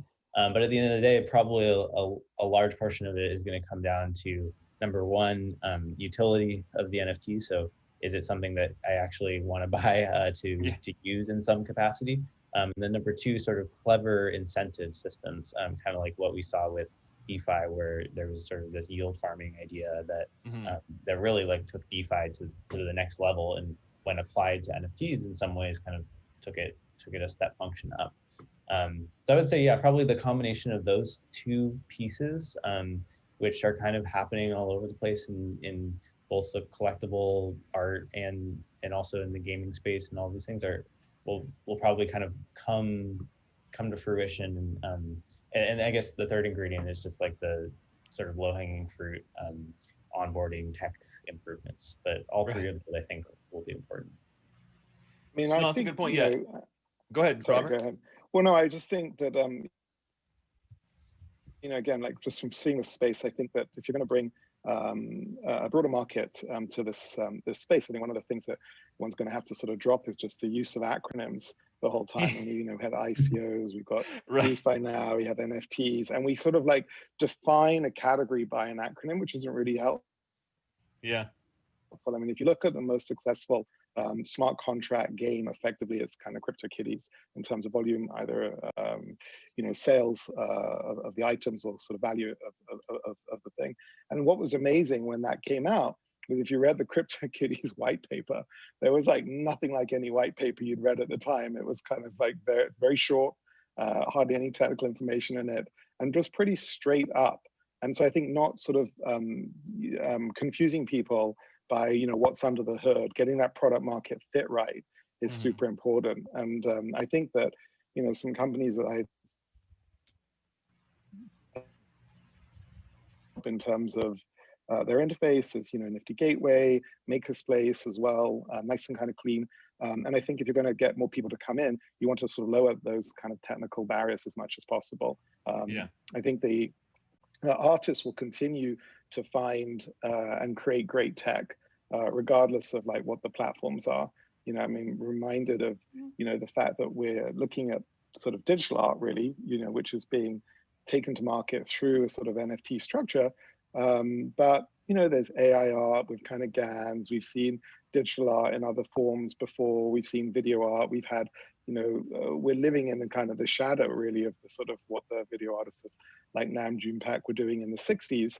And, you know, back then they were saying, you know, the cathode ray tube will replace the canvas. And now we might be saying, well, you know, the meme might replace the canvas. I mean, at the end of the day, you know, artists are going to connect with their audiences using the tools of their time. But my own opinion is that one has to kind of think about, you know, why people collect art. And NFTs does tick a lot of boxes, right? People collect art because they like it. There's an aesthetic interest, potentially because it's a good investment, and there's maybe a social bragging right. And all of these things are instantly delivered.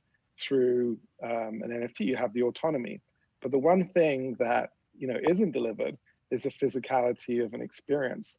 And we as kind of humans are still largely value owning physical items. Now, that's not to say that artists aren't producing great stuff in digital format. They are.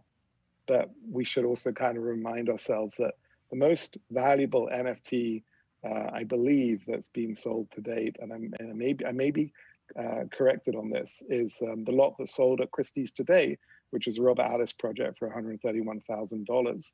And that was part of a physical work.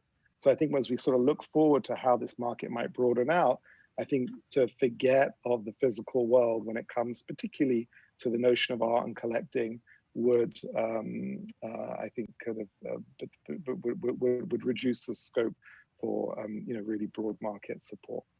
Yeah.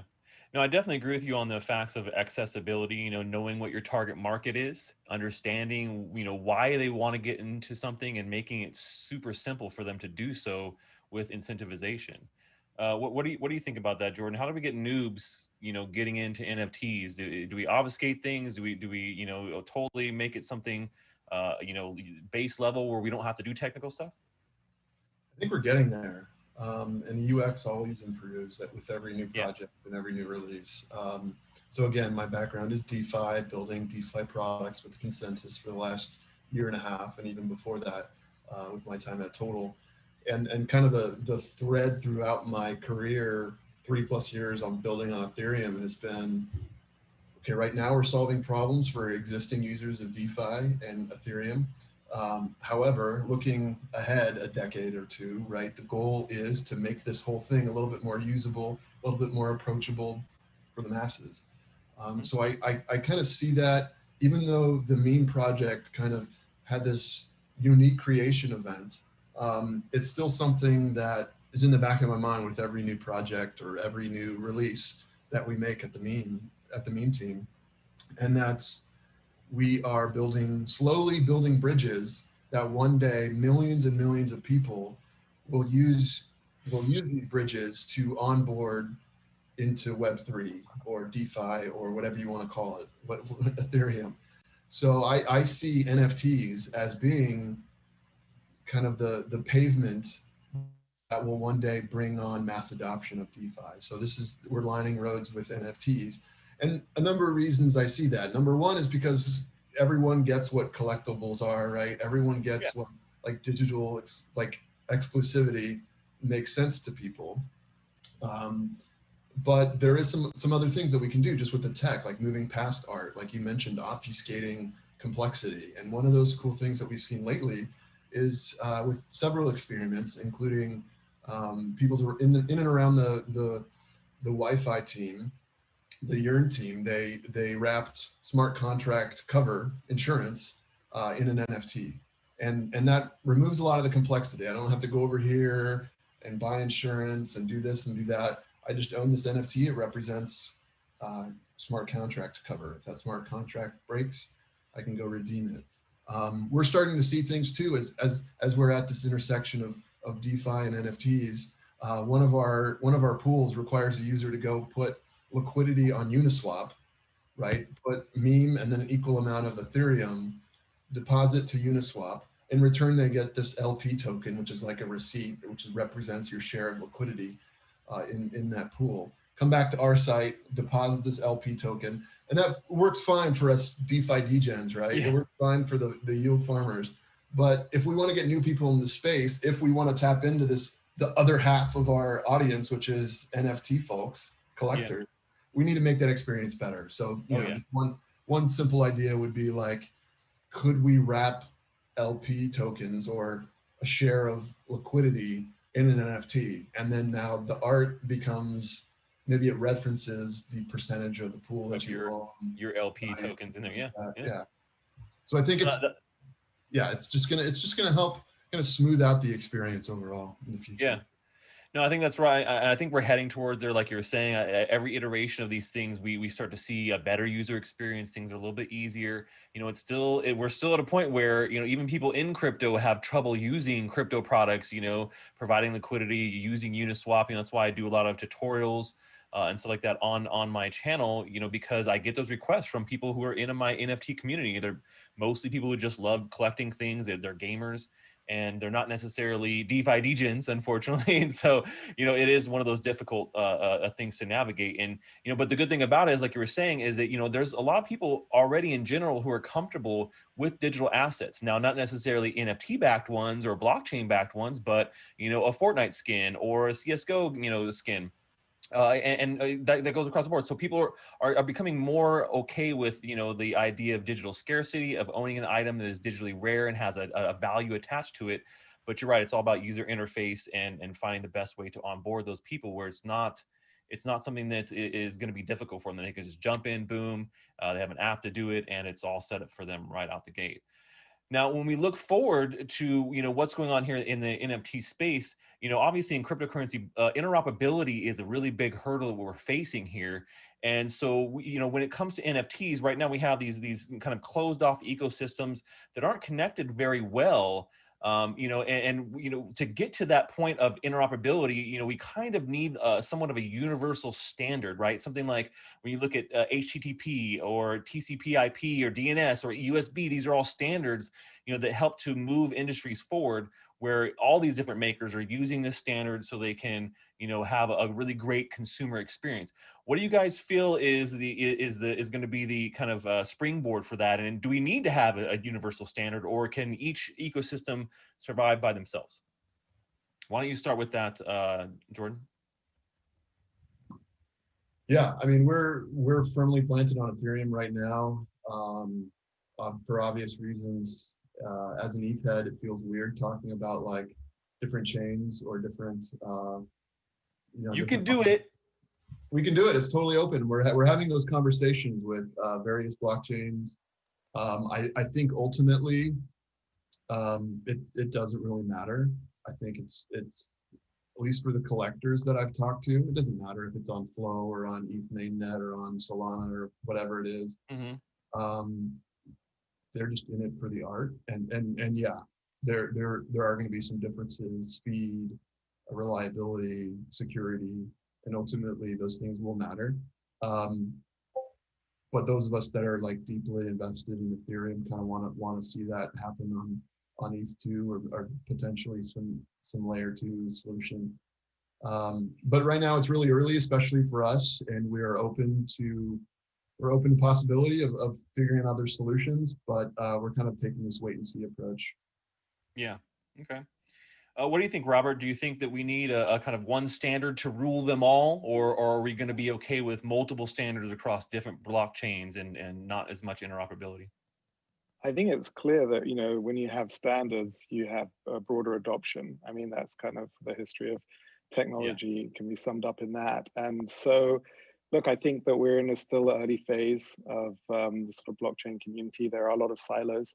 I've seen it up firsthand, you know, watching kind of the Ethereum community develop. And, you know, I think that one has to kind of weigh these two aspects between, you know, community that wants self-sovereignty, but wants autonomy, that wants to kind of, you know, trust in the code. And, you know, that is what enables this kind of provable scarcity model, which, you know, people really value. But at the same time, often the value of the experience is in the context, right? So think about your example of, you know, Epic and kind of Fortnite and what they're making.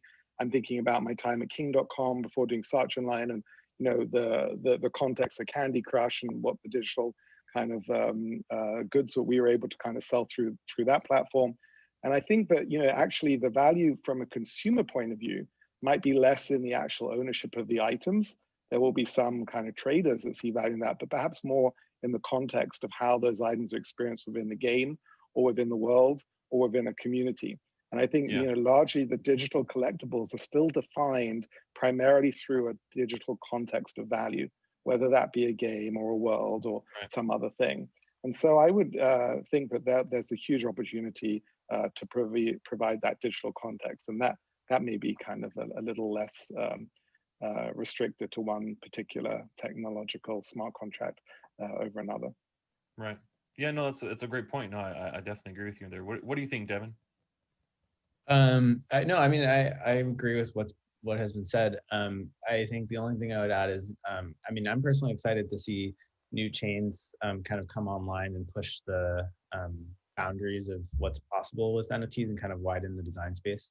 I think it's been particularly challenging to have like super high throughput games on Ethereum, for example. Like that use case, people really tried to do that early on, but it got pretty stifled by the technical limitations, gas prices, things like that. So I think, you know, I think some of these experiments, even if they're just sort of EVM side chains or just other environments where, you know, gas prices aren't as high because there's just not as much DeFi activity on the network. I think we're already starting to see those sorts of chains gain interest and adoption. So yeah, I think it'll all kind of happen. It might be messy for a while, but it'll be interesting to see. No, I totally agree with you. And, you know, just to wrap up here with things, you know, we've had a great conversation, but real quick, what is your favorite NFT that you hold, that you own, that is not one of your projects? Go, Devin. Favorite NFT, the one you love, that you own, that you can't live well, without. I like okay, I'll go with my, I have some OpenSea soccer jerseys in Decentraland that you can Those are wear cool for our Decentraland soccer match. What do you think, Jordan? What's your favorite? I just got some F1 Delta time. This is the from the Animoco people. Oh, and, very cool. I bought a crate and have a car and I have a driver and a helmet, and it's really fun. Very cool. What about you, Robert? Do you hold any NFTs or just like I one, do. one I is your have favorite? one of the artists that actually uses our platform Verisart to certify his work, and the Nifty gateway to sell his work is Lucio Paletti. He's a Bitcoin artist. Oh yeah, one of my friends. He's one of oh great. Well, you have one of his. Very cool.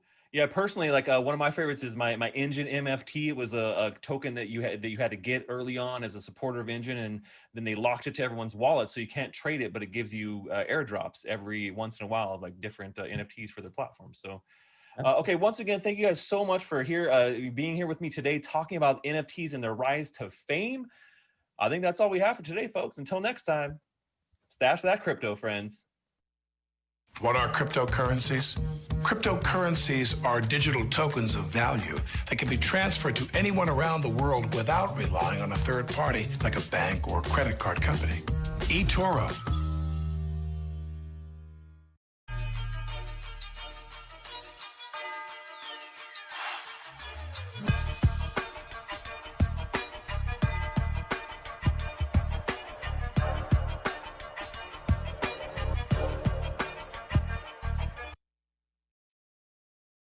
Is there a better pairing than fine wine and cheese or peanut butter and jelly? Yes, believe it or not, it's one of the most important discussions to have in the industry. I'm talking about big data and blockchain, a marriage like no other, and our next guests know it best. Please help me welcome Barbara Bickham of Trillion Ventures, leading a discussion with John Farjo of Lunar Crush, Michael Grunger of Chainless, Bobby Ung of CoinGecko, Ombre Subriran of Kaiko, and Frederick Haga of Dune Analytics.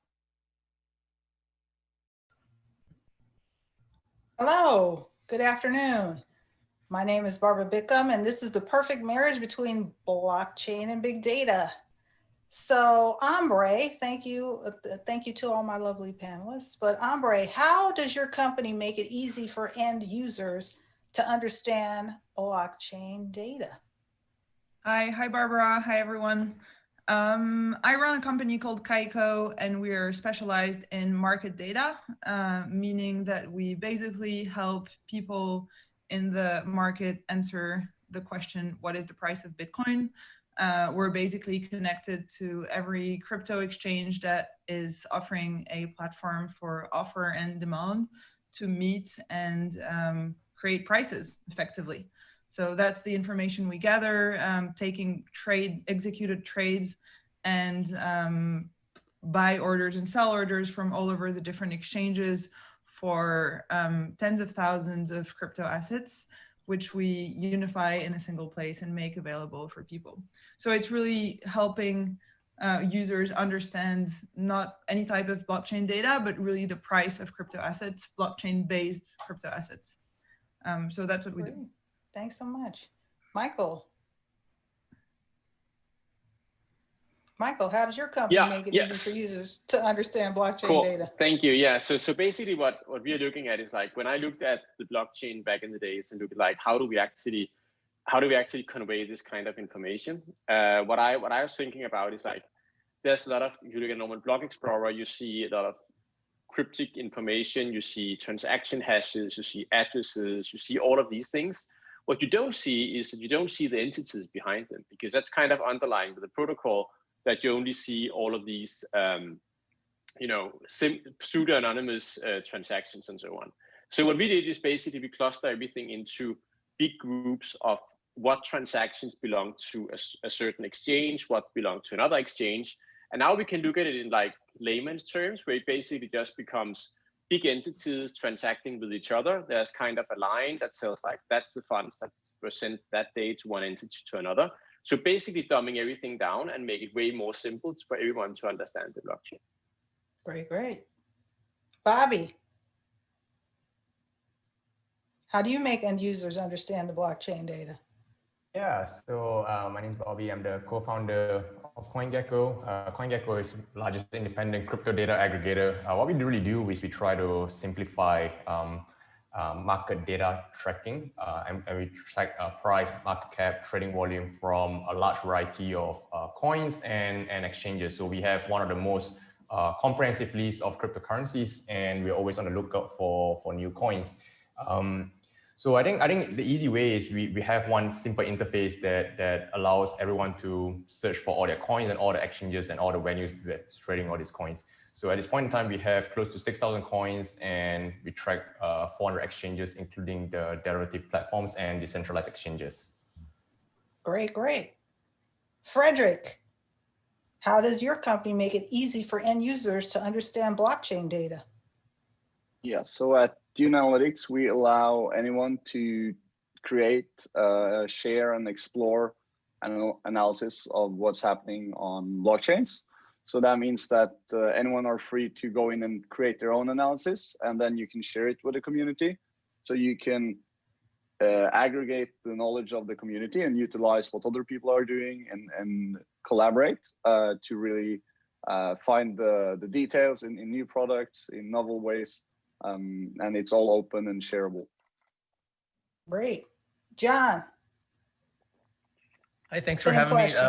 Yeah, sure. So I'm John Farjo, co-founder and chief product officer of Lunar Crush. And Lunar Crush, you can sign up at lunarcrush.com. And it aggregates community activity across many different sources out there. Things like Twitter, YouTube, Medium. We have probably the largest collection of news out there. We capture news from thousands of websites. And I'd say for us to make things easy to understand, it's more of a cultural thing that we implement internally. You know, users are always out there, I'm sure as Bobby knows, asking for coins constantly to be listed. But they have questions. What does that mean? You know, and I think the biggest thing is like, it's great to take that feedback, but we have an internal process of doing something with it. And, you know, we have a 12-month rolling product roadmap, but we update it every single week. And we update it with feedback from users that we internally discuss, and what makes sense, we implement, and we continually implement it. I'd say the other thing that we do is we're never done. Nothing we ever build is done. And so we have a never-ending process of continuous optimization. We have sprints and all of that. On some scenarios, we're doing code deployments every single day and making modifications to the interface, a lot of the times based upon user feedback. So that is what we do. That's great. Thank you guys so much. So Michael, how does your company ensure the integrity of your data, the data that you collect? Yeah, it's like, it's one of the things that's really core to us. So our product is being used by government agencies in 30 countries worldwide. It means that it's being used for investigations. It's being used for a lot of big cases you've seen recently in media, like the Twitter hack, like big child abuse material sites that have been taken down and so on. So we want to, of course, ensure that the integrity is really, really high.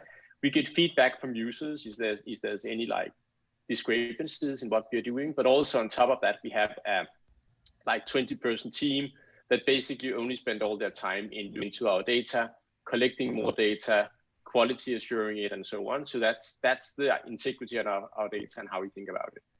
Great. Bobby, how do you ensure the integrity of your data with CoinGecko? You know, everyone's going there checking stuff out. Yeah, I mean, the one thing that a lot of people refer to CoinGecko is the pricing data, and then followed by the market cap data. So I think with regards to the pricing data, we rely a lot on the API that's provided by exchanges. And when we do that, we sort of trust and hope that the data that they return is sane, is good. But sometimes, like this data that comes back is not the best data as well. And you thought that large exchanges, even large exchanges like Coinbase, sometimes return back erroneous data. So we have to have some sort of algorithm where we need to check and detect outliers and remove them from any of these things before we count any volume-weighted average price in any of these things. I think the other big thing that comes out from this data is there's all these exchanges, especially non-regulated exchanges that are doing a lot of wash trading.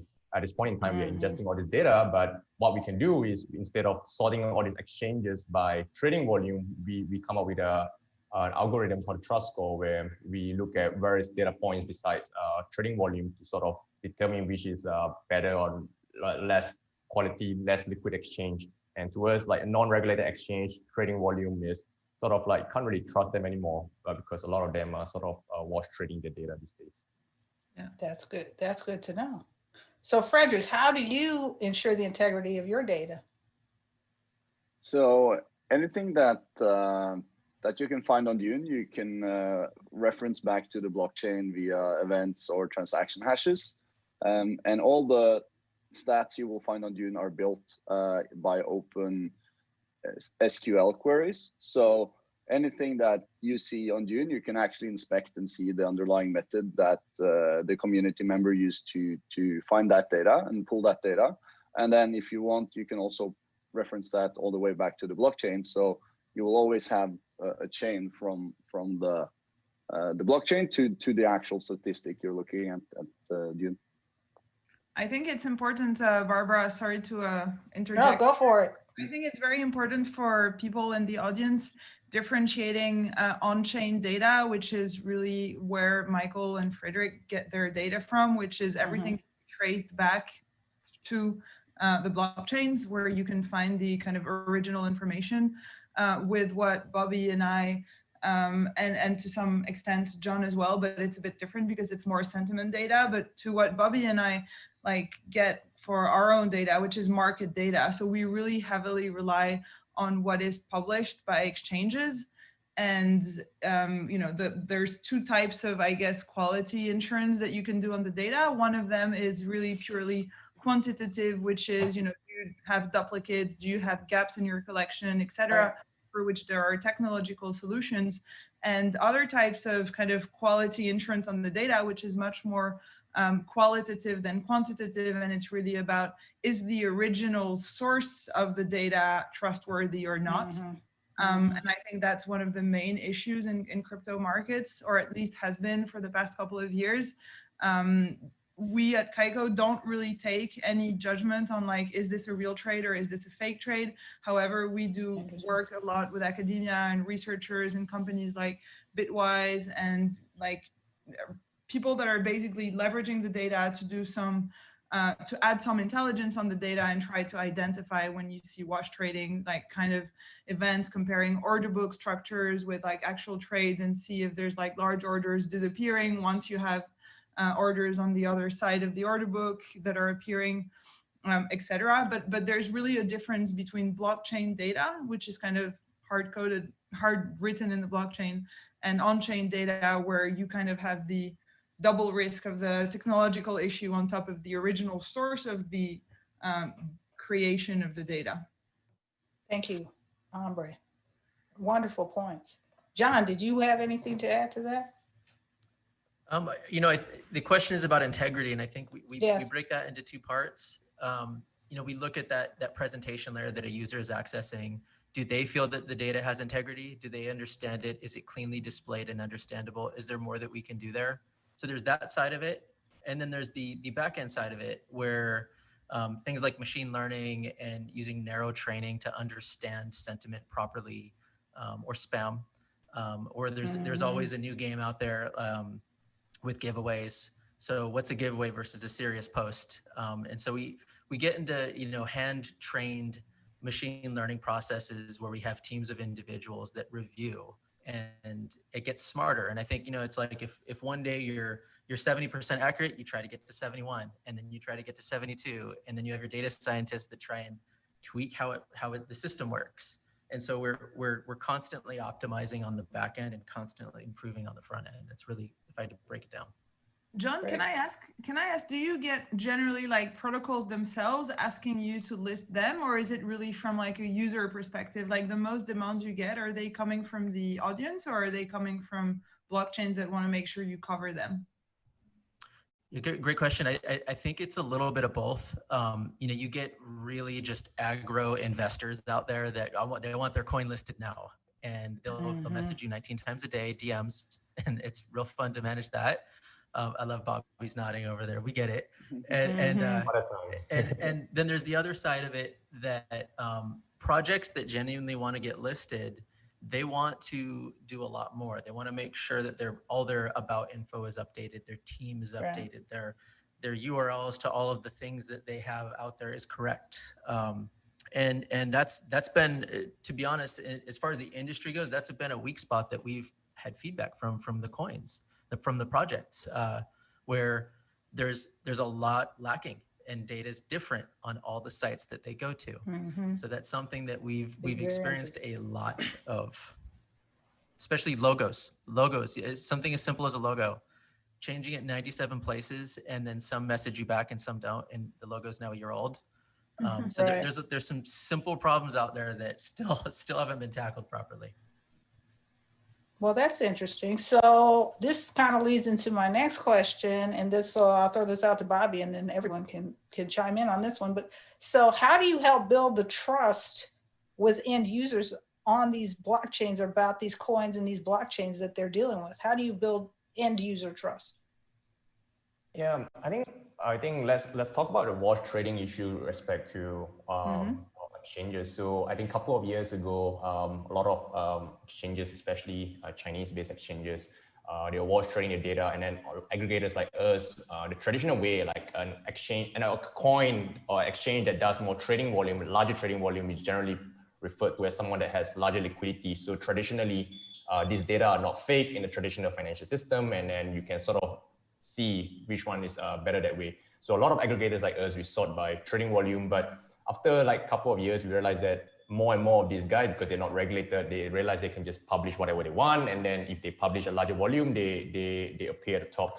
So it comes to a point where we say that, look, all this data that comes in, if they're a non-regulated exchange, pretty much can't really trust them, because they can just report whatever they want. And that's what they do. They just put out a fake, very high trading volume and then try to appear at the top of CoinGecko. So we kind of have to start thinking really hard to see what we can do to fix this situation. So we had to come up with different algorithms. But no matter what we do with all these different algorithms, like, people are smart. Anything that gets measured sort of gets manipulated in the crypto space. So for example, at this point in time, we have this trending search that sort of tells what are the hottest coins on CoinGecko, like what are the coins that people are searching. So what happens now is that a lot of people are just going around and trying to spam our search bar just to have their coin appear at the top. So this is kind of the problem that we are facing right now, trying to see like, okay, what can we do to combat all these spammers, and trying to make sure that the data that we display is still meaningful data for people in the space. Yeah. Thanks. Wow. Frederick, do you have anything to add on to that? How do you guys kind of build the trust for your end users with the blockchain itself? Yeah, so I think there's another angle here, and that's like the actual products that are built on the blockchain, and most of these products are some kind of marketplace. So that means that the better end user experience will be the places where there's most activity most often, and this can also be like gamed or like inflated short term without actually being like a long-term thing for that product and the users that want to interact with that product. So one of the things we do is to be like a neutral source for what's happening in these systems that are built on the blockchain, like smart contract products, and really allow the community to dissect and look into what traction is real, what traction is just like short-term, sort of a hype-based or some kind of schema to game user numbers. And I think that at the end of the day will build trust for the end users that want to interact with these systems and see what's real and see what's not. Awesome. John, So how do you help build trust? So if any of us went onto Twitter right now, we'd see what's in front of us right now based upon who we follow and perhaps a degree or two away from their network. You're capturing a small piece of what's actually going on out there. And you're not understanding, is that relevant? I should say, is that the right post that you're looking at? Are those the trending things that you need to be paying attention to? And that's just right now. So what if I told you, over the last 24 hours that there were 91,822 tweets on Twitter that related to Bitcoin. And that's what we track. And we track that over time. So it's kind of like we're going from a position of very little trust out there because people just literally see feeds that are algorithmically led, follower led, and they're not really seeing everything. So we kind of capture all of it. We classify it, we make sense of it, and then we classify it over time. So you can see specifically what happened. Are we higher or lower? We saw a dip in September with social activity for the most part. We saw the market fall for the most part. We also see that social activity and price moves are highly correlated a lot of the time. And so, without capturing that over a long period of time, to just rely on what's in your own personal Twitter feed to think that you may mentally understand sentiment is almost one of the biggest mistakes that investors are making. Is they follow a few people, they do some TA, and they trust them, and then they lose their money. So it's important to arm yourself with all this data and see a broad-based view of the market. And of course, there's other things out there that give you different metrics and different things, on-chain data and that sort of thing. We focus on community specifically, and that's our spot there to hopefully build that trust.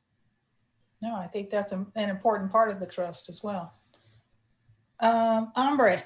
Yeah, actually, I just want to kind of take a step back and make a comment, is that whether it's community data, on-chain data, or market data, I think the important thing to note is that everybody here is pretty much bringing trust in crypto as an industry. And data is one of the, in my opinion, like one of the fundamentals, kind of infrastructure pieces you need to have for any kind of industry to develop. If you don't have clear, reliable, transparent access to information for any given industry, you just won't go there, right? I'm not going to start investing in a country if I just don't know if I can rely on information I get about this country, if I'm, in a new kind of strategy of investing in emerging markets or whatever. But that could be about a commodity, it can be about any kind of industry. For me, access to information is one of the fundamental blocks of any kind of industry, even just starting to develop. And that's how we bring trust in crypto as a whole, is really making information available so that people can make educated judgments and educated decisions, be it investing money, time, energy, resources, whatever it is. You need to have access to that kind of transparency and information. And the combination of everything that our companies offer is basically all blockchain data. With different kind of, angles, looking into crypto from different angles, depending on who you are and what you need to know about the industry. And I think that's how we bring trust in crypto at large, is really by making this information available in centralized places, in transparent, actionable ways. Great. Michael. Yeah, I think it's a really core question, and I really love what you said, Amber. I totally agree with that sentiment around what trust is about. I would say that, so I built our company based on what happened in 2014 with the demise of Mt. Gox, that basically went bankrupt. You had $500 million that were lost, and no one knew where they went, and that created 2014 was the start of a crypto winter that lasted for several years. And the reason, so the sentiment for our company has always been that you build trust with end users and with people and everyone in the world, basically, for blockchains. And you do that by building trust within the leading institutions of the world. So if you have countries with, government agencies that thinks that you can hire someone to kill another president or whatever in using Bitcoin and no one can trace it, if you think that everything can happen with no traceability and there's no visibility into it, people don't trust this anymore. It's become super dangerous, and that was basically what happened in 2014. So what we doubled down on was basically saying, okay, we need to understand this by providing data. And data is like basically, as Amber said, like this is all kind of data. We were curious just to understand what are the number of users in different countries. We have like a ranking index we released like a couple of, I think it was a month ago or so on. The country #1 using crypto in the world is Ukraine. They are followed by Russia. And then you have Venezuela higher on the list and US is #6. Just like these things you could not say 5 years ago, you couldn't say it 1 year ago. And if you don't know these things, you don't trust an industry. That's just stuff you want to understand. You would also say crypto is money for criminals. Well, what is the number of criminals using crypto? 8% of the transactions. That's not a number you knew 5 years ago, you know it today. That means that build trust in the industry and trust with the end users. How do you, Michael, how do you identify? Wait, hold on, Ambre. We only have a few more minutes left, so I would like to get to my last question, which is the most important question. So how do you guys see big data and blockchain evolving in the next 12 months? Because we only have about 5 minutes left. John, I'm going to kick this off with you, and then we'll kind of go around, everybody put their thoughts in. So I think, you know, despite all the ups and downs this year, we've seen social activity increase anywhere between 150 and 200% this year so far. And we see that just exponentially growing from here. You know, the community just keeps growing. And what I mean by that is we actually track the number of individuals that post, not just the number of posts. And we see those individuals going up quite substantially. From our side, you know, we want to expand our use of machine learning to get broader. We have very narrow use of machine learning. We want to chain it together and do very interesting things, you know, transcription, all sorts of different things with what we're collecting. So and then maybe go deeper into classification and things like that. You know, from a trading perspective, I think we're going to end up seeing a lot more AI-driven trading.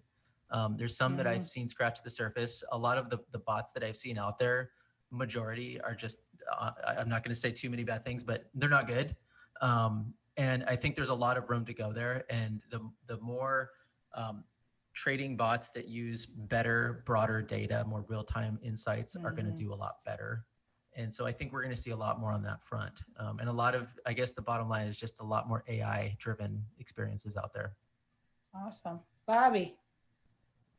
Yeah, I think what we were seeing is that there will be an exponential growth of tokens in the coming months and years. I think what we are building at CoinGecko is really laying the foundation for a future where anything that makes sense to be tokenized, can be tokenized, will be tokenized. So I think we'll see in the future and the years to come, there'll be not just 6,000 tokens, there'll be hundreds of thousands or millions of tokens in the future. And what we really want to do is trying to find a way to scale CoinGecko and gathering all this price data, market cap, trading volume information in a way that is scalable in the future. So yeah, I think there'll be a lot of challenges, but also a very exciting future ahead. Awesome. Michael. Yeah, so I think this is a unique opportunity because like we have had the joy of basically dealing with all the information in the world, having that available, being able to analyze that in a lot of different ways. And now we have the opportunity to do the value. So basically money and value being moved around in the world suddenly is freely available to everyone to analyze. And it means that it's a key opportunity to suddenly figure out like how are the money streams moving around in the world and how can we understand that? And we only started in the very, very early days. We are still in the very beginning of all of this. And there'll be a lot of opportunities here that's being unlocked right now. So I think it is like a super exciting next 12 months. I'm almost say like next 12 minutes as well. It's like everything goes super fast when you're in crypto, and this will be a fun year. Awesome. Ambre, I'm gonna give you the last word. Yeah, I mean, I guess to Bobby's point, you know, I also believe in kind of an exponential growth of the crypto industry. And there's something I like to say, it's part of like my kind of, when I talk about Kaiko, it's part of my initial pitch is really we shouldn't kind of overestimate intelligence and underestimate data. And I think kind of the first layer in leveraging this information in smart ways is getting access to very good quality data. And that's kind of where we come in. Kaiko is really positioned as an infrastructure kind of company. We're not, I think we have a slightly different positioning with CoinGecko, where we're much more like API based. We don't really have a UI or a front end, but we try to just make data available in one place. And for me, that's the first step. Before adding intelligence to data, you need to have data you can really rely upon.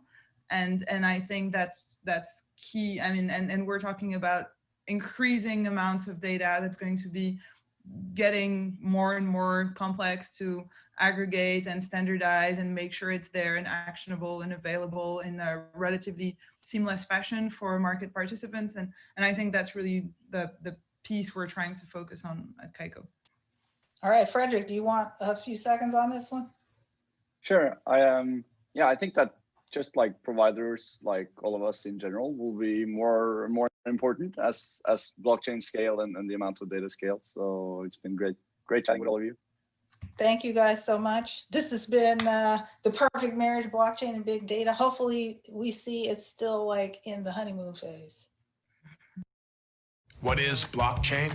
Blockchain is the technology that powers cryptocurrencies. To put it simply, a blockchain is a distributed ledger that facilitates and tracks all transactions for a given cryptocurrency.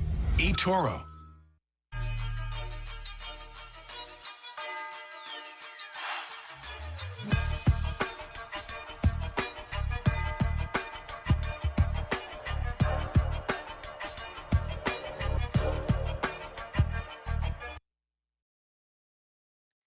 We keep hearing how blockchain can help third world countries, COVID stuck businesses, and more social good use cases. Well, what are they really exactly? To help us better understand, please welcome Rodney Sampson of OHub and Draper Goren Home, with Anna Stone of Good Dollar, Xiao Chen Giang of FinTech for Good, and John Paukolis of Glitz. One, go.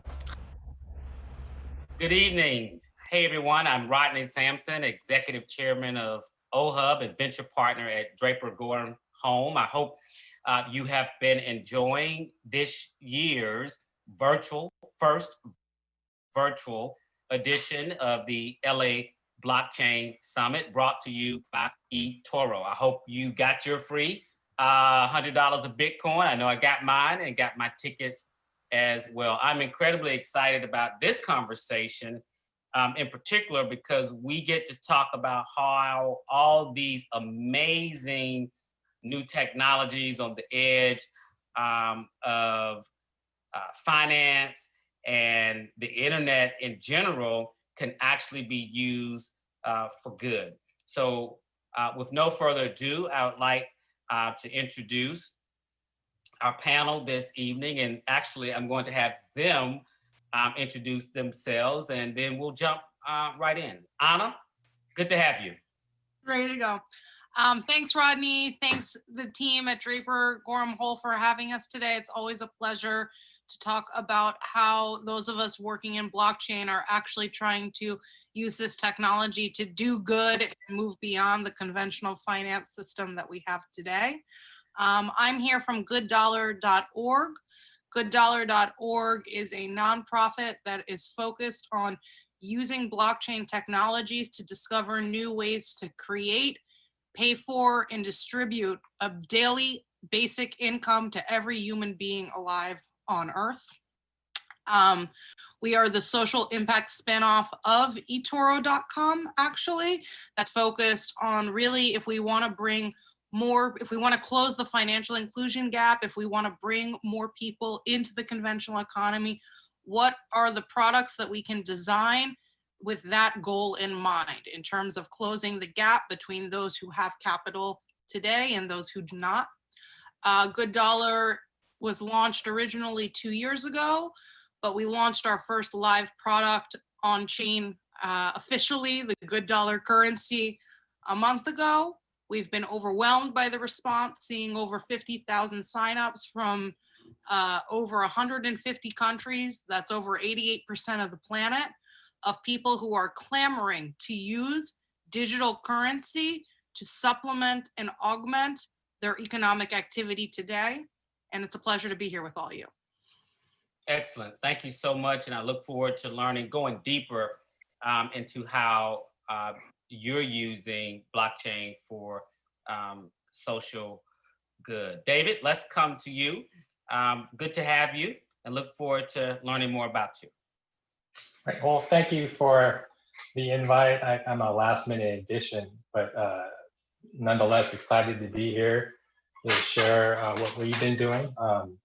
My background, I've been with the DoD for 25 years. And I giggle a little bit because a lot of people don't associate social good with DoD. You know, you got ordnance dropping on one hand, but on the other, especially for like the component I serve, which is the Navy, we do a lot of humanitarian causes all around the globe. Protect human rights. We deliver food and desperately needed help anywhere in the world. So I think that kind of counterbalances that to an extent. And I also support gifts. And John here will talk more about gifts as the CTO, as we start to look to tokenize consumption and the rewards for that consumption around the globe, and to help in a small way, or hopefully in a big way, get the wealth inequality not to be as much of a problem as it is today, based on like some of our proof of consumption models that we have. So thank you. Leave it at that. Excited to be here. Yeah, excited to have you and your perspective and your vantage point as well. Your career DoD? Yeah, I've been in for 25 years now. Yeah. So yes, for the most part. Good. Yeah. All right. Zhao Shen, it's good to see you. And knowing you for a while, but if you would do us the honor and introduce yourself to our global audience. Sure. Thank you for the invitation. It's really great to just catch up again. And yeah, my name is Xiaochun Jia, the president of Fintech for Good. And interestingly, that I started my blockchain journey when I was still with World Bank, and at that time we were looking for innovations like Good Dollar, and who can just deliver universal access to financial service, or rural electrification, or the healthcare, all in a very different way, and which to especially to enable those underserved and even unserved the communities. And from World Bank, that I started after I left the World Bank, started Fintech for Good, and where that we saw that from the technology sector, it's the international development is an area which is not natural, and they are not familiar with the area, and also they don't have the access to international organizations or governments. Then from the public sector side, that they really want to look for innovation, but they again there's an access gap. So Fintech for Good really just serve as a bridge, where that we identify innovations like Good Dollar and other emerging tech solutions, and bring them to the public sector, say that this can help you to solve this SDG, Sustainable Development Goal. That one can just and during that process, and we launched the incubation acceleration program. We also built a number of powerful initiatives together with other partners. Just this January, together with United Nations, World Economic Forum, Refinitiv, and many other partners, we launched the Future of Sustainable Data Alliance, and to really fill the data gap. And when we are also a co-founding member of the Prosperity Alliance, and we're again that we try to use digital currency to just solve the financial access problem. And we launched a digital innovation for sustainable housing task force, and looking at using blockchain and other emerging technology to make the housing affordable, eco-friendly, smart, healthy, and safe. And another area that we are also looking at, we call it zero hunger tech. During COVID-19, it's very clear that many people cannot bring food on the table, and that's because of many issues which are related to the food value chain, and how to just use blockchain to just reinventing the value chain, make the food delivery and also reduce the cost, improve transparency in the food value chain, and that is another focus. And we have some work in Texas along that line. Lastly, I want to mention that 2 years ago that we launched the CBDC working group and looking specific as how central bank digital currency can potentially just bring government, public sector a new way to just deliver public service, and especially for those community who need to be served. And just the last month that Anna was part of that, so we organized the CBDC forum and convert also the working group into the CBDC committee. So now we are organizing another 2 CBDC forum, really just to bring central banks, private sector, corporate, and the community organization together to discuss when the CBDC, central bank digital currency, is launched, how that can be really used for social good and protect the environment as well. Incredible. I've known of your work for a while, and it's definitely good to see you still pioneering for the planet. So thank you very much. John, bring us home. It's good to have you this evening. Thanks, Rodney. I appreciate it. My name is John Paukalis. I am the founder and CEO of Gifts. We're a for-profit company. However, I believe I'm here because Draper Goren Home joined forces with Gifts to launch a program called Give Back Heroes, givebackheroes.org. And what we do is we are a COVID-19 humanitarian relief and economic recovery initiative. And what we do is we send e-gift aid to first responders like the California firefighters, frontline workers like nurses, and those in need. And we are reaching out to corporate social responsibility programs. And what we do is we give back gift cards or digital gift cards. So we actually have two beneficiaries. It's the person in need, and it's also to stimulate the economy. My background was in a former life, I was head of Paramount Pictures digital marketing, where I produced campaigns for pictures like Mission Impossible, Titanic, and got into Bitcoin way back when, I think probably about 2010, and saw the power of blockchain. Actually, not in the beginning. The beginning, it was, for me, it was more about playing the market. I wanted to see if I could make some money, and I did. I made a little bit of money. I bought Bitcoin back in 2010, and it went up. I think it went up in 2014 up to like $1,200, and I thought I was a genius. And then it fell to $400, and I sold everything. But I had a 10x, exit, yeah. So wasn't bad. But so I saw the value in blockchain early on, and for me, getting involved, and I'm new to the nonprofit world, and what we have to jump through the hoops we have to jump through is just insane. We have a fiscal sponsor right now, which is the Soteria Institute. It's a blockchain charity that is creating a sovereign ID for medical. So people can put their medical information on a sovereign ID, and then it'll actually geolocate when you're near, if you're in trouble, you're near someplace, that gets you to the hospital. I just see so many potential ways to do social good through blockchain, and I'm getting on board with Gifts. We actually have another program called Gift Code Relief.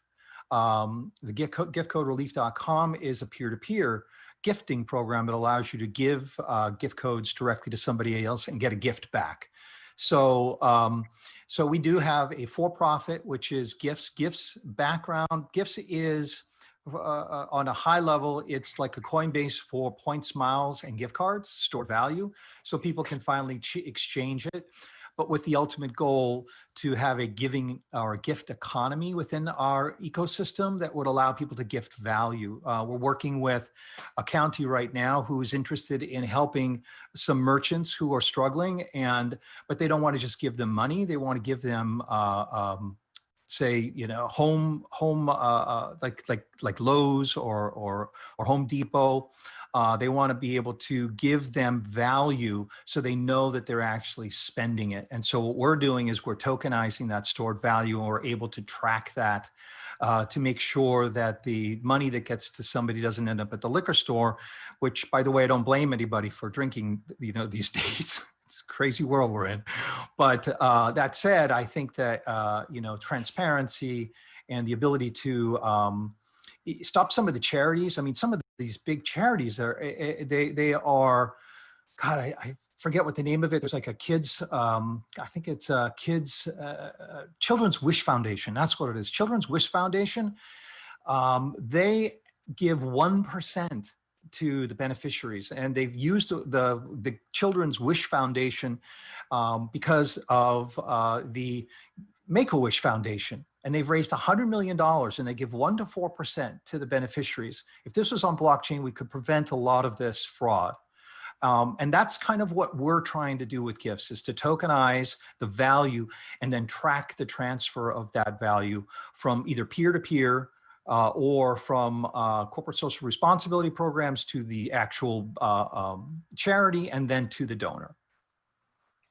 Wow, thank you so much. If you're tuning in and watching, just listening to these amazing people talk about how they are using the blockchain to create social good is incredible. I mean, I want to maybe date myself a little bit, but when I think about over the last 20, 25 years of technology, you didn't see this advancement into sort of like this emerging space of how tech could be used for good as quick as we're seeing how blockchain and crypto can be used, for good. I mean, the major things that we have to solve on our planet, from, hunger to this global pandemic and climate that we're dealing with, to humanitarian crisis that are impacted by economic inequality and the weather,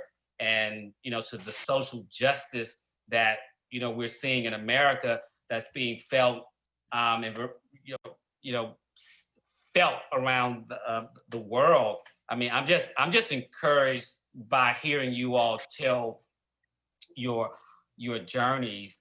Anna, I want to come to you for a moment. Like, what is the moonshot here? And where do you see your work in, let's say, a decade? Wow, great question. Well, I think, first of all, I think just to continue on what you were saying, Rodney, it's we don't really have a choice but to look to new innovations, because business as usual across the board isn't working. So it's not really, I think for those of us who are actually thinking about how do we make the world a fairer, freer, safer place, and how we love our planet, I don't think it's a surprise that we find ourselves looking to new innovations and new tools that will facilitate us in doing those things better that we arguably could be critical of us doing not so great a job at before.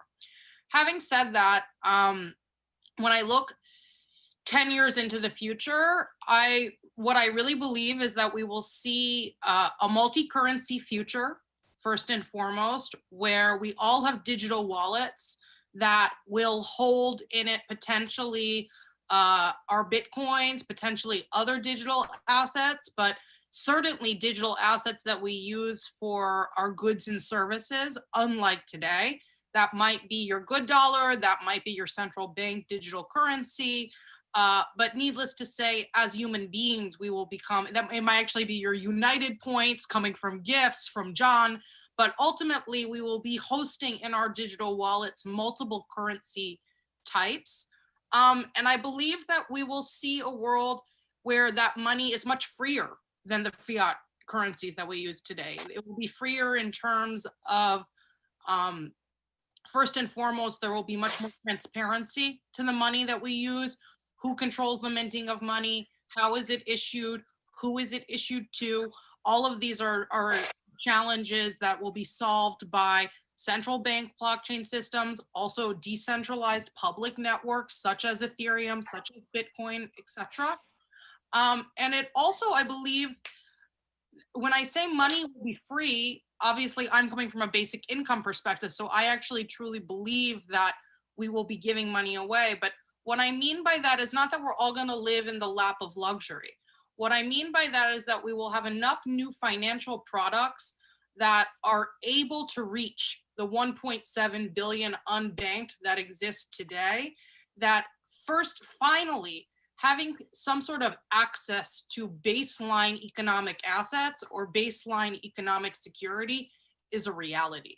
We're able to make it a reality because it will be one person, one digital wallet, and the money should be designed. And I think a lot of us here are working on ways that we can design so that value actually does reach the people who need it, where we know that's where our economic growth is going to come from. As a globe, we know economic growth, our growth will come from unlocking it at the bottom of the pyramid rather than our existing system. And so those are some of my feelings for the future when I look 10 years down the line. And certainly I am the first to admit that this is a 10-year fight, it's a 20-year, it's a 30, it's a 50-year fight, because nothing that is truly paradigm shifting or hard happens quickly. Absolutely. And thank you for saying that. There are a lot of folks who have startups on the blockchain, and everyone wants an overnight success, right?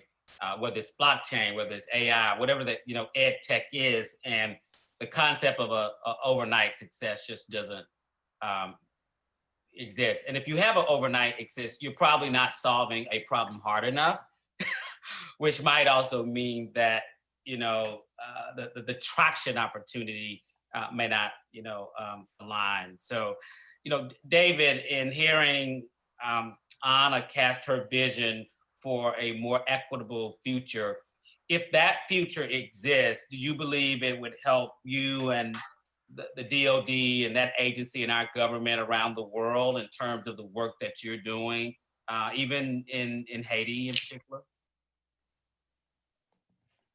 Well, I think so. I agree with a lot of the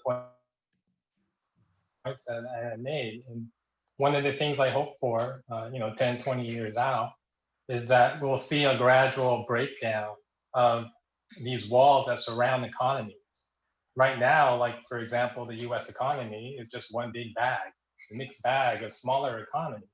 And I think what we're doing with these kind of decentralized, autonomous ways of business through software rules allows us to kind of allow economies to grow securely and fairly and transparently, which includes government programs. So it's going to go across all industry. And I think at the end of the day, what's going to happen is that you'll get a universal basic income, but not for doing nothing. You'll get a universal basic income for being human, because with the automation that's happening today, there'll be less need for human resources for typical human-intensive businesses today, like farming and like transportation. And so at the end of the day, what it comes down to is people will pay you, or models, I should say, smart contracts will reward you for making decisions on what you like or don't like. And that's how you'll get paid. Because that's what an economy is about. It's about an efficient pooling of resources to build products and services that a human population wants. And the only way a model can understand the human population is to reward the human population for providing that input. AI can go only do so much, right? AI can help us automate a lot of stuff. But at the end of the day, I hope that the human population will remain creative, will remain keep its uniqueness, so that we will always have a model for us to be rewarded for being human. And when that happens, Rodney, I think conflict will go down.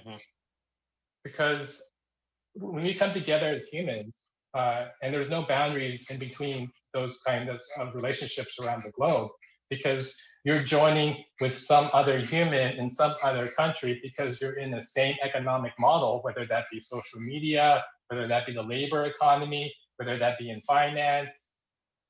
That economy now isn't broken up and fragmented by government boundaries. It's just kind of contained within the economic roles for that economy. And so that's very exciting to me. And what that means for conflict is, I think what's going to happen is that the things that lead to conflict are like misunderstandings between government leaders. And I think what you'll see is a richer kind of understanding between government leaders, especially when you see these government programs kind of expand out and link up with other government programs that are run on a common smart contract. To have global transparency that we've always wished for, but to this point, never had the technology to implement. So I think that's coming, and I'm super excited for that. I'm super excited what that means for our kids. And I've always tried to tell my kids to get exposed to new technologies, especially blockchain, because it's going to enable a lot of models that we can't even think of right now. And I'm positive, and coming from DoD, you wouldn't think I am, but there's a lot of us in DoD that's all about human rights and the protection of those human rights, and that's why we're here. Sure. It's not about finding chemicals that give you the most bang, right? Yeah. Yeah. No, that's incredible how all the dots do connect. So, and I appreciate your wisdom, your hindsight and foresight there as well. In our last 5 minutes together, I mean, we could just talk on and on, but I would like Zachin and then John to also talk about the moonshot you see from the work that you're doing and how blockchain will be used for the social good that you're focused on in the next 10 or 20 years. Sure, and so we define ourselves as an enabler, and next 10 years is a really good time framework, because from the United Nations Agenda 2030, and it is exactly 10 years, and there's the SDG 17 goals. And within that 17 goals, it's very clear that $1 trillion will be used to just do monitoring and evaluation. And those costs can be saved from using blockchain technology and making SDG becoming much less costly. And another report was just released by the UN Secretary General Digital Financing for SDG Task Force, and where that from the report is very clear. There's more than $27 trillion as domestic savings, and through blockchain, and those individuals can be empowered to use their saving to just invest in their own community and other SDG aligned goals. And of course, that's in addition to that, and one of the specific from SMEs, and the gap for SME financing is around $6 trillion a year. That saving can directly go to the SME you want to back, empowered by blockchain technology. And in addition to that, we are going to see many public-private type of engagement partnership, and where that you have the, as what Anna mentioned, that's a multiple currency type of system. You have the central bank digital currency, which just deliver public service in a way which has never been able to deliver before. Then you also have the decentralized finance system, where just enable individuals to also just channel their finance through their own unique way and enable their own community. So you have multiple currency and create new opportunities for both the environment and also the society. Lastly, I want to mention about the environment. Many countries now commit to have achieve carbon neutrality by 2050. So to achieve that goal, that is again like a $1 trillion cost. Blockchain can definitely just enable renewable energy trading and also reduce energy efficiency and empower many individuals to put their dollar to back up reforestation type projects. So all of those efforts can be enabled by blockchain, and also the startup and the innovators we work with. That's incredible. Well, I look forward to seeing all of that come to fruition, and I know if anyone can do it, I know you can absolutely facilitate and make it happen. John, bring us home. You're working on a mission critical moment in time where we're juxtaposing COVID and climate at the same time. What's your moonshot? Well, I have a simple outlook. I see the ability, blockchain, to be used for voting, for ways to tell the truth, for the community to be able to speak up, for the population to, we're about to have a presidential debate coming up right after this. And I would love to see polling along the way that's decentralized and get a real clear understanding of what the people think. So from, listen, when it comes to gifts, this program is dear to my heart. It's a wallet where you can give. It's a place to give and trust. Blockchain for me, the decentralization of the banks, the decentralization of voting, this is the future that I see, as long as, the powers that be do not stop us. And I think where we will manifest it together. I can see this group right here is leading it. So I'm proud to be a part of it. Right on. Absolutely. Look, blockchain for president. Yeah, there you go. You want transparency? Wait a minute, I'm voting right now. Did you get it? There. Yeah. There it is, right? Yeah, done. It's There's the vote. transparent. You can see it. So, yesterday was talking about his, running for president. All right. Incredible. Once again, thank you all so very, very much. We come to the end of our conversation, and I look forward to seeing the great work that each and every one of you continue to do. For you all that are tuning in, please make sure you follow these folks on the social graph and enjoy the rest of your labs, the LA Blockchain Summit. Let's give it up for LA Blockchain Summit. Thank you. Bye. So you've heard about these 2 cryptos that are going to explode? Names. I'm posting your karaoke video. You said you deleted it. Okay. There's 2. Here's one. Tired of missing out? Join eToro and start trading cryptocurrencies in no time. eToro, sign up for free. Buying the cryptos? No, I'm watching you living la vida loca.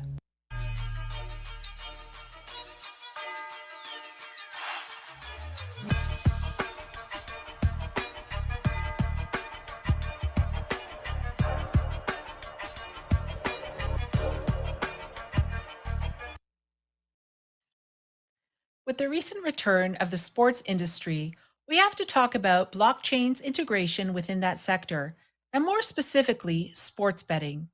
Our next guest is a leader in defining the odds and cutting out the bookie. Please help me welcome Dara Albright of Dara Albright Media and Doug Hoyt of Deegan's The Sports Betting Exchange. Great. Thank you so much for having us. Really like to just first start off and say thank you to Draper Goren Home. Love your events. You guys are always on the forefront of tackling a lot of these new topics for the first time, and use cases of blockchain that no one else is talking about, especially like this session here, sports betting on the blockchain. So I'm so excited to be here with Doug Hoyt, who's the co-founder of Deegan's, which is the blockchain betting exchange, a P2P sports betting platform that utilizes blockchain technology to facilitate betting transactions. So Doug, let's just jump right in, and maybe you could introduce yourself a little bit, tell us a little bit about the platform, and I think in particular how blockchain and smart contracts are being used to ensure the integrity of the transaction or wager. Sure. Yeah. Hi, Dara there. Thanks for having me. And Draper Gorham Holmes also. Yeah. So DGens is a platform that, as you said, is a peer-to-peer sports betting system. We started back quite a while ago with Bitcoin. We had this sort of concept based on another system that we used a lot called Trade Sports. And it was really popular. We liked it. It kind of treated sports betting as like a stock exchange where you trade sport outcomes between people. And we really enjoyed it, but it got shut down. So we thought this cryptocurrency stuff would be really cool. So we built a platform with Bitcoin, and we were never really totally happy with it because people would just have to send us their Bitcoin and trust that we would send it back to them. So when Ethereum launched, and it has these concept of smart contracts where you can have very transparent execution of where the money goes and no one's actually holding it, it's held in the network. We thought that would be a perfect opportunity to build our platform on top of. So in 2017, we launched a system called SportCrypt, and it was pretty popular, started to get some traction, and a lot of people liked it. And then in 2019, we rebranded it to dgens.com, and that's where we are today. That's awesome. So what cryptocurrencies can people use right now to bet on the platform? Right now, we support we support two cryptocurrencies. We support DAI, which is a stable coin that's supposed to be pegged to the US dollar. And we also support wrapped Ether, which is it's just another way to use Ether, the native currency on Ethereum. Our platform is very general purpose, so it could actually support any ERC20 token on Ethereum that people would want to bet for, but we don't want to split the liquidity too much, right? If we have a million different tokens, it might be hard for people to find a matching partner to bet on that has the same token they want to bet with. And so how does it work with the smart contract? So it's P2P betting. So, and I guess the entire wager is governed or ruled by the smart contract. Is that how it works? So all the different, if no one will be paid unless so-and-so is met. Is that correct? Yeah, exactly right. Yeah. So when two people decide they want to make a bet together, they're both sides of their bet their funds are moved into the smart contract, and they're kind of held in escrow, right? And then when the bet is settled, it will be sent to one of the winners, right? And that's totally decentralized, and people can be very confident, and no one can come and take their money. The wrinkle on that is, of course, who decides the outcome, right? Obviously, in a smart contract, it can't figure out the results of a baseball game, for example, right? So there needs to be some way to get that information into the smart contract. For that, we have these what we call multi-sig oracles. So multiple people need to agree on the outcome of an event, and then the scores will get posted into the smart contract. And if they match up, then it will be considered settled. And we're working on decentralizing that further so that various people could stake tokens, for example, and become oracles themselves, and have an incentive structure to keep that honest. But yeah, right now we have slightly centralized oracles, although we're working to decentralize that. And interesting. And so talk a little bit about what some of the advantages of basically utilizing blockchain for betting over conventional sports books and exchanges. Sure. I think one of the really big advantages is the transparency, right? You can see exactly where your funds are sitting at any one point in time, and you have total control over them. With DGens, before you place a bet, your funds never even leave your wallet. They just sit there, right? Whereas contrast that to a traditional sports book where you'd have to, deposit into them with, via your credit card or something, and it would take your money and sit it into their account, and you would just sort of have to hope that they honor the other side of the bet. Right. Yeah, and then of course, cryptocurrencies themselves are very, very frictionless. I think for funding, it's very easy to move your funds in and out between different projects, and yeah, I think also low fees. because we have a lot less overhead because the blockchain is handling a lot of the stuff that would normally be handled otherwise, like for example, funding and settlement and so forth. We can charge a lot lower fees, right? So that's another advantage of the blockchain. And what about something like spreads? Is that determined within the smart contract, or is that determined by the people that are betting against one another, or is that determined by basically like looking in Vegas or however they typically determine spreads in sporting events? Good question. Yeah, so there's a couple different meanings for spread. So I think what you're talking about is the point spread. So that's Right. Usually, for anyone who doesn't know, it's a handicap that's applied to the outcome of a sporting event. So for example, if you have the best team in the league playing the worst team in the league, it's not very interesting for many people to bet on who's going to win that, because 99% of the time, the best team is going to win. So instead, they change the bet slightly and they say, well, is the best team going to win by more than 22.5 points? And then that's what they bet on. So it's more of an even 50-50 sort of bet. Point spreads are set by professional handicappers. Often there's a few companies in Vegas that specialize in this, and also internationally. Those can be set by anyone. Our platform, we kind of post the most popular point spreads that we think people would want to bet on, and then people can request other different point spreads. And that's embedded also into the smart contract. Yes, so exactly, yeah. So every proposition that people want to bet on has all of those details, the teams, the time that the game is going to start, and the point spread, and the type of the bet. It has all of those embedded into the unique description of that proposition that people bet on. So when the bet is settled, that'll be used to determine who won. So talk a little bit about some of the activities that people are betting on now. Is it all sports, and what type of sports, and what are people looking at? Yeah, we offer a good range of sports. Not everything, but we're working to improve that too. It sort of depends on the season. Right now, there's the baseball World Series is coming up, and basketball finals are on. There's a lot of popular European soccer matches on, and those are the things that we offer and that our customers are mostly requesting. We did have a bet on the upcoming U.S. presidential election offer too, just because so many people were asking for it. But that's not really our specialization. We're more, focused on the sports market. Right, and I would imagine too, just with COVID impacting sports, this whole year, everything that we've seen, people looking for a whole bunch of other things to bet on. So I would imagine election would be pretty much on top of that list there. Yeah, I think so. Yeah. Definitely our user base and volumes went way down when the sports were shut down because of COVID. But most of them have started up again. So things are definitely picking up on the platform.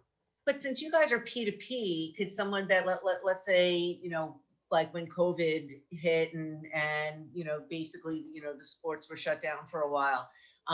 Or, if let's say they were shut down, and since it is P2P, that we could bet against each other, maybe local sports, high school teams, things that aren't really out there in the mainstream, but that maybe communities would want to wager on. Yeah, for sure. It's definitely possible. And as you said, because our smart contract is permissionless and all the bets are P2P, there's nothing stopping anyone from making those types of propositions. However, the thing is that we run the dgens.com website, so we choose which one of those propositions get posted, right, on that particular website. But the layers of technology underneath that and what people run themselves does allow people to offer more custom wagers like that. We would like to offer a broad range of everything, but there's a lot of practical problems with this too, right? Like if we offered every single high school basketball game, there's no way we could get accurate scores for those, and people wouldn't be able to trust it so much, right? So it has that sort of long tail data availability problem, which that's really the advantage of the major sports, is that these are very widely published numbers, and it's pretty easy to settle any disputes, right? Someone can just go look at the game on highlights on YouTube and see the final score, for example. Yeah, interesting. And what about some of just the legalities? Are there certain jurisdictional hurdles that you guys had to go through or are going through with this? I think that our model is a little bit different. So we only have we only offer cryptocurrencies, right? So a lot of the regulations are based on custodying money and moving money around, right? Which we don't actually do, right? Our smart contract holds all of that. And the other thing that's a little bit different for us is that we're as you said, totally peer-to-peer, right? So we never actually are on the other side of bets. We're never betting against our customers, unlike a sports book would be, right? So it's definitely a little bit of a gray area. The legal landscape is definitely changing, and a lot of it's opening up and becoming more accepted and legal in different jurisdictions. But I don't think we really fall exactly into the traditional categorization of what's happening with a traditional sports book. Interesting. So let's talk a little bit about where you see the future of this going. I mean, if blockchain is being used to settle the transaction and using smart contracts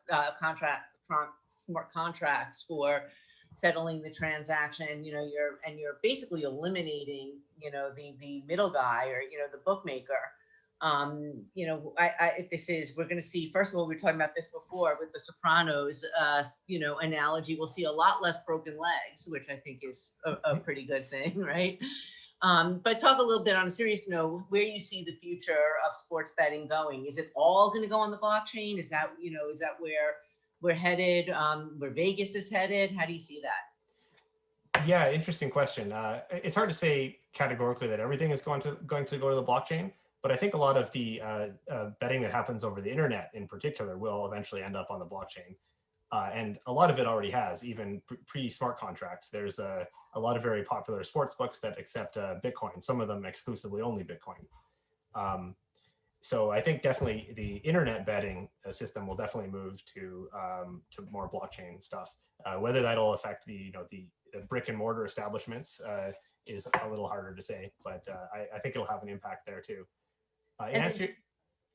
When you do that, do you open up to additional cryptocurrencies as well? Potentially, yeah. On our platform, we're sort of currently targeting just Ethereum, so we aren't. It would be a little bit more difficult for our platform to handle all other blockchains in general, because we don't actually custody anything. It's just our smart contract. So we're sort of limited by what our smart contract can handle. Going back to your previous question about eliminating the middlemen and bookmakers. So we operate as an exchange, right? So when you go on there, you find other people that want to take the other side of the bet, right? However, if there was no one who is posting odds, like who is just offering to take both sides of the bet, if you went onto our site, it would be pretty empty, right? You wouldn't see anything. So there needs to be someone who sits there and logs in and creates offers on all the different games, so that when people come, they have someone to bet on, right? So I can't really say that this system is going to eliminate bookmakers, because that bookmakers can just use our platform, right? In fact, we need bookmakers on our platform, right? People that want to actually offer this service of, here's some odds on either side, take your pick, right? It's as you said, a middleman service, but it's a very valuable service just to give people an option to take either side of the bet. That's really interesting. So we could see a scenario in the future where actually Vegas maybe moves to the blockchain. Yeah, I think so, definitely. Yeah, and even some of our users I know run their own bookmaking businesses, and they come onto DGens to hedge their exposure, right? Like if they have too big of a position on a team, they'll make a bet on our position on our platform on that team also, right, to offset it. That's amazing. So I see we have just a couple of seconds left. So where could people go to place a bet? So yeah, dgens.com. We also have a Telegram channel and a Reddit community. Yeah, come into the Telegram channel. It's a really nice community and a lot of fun, but dgens.com. Awesome. Thanks a lot. Thank you. What are cryptocurrencies? Cryptocurrencies are digital tokens of value that can be transferred to anyone around the world without relying on a third party like a bank or credit card company. eToro.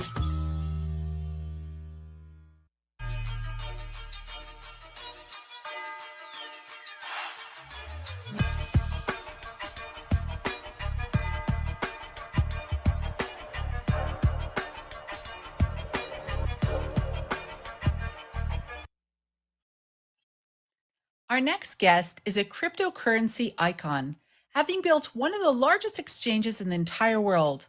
He is the definition of a blockchain mover and shaker. Please help me welcome Reuters chief correspondent of FinTech, Anna Irila, in an exclusive pre-recorded fireside a week ago with Binance's CEO and founder, CZ, only at LA Blockchain Summit. Hi, everyone. Welcome to LA Blockchain Summit. I'm here with CZ, the CEO of Binance. We're going to have 30 minutes to talk to him in a fireside chat where, as usual these days, we're in completely different parts of the world, but we'll try to make it engaging, even though I can only see him as a tiny little image in my screen. So I guess to set the scene, do you maybe want to give us an overview of sort of what's keeping Binance busy these days? Sure. Thanks, Anna. Thanks for the introduction. Thanks for having me here.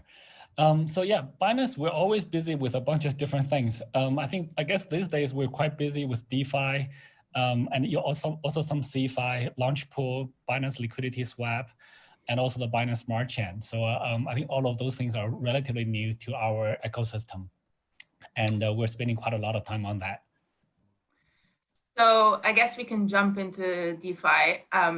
What are your thoughts generally on that? What do you find interesting in DeFi? What do you think might not be interesting? And do you think it's the future of finance? Sure. So I think DeFi has some really interesting innovations in the last year, mostly starting from Uniswap. So there's the concept of you can stake your coins so that those coins are used for market makers to provide liquidity for other people to trade. And then the trading fees and the spreads are rebated to the people who are staking those coins. And I think this is a very valid model for people to stake coins to get an interest. And at the same time, those coins are used to provide a lower spread trading, which are beneficial for the traders.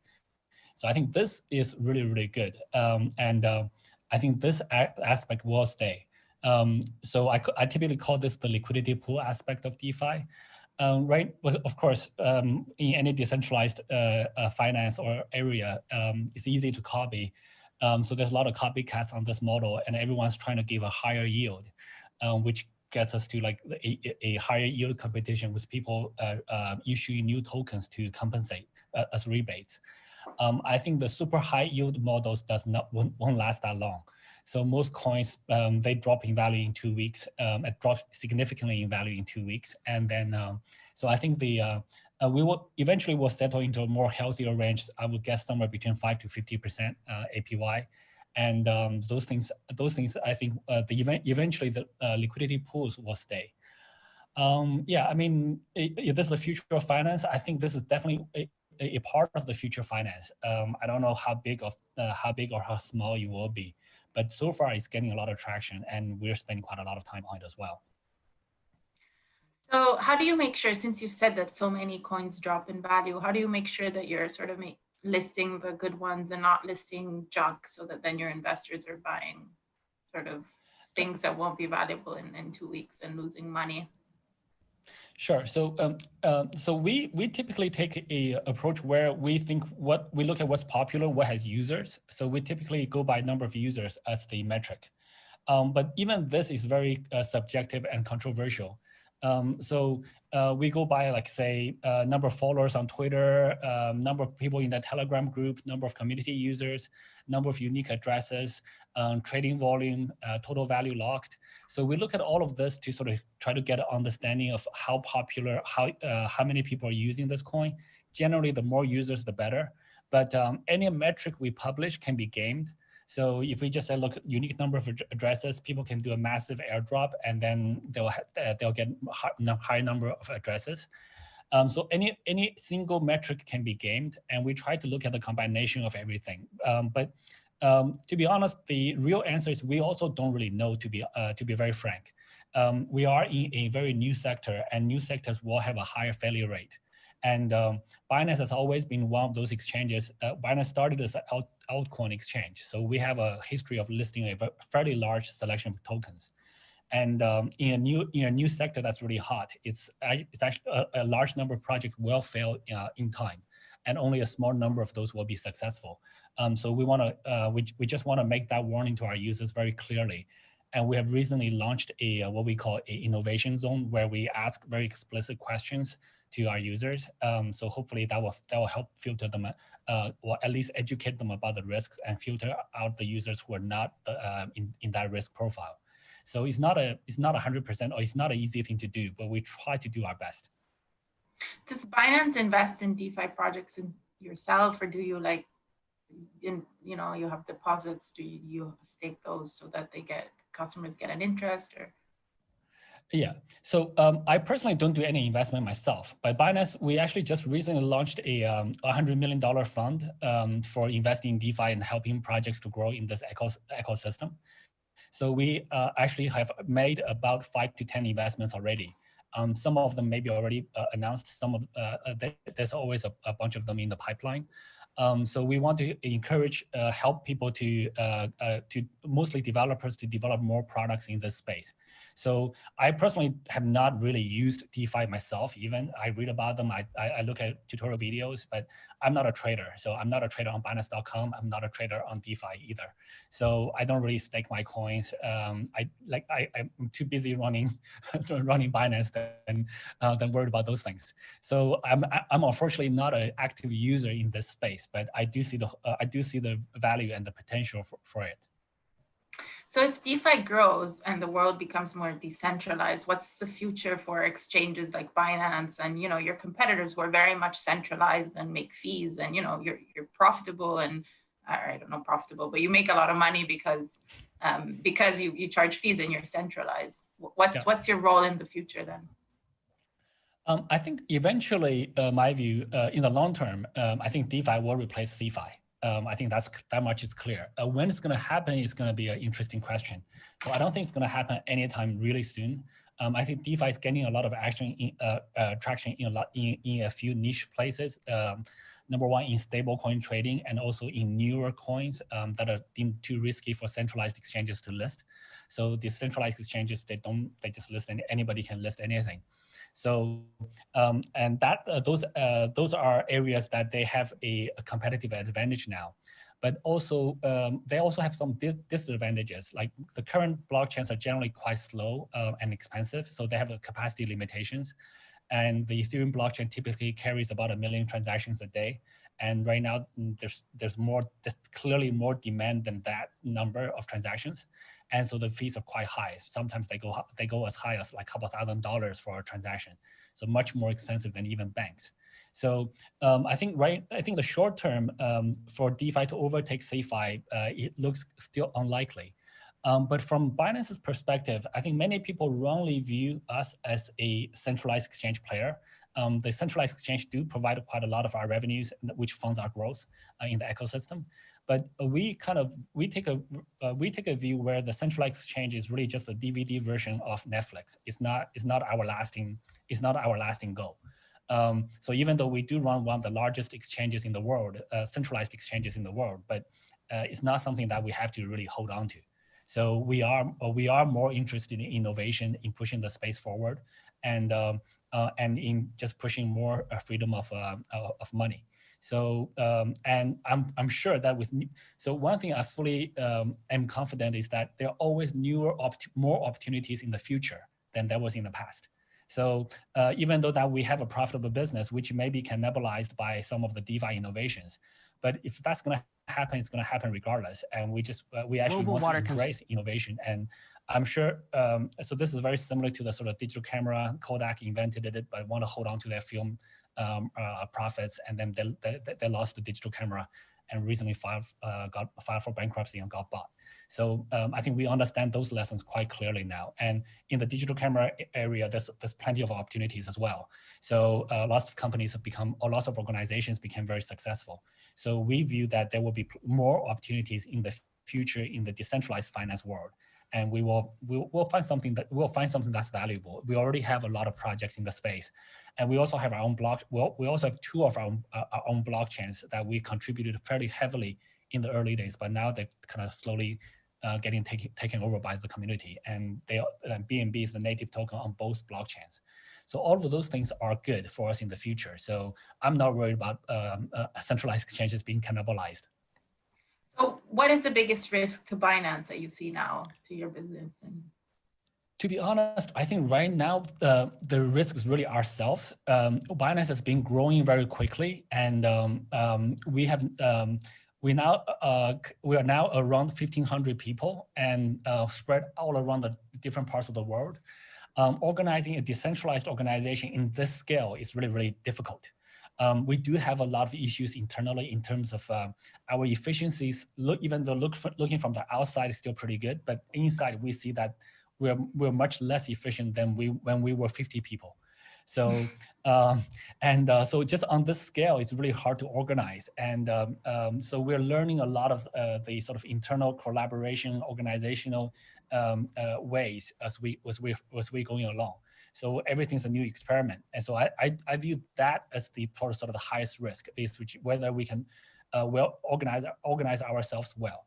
So one of the advantages we have is that we have very passionate people. So even though our organization is not very, the way we organize may not be super efficient or even super good, we have the passion of the people make up for it. So far that's been what's carrying Binance. So hopefully, but I view that as really as the real risk for Binance. That is that we need to be able to handle our own growth. So hopefully we can, but we still don't know. We just have to see. So since you brought up the decentralization, I'm going to ask you a question everyone asks and never gets an answer to. So where is Binance headquartered? So we don't really have a headquarter, right? So this is the kind. I have to ask, or else people will say Anna didn't ask him. Yeah. Yeah. So this is the question a lot of people do ask. But this is, I guess, when you're transferring from from a horse wagon into a car, people still ask where's the horse, and well, we don't have a horse. We may have an engine somewhere, but we don't really have a horse. So this is one of the many things that many of the old concepts that we're trying to get away from. And so within the Binance team, we actually don't use the word company. So we don't use the word company. We don't use the word. All right, so let me ask you another way. So where do you guys pay taxes? Where are you registered to pay taxes? Which country? So we actually have a number of companies that pay taxes. We do have a number of legal entities that pay taxes, and personally, everyone pay their own taxes in their respective jurisdictions. So that part is easy to solve.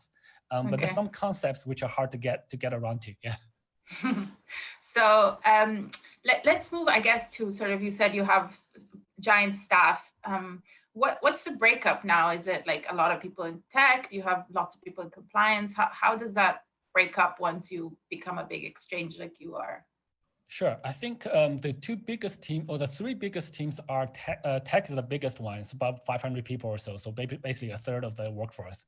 And then customer support and compliance is probably the second biggest one, about 300 something, closer to 400.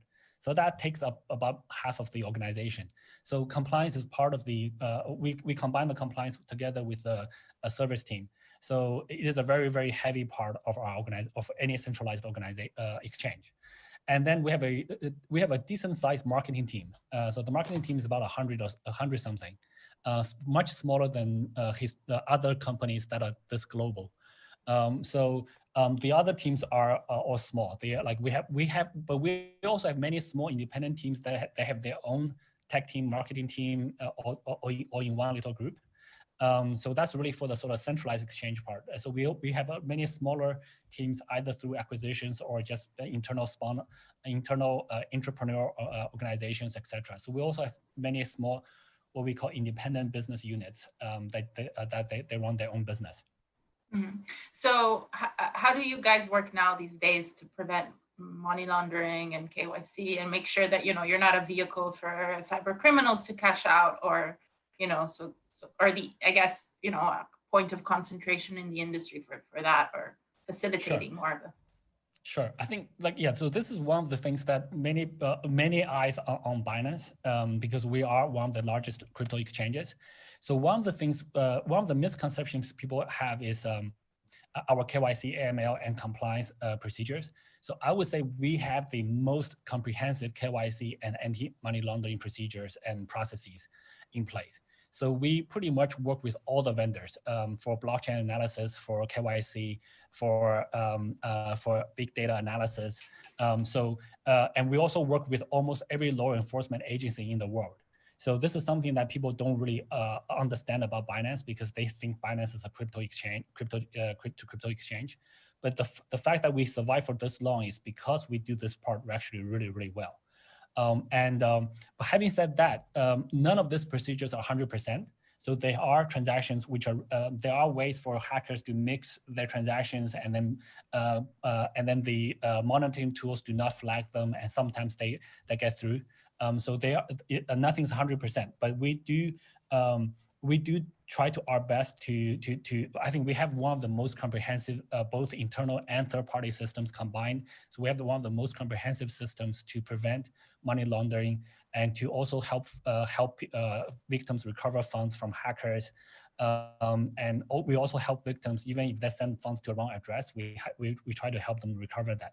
So we have quite a lot of this infrastructure in place, which people don't really hear about, or don't really hear that often about, and many people have misconceptions about it. But I would say we probably have one of the most comprehensive KYC AML systems on the planet.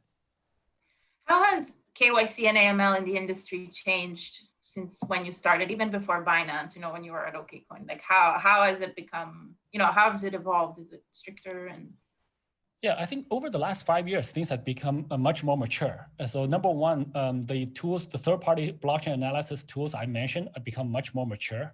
So before there was like maybe in 2014, there was no company doing that. And then I think right now there's like 8 or 9 different companies who all do that.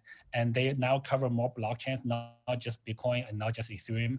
So Ethereum was like Ethereum and ERC20 tokens was a new addition to most of these tools in the last couple of years. So, and also some of these tools like CoinForm now supports Binance Chain transactions as well. So a lot of these tools become much more mature. And also the automated KYC AML tools are also becoming much better. So Jumio, like Authentics, Onfido, all of their services become much smarter to facilitate a real-time processing with AI. So you can, we have tools where we ask the user to sort of take a video of themselves on a mobile phone. They have to blink their eye, squeeze their tongue. So they have to, and then the AI algorithms match that to a real person and together with their ID. So a lot of these technologies and the AI pattern, human facial recognition, all of these technologies actually also improved in the last 5 years. So now we are able to onboard people very quickly and relatively painlessly, but also fully compliant with all these tools being available. And also the third aspect of this is the regulatory clarity has become much better in the last, I would say, 2 to 3 years. When we first started, everyone, like many countries, don't have the clear regulatory stance whether Bitcoin is illegal or not. Some countries try to ban. There was many rumors of ban or not ban. But I think right now, in most countries, blockchain cryptocurrencies are accepted, and they're kind of known to, they will last, they'll stay around. And especially with leading countries like big players like US, China, they're now really embracing blockchain. So that aspect of it has also made it a lot easier for crypto players like business providers in this space to be able to provide our business in a more clear way. So I think basically over the last 5 years, or even just 2 years, we have come a long way. And I think over the next couple of years, more and more countries will have much clearer regulations towards crypto. So hopefully that will help the industry grow. Yeah, I was going to ask you. So the EU is proposing new crypto regulation. Other sort of developed countries are cracking down a bit or just coming up with frames to regulate crypto. How do you think, you know, the EU1 and other regulations are going to impact Binance's business? Sure. So I think, to be very honest, so there's a couple different parts. Having regulatory clarity is good. So it's better than not, like, we're not sure if we're in a gray area, we don't know what to do, we don't know what we can or cannot do. So having regulatory clarity is good. But at the same time, I do think that the first iterations of regulations in most regions are going to be overly restrictive. So because what regulators are going to do is they're going to take the traditional financial regulations and apply them to crypto. So the security regulators are going to call it a security and dump all the security regulations on that. And then the derivatives regulators are going to dump on all the commodities regulations on Bitcoin and crypto. And then, so this is a fairly natural thing for people to do. This is fairly logical. So I think there's nothing wrong with that type of approach. But fundamentally, cryptocurrencies is a different type of asset. Many of the current regulations do not take into account that, look, you can just transfer the value on the blockchain, and there's no KYC, there is no AML, and there's DeFi, there's liquidity pools, there's decentralized exchanges, and there's no KYC, no AML, and there's a lot of transactions on those platforms. Just regulating a couple centralized entities doesn't really solve the problem. It just pushes some of the transactions onto decentralized platforms. And today, the decentralized platforms are quite mature, and they have good liquidity, sometimes even better than centralized exchanges. So I think the first iteration of the regulation, most of the regulations are going to be likely going to be overly restrictive. Certain countries will figure this out and probably have more progressive and more relaxed and more balanced regulations that encourages innovation. And we also need innovation in the regulatory space. So to come up with better and more appropriate regulations.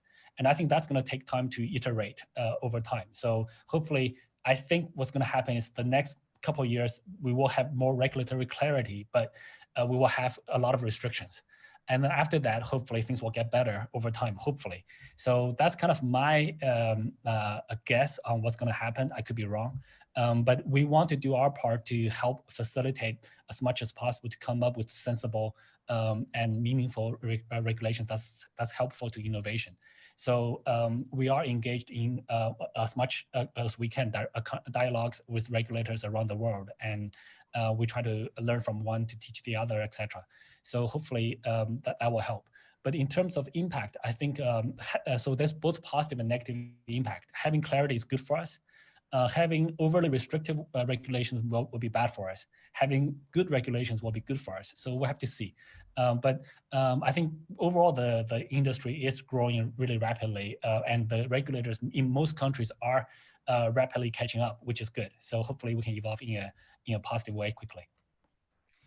So I'm just wondering, you mentioned, DeFi, there's no AML and no KYC, right? Because it's essentially not, it's not an entity really. Do you think it's sustainable to think that regulators will be fine with these big pools of money where no one checks who's putting the money in and what's used for? Like, it just seems a bit, I mean, I remember early days of ICOs, there was no KYC and people are like, oh yeah, we're not doing KYC, but that rapidly changed, right? When regulators are realizing that, why is money going there? No one checking where it's coming from. Yeah. So I don't really know the answer to that, to be honest. I'm not a regulator, and also there's many different regulators in each country, not to mention the world. So how different regulators going to react to that is going to be interesting. There are some really, I think SEC Commissioner Pierce Hester is on this same conference. She said that the DeFi is going to pose a lot of interesting challenges for regulators. I think that's a really and she's very crypto friendly. So imagine what the non-crypto friendly people think. Yeah. But sorry, I interrupted you. It's okay. Yeah. But look, if you think about this problem, it is really hard to crack, right? So yes, you can say, look, anyone who writes a smart contract is going to be thrown into jail.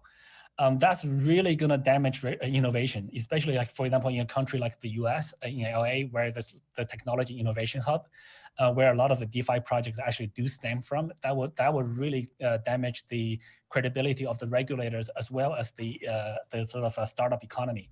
So there are very, very heavy consequences. And then even if you do that to people in the States, how do you prevent somebody in, I don't know, China, India, Russia writing a smart contract, slapping putting it, deploying it onto Ethereum or some other blockchain?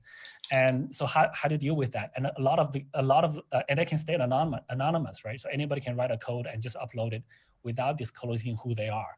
So some of the DeFi liquidity pools are already doing that.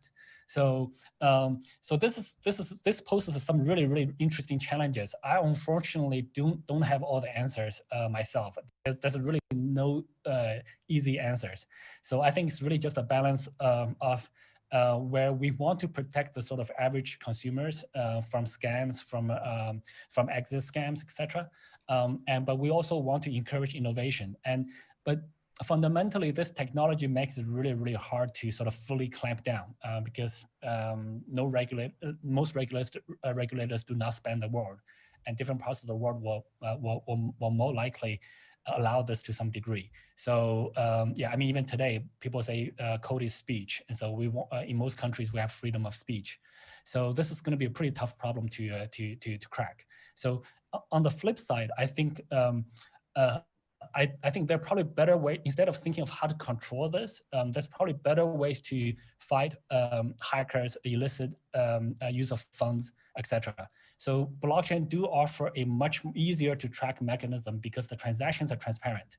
And with the big data capabilities, with stronger analysis abilities, it actually offers a different type of easier way to track funds. So we can actually track illicit funds better. So maybe on that front, we can find ways to better track funds through the blockchain, so that we actually target specifically the bad players and then leave the good guys, the regular guys, alone. So there may be more innovative ways than just to say, okay, everything we do, you have to upload your photo ID. Even photo IDs can be faked. So there are other approaches, I think, with which probably can be applied to blockchain much easier than they can be applied to traditional banking industries. So I think on one side, there's some difficulties, and on the other side, there are also some new opportunities, new ways to do compliance, etc. So there's a balance. We'll have to see how the industry develops. I guess for the last question, we've spoken about, regulators all over the world. You guys are all over the world. Which markets do you see as ones with most opportunity for Binance now, for crypto and for Binance? Which countries, which markets? Yeah, this is actually an interesting question. I don't have a good answer for it. So Binance is one of those very few organizations that's grown internationally from the very beginning, from day one. So most startups, they grow from one country, and then they conquer that country, and then they go to the next. This has to do with either banking channel limitations or culture limitations, fiscal team location limitations. We benefited from the fact that we only dealt with crypto in our early days, and you deposit Bitcoin or Ethereum through the blockchain from anywhere, and you start a trade. And so that removed the geographic limitation for us. And we've grown very, very internationally in 180 different countries at the same time. And our user spread mimics the GDP spread quite closely. There are a few anomalies in countries where the local economy is not very stable. So by spanning the entire world, we actually have very different strategies. We have to deploy very different strategies for different parts of the world. For the established economies, you want to go full compliance, integrate with banks, existing fiat financial gateways so that you get the fiat in. On the other extreme, so you have very less developed areas like Africa, which doesn't have a lot of financial infrastructure. So then we actually have an opportunity to just leapfrog that, so that people don't have to go to the bank to create a bank account. They can just get a mobile phone, download a wallet, and then create a Binance account, and they can start from there. So there are different strategies at different places. So for us, I think our philosophy is now we want to go local. So initially we got global and we just had one product, and now we actually want to go local. We want to much more finely localize our products, our customer support, our product our offerings there. So we deploy very different strategies, and I do view. So I have a very different view than most other people. I view the world as one. So we try different things in different regions. I actually don't know which one's going to be the next big thing to grow. It's basically impossible to predict the future. If you ask me, like even 6 months ago, stablecoin trading is going to be a thing, I will not believe you. But today, stablecoin trading is a big thing for DeFi. And in 2016, if you ask me what's the next trigger, I would not have said ICOs of blockchain fundraising. So it's very hard to predict. But we typically listen to our users and then react. So I'm not a very good predictor, but we do try to just provide the best services for our users when they ask for it. Okay. All right. I think we've run out of time. Thank you so much, CZ. Yeah, thank you, Anna. Thank you for having me. Thanks, guys, for listening. What are cryptocurrencies? Cryptocurrencies are digital tokens of value that can be transferred to anyone around the world without relying on a third party like a bank or credit card company. eToro.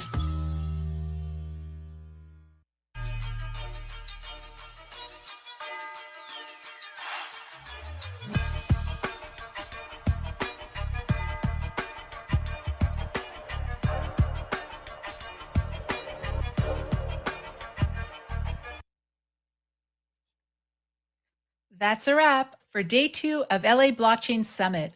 All of you are incredible. Thank you so much for joining us for 2 jam-packed days of content, insight, and fun.